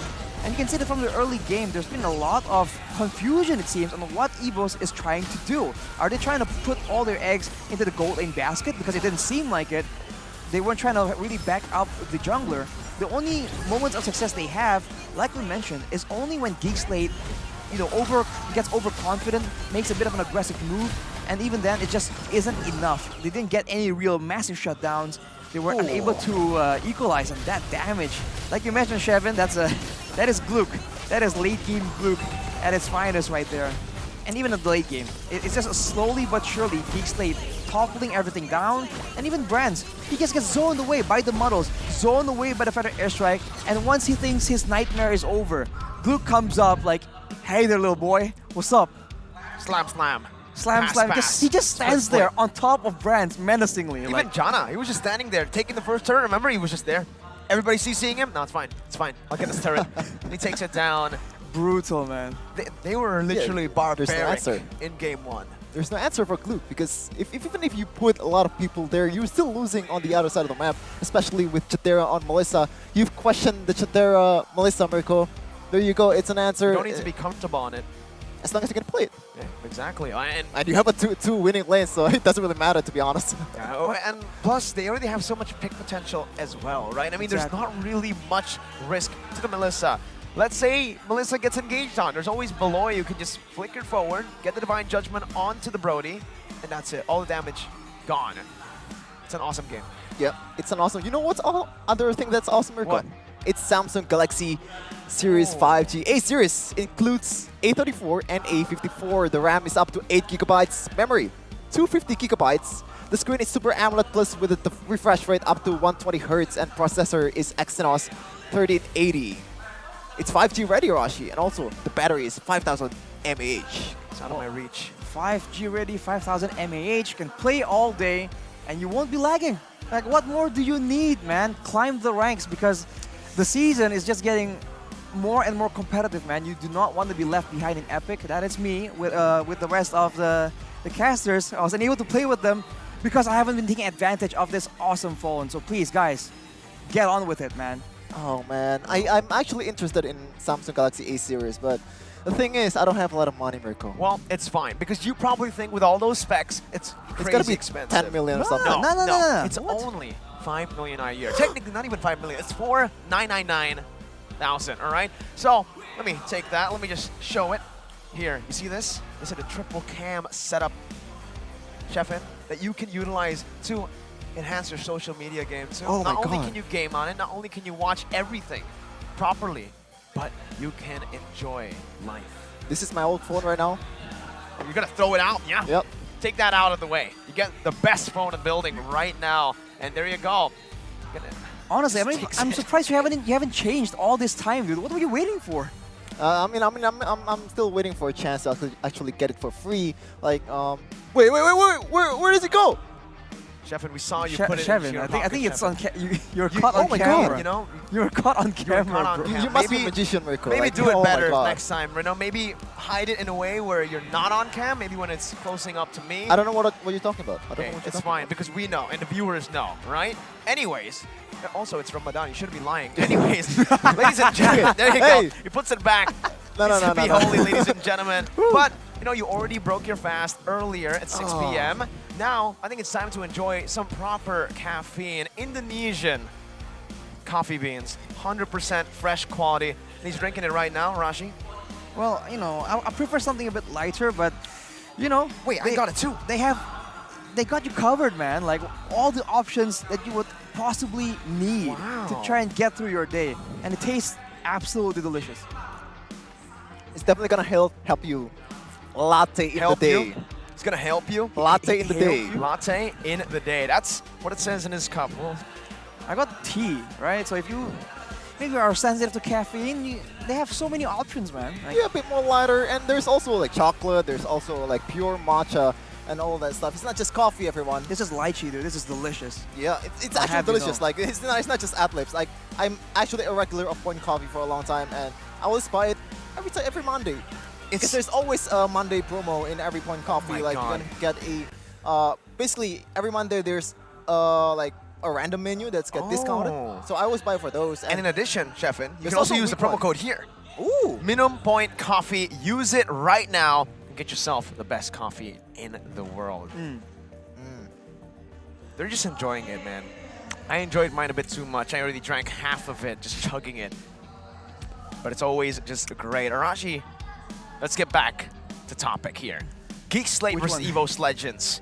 That's the topic we're talking about here. Arashi, game number 2, what adjustments do you think EVOS Legends needs to make? Do they need to start it from the drafts, or is it just purely execution? I think they definitely need to start from the draft and have a solid plan. Because like we mentioned, they weren't... Solid foundation. It didn't seem like they were sure what they want to do, right? Do they want to have a strong jungler? Do they want to focus on the gold lane? Do they want to shut down the AXP lane? That's just the point, you know? They're just missing the point completely.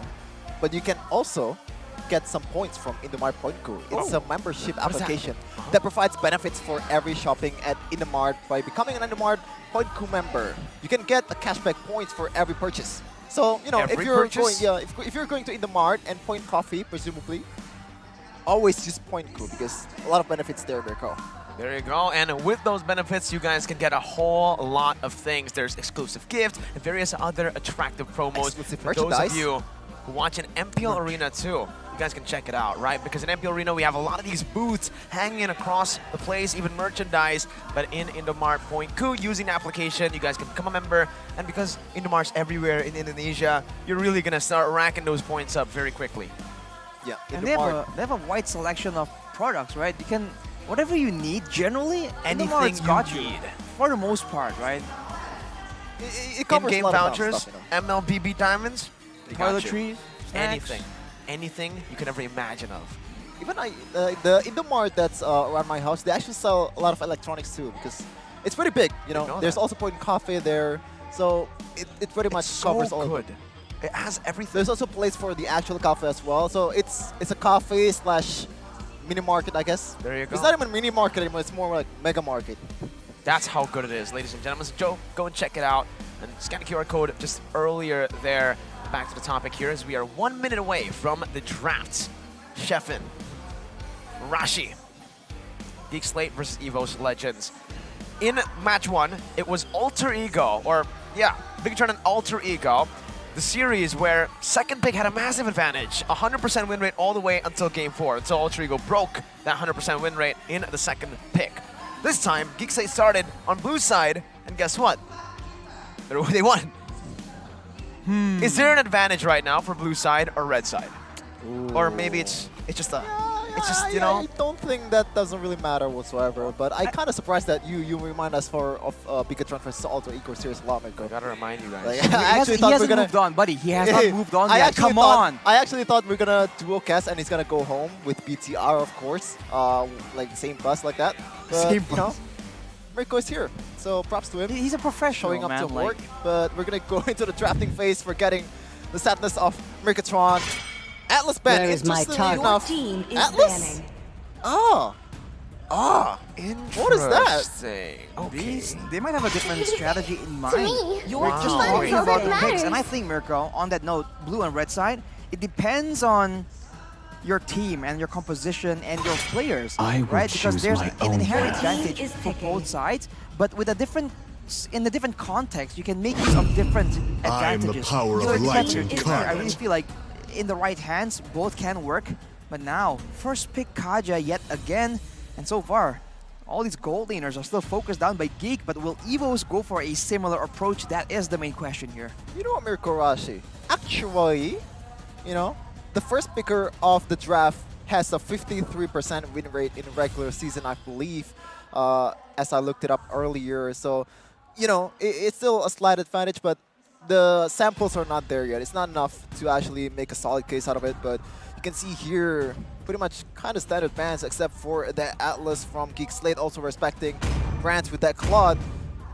Yeah, I feel like Brands is just pretty much, how do I say it, like strip naked, I guess, like from the Your potential, team is picking. There you go. from his actual potential with that Claude, but as I said earlier, they love the Akai more than the Fredrin this guy does, because, you know, Akai, you know what, no, I'm not gonna go there. I was gonna say something that's gonna get me fired. You're gonna say that Taz looks like Akai? No. Why you? You're putting words That's in his a mouth, bad Arashi. assumption, man. You can Anyways, see in his eyes, bro. Geek bad Slate, assumption. right? They didn't go for the Fanny ban. They instead went for the Atlas ban. So they're leaving it open.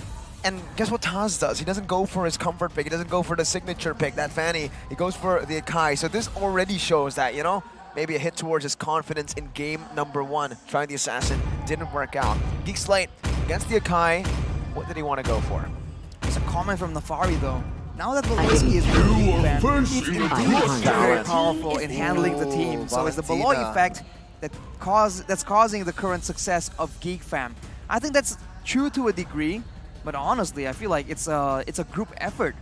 And on that note, Mirko, going for the Akai, maybe it can still be flexed open. You know, you see, it's still possible, right? But we saw that with Alter Ego against Bigetron. The Akai was just a massive solution, a massive tool for a team that likes going for pickoffs. So maybe that is the strategy here. For EVOS, deny pickoffs and then use the long-range burst damage. They have the feathered airstrike. What can they get to try and help out that point here if they really want to go for it. Huh. How about Hellcurt? There you go. That's the Hellcurt. Your team is banning. Hellcurt. I don't think the Hellcurt is a good option. I think we saw it earlier. That's not an actual question. I'm just pandering. Yeah, I know. That's why I said. That's why I responded with, you know, I saw it. Mirko responded so flatly to that. It's like, yeah, no. No, it's not a good pick. No, I saw it earlier. Stop. Oh yeah, it's an Akai and it's Valentina. Normally you'd see this guy, the jungler and the mid area, but this is a special team, EVOS. They pull it off once. Dreams on Akai on roaming area and Chadera, a very, very special guy here, Valentina on the cold lane. Ban Beatrix and ban Brody. You want to go up against the been carry. waiting for too Never long. mind.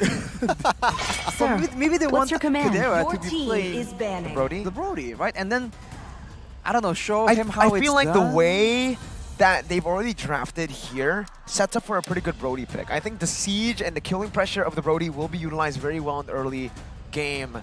Whereas, you know, something like a carry, if GEEK SLATE played slow, it kind of, you know, doesn't synergize as well with the team. What do I feel like something crazy is about to like show up for Valentina GEEK SLATE here? Gold? That's That not is really crazy, to at be this honest, point. That's not yeah. that crazy any longer. We've seen it multiple times, which just shows again how crazy it's been. Time this and particular tide wait season. for The no final man ban is going is to be the banned. Beatrix Girl. Mirko, so denying the range potential for GEEK SLATE as well. They are a very short range team, and maybe that's why they banned the Atlas. But against a Melissa, if they're all short range like this, that's a lot of damage possible for Brands, and they don't have a solution. Wait, are they expecting the Akai to go to as a roamer? They're banning out the Hellcurt here. Possible, it's possible. It's possible, but it's unlikely because Taz is... You said this earlier, Mirko, fanning is his signature here, but in Thorns this remain. season, Should it's pass. Your statistics team wise. is It is! Okay. Okay, guess they're actually right. The Akai will not go to the jungle. It's gonna be tank slot, presumably for a toss, and GEEK has to respond with something else. What a good read, though, really, from GEEK SLATE. Well, they just, you know, they do have the Shadow Analyst, by the way. Maybe he just reads into it just like that. That guy's so smart, man. Crazy. But now it's a bit of a reverse situation. If they go for a long-range fight earlier, GEEK was the ones that can just, you know, play chill and output the damage. Now GEEK needs to find something that goes behind. The and they've been banning art away of a lot miracle. of the assassins, a lot of the divey heroes. The only one available right here for the team right now is Valentina and the Glue. Your And now they go for a team is Grok, so a very online. tanky composition, but Grok is that enough jungle. damage though? Oh yeah, I was questioning the same because Brody is definitely quite a reliable DPS, but not at the same level as Melissa. As you said Not even earlier, close. Mirko, especially in the late game, it's gonna be harder for you to actually pop off. And with Akai in the front, Brody is much more, you know, vulnerable compared to Melissa or compared to other marksman pick out there. So, and it's gonna be another dive with towards the penalty Yikes. zone and the flicker. Big threat for GEEK SLATE. They fixed a lot of their issues. Yeah. Arashi getting the 2 winning lanes, supposedly now with Nah. Terizla versus Glue. Glue. 100% Glue. You're biased towards Glue, man. No, really? no. Seriously. Serious. I'm just concerned right now with how much... We talked about how in game number 1, the win condition for EVOS was for GEEK SLATE to clump up together. In game number 2, this seems like exactly what they're planning to do. Kaja, Glue, Valentina, Grok, and Brody. Not a single member on their team operates alone, number 1, and 2, has that range to try and be away from the rest of the team. And EVOS has doubled down here. A lot of AoE, a lot of crowd control, and still a lot of potential to just dive in the back line. If they start getting ahead, it's going to be very difficult. So for GEEK SLATE, I think it's all about how they can use the early game power, the tankiness, the HP bars to get an advantage and shut down the team fights from EVOS before it's too late. Ooh, definitely. But Mobile Legends. I feel like we're kind of underestimating the potential of that Kai. But we're gonna jump straight in the game for Game 2, EVOS versus GEEK SLATE. If Beloy steals it again, I don't know what to say. And Nah, you can no already way. see the adjustment from Taz, right?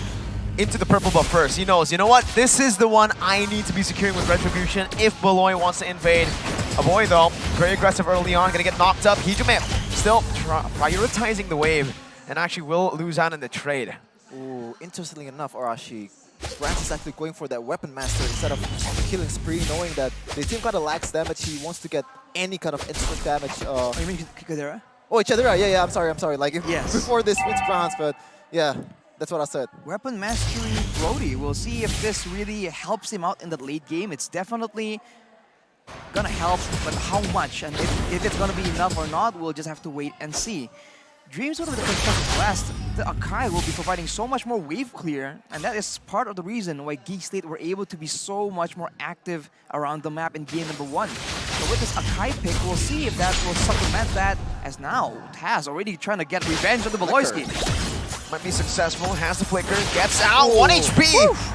No more follow-up from the side of EVOS Legends. Taz might actually be looking for it as Beloy pops in the recall. Dreams not going to be there in time. Chadera is able to actually lane pretty well here. Up against Brands, not too bad, but he's already going to get pinched down in lane. Gets a basic attack down onto Dreams, who's looking for a knock-up. 4 members have rotated up top. Here it is, Chadera. Can he outplay a 4v1? Flickers out, but Hijime is right there to make a first blood. That's the whole cannon minion lost for Chadera. Cheesy play, but on the other side of the map, GEEK securing the turtle without any contest whatsoever. Taiwan will not be able to do anything here. Venom Team might not will actually use that retribution for him, and looking for a blue buff as well. So GEEK SLATE, they're looking for something else instead of just losing that gold laner in the top lane. Good job for them. So Jungle Block and Taz might just be walking into a trap, but he walks away. He senses that something is wrong right there. That is some extra level game sense, but now it's a stalemate. What? Everyone's just waiting around for this purple buff to be initiated. Yeah. Janna finally, he's like, you know what? My patience is gone. I need to get out of here. I need to go and farm. I need to utilize this lead in the jungle. But Taz will be able to clear out that purple buff. No invade. And I think it's a bit too risky for GEEK SLATE to pull that off, right? Knowing there's a lot of CC to kind of follow it up with. Yeah, definitely. As also, there's not much GEEK SLATE members on the area just now, but I love the hesitation from Dreams going in. Instead of just striking GEEK SLATE or striking Janna Cutie right away, he actually waited out for it's safe for him to take when all of his teammates come, and Janna Cutie just getting shoot away from the map. Looking at the talent's prediction here, though, 3 votes for the Tigers, 2 on the English desk. Shevin is caught in a tiger sandwich. But I just like Beloy, that's it. Just light Beloy, okay, Me too. buddy, we'll see. Okay. Now though, with level 4 available, takeoffs are going to be attempted. The Panda here, the Totem Bar Memory, that is another thing that you need to understand. Yeah, Heavy Spin is a Purify, so it takes away the stacks from Chadera's, Totem Bar Memory. So there you go, that's why he was able to escape there. I think if Chadera popped it a little bit earlier, it should have actually killed Dreams. Yeah, I think he should have waited out for like one more hit or one more basic attack towards him, and don't be surprised if actually Chadera rushed in that Malefic War or DHS for him, because a lot of members from EVOS Legends, the front lines is just very, very beefy Rashi. The Ritzla, Tanks, Lot, and Dreams on the front line. We'll see, man. It seems like for some GEEK SLATE, we're trying to freeze, but with the turtle being pressured, now they are all moving into the area. And consider EVOS, they are a lot more willing to be apart from each other because their composition really supports that. Paz might not be spotted, but he is spotted now, and he is going to be shoot away by Luke. Janna building up a big smack. Phantom execution and the retribution secured by Taz as Luke gets pinned on the wall. EVOS Legends with the neutral objective take. No trades on the board for GEEK SLATE, but they are already making a move up top into the gold lane. That's a flicker. Beloy finds the Mind Judgment. A boy as well with a heavy spin. Pins Hijime down. Chadera with the stun and the damage. The further airstrike just almost taking Chadera down. Dreams is looking for a trade right now as he goes in for a knockup, but Chadera is still able to push some damage down. The kill will be picked up by Taz in the end. GEEK SLATE will disengage from this skirmish. Oh, I think there's a bit of a misplay there. Chadera shouldn't have died in that engage. Just Beloyski knowing that the perfect target in Hijime, just looking at the Mind Judgment and a lot of damage poured on this guy. And another kill for GEEK SLATE. 1 kill for GEEK SLATE right here, and Taz, he's on a roll right here, trying to get revenge for game number 1. And Janna is the one confused on what to do. A Grok in the jungle, you're a lot more one-dimensional compared to the assassin junglers that Janna is used to, right? There's a lot of talk about how Janna is just on a different level only when he does get the heroes that can make those plays. With the jungle and the gold lane shut down, EVOS is on track to do well. We'll see if there's a particular plan though, because for the side of Geek Slate, I think a boy is the one that has more flexibility in how he wants to approach this. He has the Clock of Destiny. Will that be enough damage? Heavy spin, bringing Beloy back. The Divine Judgment locking Brands down, but it's still going to be him picking up the kill right now as a boy. Going for the heavy spin as well. Not able to pin Brands down, but is able to dish out some damage before Janna here gets poked down to death. Then it's the kill will be sent over to Brands. Still, Brands is the main man for EVOS Legends. As you said, Arashi, the lack of damage. If the gold laner is not there, if Jadira is not there, what can you do about it? Geek Slate only has Valentina on the vicinity, and he actually goes for the heavy spin, which doesn't really do a lot of damage, especially if you're on Valentina. And just bad engage for a boy, I feel like. It's a different situation right here. Geek Slate are the ones stuck with a very one-dimensional approach, and EVOS Legends are absolutely taking advantage of it. You can see Geek Slate struggle to match, to try and find a strategy that will stick against this composition of EVOS Legends. It's just a lot more well-rounded. It's almost like a reverse situation from game number 1. Kind of really interesting enough. He actually goes for Athena first item. You usually see for utility jungler you would pick up that Molten Essence and Curse Helmet, but instead he goes for that, you know, Tenacity, goes for that tanky build in Athena Shield. Yeah, the Athena Shield will be very beneficial, especially if he wants to be the main person face checking, right? Because for the most part, they send Luke to try and do his thing, like in game number 1. So the real man just checking out bushes, looking for plays, has to be the blue. Because if they put the Kaja in that role, you know, engage on the engage tool, right? So Voloisky needs to be staying hidden. So with that extra bit of magic defense, especially against the Barca, it's going to be very beneficial. But Taz, once again, needs to play, and the rest of EVOS follow through. Heavy spin, but the Phantom Execution takes a boy down. EVOS, 2.2 thousand gold lead. Still looking for more into the mid lane, but Luke is able to find a trade, at least this time around, with a tier 1 falling up top.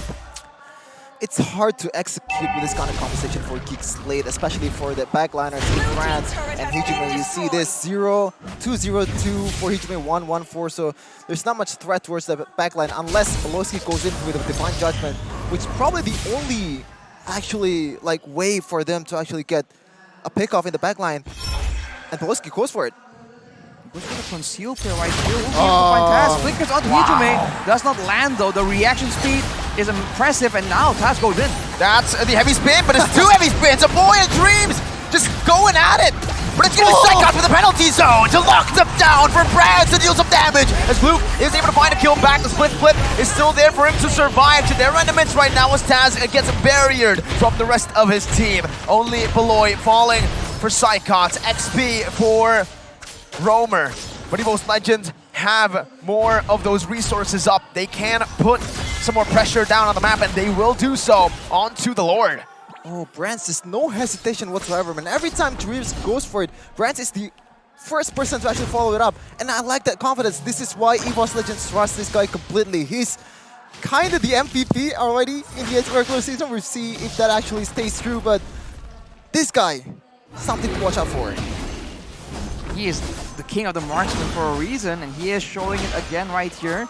We won't get bored of reminding you guys at home about this. Now with this setup though in the jungle, waiting to try and trap someone, Janna will be the main target for them to try and pick off, but with the card control immunity, he will be able to find his way around. It's on cooldown though right now, and EVOS Legends are committing to this. Hijime barriered on Dream, still having heavy spin. Beloy trying to buy some time as Janna's going to be locked down, but the wild charge is not going to be there. Janna and a boy will fall, but a boy is still able to survive for a bit before he gets slain by Brands. 2-0, EVOS Legends with a 3.4k gold lead and the Lord at hand. It's getting harder for Geek Slate in the game progressively. As I said earlier, if there is no Jandera, there is no damage except for the Valentina. Voloisky, another flicker burn. EVOS Legends is having his way versus Geek Slate. That's crazy, man. Geek Slate, they're still getting trades around the map, but at some point, it's going to be a bit too much. And keep in mind, they're banking on the Brody doing more late-game damage than a Melissa. That's a very tough bet. And I guess in the mid lane, a boy can out-damage Hijime in the right circumstances. As you can see though, with the waves being empowered by the Lord, EVOS Legends are looking to equalize in that wave pressure. And Taz, once again, flexing that retribution potential if he is not behind 4 levels. Feather airstrike also. Hijime, the underrated mid laner. You gotta rate him now, man. That flicker from Beloy's flicker was absolutely phenomenal. They're able to utilize the Lord right now to take all the tier 2s. Let's see if they can crack the base. Open with the base to retake. Brands with the dash right now, bringing the muddles closer. Stan jumps into the back line, but is going to be locked down. Still able to escape. The passive comes down to penalty zone as well. Beloy has fallen, but the wild charge connects onto 3 members. No follow-up, but Brands, oh my god, Luke is able to dive onto the back line, finding a kill as the boy follows it up properly. This is the counter-attack they were waiting for. Dreams will fall to Chidera. And it's a 3 for 2 as Taz gets out with the Phantom Execution. GEEK SLATE have found the better trade in the team fight, but they have lost a lot of a lot of objectives. Yeah, that's definitely where GEEK SLATE is trying to do. Just banking on the fact that EVOS Legends will try to make a blunder, and you can see there just overcommitment. Knowing that Jana Curie still has the wild charge is very, very risky to do, and 3-man knocked up. Beautiful, beautiful play by Jana, and GEEK SLATE just profiting out of it. EVOS needs to be more patient in this kind of engages. They went for that dive under the turret without a single minion available. It got cleared out by the turret passive, along with the efforts of GEEK SLATE. Hijime, though, stealing the purple buff away from Jana, so that is a very, very unfortunate. And now, it's still a 2.7k gold lead. It's definitely not as massive as GEEK SLATE in game number 1, but it's something that EVOS Legends is putting to good use. And keeping in mind their composition, GEEK SLATE, they have to try and do something a bit more unpredictable now, because at this point, I feel like there's enough damage for EVOS Legends to just play reactively, and as long as they don't expose Brands too early, getting picked off like we saw in that bottom lane fight, they can really cruise to an easy victory here. Speaking of unpredictable, you can see there Beloyski waiting out for something. I don't know what he's trying to wait there in the bottom lane with Luke especially. There's not much damage they can deal, but right now GEEK SLATE might be eyeing for a steal here. The gold lead has been dropped down by a whole lot, Arashi. It was 5,000, now it's down to only 2.4. Remember, Beloy, the unpredictability of this man, it can change this game, Arashi. It's definitely a possibility. Luke now tries to open the map, but he gets stunned up, but they won't commit on him. They know that he is the tanky member with the split. They're waiting for someone a bit more important. This might come down to the wire as a conceal gets popped up by EVOS Legends. Brands has used the muddles. This is the time. Beloy with a conceal flickering. Brands! That was the moment, Beloy! He finds it, and Janero flickers out. He gets the kill already, though. Now Jana against Psychots. He needs to secure this for his team, and he does. That's the moment that was made by Beloy, but the penalty zone connects onto 4. This is an all-out fight. Luke in the back line against Hijime. A boy will fall as well. Luke and Jana now, the 2 members left surviving. Jana versus Taz and Psychots. Luke going in onto the roamer. Jana will fall to the Phantom Execution as Luke tries his best to buy some time for his team. The Lord was taken down, but EVOS Legends have won the team fight. Oh man, big boy Beloy with a man's play, just going in. Beautiful flank, but instead EVOS Legends, they have the better trade in terms of, bodies, in terms of players. But still, GEEK SLATE, they still manage to find something out of it. What a play from GEEK SLATE, man. We keep talking about how this man looks for opportunities when you least expect it. Well, there it is. Your gold laner taken out right before a Lord take, throws everything in chaos, and now GEEK SLATE has momentum here. They have an opportunity to try and take control and take out more objectives. Of course, they're still quite behind, but we can see that in the execution, it won't even matter. They can siege it down the mid lane turret. EVOS Legends need to respect that Lord that's marching down up top. The mid lane will be taken down by a boy and Gluck. Beloy has finished up that fleeting time. Now Dreams going to be able to pin Luke down with a heavy spin, but it's only the XP lane who's going to lose the immortality. But Beloy now spawned enough time. That's the Divine Judgment on towards Psychots, who loses the immortality as well. Luke with split is able to buy a lot of time, but Psychots jumps into the penalty zone on the 4! And it's Brands, the 2 national team members winning the team fight for EVOS. But look at what the Lord has done to EVOS Legends' base. That's base turret number 1 taken down. They are even on the board now. Wow, that synergy though. I feel like Brands is going in even before Psychos executed that penalty zone. The comms for these guys are it's unbelievable, The 2 national team representatives just going in 2v5, 2v4, I guess. 2 kills for Brands, and right now they're trying to go for more. Penalty zone into that Muddle's Inspire damage. At this point, Brands is definitely a huge threat to anyone that he's attacking. And with that advantage, though, they're going to go for Luke. Every spin again, Luke won't be able to survive this time around. His boy jumps in the back line, and that's going to be Divine Judgment. Getting the Melissa. Dreams now losing immortality. Chidera and Beloy are still going to be able to push some damage down, but the flicker comes down from Dreams. Beloy, Chidera, and Jana on the hunt for some Tigers. But the Tigers are playing it defensively, still able to escape for now. Chidera still playing in the back. Psychots having the penalty zone, jumps on it. Chidera with the flicker gets out, baiting Taz away with nature as well. Now with the Winter Truncheon bot, Hijime is going to be able to disengage. EVOS Legends do not want to overcommit. Oh, Brands fell for it once again. Just Beloyski looking for the perfect opportunity to get this guy off the board. Glass cannon. 2 kills. Right, I was just about to mention the in-game equipment by Dunya Games here. Look at Brands with no defensive items at all. It has been the cause of many defeats for EVOS Legends in the past, and he is gonna gamble on it again right now. Sure, EVOS requires some damage, but not badly enough for Brands to go Glass Cannon. With the Lord coming up, with the Raze pushing sort of evenly, GEEK SLATE are the ones trying to push EVOS Legends into an uncomfortable setup here for the Lord. Oh, there's another idea though. This is Brody. He's known for his split pushes, and right now it seems like they're not going for it. Beloyski is just still trying to find something, trying to find a push that he can own to actually go for those kind of plays again. But this is Brands we're talking about. He's not falling for it 3 times in a row. He's already fallen for it 2 times, but this time it's gonna be a different story. Look at the real-time win probability presented to you by the Samsung Galaxy. 3-4, 8x4 time team. Still favoring EVOS Legends, but again, look at the poke. Psychots has been taken quite low. It's forced away, and remember, on the Grok, what makes a Grok really good in the jungle is the fact that he can constantly reset the Lord, and it makes it such a problem for EVOS Legends because the Glue has been constantly in the side lane, just using that mobility that he has to, again, be the nuisance in the far lane. Meanwhile, Terizla can't really go there. The mobility effect, or the mobility difference here between X laners is going to play a huge factor. If you look at the lane, the waves at the bottom side, it's closer to the side of GEEK SLATE, which means that the waves will be pushing ever so slightly towards EVOS Legends given enough time. That's the even minion rule, and GEEK SLATE, they are using it to its maximum potential. EVOS see the urgency, they go for an engage and fail to do so.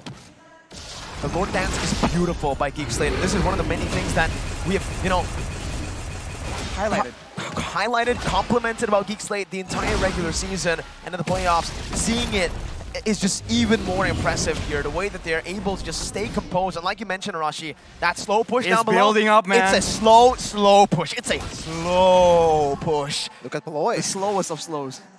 Oh, delightfully devilish, Beloy. Beloy entering his villain arc as he's looking for the flanks. Let's see if he gets it. The conceal play now on the flicker. Oh my god! Beloy! He finds Hijime! Again, a massive play by the man of the hour. But they will lose Beloy in the process. Now Jana and Taz on the Lord. The 50-50 battle. But it's still going to be Jana playing with the Lord Dance. Spectacular as Taz jumps in onto Chidera, who's going to be able to find a stun. Heavy spin comes down. No pinning for now. Taz going to be zoned away, but he's going to look for an opening. Jana versus Taz. Taz is going to be taken down, and this is the opportunity for them to burst the Lord down. The retry goes to Hades. Jana QT finds it. Taz gets shut down by a boy. Melissa nowhere to be seen as Glue comes over. A boy going to be able to take the immortality down. Bloy is still dead. It's still going to be a boy who finds the double kill. Psychots and Dreams, the 2 members left to defend. 3 members down, and look at the wave in the bot side. Free base turret for GEEK SLATE. And does Icons 1v1 against Kadera. He's gonna be able to secure this kill. And the Immortal. GEEK SLATE, they're going all the way for the field goal. The Winter Truncheon, the penalty zone. But what is a penalty zone to the man you see on screen? That's Kadera. GEEK SLATE wanted to end the game. They want match point. The feathered airstrike. A boy takes Hijime down. Jana onto the mid lane. Luke again bringing Dreams back for a boy to deal some damage back. The Wild Charge comes down to lock Dreams down. Chidera now trying to end the game, but Dreams jumps in with a heavy spin. Zoning the minions away. Doing a good job right now, but Chidera is still ready to end the game. The Divine Judgment is placed down, and that's match point for GEEK SLATE. Macro masterclass by the nerds here. This is what Poloiski are for. Beautiful, beautiful Lord Dance. My goodness, just slowly choking them out of it. Bot lane, slow push as you said, Arashi Miracle, and it's a big, big slow push. And Poloi 3 times. 3 times beautiful conceal, beautiful divine judgment to the right person in the back line. Wow! Executed to perfection, man. The slow push, the macro, the vision, the team fight execution, right? The targeting to ensure that Brands does not have a single thing to do in this game. Gone are the days where a late game competition will guarantee you a victory. With GEEK SLATE in the picture, that is no longer the case. Match point against the Tigers. Who needs experience when you have knowledge? Who? Knowledge. Knowledge, dude. man. Knowledge. I gotta say, man, like, I feel like I'm saying this as an Indonesian, right? A macro play in the late game when there's like a Lord Dance and you just slowly being patient and patient. PH has it down to the wire, right? They know what they're doing. Well, Luke was the one that initiated that whole push. Yeah, but the shot call is from Poloi. I agree. Well, how do you know that? How do you know that? R7 said that. R7 said that. Hey. I think it's a well-known fact that Beloy makes the calls for All GEEK right, buddy. SLATE. I mean, you know, can't argue with that. And man, I gotta say, man, they're not doing me any favors. With the plays they're making, they're really making me go all out here too, man. What the heck? I can't believe it, man. That is just insane. They made the draft work. They're basically saying, hey, this is how you play the Brody. Yeah. They're saying, okay, fine, drafts can help you, but my only God. so far, right? With perfect execution, it doesn't matter what our draft is. It doesn't matter that we're on the back foot the whole early game, the whole mid game as well. As long as we are able to find the right things at the right time. Every single time, man. This is what makes GEEK SLATE so special and so dangerous in that late game. I can't believe it. It's crazy. We've said this over and over again, Arashi. The lack of damage is killing GEEK SLATE, but what can you do about it? If you pour the damage in the right time, at the right position, on the right person, it always works out. And Poloiski is definitely the MVP of those matches, at least in those team fights. I don't want to say in those matches yet, because we're gonna see who's the actual MVP of the match. Could be a boy as well, because keep in mind, you don't see it, but the reason why Brands is always so deterred, right? He was zoned away, and when he's out of position, he gets bursted down. What do you think? Whose damage do you think it was? Yeah, like Grok? No, it was a boy's damage, and he also was able to find the right ultimates at the right time. The Beyblade fights with the heavy spin, right? And the feather airstrike in that final sequence where he's able to take out Hijume as well. This man, we talked about the lack of experience, maybe the mental state not being strong enough. A boy just delivers. A boy, rookie, MDL player, MPL line. I think that was proof. First, his debut on the professional stage was MPLI, an international tournament, and he was able to outplay some of the best players in the world. So, hey man, if the question was a boy, can he handle the pressure?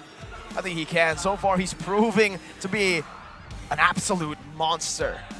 Do you think the glass cannon build should be in like the option for Brands here? Because as you can see here, there's a lot of damage brought on by a boy, and it really kills Brands, especially take over Rashi. Yeah, I mean, me and Mirko, we're very vocal about the fact that you can have all the damage you want, but if you're not alive or even present or safe enough to deal it, it doesn't matter. Brands, I think this is the 4th time we've been talking about him and his glass cannon tendencies, and honestly, looking at the compositions, maybe he's thinking that Dreams on Akai, that's a lot of protection enough. Psychots can re-engage and it's fine, but it's just way too dangerous. Looking at a boy with the Divine Glaive, with the Holy Crystal, that's just a lot of damage, man. And I don't know, the late game weapon mastery emblem from Brody also means that he does a lot of damage. Of course, it won't be the same damage as the Melissa, but like we mentioned, it's not only about how fast GEEK SLATE can take Brands out, it's also the fact that in the final sequence, with everyone so separated from each other, right? Brands was unable to join the fight again. He left, he was forced to leave Taz and Psychots, I believe, alone in the front because he can't get through, because he's too squishy, and in 1 second, in the right moment, Brody and the Kaja will just completely take him out. And that is what GEEK SLATE used and technically abused to ensure that you have late game, you have DPS, it doesn't matter, bro. We zone you out. I think early on, you can you can kind of give him the benefit of the doubt, right? I mean, the fact that he hasn't been picked off that much early on shows that, you know, he can make this play work. But as the game goes into the late stage, that's when Beloy can get really creative, when the turrets start to fall and your other side of the map is completely, you have no vision on it. That's when Beloy really strikes, and that's where you need to show some respect. Brands, I don't know. That build, right? It worked up until the mid game, but seeing no change at all, Rashi, concerns me. I feel like, yeah, he's snowballing, but he has way more than enough damage. Right? I'm going to be honest with you, Arashi, okay? I'm going to be brutally honest. I feel like EVOS had the better draft. Yeah, same. I voted for EVOS, right? I feel like GEEK SLATE was supposed to be so like one-dimensional. They weren't able to find any success, and they were not. But in that late game, somehow, some way, they're able to find that opportunity, and it's partially because Brands doesn't respect the potential. All he needs to do, right, technically, if you look at the draft, right, all he needs to do is stay alive. Even if he only had 4 damage items and he had 2 defensive items, like a Wind of Nature, like an Athena, he can still survive long enough and do enough damage eventually to outdamage Kadera. So why is he so intent on being a burst hero when he's a Melissa, a DPS hero? Even in that fight that Shevin was mentioning, Psychots goes in, he's so intent jumping forwards, using the Inspire to try and burst people down. He does not have to do that, right? The draft allows him to just take it easier. Oh man, you can see here, I think the Immortality is a better pick or better item at that time, because once you get pulled off by the Kaja, it's pretty much automatic death, right? It doesn't really matter if you have Wind of Nature or Athena Shield.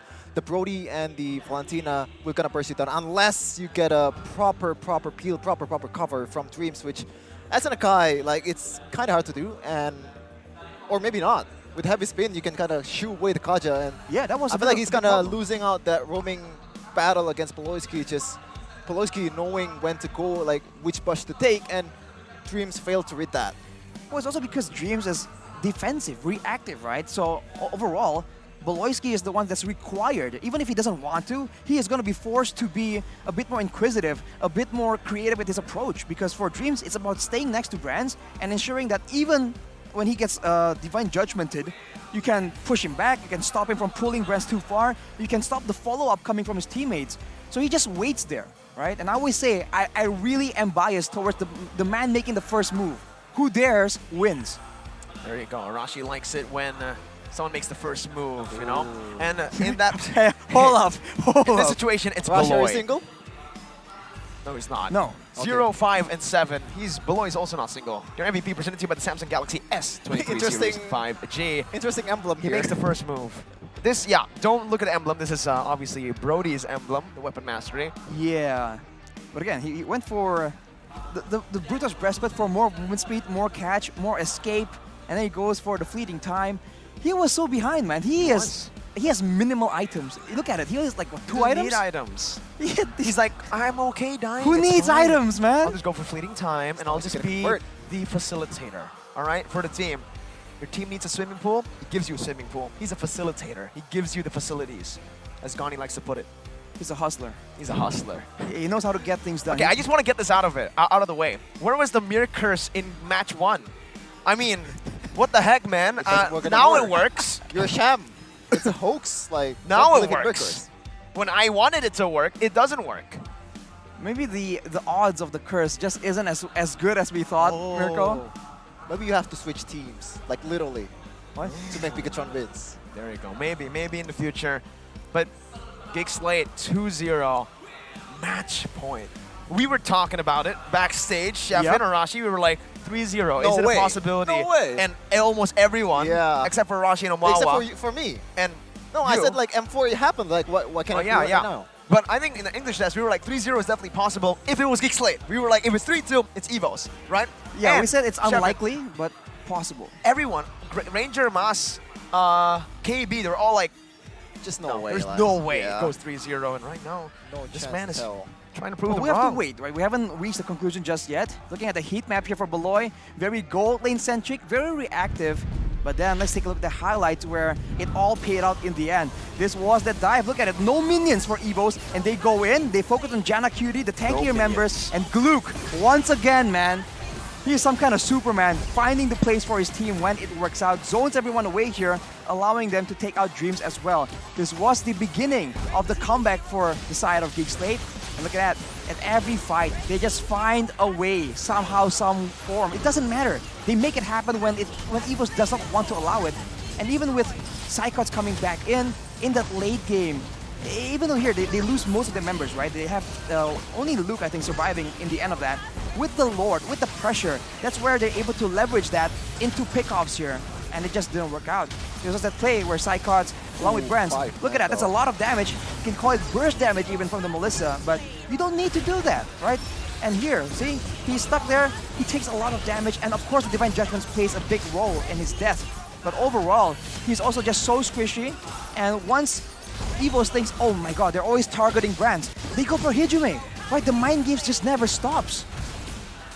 Yes, definitely the highlight is Poloisky, the players, at least. For a hero, I feel like the highlight is on that Grok and Glubig. Like, just a beautiful, beautiful Lord dance. Grok just constantly resetting with the wall, with the, you know, the wild charge. He has some potential to actually win the 50-50s. And look, there's literally no answer if he actually goes to the weak lane to actually clear the lane. And they just let it go and slow push.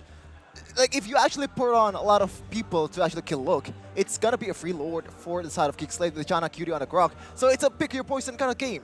It's hard to do. It really is. I mean, macro play is just so good, and it's just such a small investment. Clear the lane and make sure that the wave meets on your side of the map. It's such a cheap investment, and it just the return on the investment is just insane. Yeah, value, if you want an actual investment that pays off, it's not an bodong investment, as Uri would say. You can get a collaboration of UBS Gold and Mobile Legends Bang Bang MPL Indonesia Season 11 with a Mia necklace, Euro bracelet. There's a Mia necklace? Is there a Melissa necklace? No, unfortunately, no. Okay. Unless you want to actually custom it out on your own. Maybe I can do that, right? But maybe pulling some strings. My UBS Gold bars with the bundle, I could maybe try to, you know, craft it myself. Available at ubslifestyle.com, UBS Lifestyle e-commerce. This was the collaboration that Gani can't wait for in the regular season. He was always like, man, where is it? It's always coming Everyone, soon. not just Gani. Patience is key. Gani, right now, he's happy with his UBS Gold merchandise. He's swimming in gold. He's swimming in gold. He's swimming in gold. Yeah, if you're really interested to check it out, it's available on ubslifestyle.com or UBS Lifestyle e-commerce. So what are you waiting for? Beautiful necklace. Like, who doesn't want a necklace and a bracelet? Get iced out. Get iced out. Go full drip like GEEK SLATE are right now. Again, yeah, definitely. Where do I get those jackets?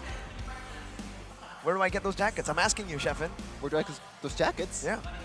I don't know. Where do I get those jackets, Rashi? Probably like on the website. You can ask the members, but before you do that, right, to contact these members, you need data. Okay. So with the new Dunya Games promo, what is the promo?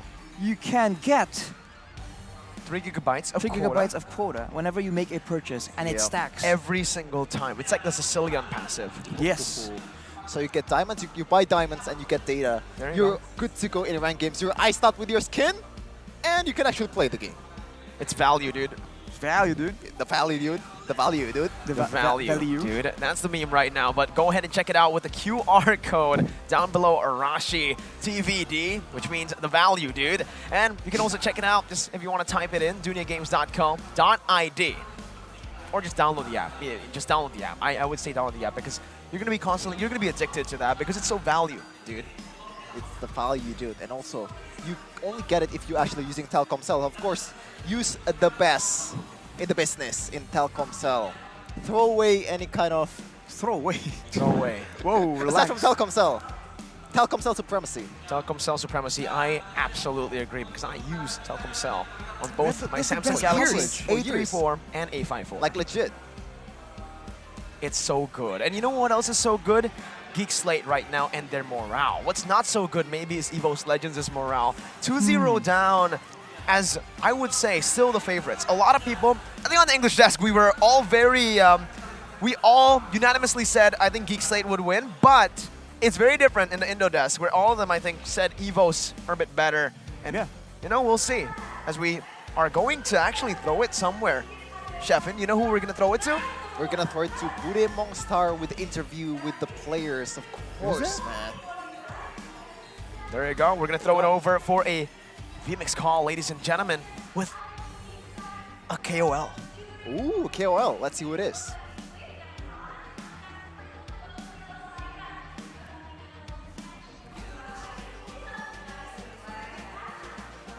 Hari ini tuh bertemu dengan line up ISF, yaitu dari EVOS Legends. Betul banget. Lu ngapain di situ, Cok? Tapi yang lebih menarik lagi, kita akan ngobrol-ngobrol.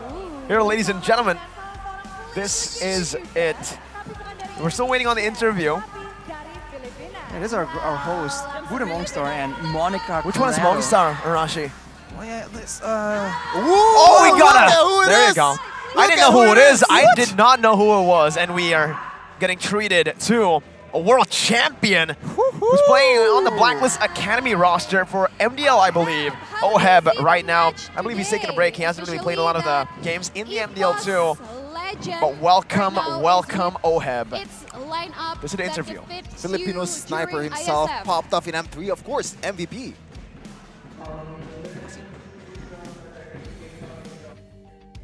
Right now. Geek Farm is stronger. In which part? Can you mention it? Because Geek Farm is so strong right now. Because I think they've been practicing a lot. Wow, jadi katanya Bude, kata Oheb, ya line up dari EVOS sendiri ini seperti line up yang ketika bertemu dengan Blacklist di ISF, tapi sepertinya Geek Fam semakin kuat karena mungkin latihan ya katanya. Iya, Geek Slate seperti itu ya. But you've been met with brands before from EVOS Legends. How do you see brands from EVOS Legends, Oheb? Brands as an individual player is very good, especially in team fights and in positioning. But I think in this matchup, you need to use all 5 players in order for that to work. But I think Geek Farm has the upper hand right now, considering how they're playing. They're very strong right now. Oh, Oheb benar-benar bilang Geek Slate lagi kuat banget. Memang kita melihat bahwa dari brand sendiri positioningnya bagus, tapi nggak cuma bisa brand dorong karena lima-limanya harus bisa memberikan yang terbaik. Dan sekarang posisinya Geek Slate lagi benar-benar lebih kuat dibanding EVOS di kacamata dari Oheb. Yes, and Oheb, one more question, one last question. What is your prediction for the 2 teams that will represent Indonesia in MSC 2023? I think it will be Geek Farm and RRQ, in my opinion. Oh wow, menarik banget ya RRQ dan juga Geek Slate. But once again, thank you so much Oheb for joining us here today. And good luck for your journey in Philippines. Thank you. Thank you very much. Bye-bye. Wow, Bude itu ya prediksi dari Oheb. Bukan cuman Oheb tapi hari ini Bude. Ada juga nih yang spesial dari Filipina juga. Kira-kira siapa ya Bude ya? Seorang analis dan juga EXP laner yang bergabung bareng-bareng untuk ini langsung ada di sini. Ada Blapsy. Halo. Hai Blapsy and Ryota. Hai Ryota. Hello. Good evening guys. Good evening. Say hi to the fans here in Indonesia. Hello guys, to all Indonesian fans watching right there. Hello and good evening. Good evening, selamat malam katanya. But how do you guys see your ex-player playing in Indonesia right now? Almost all of your previous member is in Indonesia right now. Actually, it's quite shocking. At first, no one really expected that to happen. But at the same time, I find it quite interesting because knowing it's a start of a new era of MPL, Filipino players playing for Indonesian team, and excited about what they can contribute into Indonesian MPL scene. Wow, jadi katanya sangat menarik ya, sangat seru karena mudah-mudahan bisa melihat apa yang bisa dikontribusikan oleh player-player dari PH yang saat ini bermain di Indonesia. Yes, betul. Tapi but right now Baloiski is playing in this match. Do you have any message for Baloiski that will fight this best of 5 series? Yeah. Do you have message for Baloy? Good luck, Baloyski. I love you. Baloy, I love you katanya ya. We love you, Baloy. We love you. We love you, Baloy. Oke.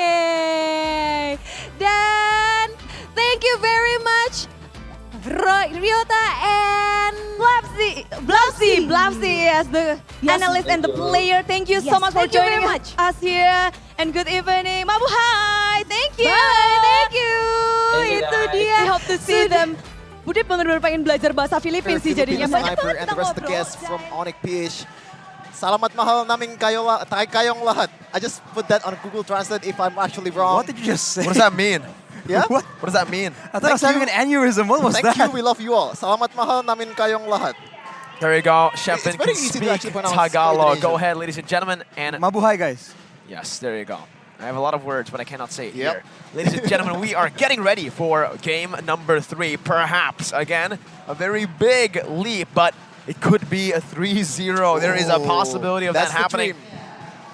That's the dream for the casters here because I don't want to say Slate. the reason, but of course I feel like Age and Taksam, they already done their job. It's the better draft in game 2, but unfortunately the execution below is just a different breed. He's just built different, literally and figuratively. Well, that's all good and dandy for GEEK SLATE, but now for EVOS, can you imagine having victory slip through your fingers just like that in a span of about, what, 3 minutes? That's got to be a huge mental blow right here. And given the fact that they were having a better draft and that happened, you have to wonder, man, even if they get a better draft now, can they have the mental calmness to pull it off? There is a swap here, though, in the drafting side. This might be the exact factor that Mirko was talking about. Definitely might be a factor, but right away EVOS respecting that look with the fluids, and GEEK still sticking on that 1-1, and Claude just stripping Brands naked with the hero pool. And right now EVOS needs to figure it out. They already won the draft in game 2. They also gonna try to win it again in game 3, but of course it all comes down to the execution, as you said, Arashi. Any kind of good execution will bail you out of a bad draft. I think it's a good balance of both.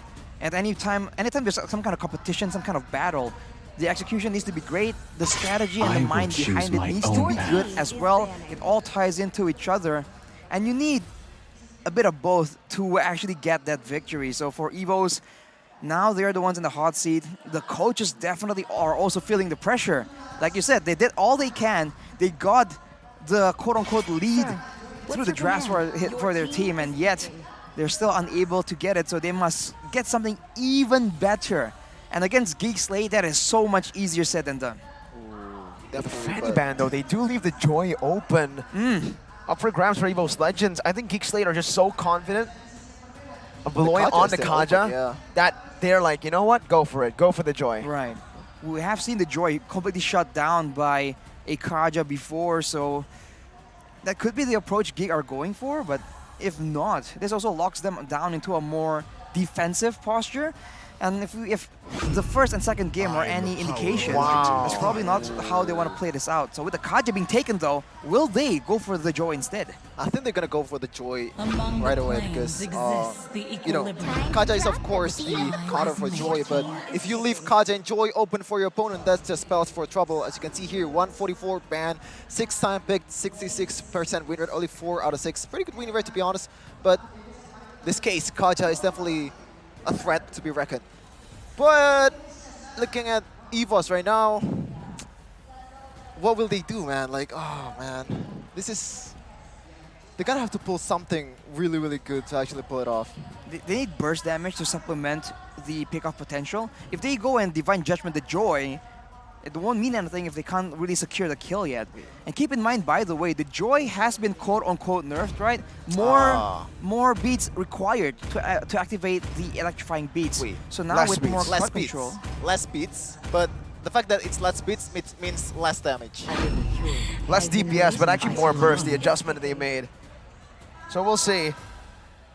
We did see the Joy get utilized by Bigetron Alpha as the jungler. Also in game number 1 of match number 1, I believe also Alter Ego were given the Joy in Game 3, where they lost on the Joy. So right now it's 50% in the playoffs, the win rate. EVOS sticking with the carry, and the Valentina. Lancelot gets picked up instantly. Again, another comfort pick for Jana. Fovius ban? I guess Fovius ban is pretty obvious in this case, but do you actually want to ban it? Because, oh, there you go. We haven't seen Mincidar any once. Yeah. Alter Ego. Wait, is it? Yeah, it got picked up earlier, and it was quite okay. We've seen a lot more bans towards it, though. It is a good solution to mobility. So now with Lancelot, with a Joy, Geek Slate very intelligently bans it away. Like you mentioned, Shevin, the Fovius so far in the previous seasons has been the solution to a lot of mobility. Will EVOS have the cojones to actually pull it off here, though? That is the real question. Yeah, Fovius is a pretty tricky hero to play because in lane he's not really strong. Like even against Lapu Lapu or Glue is already banned here. Like a meta EXP laner just gets shut down real fast in laning phase, especially once you get the level 4. So it's definitely a risk that's worthy to take after I feel like for EVOS, especially with Joy and Lancelot in the picture. But Akai is the one getting banned for Geek Slate, so they're pretty confident to play with Joy. And you can see the Brody ban for the side of EVOS, so they really don't want that extra bit of burst damage available to try and help out Geek's pick-off playstyle. Do you want to ban Melissa here? Exactly, the Melissa is still on the table right here, and it gets a carry. We all know how that goes, sort of. Yeah, Beatrix is still open though. Yeah, that's right. I feel if like they really want to take, the comfort heroes away from Chidera, I think the Brody and maybe the Beatrix, right? Because that's what they've been going for. The Melissa, they haven't really respected it that much, but we did see what that ended up with in game number 1. Geek Slate were able to pick it up, and again, not as comfort, but he can still make it work. Hello, my friend. All right, final 3 seconds. What? It's gonna be an Estes instead. No, like, what I don't understand is, like, sure, if you want to ban Estes, go for it, but in this case, it's Lancelot and Joy, which kind of hard to pull off with an Estes. So yeah, he's not going to be clumped up. Yeah, I want to say it's bad, but it's interesting. That's the word that I'm going for. That's a safe word. They might have some intel we're not aware of. Maybe it's a strat, right? Send 2 divers and let the backline get dove on, but have an Estes to counter that. It's a potential, like we don't know. I mean, we are talking about Coach Age, right? The mad scientist. This might be some crazy concoction in his head that really makes sense, but for the side of Geek, as called, Mirko, that is going to be that Beatrix pick over the Melissa. Okay, there you go. That's the more range, along with the Yeeve, though. That is a lot of very pesky poke damage against a team that's very, very short range. And it's Chidera's comfort, the hero that's been banned in the 2 previous games. Yikes. I think Assassins is safe to play here for EVOS if they want to go for Hayabusa. Yeah. Okay, Hayabusa works. But I honestly don't think the Ling would work here. Yeah, okay. The one that I had in mind is only Hayabusa, or you know what? If you're, brave enough, go for a cushion or something. Like, I just want to see some creativity, but that's not going to happen. That's what they used to win ISF. Did they? The Gushin. I actually forgot.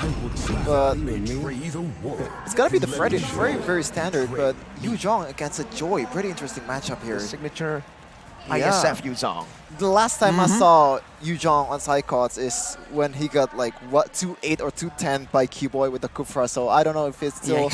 Hey, maybe Geek Slate are trying to open up those wounds with the Kufra pick to end it off. I think Kufra makes sense here. It makes sense. It really does. But you know what? They want something more instant. And the Grok is also, quote-unquote, a bit of a signature pick for Beloyski. He's been able to do a lot on these really big heroes, right? Big man with big heroes in the Land of Dawn.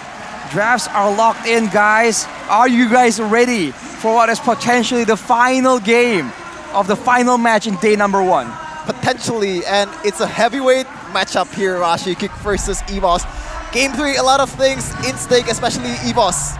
The pride is at stake as they have 3 members of SEA Games representing Indonesia in the next tournament in SEA Games. Ladies and gentlemen, it's time to jump into the Land of Dawn for game number 3. There's a possibility that this is the final game, but it will mean that Geek Slate will knock EVOS Legends out of the playoffs. EVOS fighting for dear life as we enter the portal. It's still trying. We're trying to get it open right now. Yeah, it's kind of awkward right now. It's charging up, guys. It requires power, all right? So We're waiting on it. Yeah, but maybe you want to see, you want to look at the sponsors here. Moonton, of course, Galaxy, Samsung Galaxy, Samsung Galaxy A34, A54, 5G. Channel your Ubas support. Gold, of course, buy Ubas Gold to get iced out and tripped out, I guess. Back to the venue, get juked. Get juked, guys, at home. It's a subversion. Exactly. You didn't see that coming, did you? You never see it coming.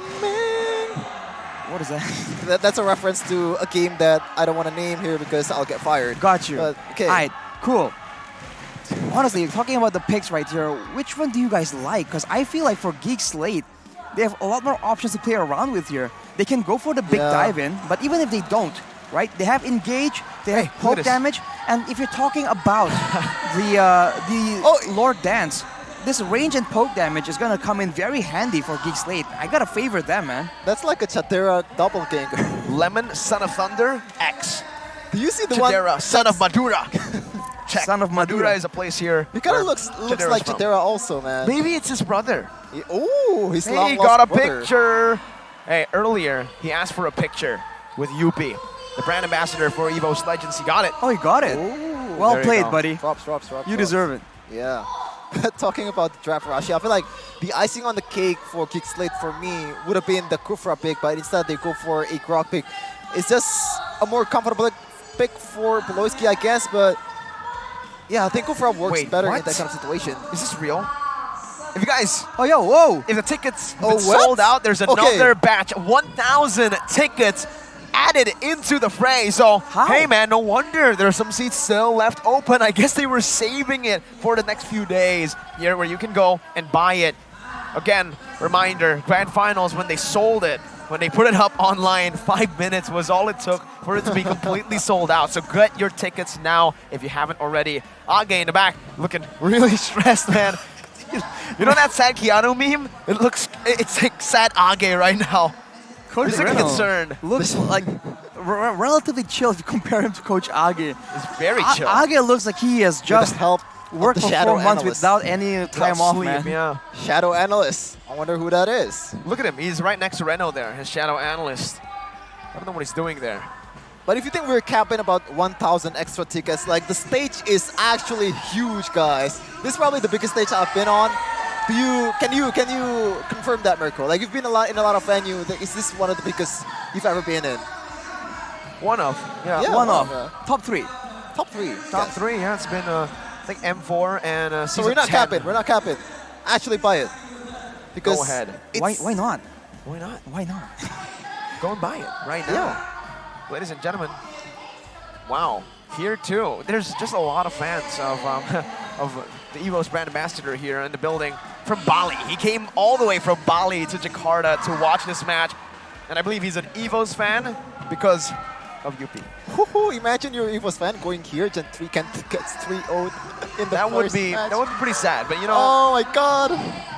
Look at this. There's so many Chidera fans in the building, man. Can you blame them? The man's insane. Remember, he came out of from nothing, a nobody, out of nowhere. I'm trying to read it. From a nobody, he becomes the pride of Madura. Oh, that's so cool, man. The support from the people from Madura here, supporting all the way there. Here. Oh my God. Okay. I don't know if I want to read that.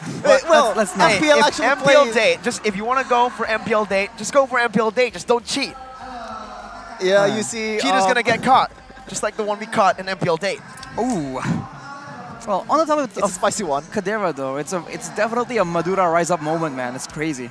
Who would have thought, right? I bet the locals over there, they're like, that's our city, man. That's my boy. That's my guy. That's my boy. I knew him since beating he was everybody. 5. Yeah. Whew. He's the Brody on that game too, and he's the Melissa in game 1. He's that guy. He is him. It's gotta be pretty hype, man.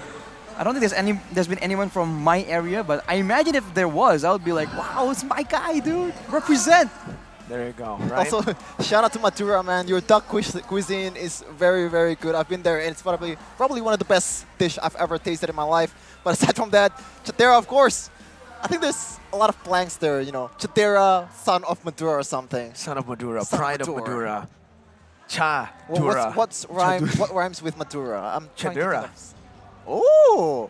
Chadura is from Madura. Chadura Madura. Chadera from Madura. Wait, isn't his name Chandra or something? I thought he was from Bali. What? Well, it's not really necessarily from Hang on. Usually when you're from Am I Bali, being there's racist like here? oh, look! There's an EVOS legend in the building, ladies and gentlemen. The best gold laner to ever grace EVOS Legends. It's Clover. Clover with Wang Wang. Clover with Melissa. If you see CW, so Clover walked, He was the first so CW. CW could Oh, run. he's out of position. There you go. Clover walked so CW could run. The two-trick Melissa and 1-1 is here. Man, he's just so out of position, man. That's crazy. Out of position? He's What do hiding you from mean the out of camera. That position? means he is in position. He got caught though. Well, but yeah, He wasn't ready. He Kind was of like trying his to move. play style. He gets Yeah. caught a lot. He's trying to dash away from the camera like 1-1, but unfortunately in real life he's not that agile. The cameraman, Arashi, in MPL Indonesia, they are literally snipers. Yeah. They're like that Beatrix with cheats that never misses. Yeah, relentless. They'll follow you all the way like an Aldo's They ulti as catch well. everyone. Everyone. You're at home, it's gonna they're just gonna catch you as well, man. Oh no.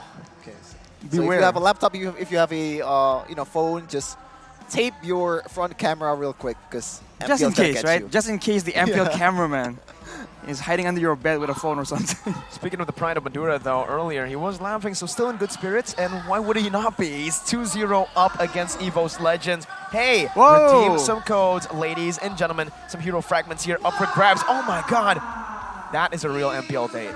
Ladies and gentlemen, there you go. They were engaged. Ooh, engaged on MPL? No, but Oh, they okay. just showed the ring.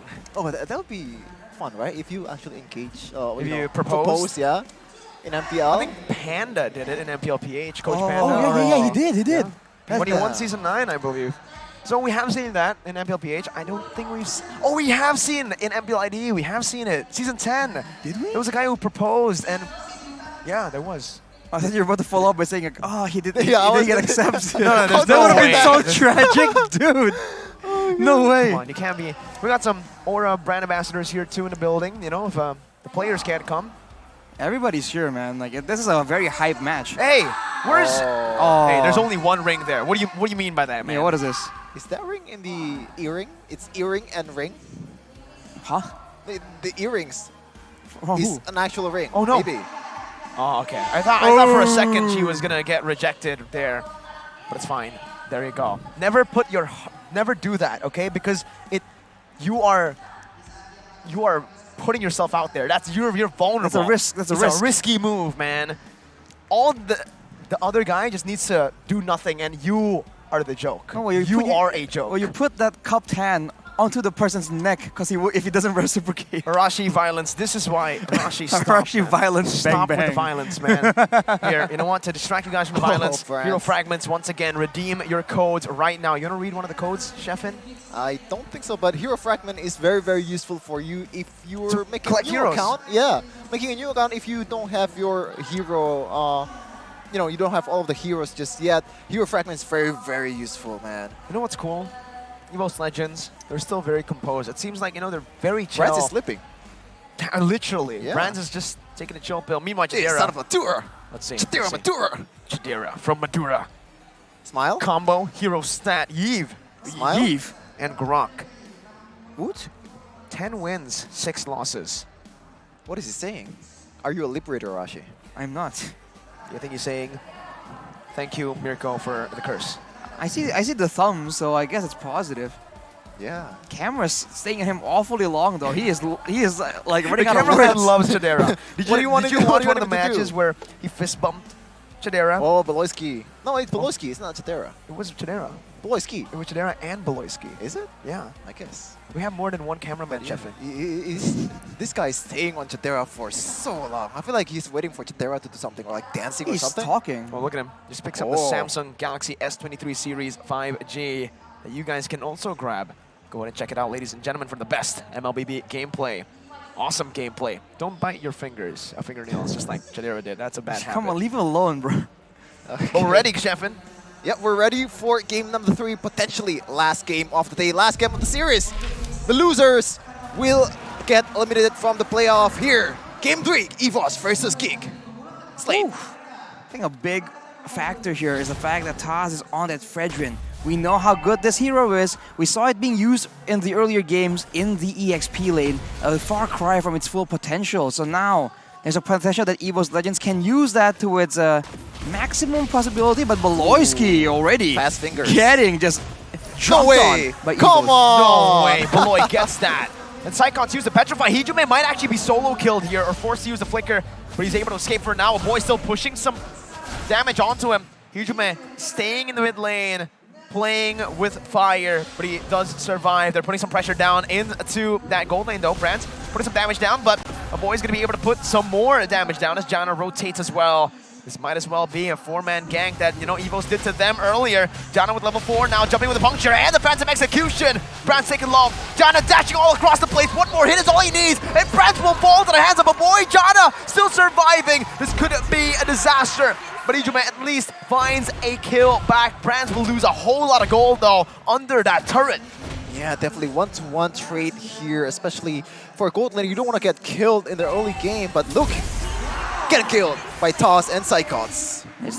It's also that joy, right, with the vengeance. So a lot tankier than you would expect, but look, it's taken out. It's not the same kind of potential that you have on the glue. So EVOS getting a bit more trades here, and with that pickoff, they're going to go for the turtle and showing Beloyski in the process though. Dreams gets cut off. It's very low. No way. God, no How? way. The calculation of this man, and he actually beats Dreams out. Oh, wow. Electrifying beats. Dreams gets out with a flicker, but it's a flicker burn out. Taz finds the retribution. Gets Janna down as well. Didn't notice Janna was down there, but again, GEEK SLATE maybe in the early game a bit too aggressive. Wow, that was an interesting play from Beloy. He goes in, even though he has very, very low HP, and I feel like if he actually pulled off that flicker earlier, alone Dreams, he actually might get Beloyski, but he goes for a safer option instead. But you can see here, Mirko might be using our Mirkos or not. I don't know. You gotta ask the guy. Certainly interesting, Mirko. I wonder what this means. Well, for now, both teams are still doing pretty okay. They have almost equal pressure. Everyone has just been burning through their battle spells though, so keep your eyes out on that as Taz is trying to get some revenge, trying to make sure that he pressures Janna, but he is gonna get bursted down, get poked and shoot away as much as possible. Taz, look at the retribution here. Boy can actually, bait out. The appraisers ran now with real world manipulation as they look for the damage. The wild charge connects onto Taz, but he's so incredibly tanky. Jadero with a minute's rage, not able to connect right now as Taz is still in the midst of it all, getting poked down. And the Mirror's Passion takes him down. The Divine Judgment onto Luke, but he does pop the Vengeance in time. And GEEK SLATE have punished Taz in their own orange buff. Definitely a punish, but I feel like it would be a greater punish if Luke and Chitera goes there a bit earlier. Just very slow uptake there, following it up on the wrong time. I guess they still get the kill, so it's good for them, but could have been much more. Looking at the EXP lane though, you can see that Luke is sacrificing a lot of lane dominance to be all around the map as much as possible. This is a signature style on the glue occasionally, but later on, this means that Psychots has a lot more to say in when and how he wants to approach the fight.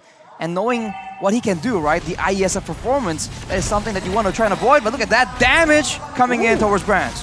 Dreams doesn't have the Divine Judgment. He's just trying to slow Beloy down, but he is going to be able to escape right now as the boy rotates up top as well. He does have the real world manipulation, and the mobility field will be able to lock Brands a bit there, but he does use the flicker to get out. EVOS Legends, 2 abilities utilized here defensively. Divine Judgment finally back up, but it's only on to Beloy, who gets the kill. Taz is able to find the turtle down below. It's Brands who took the kill. Jadera wants to gut the turret though. Janna trying to find something here as well, but both teams are being more aggressive, but it seems like EVOS Legends are the ones that keep getting the, I don't know, more guaranteed trades. For GEEK SLATE, if it really works, then they kind of trade equally, but if it doesn't work, then they lose double value. So I think EVOS is still the one dictating the pace right here, and it seems like that's the approach they want to take. In the late game, they know that the lore dances, the macro plays are just so good from GEEK SLATE, they do not want to rely on that at all. Beloy taunted up, has the flicker, and they will ignore him actually. Beloy now caught in the wild charge, has the wild charge, and he gets out again. Hijume with the damage, but he flickers out, and it's a bait. Hijume falls under the real world manipulation. The barrier comes down, and the Mirror's Passion as well. Dreams taken very low. Beloy with the phenomenal calculation once again. But I feel like in this game, Beloy has been... Hijume! Goodness gracious, Janna cutie with the punctures. And Chidera in trouble. Oh my god! Fade away by Brands, picking up a kill onto Chidera. That was a beautiful kill though by Jana QT in this playoffs. This is a bloody contest for dominance in the gold lane, man. Both Kadera and Brands cannot be allowed to snowball, and both teams understand that, which is why you see a lot of attention being put there. But you must say that for the most part, EVOS Legends are still getting the better of all the situations. On a macro level though, they're still holding their own. A 600 gold lead is definitely not decisive in any way or form. But you can see that when it comes to crowd control, when it comes to the front line being able to zone the aggression of their opponents, EVOS Legends have a better chance. But for now, it's before GEEK SLATE goes for those weird flanks, for the weird maneuvers that will allow them to get some weird pickoff in the late game. But so far, we've seen a lot of solid punish from GEEK SLATE, especially a lot of good real-world manipulation. Just there's no one there just yet to punish all of the members of EVOS Legends, but total take. Black Dragon form, 2 real-world manipulations popped in. A boy gonna be able to flicker out, but Jana wins out in the Registry battle, this time in the 50-50. Phantom execution to disengage, as Psychos jumps in, finding the Petrify onto a boy who's gonna be taken down. Mid lane, gonna be the target now for the side of EVOS Legends. The Divine Judgment bringing Beloy back, and that's the damage from Brands to take him out. EVOS built up a stellar 1,000 gold lead, but GEEK SLATE do not stay silent. They pick up 2 turrets, tier 1. Down below and up top. I think that's good value. Mid lane turret traded for the side turrets. From your perspective, Rashi, like which one is more profitable? When it's both 2 teams versus 1, but it's mid lane turret. Exactly. When both teams are being this proactive, by the way, big snipe, something that EVOS needs to keep in mind here for the next fight. When both teams are being this proactive, the mid tower technically isn't that important because everyone groups there anyways to clear the wave. Afterwards, the fact that the side lanes are no longer clear also means that your jungle is a lot more vulnerable to invades. It means that whoever is clearing on the sides must wait and do it reactively because their safe space is further back away. So I think it really benefits GEEK SLATE, and especially considering their playstyle, this is a big advantage. And Jana, he is just fearless right here. Yeah, very, very aggressive. Like, Phantom execution towards a bush. Kind of expecting someone to be there, but turns out there's none. But Poloyski has to be careful because he's been playing very, very aggressively to the point where he gets punished a lot. And right now, it might be another one. Divine Judgment onto Beloy, but he doesn't find the Wild Charge. He's able to bait all of them into the real-world manipulation dose. Right now, Jana is going to be able to dive onto the back line, getting out the puncture as well. The fadeaway doesn't take him down. Baluk is hunting for a solo carry. Beloy gonna fall to the hands of the Dragon Psychots, but now he's all left alone, isolated, and gunned down by Chidera, who's gonna be taunted up and bursted down. He's still able to flicker out, and the prolonged team fight going to the hands of Luke as he jumps back and forth, not utilizing the Vengeance just yet, saving it for the right time. Jana, again, with a puncture and a Thorn Rose, trying to buy some time, but the carry, Brands, picks up a tier 1 down below. See what I'm talking about? It's a solid punish with real-world manipulation, but there's just no follow-up, or the flicker is just there for EVOS Legends at the right time. And Luke, I feel like he's a bit late to actually follow it up as well, but GEEK SLATE, right now they're eyeing for the Lord. Just going for it directly because everyone from EVOS Legends are sort of low. Very, Even Taz very is stuck trying to go for the promo buff. He did not realize that that attempt was going on. What a clean, high-tempo play from GEEK SLATE. And we talked about, we talked about the macro. But even now, look at those team fights, right? Members from GEEK SLATE have been surviving with barely enough HP. Jana has been going in and out on a very small sliver of HP and still living to tell the tale. So GEEK SLATE is showing the mechanics in this game as well. I mean, again, this is nothing short of exceptional, man. GEEK SLATE, the way they're able to play the game, they say, we don't care about the gold lead, you can take it, but they are controlling the map. It feels like even though EVOS Legends have that gold lead, GEEK SLATE are in control. Definitely, and we can see the Lord marching down towards the top side. But Jana QD, there's no one in the bottom side to take care of that lane. EVOS Legends trying to fix that with Psychos going to the bottom lane, but there's going to be a lot of damage towards the bottom lane turret to tier 2. But Lord is still marching down. GEEK SLATE will try to make something out of it. If you look at the items right here, more burst for Hijime with the Lightning Truncheon, but for the side of GEEK SLATE, already the glowing wand in the hands of Luke, so it's going to be a lot of damage to Yu Zhong, to the Fredrin, all these beefier HP members. And look at Beloyski just shredding forward. He might be Uh-oh, going for Brands? play here on the Brands. Wild charge and the flicker finds Brands. Luke is gonna fall to Dreams as he brings him back with a divine judgment. Hijime picks up the kill. Psychon to the back line. Chidera gonna be able to position himself really well. Getting the render shot onto Taz. Now gunning Psychon's down. Psychon with no petrify will fall to the hands of a boy as Hijime steals away the real world inflation to take the Lord down. Dreams, no divine judgment. 2 for 1. Geek Slate can utilize this with a wave coming in to look for that siege on the tier 2. Even here, Taz still securing the purple buff with that retribution. But the tier 2 will certainly fall to the hands of Geek Slate. Not gonna lie, I was gonna expect Brands pull off a Benny, just trying to reaction time that one with a flicker, but instead he gets punished for it. I really expect he kind of read that out. The flicker wild charge play from Beloy, but what can you do about it? Well, it just comes really quick, right? Wild charge, like Mirko mentioned, this is why he goes for the Grok pick, right? It's instant, it's faster, and there's less reaction time, especially against a player that's used to try and, you know, go against people using the higher reflexes, the higher reaction speed. Brands is just a perfect target for Beloy to just punish in that way. And now with more objectives taken, with how much more outplay potential is in the hands of Geek Slate, they're having a lead and they're waiting for the next opportunity.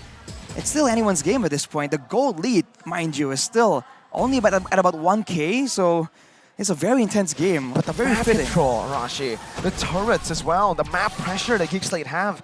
Exactly. How are they able to do this, right? The gold lead was in the hands of EVOS Legends for I think almost the entirety of the game up until this point, right? But it always felt like Geek Slate were in control.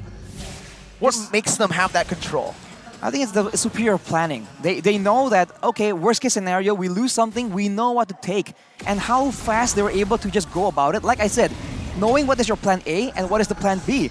Earlier, they lost the fight sort of, but then they get the Lord instantly. No questions asked. Everyone just passed it over there instantly. Oh, now, Beloyski goes for the play. It doesn't land though.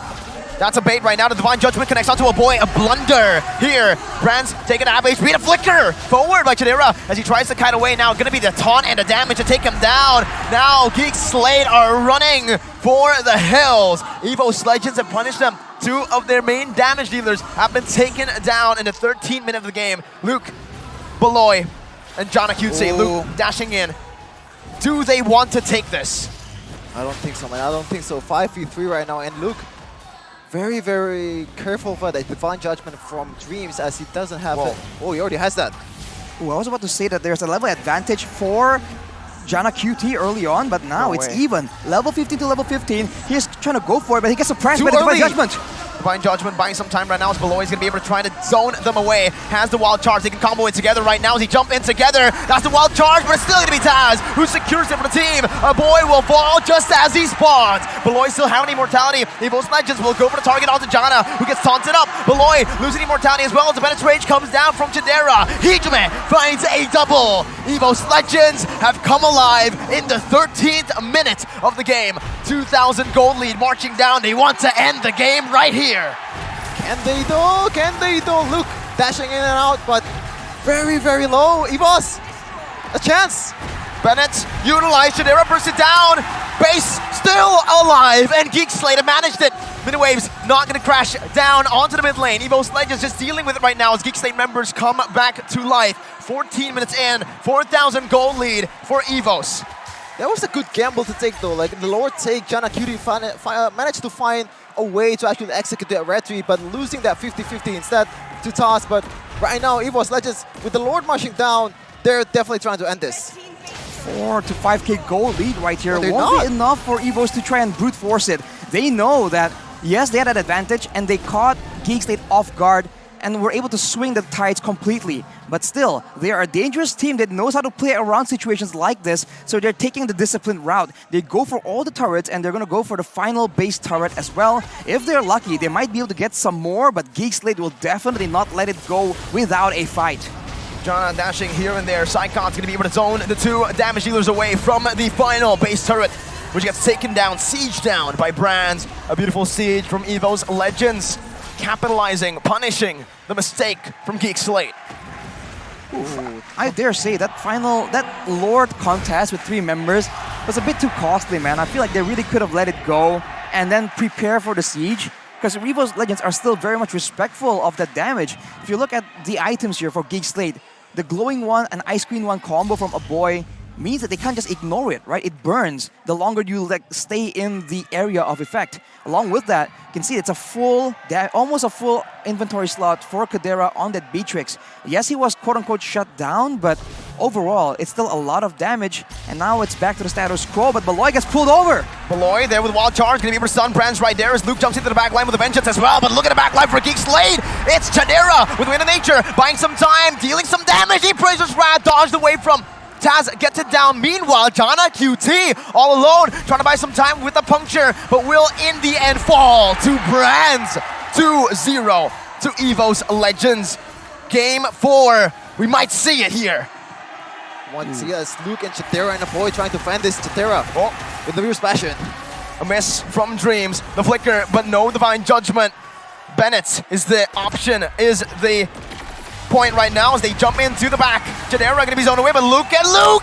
He's able to buy so much time right now, but he doesn't stay long enough. The mini waves crashing down. Chidera doing so much damage on the back! He is gonna be able to dish that damage out, but the turret, the targeting, the priority from EVOS Legends, forcing a 4th game in the series. You can see the breath of relief from Age. New alive gain. Game 4 is secured. Chitera and crew. Very, very confused looking right now. They had it in the bag, man. It was looking so good until that blunder in the mid lane. This is what we've been talking about for GEEK SLATE. When it's good, it's amazing. When the mistakes happen, it is terrible. Everyone jumped in on board with that play, and they got completely punished for it and lose all semblance of control in that game. Man, EVOS strike back in decisive fashion, but it was a lot closer than I think it looked like on the surface. And the Joy pick doesn't really show out to be a very, very important pick because of that Kaja pick from Dreams. Just non-existent towards, especially in the end of the game. He can only do so much, especially in the kind of 3-3-5 situation. Pretty good attempt to actually stop that siege from GEEK SLATE, but in the end, what can you do if you're 3-3-5 with gold laid down? Yeah, I believe they nerfed the tankiness on the kit of the Joy as well, right? Less shielding whenever the beats are picked up. So 1v1 against a Yu Zhong. Luke was unable to do so, and he was forced, or at least he took the initiative to let go of a bit of lane dominance in order to be able to help out his team all around the map. And in the end, it just means that he is not as dangerous of a threat. And keep in mind, with the Kaja counter available for EVOS, he was just not having the best of performances. So this is, once again, the draft becoming a big problem, but honestly, it was really, really close. GEEK SLATE were still able to get some control there, but you can hear the fans, man. They are so relieved it's not a 3-0. If you're not coming here, you're missing out, man. Like, the atmosphere is really, really good. You can see the drums here from this stage, from this desk. Very, very loud. And just want to remind you all that GEEK SLATE is still on game point. It's still on match point, actually. EVOS, huge W, but they still have a lot to do to actually turn it around. 2 games for them, only 1 game for GEEK SLATE. So it's a best of 1 for EVOS, I guess. Technically, they need to build up, right? It's an uphill battle that they're fighting right now. And hey, they were able to actually get 1 on the board. For GEEK SLATE, though, I feel like it's just minor adjustments that they need to make there. I feel like even then in the loss, they're in control. Yeah, it was they were in control, and they kind of threw that control with Beloy making a very uncharacteristic, or maybe characteristic play, but it didn't go the way that he wanted to. He made the risk, but the risk didn't pay off. He did not land that wild charge that kind of gave that position away. Also leads to Kadera flickering forward, and again, it all cascaded down. And by the way, keep in mind, we've heard rumors that when things go wrong, Beloyski gets quite passionate about the fact that things, could have gone better. So with that in mind, right, there's now, again, the question of mental preparation, of nerves and experience here for GEEK SLATE. We have seen a reverse sweep happen before. There's no reason why we can't see one today. Well, I think it's playoff time. It's Beloy. He has the experience, he has the calmness to actually reset and go back to the way he is before the match. Boloyski, we're talking about Boloyski here, the captain of GEEK SLATE, so I feel like he's gonna be a-okay, but game highlight on point. Brands gives hope for EVOS' comeback in Game 3. Look at the crowd earlier, man. Spotlights on them. That's a lot of guys. They all left the seats to go in front of the stage, right? Just to show their day team one, by the that way. like, what's up, Day guys? one, Come by the on, way. get it done. The support, even though they're down 2 games, they're still showing all the support, and even when they were down 2-0. So you can imagine the hype, the relief in their, in their head right now, or their mental state with that win, especially when Hijume just riled the crowd up. A big moment here as we try to dissect the item builds. Arashi. I think item builds wise, it's a bit of a similar story. 3 main frontliners, right? Beefy members, and then solid backline presence. For GEEK SLATE, it's a bit of a different situation. They don't have nearly as beefy of members. Even Luke, he can kind of do the same thing a Glue does, as in he can dash around, have mobility, but he does not have the crowd control or the liberty to just build in a lot of defensive stats and still do damage, right? This is why that Glue ban was so important. Look at him, he has 2 damage items, which already means that he cannot be as, as tanky as he usually is. So Kadira and Aboy, yes, they have range, yes, they can do damage, but now you can see that for the side of EVOS, it's a much easier task to shut them down. Send Psychots in the back, and for the most part, problem solved. And that is something that for the whole of game number 3, GEEK SLATE was trying to, they were just struggling to try and solve on the fly. Looking at the stats right here, Rich Guy is going to be Brand on the carry, but Hijume on the Valentina. Always the hidden presence, right? You never notice it until it's gone. But that Valentina late game, going for the glowing one as well, knowing that there's a tanky Luke, right? Tanky Joy build, there's a Janna Cutie tanks a lot, and Boloyski on the Grok goes for the percentage HP potential on the glowing one. Very smart itemization. Boloyski was able to get the Sandbag emblem, but unfortunately it was not enough, and being the sole frontline without Luke to try and tag team with is just something that is different, and that is something that EVOS has found success with. This might be their winning key to victory unless GEEK SLATE can find yet another strategy, another adjustment to try and throw Coach Age off guard. But yeah, Brands finally having a solid lane, right, winning, able to output some damage. He just brings back hope for the fan base, right, for the EVOS fans that are just hoping for this very elusive long-range reverse sweep. It's funny because he wasn't in the winning lane, he wasn't in the winning matchup. Obviously, everybody was trying to get him ahead, but he wasn't in the winning matchup. But here, again, it shows. It's so weird, right? The fact that EVOS Legends, Arashi had most of the control in the game in terms of gold, but when it comes down to map pressure, no, it was actually GEEK SLATE who had more map pressure. And like Arashi mentioned, it's just because GEEK SLATE were always proactive. When EVOS Legends were farming, getting better pickoffs with the Kaja, they're always trading it for something, whether it be a turret or even invading an enemy jungle, just putting some more pressure down there so that it kind of stops the rotations coming in from all the other laners. But that's the unfortunate part, right? When you have a gold advantage, you need a shutdown or something of that nature to try and get back in the game. But when your only lead is in map pressure, look what happens. You lose one big team fight that way, all the turrets fall down. Or if you lose a single Lord, then most of your turrets can be equalized just like that. And that is the danger when you play for map control over a solid gold advantage. The MVP though by the Samsung Galaxy A54 5G is going to be the king of the marksmen, 72% kill participation. And honestly in this game, he was silent but deadly, man. He wasn't making those crazy plays, he wasn't getting maniacs, savages, but the damage is definitely there, and he was a lot safer, right? A lot of attempts were made by GEEK SLATE to try and deny him, but he was safe behind the meat wall of the front line of EVOS, and he was able to output that damage when it really matters the most, especially when Luke is trying to be that nuisance diving in the back line, trying to abuse the tankiness. A lot safe to play, and also a lot safer build for him because he actually built that Radiant armor for Luke for that Yeef also. So you can see, compared to the Glass Cannon build earlier, it really pays off the respect that he has towards the opponent, especially when there's Luke with the Vengeance also. He actually goes for Dominance Ice instead of Blade Armor, which is very, very interesting. We've seen this in Knots from RSG, I believe. lot of people seem to think that he kind of overthought that Dominance Ice. He should have gone for Blade Armor for the bounce damage. Bounce. Yeah, with the Vengeance also stacking it up. But we can see here the heat map for Brands. Always sticking in the gold lane for the most part before rotating with his team. Let's look at some of the highlights, man. This gold lane was such a hot spot for big fights and skirmishes. Everyone was trying their best to try and make sure that their guy, their gold laner, is the one that has an advantage.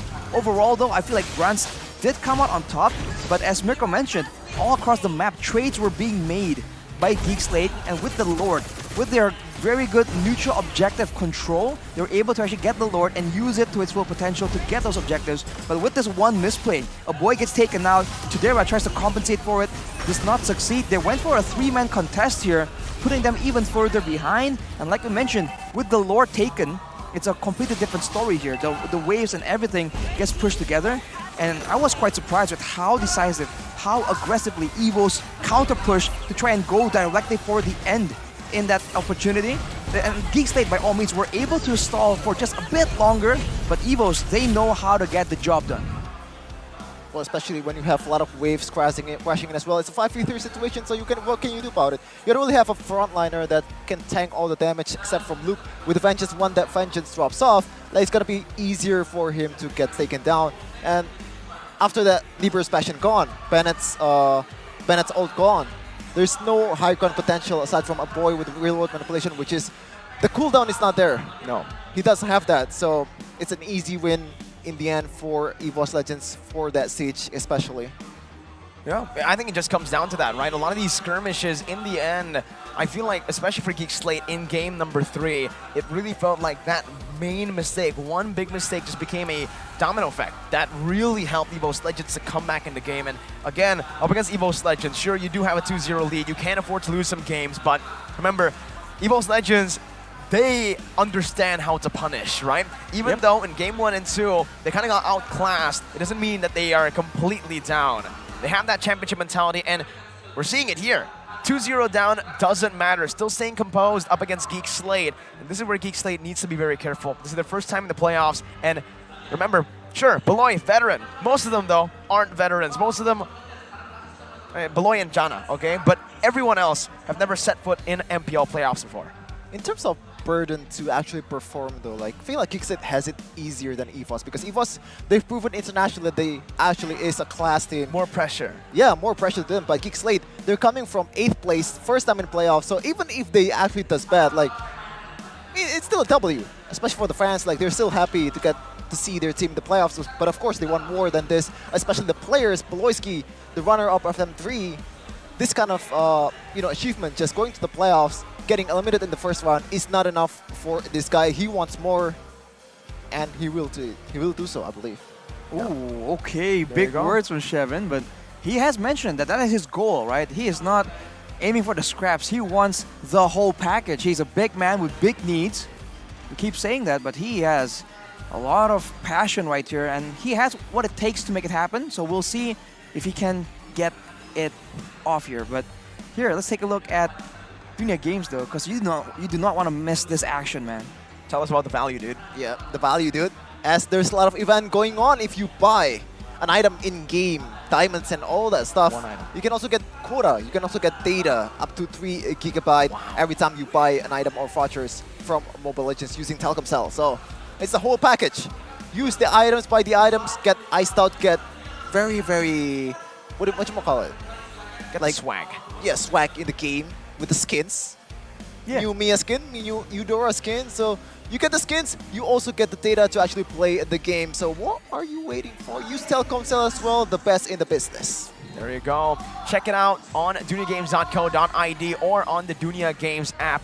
If you guys are lazy, there's always the QR code right below Rashi right there to go and scan and to visit the website or to download the app. Below you, Rashi, not on your left. Below what you looking at? We're looking at you because we said it's going to be below you. Not anymore, though. If you missed it, tap the screen on your Samsung phone. Smack a little bit. Back it up. Back it up. Back it up. Back it up. And I think that's what GEEK SLATE need to do. Back it up. Back They're it up, man. Way too aggressive. Back it up. All right?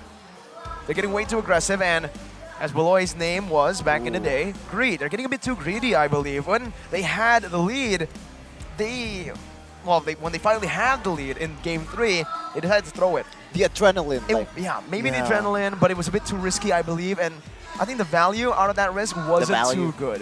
The value, wasn't valued. Especially if you consider that in the grand scheme of things, if they were able to actually catch up a bit more in gold, right, there's a bit less potential for that backline to get pushed. I mean, in that final fight, Psychos was diving alone, and for the most part, Kader was able to survive it. So he was, if he can grab a few more items, right, there's potential for him to just be a bit more self-sufficient.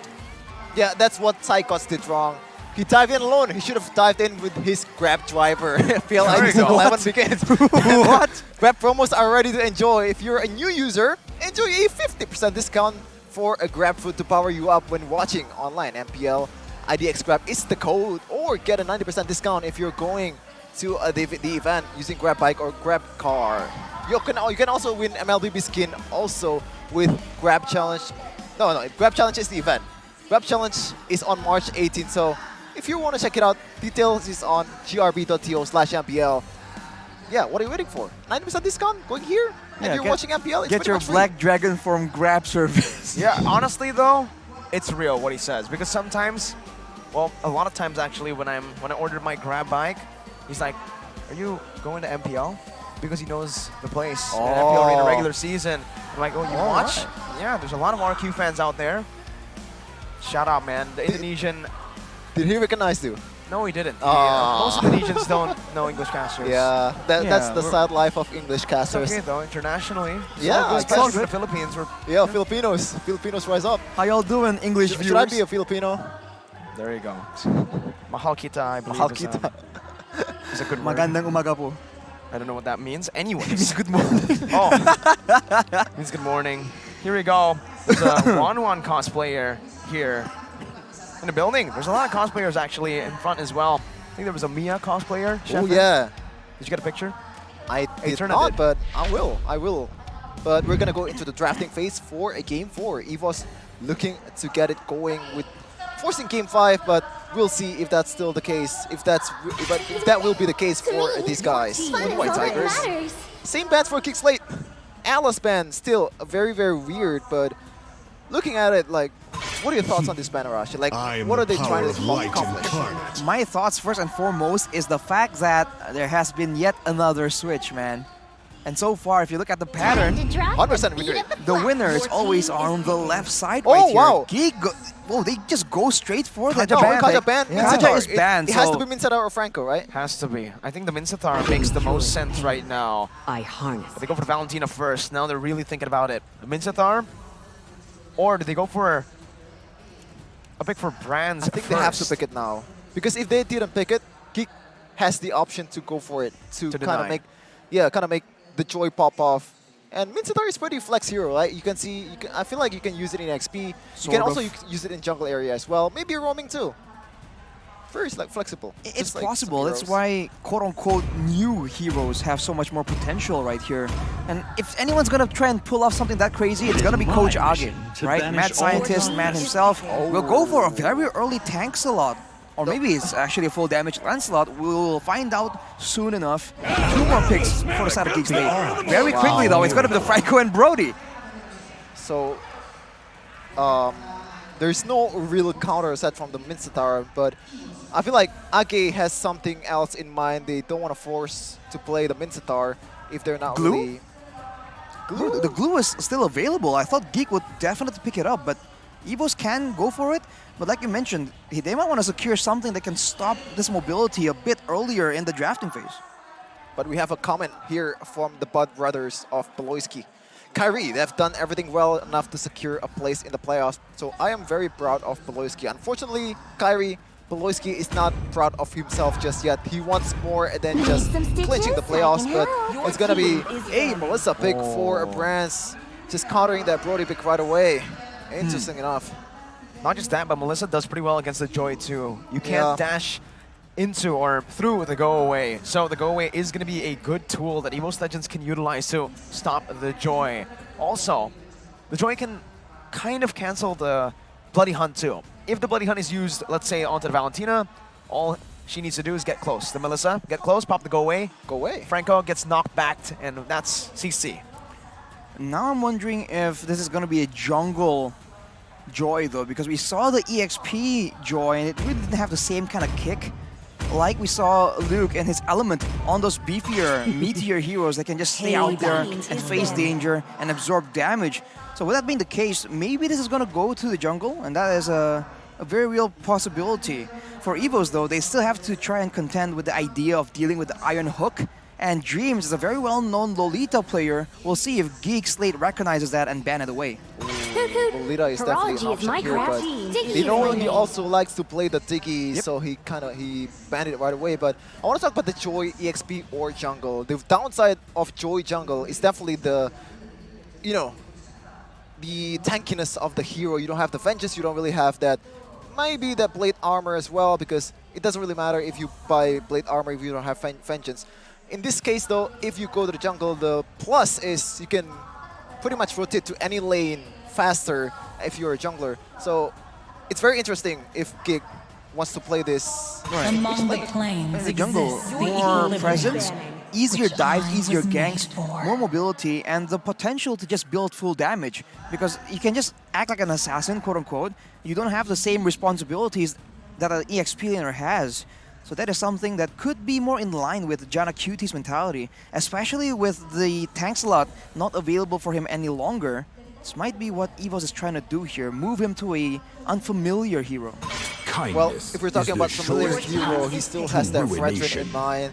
Remember, this hero has been picked most of the times for this guy, Jana Qt, even though he's very, very proficient with the assassin as well. Fanny is also an option here because there's no real counter just yet, but if they actually go for, well, like before that, I don't know, man, like, counter, bro. I think that's not really a counter for... Mincetar's still open too, right? Technically right now, and they kind of need an XP lane, so I feel like with EVOS having the final pick, it's a bit too risky to try to pull off something like a Fanny that is basically going to make it as though Geek Slate are doubling down on dashes, right?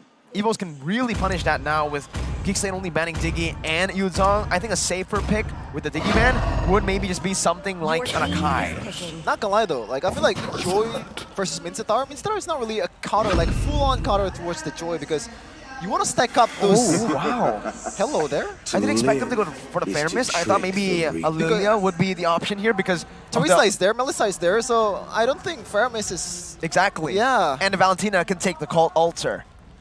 That's why I really didn't expect Geek Slate to go for it.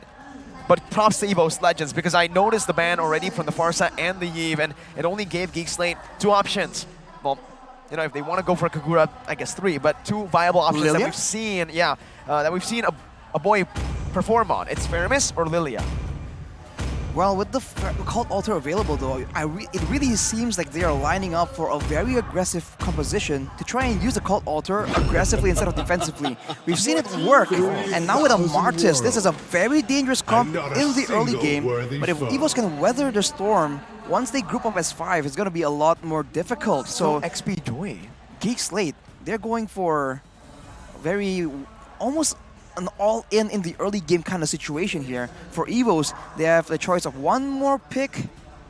Now it should be Lolita, right? It could be the Lolita. Right? It deters a lot of the commitment from Geek Slate as well, but maybe they want something a bit more direct. Numenor Blast does take a long time to cast. It does take quite a bit and can be cancelled. If they really want to shut down the Franco, the Kadita is an option too. We've seen it in EVOS Legends many times, but yeah, the Lolita is the standard usually that we see, especially up against Brody and Epharamis. It's a pick that makes sense, right? The Numenor Blast can really punish these clumped up players with the composition, and just a bonus, Guardian's Bulwark for that Torn Apart memory. Also, blocking the Iron Hook with the Guardian's Bulwark is a legitimate defense plan. So far, it seems like EVOS has a lot more options to play around with, but Geek Slate are going to have a lot more danger in the early game. It's only... But again, EVOS with more experience, they have been through this kind of situation before. They have faced and weathered the storm of an all-in early game composition, so this is looking dangerous for Geek Slate in my opinion. Let's see if this Faramis pick will pay off for Geek Slate. A very, very interesting pick against a lot of AoE damage, AoE CC from EVOS Legends, but we'll see in game number 5. Game number 4 or 5? 4. 4 for EVOS versus Geek Slate. The enemy reaches Here it is, into the land of Dawn we go. Ladies and gentlemen, GEEK SLATE still at match point 2 to EVOS Legends is 1. One more game for EVOS to equalize the odds, to make it a best of 1, but Beloyan, a signature pick, will try his best to deny that away from EVOS Legends. He also gets chunked down badly though. That is the Valentina damage coming in from Hejume. We'll have to see. In the jungle, the Martis, I'm not sure if I've seen Janna play this quite often. So a lot of questions around this pick, but it's going to be a very effective pick, especially going up against the quote-unquote assassin that Taz is on. Speaking about question though, Rashi, this time Jatera brings out that killing spree instead of that weapon mastery. So you can see he's not really just, I prefer to play weapon master. It's just based on the condition. Like I want my guy to have more survivability in team fights, but what seems to be different here? The fact that there's more damage available. There's more damage coming in from Luke, from a boy as well, especially later on in the game. So he isn't really forced to be the sole damage dealer to try and melt down through the tanks. But on the other side here, Luke getting pressured already. And for the most part, GEEK SLATE is trying to abuse this Franco, pairing it up with a Brody for a very oppressive lane. But with the Lolita, EVOS Legends can wither through that, block the bulk of the aggression. He connected. Go for it later. Bottom lane though, Branch with the Inspire just getting back to a lot of HP. Jadera not letting him do that. Trying to zone him away from the cannon minion right now. Punishes Brands quite a bit as Luke is forced back away. Janna trying to secure that gold buff. He gets it with just that final Mortal Coil proc. Just want to say to you all that first kill of Brody is not really countered by the Guardian's Bulwark from Lolita. It goes through? Yeah, it goes through. So it's not really that Brody cannot do anything when the Guardian's Bulwark is active. Like you can still use that to stack up for the tournament part memory later on. But Turtle Contest, I feel like GEEK SLATE is just letting this go. They don't really have enough pressure and XP to contest. Yep. Especially without level 4s available, the early presence of EVOS Legends in the EXP lane paid off in that turtle fight. And almost in poetic fashion, it all comes down back to GEEK SLATE relying on Beloyski, man. If these iron hooks do land, that's a huge game changer for the side of GEEK SLATE. But if it doesn't, then EVOS Legends have a lot more advantage here. So kind of funny how it all plays, it all comes around to the same few factors. It's just pretty much the same game plan over and over again. Just rely on Beloyski to make plays happen. With the Kaja, he pops off, but we'll see if that's also the case with Franco. Overall, so far in the regular season, he actually can play the Franco to the highest level. But this is EVOS we're talking about against Dreams with the Guardian's Bulwark and a lot of skilled member of EVOS Legends. So it's going to be a different story. Maybe Beloyski eyeing for Brands. Yes. Ooh. He reads out that Brands is in the bush, but the hook isn't on point enough.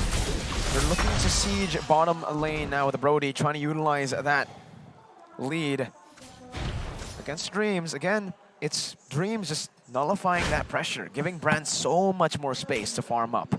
There's the lane management as well coming in from the side of EVOS Legends. Oh, Beloyski spot out. We stuck behind turrets here, flickering away. Wow, punished sort of by the defensive maneuvers, reactive plays from EVOS Legends. But look at the turret though. This is GEEK SLATE trying to use their pressure. They haven't been getting a lot of success, but they're getting small victories here and there as much as possible. Only one objective so far for EVOS Legends, the total, but only a 300 gold lead for them. So you can see here GEEK finding all the golds available in other side of the map. Especially, we've seen the gold lane. It actually doesn't feel like Jatera is losing a lot. With the presence, the pseudo-presence, the not presence of Beloyski, it puts a lot of pressure towards France, so he has to play it safe in case Beloyski is there. So we'll see if the Lord fight or Turtle fight will favor EVOS again. Look at Brands. He's already playing to kind of match Brody if he decides to rotate. He's already in the mid lane right now. Retribution battle. Janna going in. Not going to be able to pick it up. It's Taz with the Retribution. Still on point as ever. The now blast cancelled out by Janna QT. Meanwhile, down below, look at the mini waves and look at that turret gold. It's going to be munched up by Jadera on the Brody.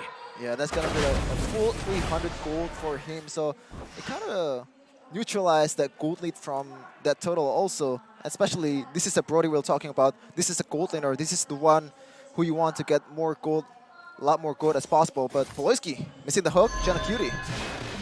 in trouble. He has the protocol, so this is the beauty of the Mars pick against a Little Pick. You can see they're just canceling out everything that Lolita throws. And keep in mind, the late game, though, really does favor EVOS Legends. Yes, GEEK SLATE can use a call Alter. They have the Joy, technically, and the Faramis, but when it comes to DPS, we're back to the situation we saw in game number 1, the Melissa difference. But of course, if GEEK SLATE can get the pickup onto the Melissa, it's a whole different story. So let's hope that the itemization will be a lot more defensive for brands, lest we repeat the same situation from game number 1. Definitely the burden in the late game. I feel like Luke has, you know, oh, Luke might be sandwiched here. Does have the vengeance, technically. I don't think they're going to be able to lock him down right now as he jumps into electrifying beats, but the go away, as per expected. Dodging away from the Midnight Blast, but the flicker out away. Proper vengeance, though. Well played by Dreams. Brands with a follow-up there to pick up first blood in this game, 6 minutes in. Beautiful play by Dreams, just punishing the fact that he's not really respecting the potential flicker, but Poloisky might be eyeing for another flicker too. Pretty expensive miss there, Rashi. Seems like EVOS Legends, they're just, I don't know, they just read how Beloyski is just able to predict their movements, so they're trying to do weird stuff instead. Look at Psychots there, he just didn't care to dodge from it at all. They're not hiding in the same bushes, and now they jump on Jana Cutie, getting out of the Mortal Coil. Good for him, but now the turtle is under the control of EVOS completely. Resources burnt out already. Saigon's on his own right now, but he's going to be caught in the bloody hunt as well. The cold Alter comes down. Jana steals away the turtle with the retribution. The penalty zone is able to connect on to 3 members, and that's the AoE. The go away, peeling away. Luke not going to be able to push some damage down as that's Beloy taken down. Chidera pushing some damage back onto Psychots. Torn apart memory and the fade away to take Psychots down. EVOS Legends, it's a turtle for Beloy, but in Psychots. Ooh, look at Taz though, trying to go against Jana, but it's a 1v1 fighter against fighter. Oh, Taz just takes him out, and EVOS takes the mid tower with him. The difference in levels and the difference in gold, also the HP before that, just kind of wins it out for Taz. And right now, EVOS Legends sitting on a not very comfortable 1k gold lead, but they're definitely happy to have it, especially with 2 total takes for them compared to 1 for GEEK SLATE. And right now they're gonna eye for this upper turret just to take every tier 1 turret down to make jungling, to make outing Bush easier for Dreams in the future. If you look at the gold difference here by UBS Gold, for the most part it's very close except for the jungle. Jana Cutie is gonna be a bit behind. He is 2 levels below Taz, and that is not where you want to be. We've seen how difficult it is to be in the jungle, to be going for those retribution contests in the situation, but GEEK SLATE, they usually adapt and just go for the fights instead of the 50-50 on the retribution. Luke, though, is not given any chance to be nearly as oppressive as he is on the glue. So GEEK SLATE, they are losing out on a lot of map pressure that they usually can rely on. I think Luke has to rush the blade armor, maybe in second item, even third item. Just, oh, Beloyski, conceal. Taz on the bloody hunt right now. Jume is going to be able to steal the bloody hunt as well. It's only Taz though, however.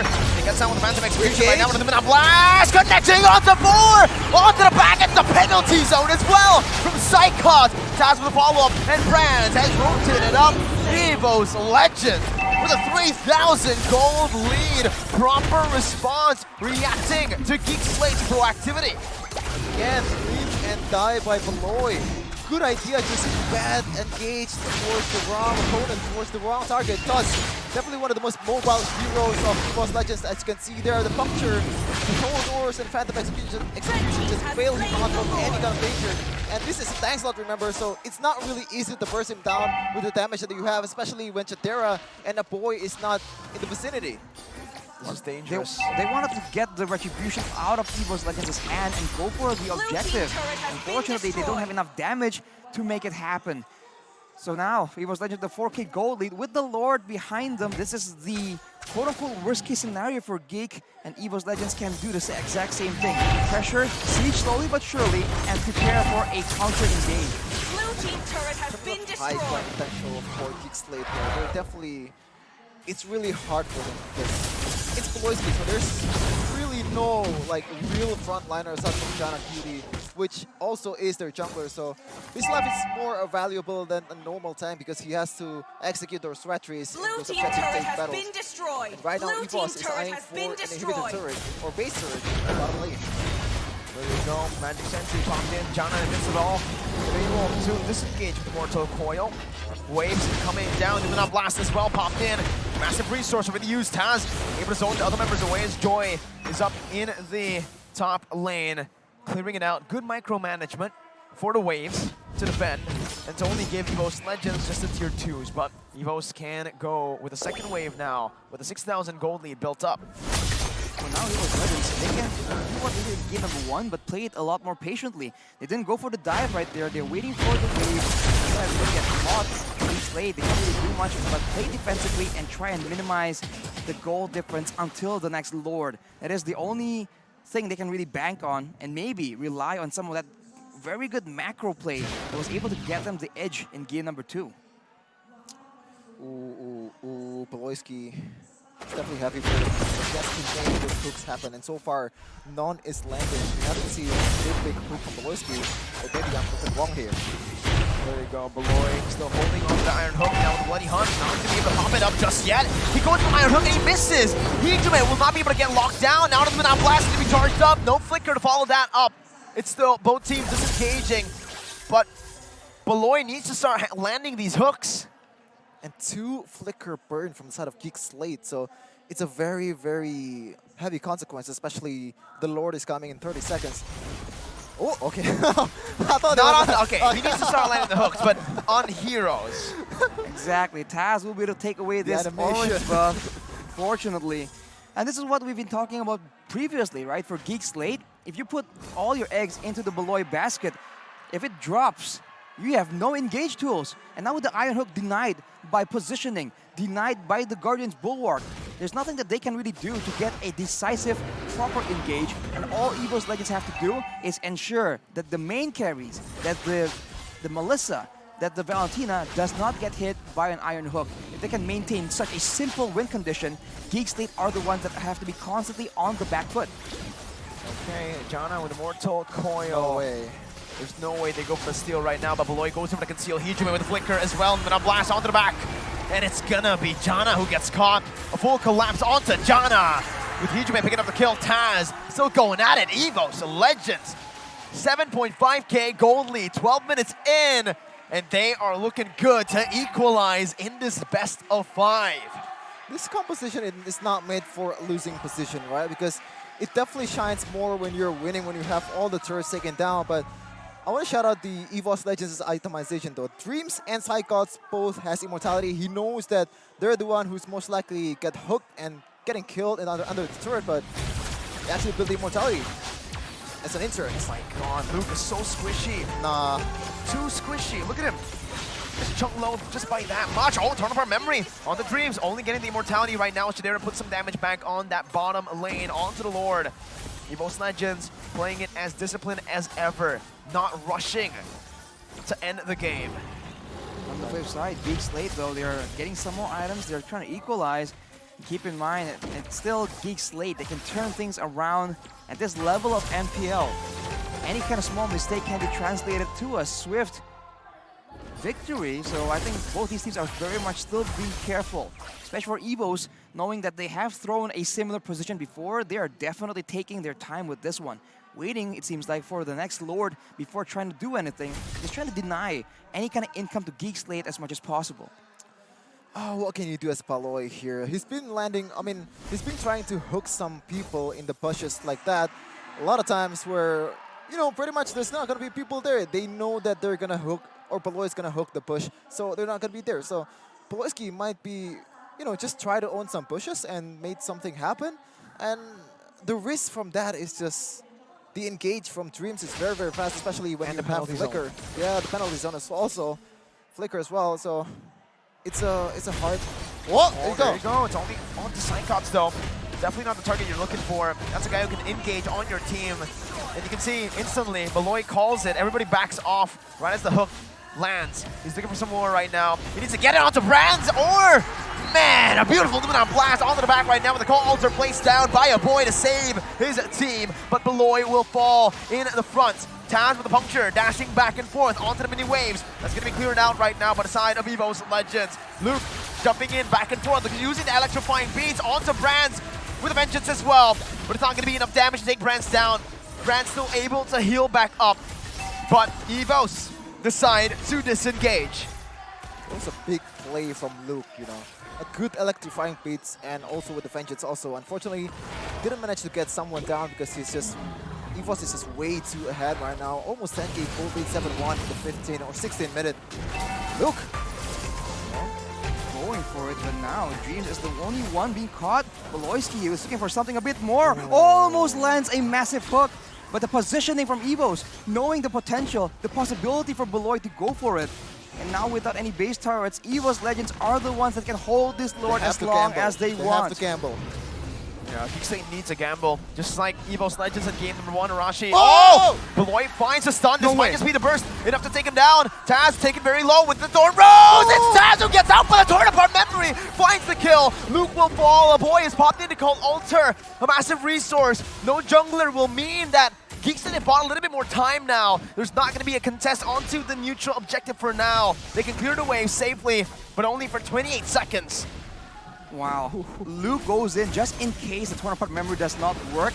And kind of worked out, but unfortunately with one man down, EVOS go for it. No called Alter. Jana, the Mortal Coil, doesn't get him through the wall. EVOS Legends punished now.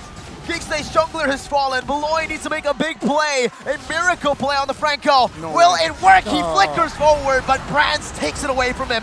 Beloy will fall. Brands with a monster kill. Beloy buys the immortality, but it's a bit too late. 30 seconds on the death timers as the base is wide open. The Lord marching down in the mid lane. This might just be it. It is. 5v3 here, and no Janakiru, no Beloyski. Lord is marching down towards the mid side. The Tigers are roaring and Psychot leads the pack. What are they without blast? EVOS have equalized in this best of 5. Once again, we're seeing a potential reverse sweep from the Tigers against the GEEKs. You're a first timer here. Know your place, GEEKs. Wow, what a performance, man. You can give credit to the draft all you want, but they played that to perfection. GEEK SLATE, the team that is well known for adapting, for doing things out the box, were unable to find a single successful play during the whole course of that game. EVOS now equalizing, the pressure is on the other side. I think they're putting too much on Beloyski, you know. We've talked about EVOS putting too much pressure towards Brands. This time around, Beloyski has to make the hook happen unless or GEEK's gonna lose, and we're seeing it right now. There's not much hook he can land, and when it lands on the wrong target, there's only one hook that can actually turn the game around, but instead, Luke just goes in 1v5, 1v4, throwing his life away to make GEEK lose that advantage. It's a 4v4 again in the Lord fight, and again, EVOS definitely favored in that 4v4 situation with a lot of gold late in their hands. Well, game highlights here. Dreams Numinant Blast becomes the best counter setup for EVOS in game number 4. We called it out in the drafting phase. It's a very good pick against a Franco. It's a very good pick for counter engaging, and that really seems to be the bane of GEEK SLATE's existence. Wow. Whenever their aggression can be punished so efficiently, so effectively, they just can't make it work. Unfortunately, their composition is just way too one-dimensional, and I think the Joy pick at this moment right here is what is throwing them off. If this is how it's gonna be, if this is the effect that Joy has in the composition of GEEK SLATE, they might as well let it go and not use it. What's going through the minds of GEEK SLATE, right? 2-0 lead now completely gone. The championship mentality from EVOS Legends, though, shining here with the crowd as well. Sheffin, you can hear them. They are roaring in the back. I can't even hear you. Yeah, I agree. I can't even hear you half the time. Whenever EVOS makes a play, it's just, I don't know what you guys are saying. It's just the drums, man. You can the hear yells. the drums, the cheers, everything. It's really drowning out whatever we're saying. Even our fellow casters, they have the sound system on their side, and yet the crowd is overpowering them. What? Rashi, what do you say? What do you say? Here it is. Speaking of momentum, though, there's also a team that has 3-0 win streak, but ended up losing in the playoffs right away. We know They didn't have a team 2-0. They didn't have a 2-0. 3-0 win streak in the regular season translates to playoff. No, was not that? really. I don't know which team was it. Bigetron had a 4 win streak, not a 3 Okay, win okay. streak. So know your Match-wise, stats. match, not know your Shevin. stats, Shevin. So momentum Do is your definitely research. something that you don't really rely on. But in this case, EVOS will take every advantage possible, especially the fans here. It's also an advantage. So if you're a GEEK SLATE fans, what are you doing at home? What are you doing? Gotta come and support, man. Go here Right and now, you can support. see the support is really helping EVOS Legends with that morale. They know that win or lose, these fans are gonna be by their side. And you saw it, 2-0 down, they're still staying. Yeah, for sure. I mean, you keep saying that, oh, it seems like EVOS is like dominating the audience game. We just happen to be on EVOS' side. There's a whole bunch of people over there as well just cheering for GEEK SLATE. So, you know. But they're not as loud. You have no idea. Well, because they're not winning yet. Well, they're geeks, so they're not loud. What? Unironically, what? They're geeks, so they're not loud, but we can see here the items for the game 11-2. Arashi, what stands out? Well, what do you know? Win of nature on the Melissa.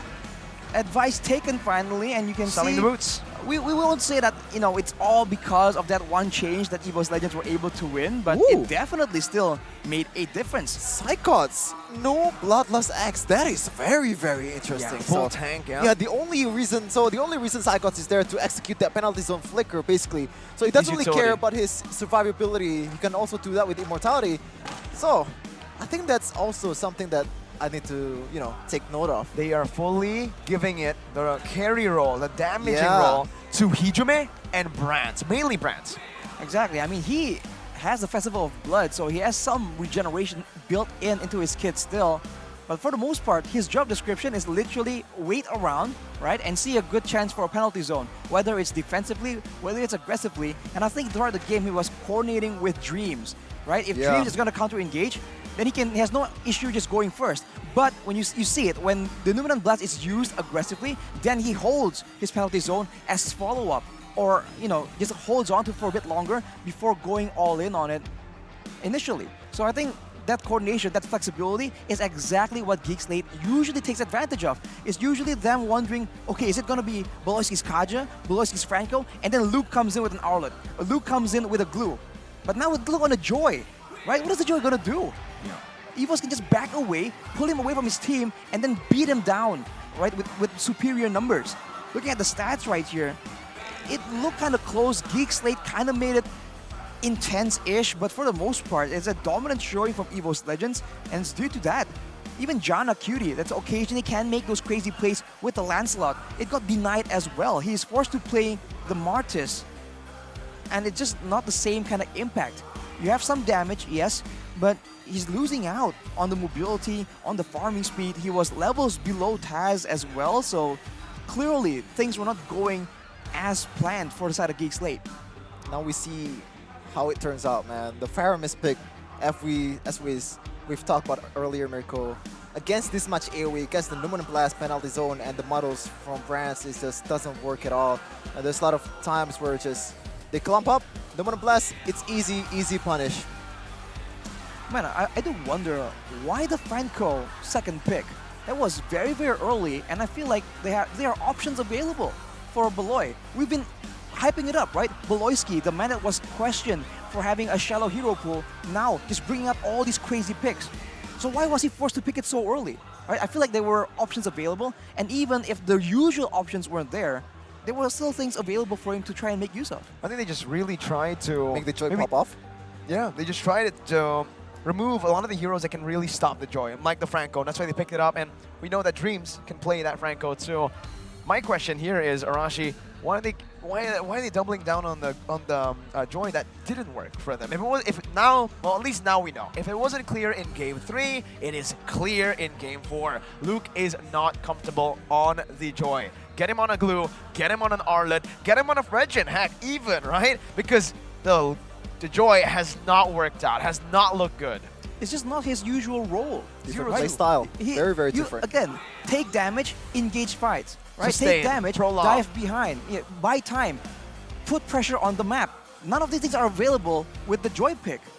Or even if it was, he wasn't able to do it I don't know why. Maybe he's just not comfortable on that pick, like you said. So, like I've been mentioning, I feel like if that's the impact the Joy pick is gonna give you, don't take it. It's damaging through their gameplay.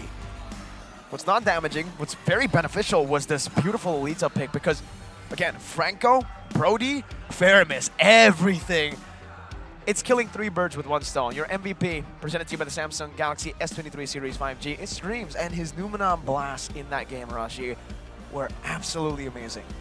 We talked about it, right? The Bulwark just working so well, and it's such a clear counter to Beloy. You can see that he was struggling, man, because usually the clump of heroes that could be easy hooks, now it's just a Bulwark, and you can't really do much against it. It's kind of ironic, isn't it?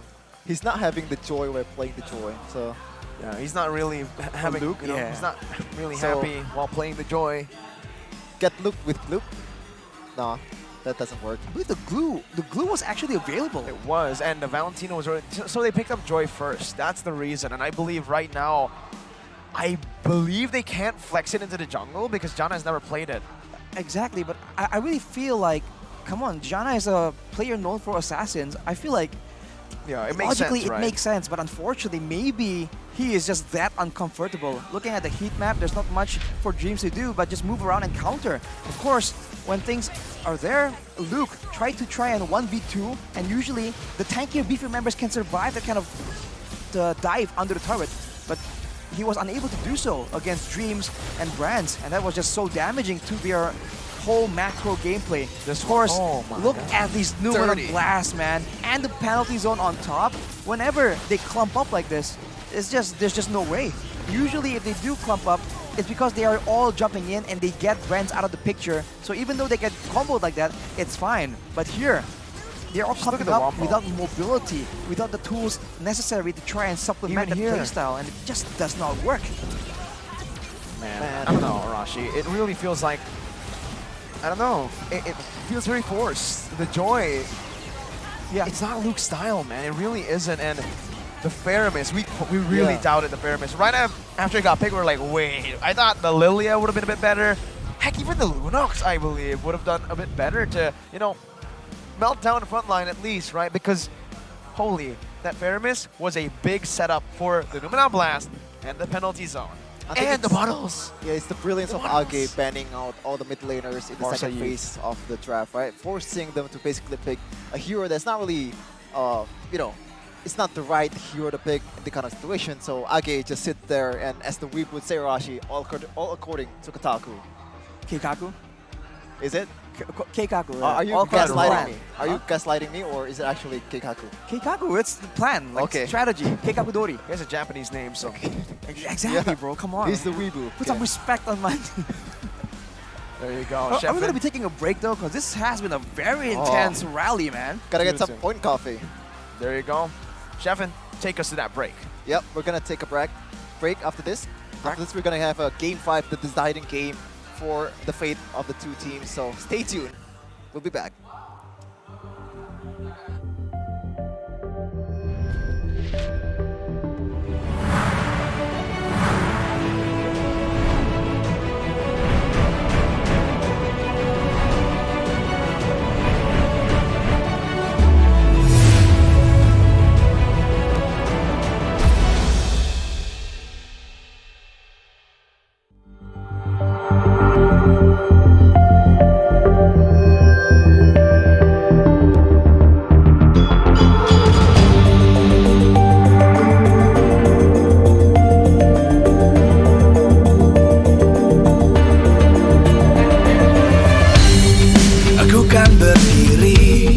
Dan terus berlari, terus ke arah puncak tertinggi.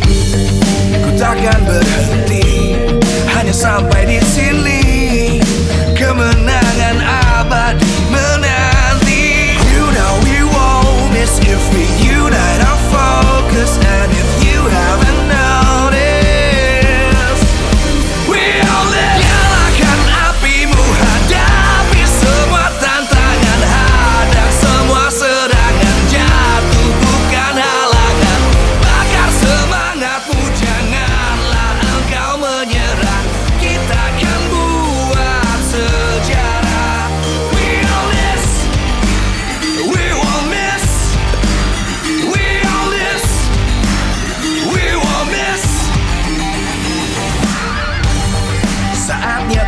beraksi, jalani ambisi.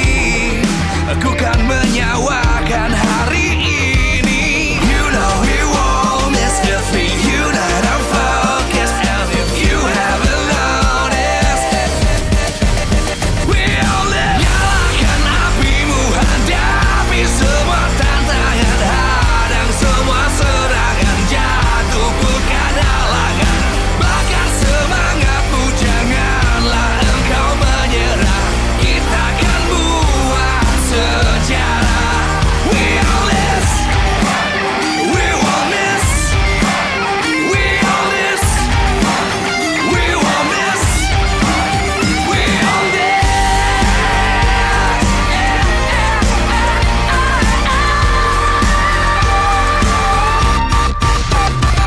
Nyalakan apimu, hadapi semua tantangan, hadang semua serangan, jatuh bukan halangan. Bakar semangatmu, janganlah engkau menyerah. Kita akan buat sejarah. We all this.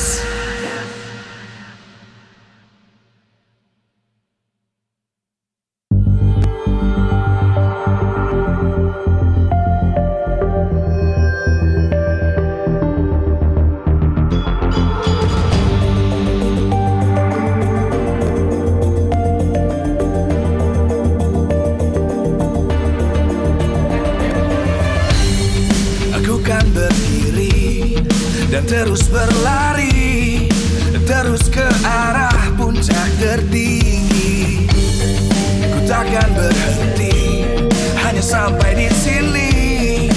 Kemenangan abadi menanti. You know we won't miss if we unite our focus. And if you haven't noticed, we all live. Nyalakan apimu, hadapi semua tantangan, hadang semua serangan, jatuh bukan halangan.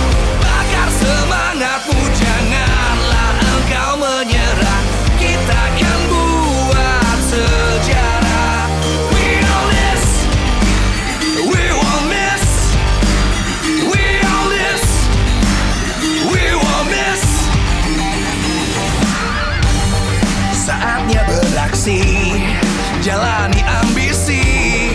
Aku kan menyawakan hari ini. You know we won't miss if we unite our focus. And if you haven't noticed, we all live. Nyalakan apimu, hadapi semua tantangan, hadang semua serangan, jatuh bukan halangan. Bakar semangatmu, janganlah engkau menyerah. Kita akan buat sejarah. We all this, we won't miss. We all this, we won't miss. We all this.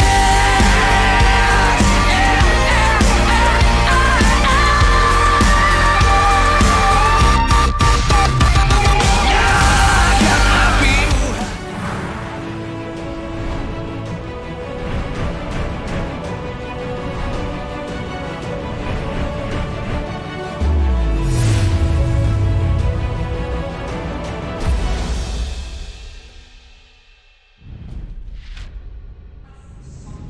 Two best of fives this day and two game five. Of course, this game is a win or go home situation for the White Tigers versus the Geeks. A lot of things at stake here. Of course, EVOS Legends has 3 members that they have in SEA Games representative in the next tournament.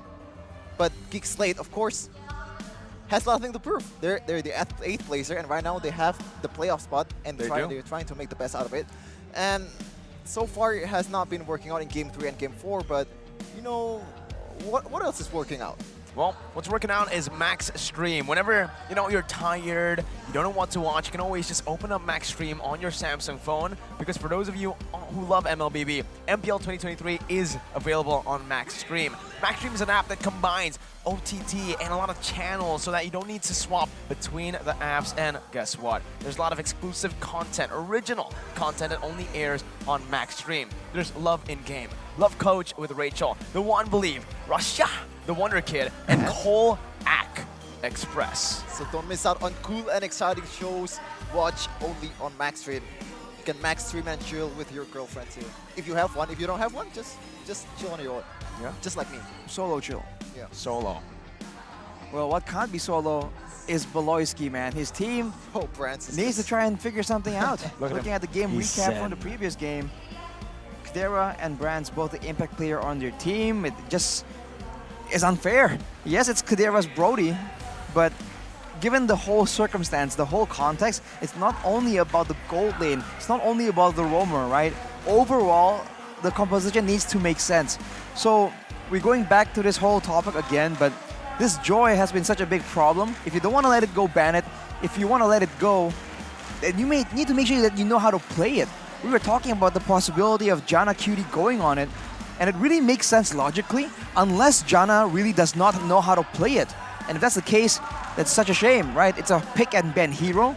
There's no reason to not have some time on that hero, just in case it pops up, and you need to flex it around, right? It's a very important pick to have your way around. So for Geek, will this Joy pick once again throw them off, or will they finally put a bit more flexibility in their composition? Because if it's only on Beloy, only on Luke, or only on a singular member, well, guess what? They're doing the exact same thing that EVOS Legends were struggling so hard to try and overcome, being one-dimensional and relying too much onto one player. No more experimental drafts, please. Please. I read that in the comments. Will they still ban the Atlas though? Is the question for Geek Slate here, or do they want I to am the just power ban of light incarnate. But it's another Natalia and Glue ban, but this time around, Geek Slate banning out that Kaja. So I don't know what's the game plan here. Maybe if EVOS still lets the Joy... No. There's no way they're gonna let the Joy go, because after this, Geek Slate will still ban a hero. So they don't want to play the Joy against the Joy without a Kaja. Maybe. Just maybe.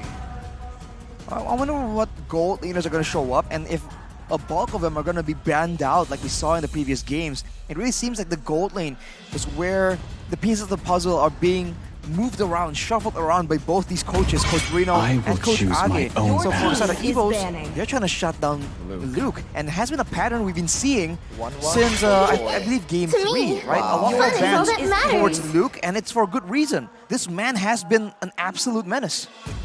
EVOS, no Kaja this time for Geek Slate to pick up, right? EVOS basically are giving it Joy here. Maybe Geek want to go for something like a Minsathar, but the Joy is wide open. Your team is picking. Okay, some developments. So you can already see, like, they want Luke to pick it. At this point, picking Joy is a gamble in this series. It is time to banish all doubts. Your team is picking. Christian Wright. Don't be surprised that Beloyski and Vin are unstable in MPL Season 11 because they are the ones who control the game. They analyze heroes, enemy and team positions, enemy winning conditions, and their team's winning conditions. With all those conditions being considered by the team, you have to really wonder, right? The longer the games go, the more you kind of read into habits that have changed, right? Past movements that have been amended by your opponents. And of course, the mental fatigue that comes with being such a calculated player. They are still doubling down on the Joy. Oh my god! They're actually doubling down too on the counter. It's gotta be Mincidar and the Franco. So 2 counters for these dashes. Hero, but the answer for that is a Yeet pick. I like the Yeet pick though. It's not really vulnerable to this kind of heroes, so there's not much dive yet. What's your command? So that's why they like to play the Yeet. And by the way, a Fanny ban for Geek Slate, banning towards Taza's comfortable hero. But at this point, Geek Slate still doesn't have, and EVOS too actually, doesn't have the gold laner. They're not going to exhaust the gold laner, looks like, from the looks of it. Geek Slate banning the Fanny. So what are they going to do in this banning phase? For EVOS? For both. For EVOS, I believe right now is ban out Beloy, right? Because even though he has learned a few new heroes, it's still quite limited. Now that we see, he still relies on his comfort heroes, especially here in the playoffs. Like we just saw from Rek, that comment, when you're making all those calls, sometimes it's just best to pick up a comfort hero instead of a hero that, you know, you've learned recently. I wonder if the Lolita will be banned or picked in this game. He is a solid counter against the Franco. It is something that Beloy can use, and if you look at the composition, now EVOS are the ones that are relatively short-ranged, right? There could be a potential for GEEK SLATE to use EVOS' own weapons against them, but for now, it's going to be the Melissa band away. So maybe EVOS are trying to avoid the clumped-up team fight situation. Maybe. Fanny band as well already for GEEK SLATE. What do they go for now? The obvious pick so far is the Lolita again, but I feel like EVO's gonna read it. Let's see if that's the case. They can actually ban or pick the Terizla as well. The Terizla is again a very big menacing hero here, but GEEK SLATE are the ones banning out the Brody, so they're expecting some kind of lane bully attempt from EVOS. So Bitrix and Carry, the two heroes still left up for grabs. EVOS Legends can try to ban it out, and hey, Valentina can be flexed by EVOS Legends actually. We've seen that. I mentioned that, I think, in the regular season, Rashi. You know what would be crazy Brandon's been practicing Valentina Gold. And he did bring it out once. Although, if you don't see something really crazy, GEEK maybe can put the joy in the gold lane. That will be even crazier, but we just said no more experimental drafts, so let's not go there. Last ban for EVOS. Is it going to be another gold laner? It's going to be that utility, that counter, that deterrent of aggressive play. It's going to be the Lolita, and GEEK goes for the carry. Bitrix wide open for EVOS Legends. A hero that Brands has found a whole lot of success on, but again, is that Valentina going to the gold lane? I don't think so, man. I really don't think so, because I don't know, Valentina is your DPS. This is not Brands' hero. I think he pulled it off once, and I don't know if he actually won or not. Did he win? He didn't. He did it. But it's not really Brands' comfortable hero, right? But in this case, like, I really am lost on what GEEK has to pick here, because of course Ployski is pretty comfortable with certain heroes, and we see some of it getting banned in this case, so it might be a big gamble, and he'll pull off something he hasn't been showing. And the question is he gonna be adept at using it? Because for EVOS, Fredrin and Beatrix, those are solid picks coming out from their composition. It's a lot of crowd control and a lot of solid damage.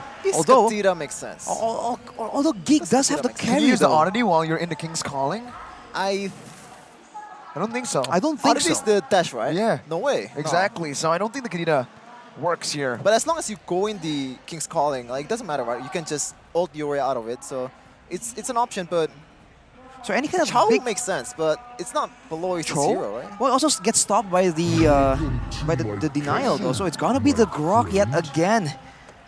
So solid front line, then a tank slot and the Joy. So they still have the same problem of having a vulnerable backline, the Yeeve and the carry, and yet not a solid front line hit. Well, ladies and gentlemen, we're going to throw it over to our host, Bigetron Alpha and Monica. Di sini kita akan langsung untuk mendengar bagaimana semangat sorak-sorai dari GEEK SLATE, GEEK Community. Kita bakal kasih semangat untuk GEEK SLATE. Mana suaranya untuk GEEK SLATE? GEEK SLATE! Monik gimana di sana? Wow, pada sekali di GEEK SLATE sana, tapi tentunya EVOS fans jangan mau kalah, mana suaranya? Panas sekali di sini, dan langsung saja kita ikuti, ini dia game penentuan antara EVOS Legends dan juga GEEK SLATE. Back to you, Kansas!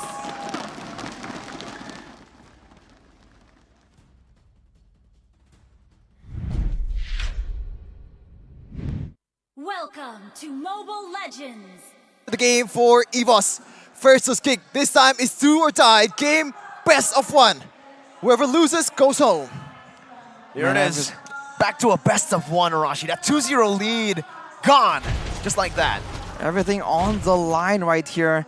And it's looking scary because honestly, nothing crazy has changed. No drastic measures have been taken for both these teams, and they're just attempting to try and iron out the simple mistakes, betting on that to win them the game. Man, so intense right now. Speaking about down 2-0 though, EVOS has been in this position in M1. They actually came back from a 3-1 lead against EVOS Legends, just like what Cleveland Cavaliers did to Golden State Warriors, but Jana QD read that perfectly. Oof. Did Dreams get it? I believe Dreams did get it. Wait, did he? Yeah. It seems like he didn't to me, but oh, he actually used the you wouldn't know. retry. Oh wow. Trying to do some damage. Later. I'll try to look at it in the replay because again, these little things are really going to build up, especially considering GEEK SLATE are in a position where the reverse sweep is possible. Their mental state is in question. A flicker by Beloy early on. These little dubs for EVOS in the early game. Dreams. Are going to be massive dreams. Oh, that's a swag move. Oh, wow. Wow. Super intelligent by Dreams. If he lands this hook, it's a tilted GEEK SLATE. Jadera brought back Brands, dealing some damage. He's still going to be able to last hit here. No, he doesn't. He doesn't get the last hit. Dreams just showing Poloski. This is how you actually play the Franco, my guy. But the Grog pick is very, very weird at this point, to be honest. I feel like it's just a comfort pick, as you said, Arashi. It's better to make... steal it. Oh, wow, okay. So it's interesting, but total take, Poloski definitely has something in mind. The wall charge is going to be a very useful tool for him to utilize in this team fight. A boy already has the real manipulation also. Only that though, will that be enough? Because for the side of EVOS, a lot more crowd control and the engagement Psychots goes through. King's calling onto a boy, a lot of damage placed down as a boy is trying to run away, but the mobility field will not do it. Warwick Beloy with a 3-man wild charge. No more follow-up. Both teams disengaging. GEEK SLATE still with some pressure to place down, but Taz definitely with more resources. Both retributions still up. Luke putting some damage down onto Taz. He decides to reset it. Hook comes down, not connecting onto Luke, but look at Hijime picking up some hits onto the turret shield.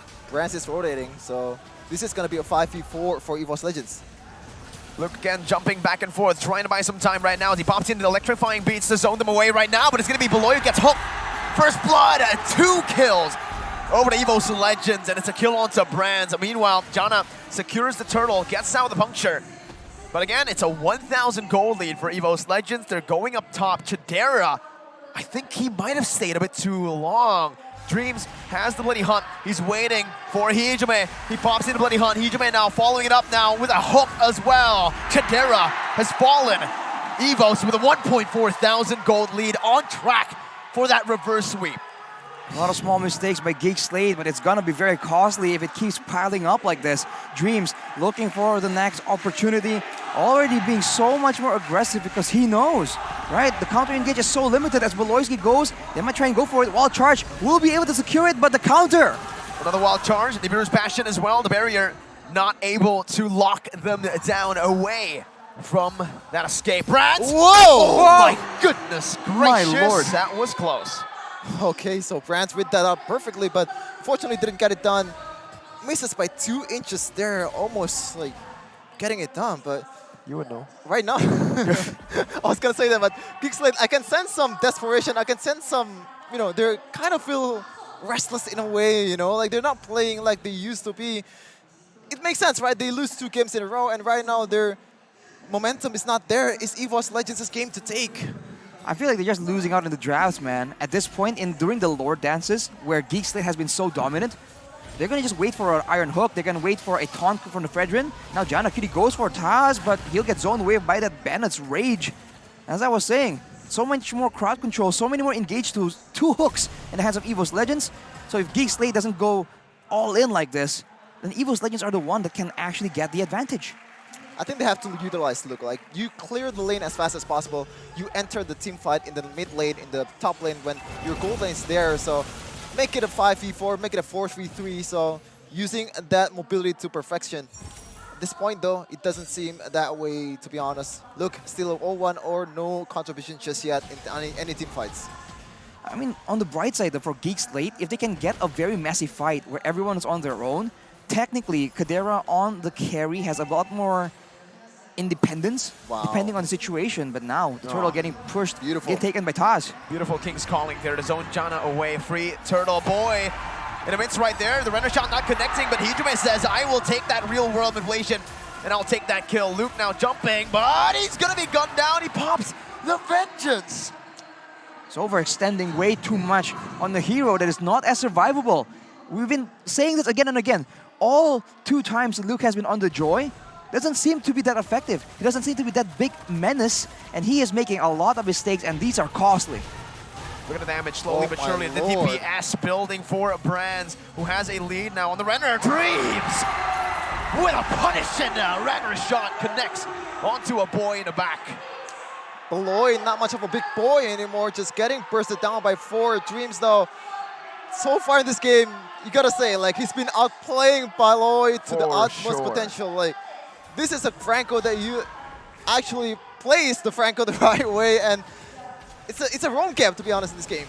It's not about how you play the Franco, it's about what the Franco is going up against. No tanky member, they can take the Iron Hook, no Guardian's Bulwark to cancel it out. Well, the first skill from Grok kind of works, right? Yeah. Yeah, but you can. Exactly what EVOS Legends is doing. They're baiting it out because Beloyski needs to use it preemptively when he is looking for vision. So on the way out of his scouting trip is where the Iron Hook lands. And that is just denying GEEK SLATE any info. But look at his play. It might just work. Unfortunately, no. It feels very desperate, the move right now that GEEK SLATE are trying to do. They're making the late game plays that Beloy likes to make, but very early on. Dreams, I mean, it's a good flank right now for Beloy. Oh my god. Beautiful read. Wow, oh, no. How could you read that? Red out, Power Nature gets him out. 0, 2, and 1 in the scoreboard. Beloy still going to be able to escape, but Taz is putting some pressure down. Look at Luke, man. He's behind, but he doesn't seem like a deadly presence. And there he is, going out to try and clear the waves, takes out Snipe, and what now? He's low and he does not have the same kind of regen. EVOS, they're making the move. Real flicker. Manipulation pop down. That's going to be the Bloody Hunt as well. The Bandit's Rage, everything, and even the Red goes to Taz. Oh boy, now it's going to be Brands flickering forward. If he was bashing, oh my goodness, almost takes him down. But it might just be a mistake right now as that's going to be Luke onto the back line, finding a kill. In redemption, Chadera buys the golden staff as well. The mid lane turret going to be targeted by Jana QT, who's looking for a trade desperately in this game. That can happen, man. That cannot happen. You have all the members of EVOS Legends on the other side. You have to execute your retry. There's no threat at all on you, Jana QT, but instead Thoughts, just beautiful, beautiful timing on that retribution. All the W's in that fight, EVOS takes it. I mean, Taz, one of the best junglers in Indonesia right here. His retributions have always been solid, and he's proving it here yet again. When he's not 5 levels behind, he can get these retributions done.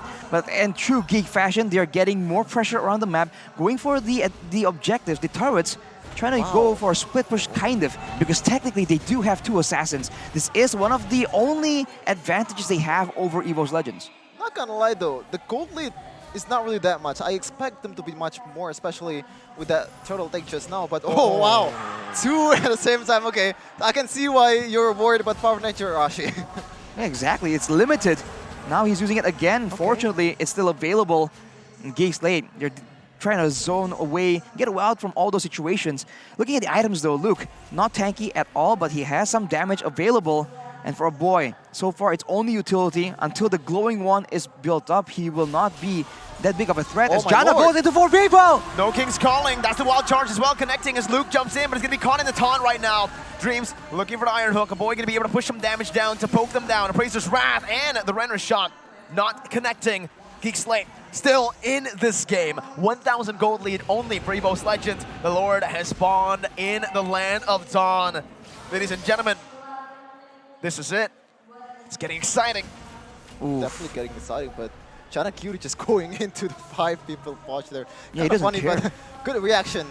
Toss definitely has the better advantage in terms of zoning people out with the tons of CC, and Dreams and Psychos also just pretty much, you can pretty much throw anything and hope it lands at this point, you know?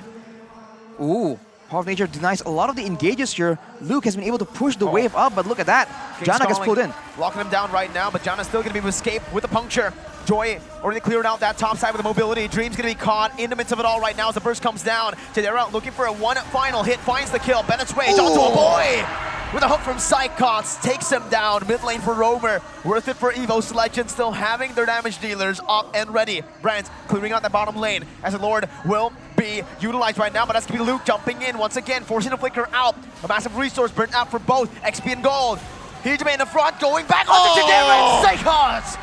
Flickers forward, looking for it right now as Brands is able to dish some damage out, but Luke gets the damage done. Jana and Taz, this is it. Once again, the retry battle, it's gonna favor Taz again. That's a weird Phantom execution, man. I think you should have done the Thorn Wars, but I feel like it's on cooldown. If it's already there, I think it's for sure it's gonna be the Thorn Wars, but instead, Dreams just being a menace in the cold, I mean, in the jungle area.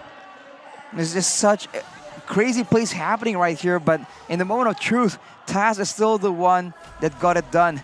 With that Lord advantage right here, EVOS Legends, they can deny all the trades that GEEK SLATE has been taking. It's a bit of a similar situation from game number 3. And now they're gonna try and clear the Lord, but EVOS Legends can land a big hook. Could be dangerous. Remember, 2 hooks from EVOS Legends Psychots, and wow, the long-range presence, the long-range threat from EVOS is just insane, man. The hooks, the Renner Apathy, even the Nibiru's Passion, and also the Bandit's Rage. A lot of options to actually pick. This time, they're gonna utilize it to take the mid lane turret. No. Not just yet. And later on in the fight, maybe, right? A weakness we've been able to spot. No oh my god, no way! He catches Beloy. The Renner shot onto Luke as well. To add salt to the wound, Luke taken very low by another Renner shot. EVOS Legends, 4,000 gold lead. Rashi Sheffin, it's looking bleak for GEEK SLATE. Very, very intelligent though. The fact that he waited for Poloisky to use the sentry, just read that out perfectly. Poloisky didn't know that Dreams was there, but yeah, this guy is intelligent. No wonder Zace picked him. That's crazy, man. EVOS Legends right now locking GEEK SLATE into their own base. The only real weakness we saw is the fact that in the big team fight, Brands does get left alone quite a bit. And if you look at it, there's both physical and magical damage available if Luke and Jana QD jump towards him at the same time. That could be something that GEEK SLATE can use, but they need to catch up on gold first. If they make that play with a 5k gold deficit, it might be too difficult as the hook lands again! Beloy able to flicker out right now as the RWM gets placed down onto a boy who's going to be able to actually respond to it now. He's giving the damage coming down. Heejime going to be able to flicker out right there, but Jana QT with a bloody retribution gets out. Pulled back into the King's Calling. A boy will fall. Carry recalling. Jana in the midst of it all taunted up. It's a double for Brands. He's looking for more. Onto Jana QT now, who has the Thorn Rose, who is able to get away for a bit, but it's 1 by 1. A maniac Brands is looking for the Savage. He doesn't get the final few shots. 4 for 1 for EVOS. No mini waves to play with. Luckily for GEEK SLATE, but it might still be the end. 6 seconds for Beloy. It won't be the end.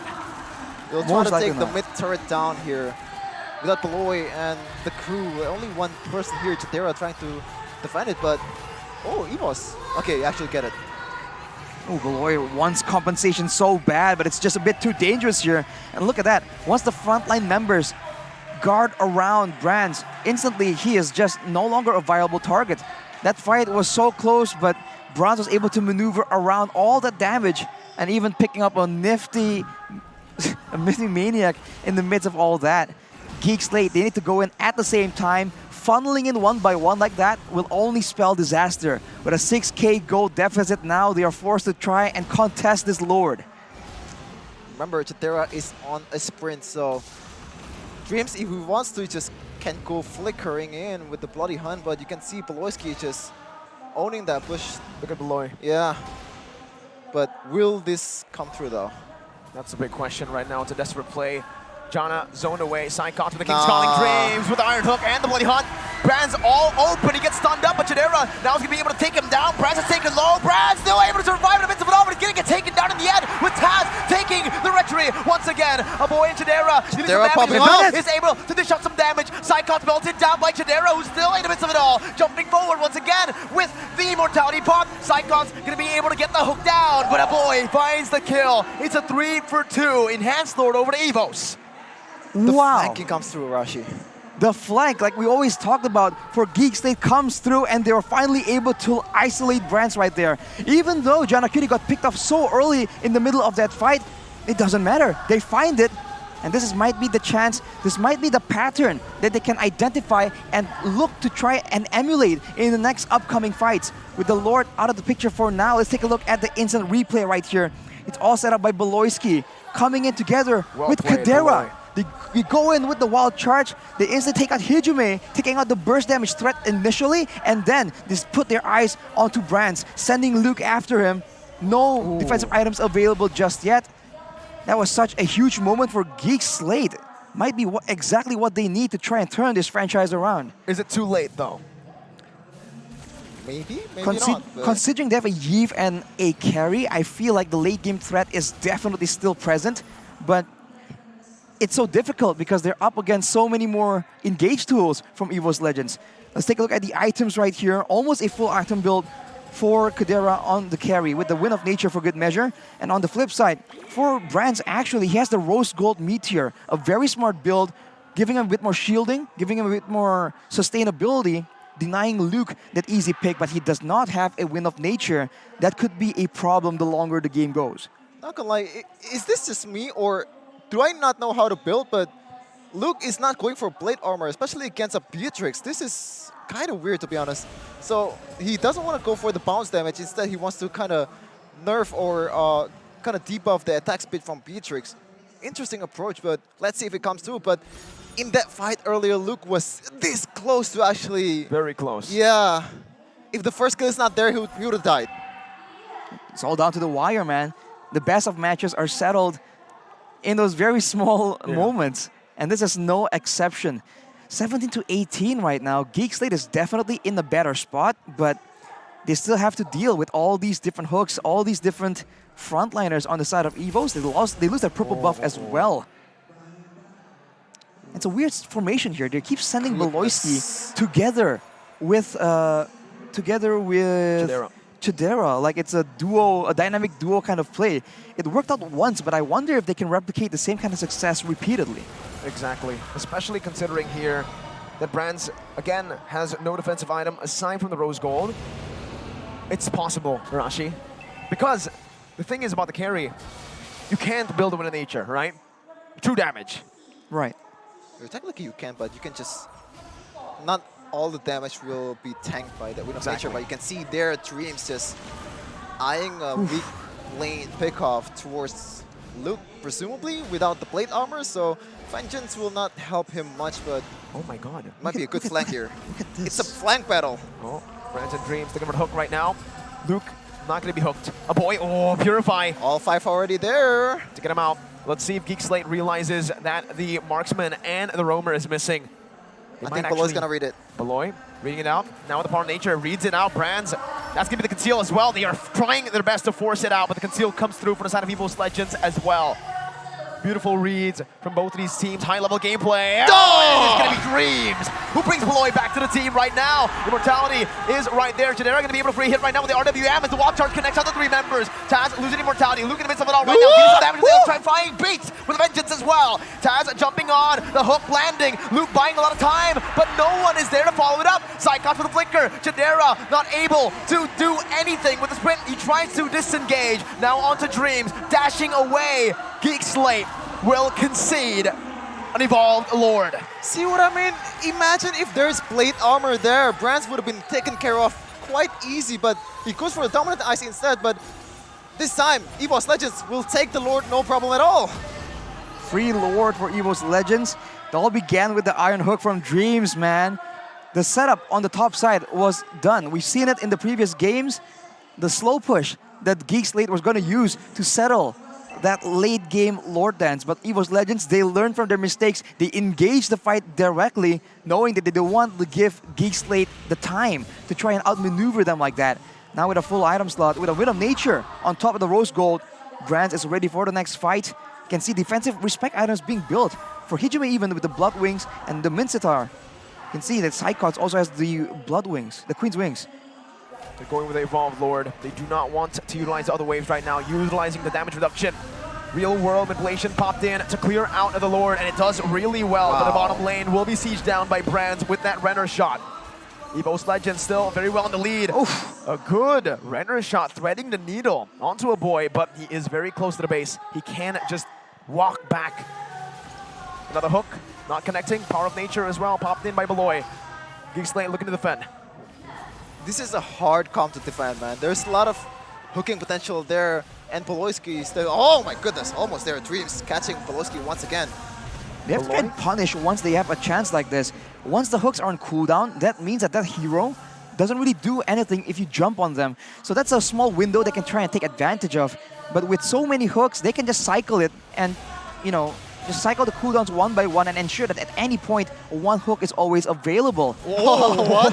Moment like this, though, this could be the chance they can use to try and go for a fight. Beloise seems to be intent on going for it, but no. His team won't be able to follow up and go for a catch.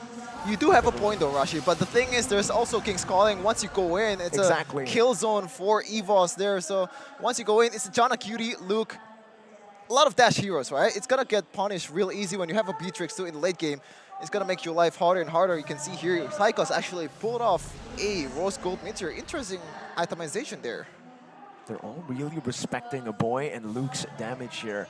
And again, they kind of took your advice here, Chefvin. They didn't go for the Blade Armor onto the Joy, but Beloy did pick up the Blade Armor himself. So that's a little bit more, I guess, a little bit more of a fight that they can give towards the Beatrix. But I agree, honestly, in this kind of situation, especially because there's a King's Calling, Luke definitely would find a bit more value with that Blade Armor. Oh, Blade Armor. Close. It's very, very close. And the fact that they have two hooks to play with is massive, and there you go. That's the hook connecting. That's the King's Calling and the Bloody Hunt. Look at the timing of that play. 15 seconds for the Evolved Lord, and Beloy, 9th death this game. I think they have to gamble. I really do think so, because this is really not an easy comp to actually defend.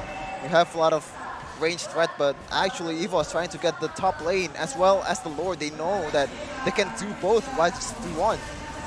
Ooh, there we go. RWM once again. Luke gonna be able, pops the Vengeance without jumping in onto Brands. A massive resource burn now. Purify though from a boy, now poking them down, but another hook comes down. Bloody Hunt as well. He sells an item for the immortality. They're diving into the back line with Winter Truncheon bought as well by a boy, buying so much time, but in the end, it's gonna be Dreams with the Iron Hook Flicker combo. Jadera with Winter Nature buys a bit of time, buys the immortality, but in the end will fall. Luke as well with the immortality. This is where it ends. The miracle run. Geek Slate. The Cinderella story. Beloy with the Wild Charge. Now, the two Filipino imports it out, but Brands will be able to survive, healing and buying immortality in time. Oh my God! Shutdown to buy some more time. 20 seconds on the death timers. No way! They have saved Geek Slate. But will they be able to prolong it once again with two more waves crashing in? Jana caught in the Bloody Hunt, now taken down. Taz on the base, 13 seconds on a boy. Beloy buying as much time as he possibly can with the barriers, delaying. It's so much for a boy. A boy, 4 seconds. Who can respawn? The mini waves are crashing in. Beloy are still holding it up. A boy is here. RWM. GG. Mini waves not there. Geek Slate Cinderella story will be ended, and EVOS Legends will prevail. My goodness. Reverse sweep.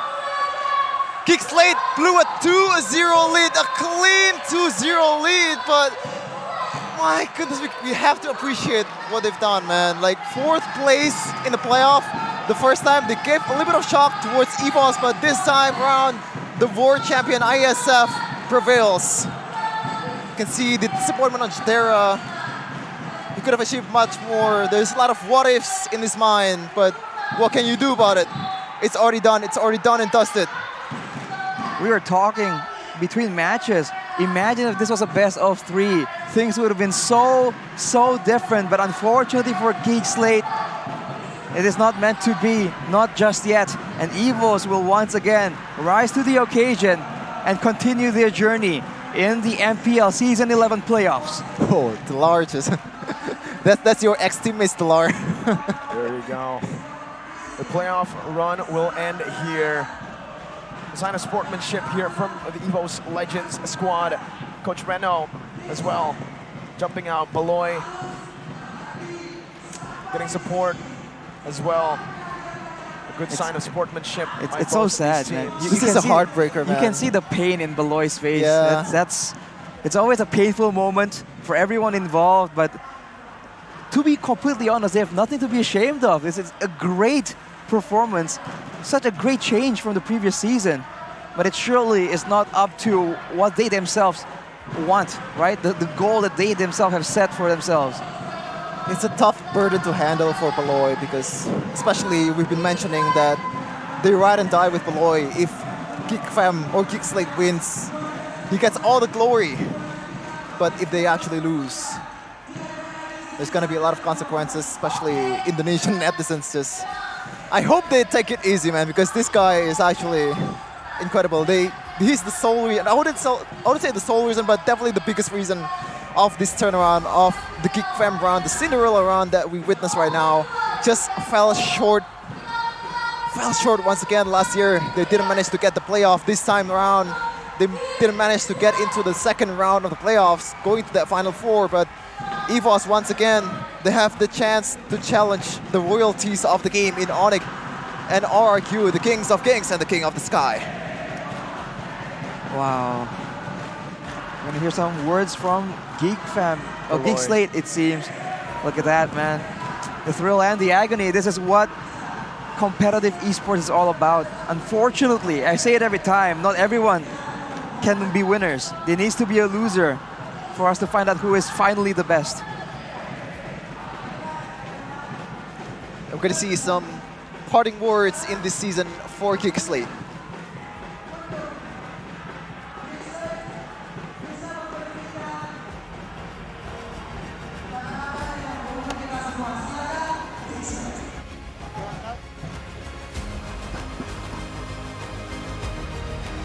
Halo guys. Perkenalkan gue Reno, coach GEEK Slate. Thank you buat GEEK Slate yang udah dukung kita di season 11. Mohon maaf apabila ada kekurangan dari match hari ini. Ya, kita udah melakukan yang terbaik dan inilah hasilnya guys. Jadi thank you buat EVOS fans. Sekali lagi thank you juga buat GEEK Slate. Ya kita pamit, GEEK Slate pamit ya guys ya. MPL Season 11, comeback stronger guys.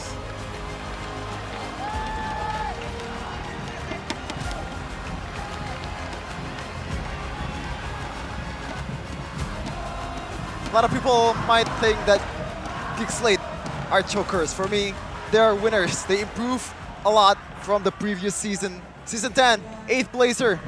No hopes for playoffs. They turn out the Jets in late stage of the season, but this time around, they managed to get the playoffs, and this time they prove that they're not a team that easily, taken care of.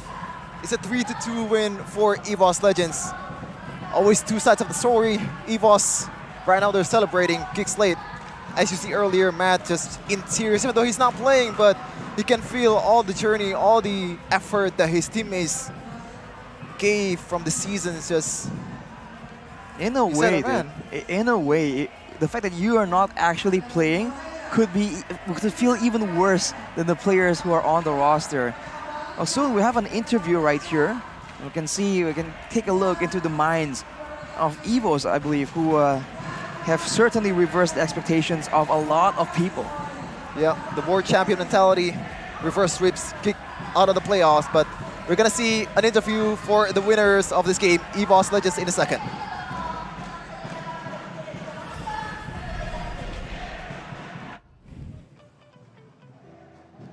EVOS Fans, mereka bersorak-sorai untuk kemenangan EVOS Legends dengan sangat dramatis. Reverse sweep. Yes! Sangat menegangkan ya. Sempat 2 game pertama sempat terhalang ya, terhambat sebenarnya. Yes. Dan berhasil mengejar lagi. Ya, jadi semuanya penasaran banget apa yang kalian lakukan di belakang. Bagaimana cara mengembalikan mental di panggung sebesar ini setelah hanya mendapatkan 0 poin pada saat awal 2 game. Sebenarnya banyak sih yang kita lakuin, kayak mungkin kita dari in-game, terus dari mood kita harus jaga juga, kayak vibes positifnya juga harus dijaga, jadi kayak ya udahlah mungkin emang rezekinya kita dan GEEK belum dapat rezekinya. Tapi ya ngomongin Ngomongin soal GEEK, GEEK ini adalah salah satu strong contenders yang mana sebagian besar mungkin memprediksi GEEK ini bakalan melaju terus di playoff. Tapi ternyata kalian nih, EVOS Legends membuktikan hari ini akhirnya memulangkan GEEK. Menurut kalian gimana dengan prediksi-prediksi tersebut? Ya menurut kita GEEK Fam adalah tim yang kuat lah, salah satu kuda hitam lah di MPL Season 11 kali ini. Cuman kita janji buat EVOS Fam semua kita nggak mau bikin mereka sedih lagi. Jadi pasti kita bakal usahain ngelakuin yang terbaik buat mereka semua. Ya ini menarik juga ya karena season lalu mereka gagal masuk ke babak playoff dan akhirnya season ini berhasil dan akan melanjut ke hari selanjutnya. Ini mungkin Psychots bisa jawab kali ya. Psychots, akhirnya kamu menjajaki playoff nih. Kira lu playoff. Alhamdulillah. Alhamdulillah setelah kerja keras yang kalian lakukan. Iya. Dan akhirnya ini kalian akan melawan Onyx, tim yang belum pernah kalian menangkan saat regular season. Menjadi tantangan tersendiri gak sih? Apalagi kita ngelihat kayak Onyx begitu kuat di regular season.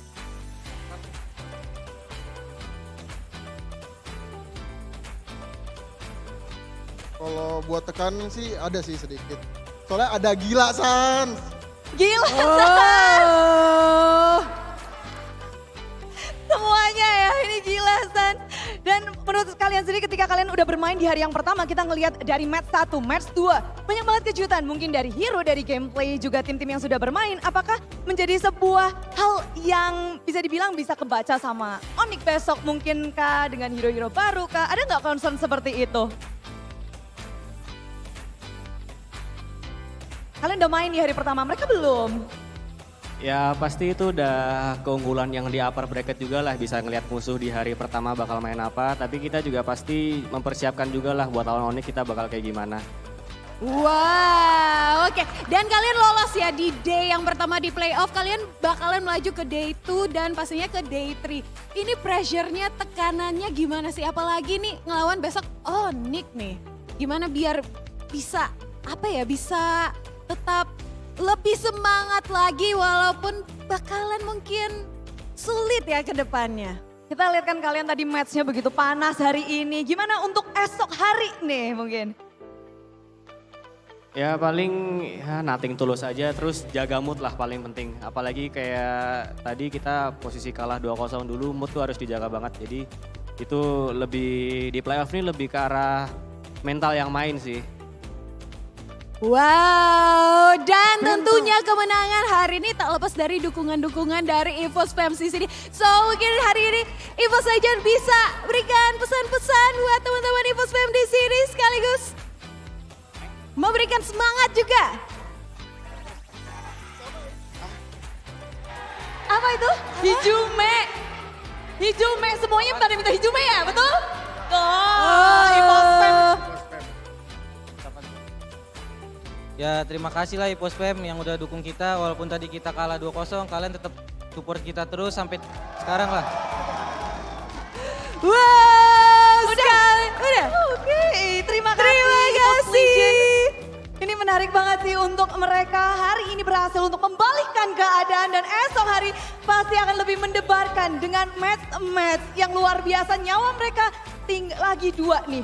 Kalau hari ini cuma 1, besok jadi 2 karena upper bracket mereka melaju ke upper bracket. Yes, sudah Clara, dan tentunya di sana udah ada yang nunggu untuk mengupas lebih lanjut lagi dari match yang baru saja kita saksikan. So langsung aja di sana udah ada Om Wawa, silakan.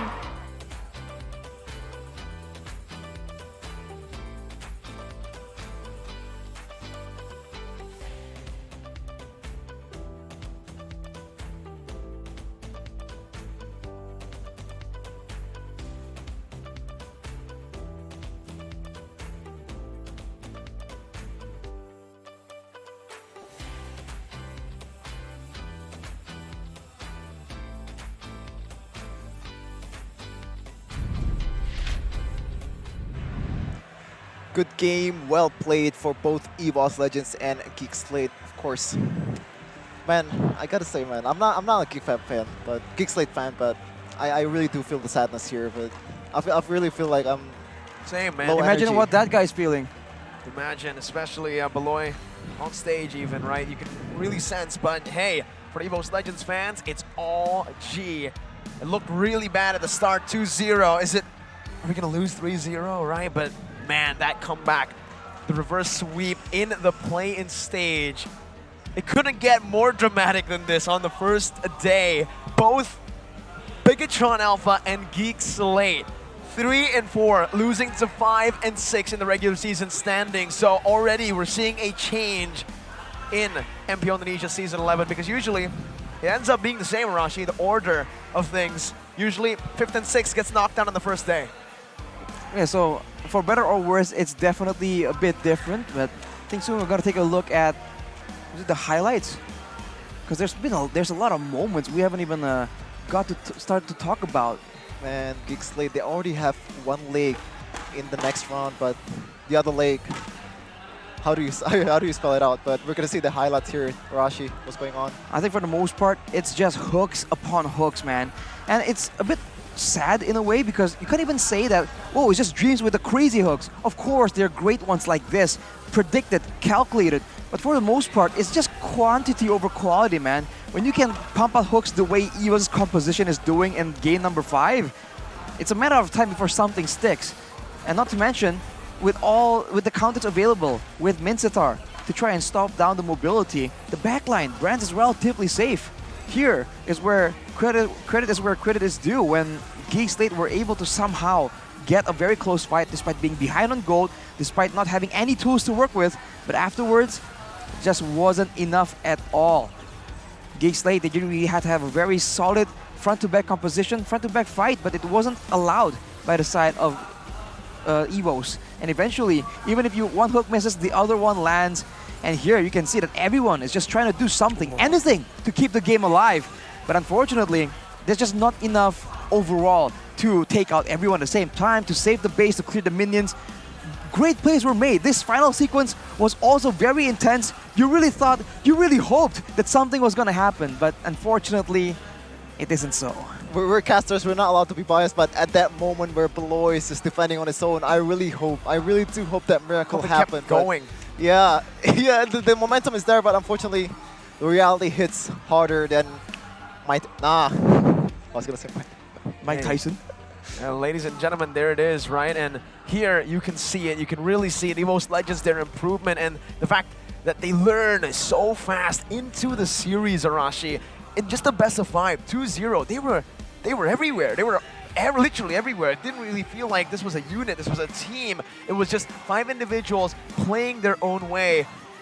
Whatever Age and Taxum said in the locker rooms, man, it had to be like a crazy speech or something to get them rolling like that, because like we mentioned, an uphill battle from match point.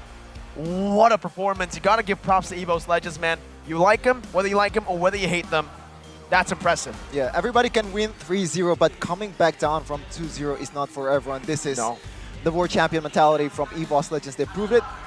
They can actually play the game. They can actually came back from rock bottom, basically. Like, it's 2-0. Everything is just going wrong for you. The draft, you draft better in game 2. Still nothing going on, but in game 3, they turn on the chats and finally they prevail. The MVP of this game, the hooker, Dreams. MVP by the Samsung Galaxy S23 Series 5G. He was just doing so many things for his team, man. It's not just the aggressive maneuvers, the defensive counters as well to shut down aggression coming in from Luke, right? From Jamacuti just jumping in towards the back line. He's a solid roamer, always has been. And unfortunately, the question we posed in the beginning of the match, right? Will experience prevail over new ideas? For now, that has to be the case. We'll see if this same pattern just continues, but soon the fun part begins. Let's check out the mic check. See the communications.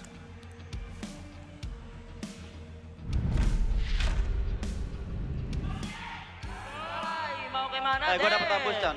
Careful lock boost. Gua tahan. Mati. Kocak! No flicker, Brody. Link one push bottom. Balik ya, Lois.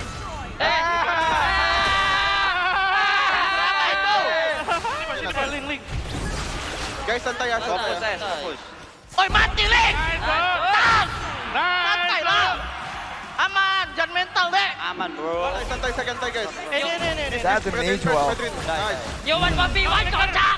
Flicker dulu, N, guys, N. Oke, ya, deh. Woi, kocak, defense, kocak! Mati. I'm mounting lord, guys, I'm mounting lord. Flicker Barca. On the way. Papa last slot, Mark. Cannot join, Mark. Nice! Ayo, ano gua? Flicker Barca. Ayo. Flicker Barca. Ayo, titut. Barca, mati sama gua. Mati. Akai. Nah, flicker juga, Dun. Itu, tadi turun. Melissa, guys, Melissa. Bras, mau kemana, Bras? Bras! Woi, saya kocak! Woi, Bras! Balik lah! Kocak! Woi, mau kemana? Mati, kocak! Woi! Kocak! 2-0, ah! Hai! Lancelot guys, santai. Lancelot. Winter! Clear bar. 2-0, Tasty. Dia nggak mungkin dari... Lihat gua, pikir. Geroknya. Kasih V, sekitar kamu kok. Pikir V. Ayo, gas. Betik, target. Lihat gua, betik mati, berat. Ada J, Bran. Ya, ada J. Lanci dulu, sumpah, jangan hit load. Dia paksa, guys. Dapat gua! V, mati. Grok. Gua. Grok mati. Bareng lordnya. Dapetin lordnya. Mati dia. Lihat gua. Orang dua guys. Belum masuk. Bisa Brand. Sabar, pelan-pelan, Bet. Groknya hidup. Pelan-pelan guys. Kalem. Bisa Brand. Goton. Alhamdulillah. Kocil. Kemana? Lihat. Gol. Salah multi. Bisa. Balik. Ke gua. Gua gigit. Dapat 4 Lihat, sini dulu. Aman. Udah. Bisa kalem. Dapat gua. Nice. Perangko. Gol di Paramis. Perangko dulu. Nice. Flicker udah ada WWN. Gol ulti Paramis. Ini dapat gua. Paramis. Lihat, sini dulu. Aman. Gua ini. Lihat. Martis. Ya. Ayo, lagi. Lot. Aman. Let's go. Oke. Let's go, guys. Ayo. Komplikar. Gol. Pecah. Nice. Satu. Udah todong. Let's go. Gua gigit groknya. Aman gua. Gak bisa ada sini. Sabar lagi. Dapat 2. Dapat TV gua. Itu belakang lanci. Satu Brand. Lanci dulu Brand. Aman cuy. Gua ready dulu dia. Joy lagi. Mid. Atas. Brand. Imo. Jadi guys, gua masih low. Let's go. Aman gua, let's go guys. Brand. Gua taruh lagi. Woi! Kocak lu. Fokus dulu. Tarik. Fokus. Reset dulu. Saya kocak nih, Bos. Sabar ya Brandnya, sekalem Brandnya. Belum masuk ya. Taruh. Aman. Kocak!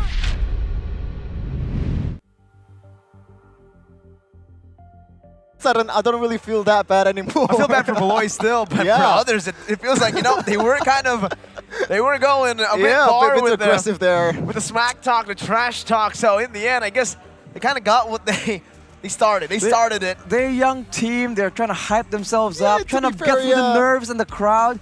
You can understand, but so at some point you're like, oof. Dang, like you gotta go that far, like ooh. And in the end as well, Psycons was about to just go full. He was going like Psyconchak. He's calling himself Psyconchak. Like, what's up, bro? What's up? But the it's me. It's Psyconchak. Cut before that, so. No, but Hijim actually told him, yo, calm down. We haven't ended the game. Wait. And then once they ended the game, so that discipline within the team, I would have just gone crazy if I reverse sweep someone who was trash talking me, Arashi. Oh, we've seen that happen before, Mirko. You're notorious.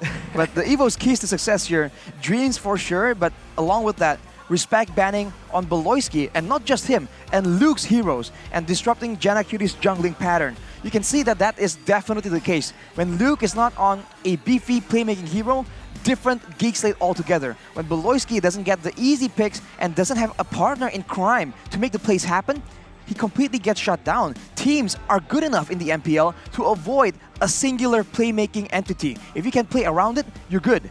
along with that, once that happens, they have all the space available to shut down Janna Cutie. You saw that when Janna Cutie also was put on the Martis, was not put on the assassins that he's so well known for, like the Lancelot, he just starts looking a lot less solid. And that is the keys to victory. That is what EVOS was able to identify in the middle of a best of 5, being down 2 games. Not for everyone. Comeback That's is not for experience. everyone. Yeah, that's where That was experience comes in.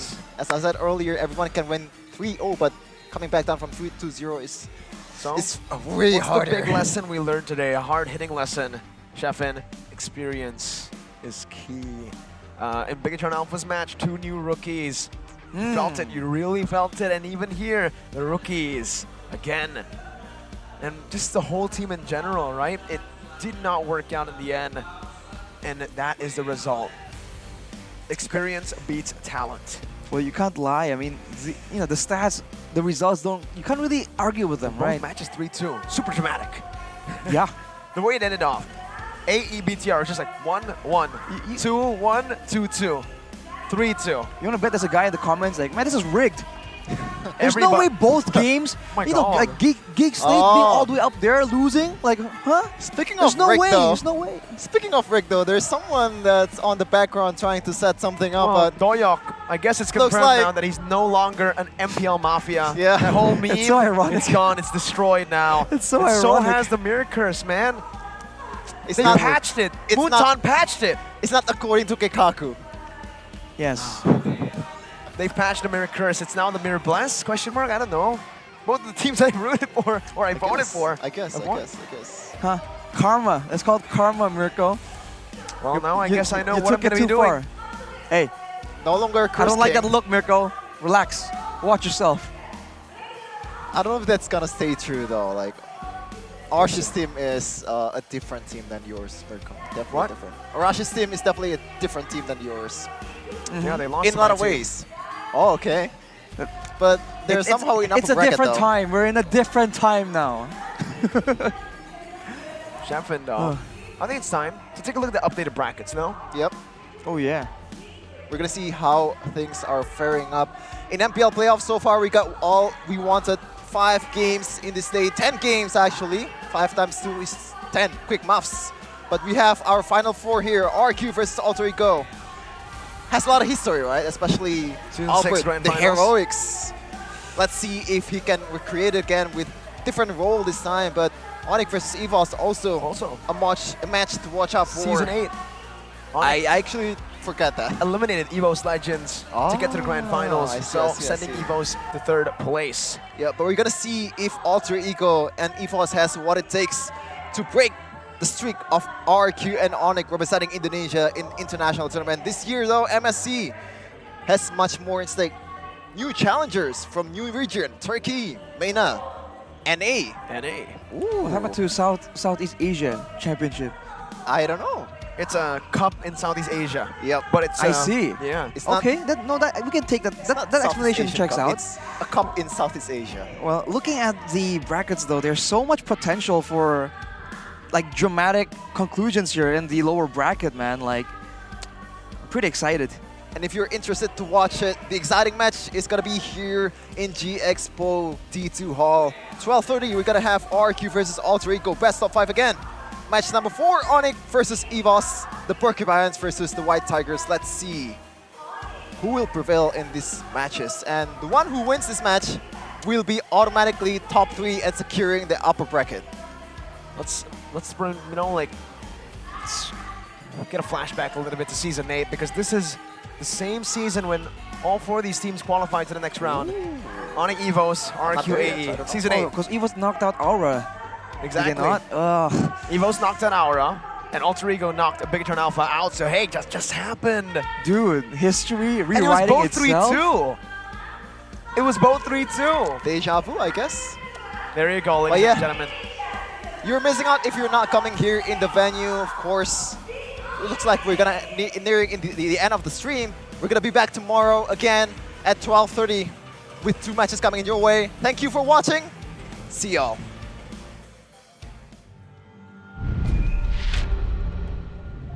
Thank you.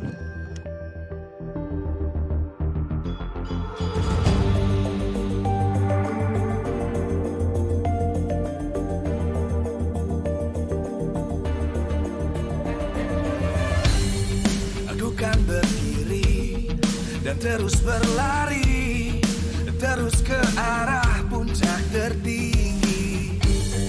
Ku takkan berhenti, hanya sampai di sini. Kemenangan abadi menanti. You know we won't miss if we unite our focus. And if you haven't noticed, we all live. Nyalakan apimu, hadapi semua tantangan, hadang semua serangan, jatuh bukan halangan. Bakar semangatmu, janganlah engkau menyerah. Kita akan buat sejarah. We all this, we won't miss. We all this, we won't miss. Saatnya beraksi, jalani ambisi. Aku kan menyawakan hari ini. You know we won't miss if we unite our focus. And if you haven't noticed, we all live. Nyalakan apimu, hadapi semua tantangan, hadang semua serangan, jatuh bukan halangan. Bakar semangatmu, janganlah engkau menyerah. Kita akan buat sejarah. We all this, we won't miss. We all this, we won't miss. We all this.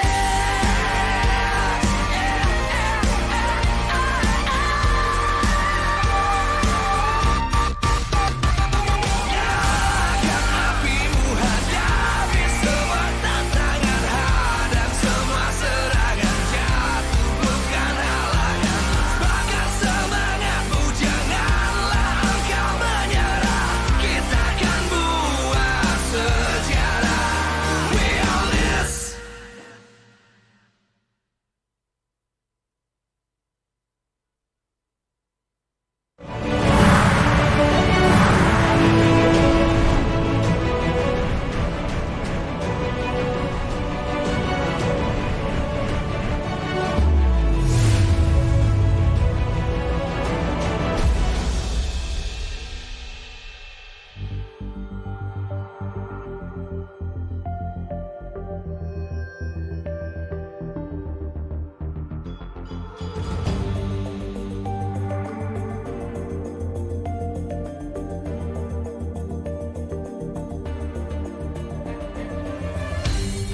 Aku kan berdiri dan terus berlari, terus ke arah puncak tertinggi. Ku takkan berhenti, hanya sampai di sini. Kemenangan abadi menanti. You know we won't miss if we unite our focus. And if you haven't noticed, we all live. Nyalakan apimu, hadapi semua tantangan, hadang semua serangan, jatuh bukan halangan. Bakar semangatmu, janganlah engkau menyerah. Kita akan buat sejarah. We all this, we won't miss. We all this, we won't miss. Saatnya beraksi, jalan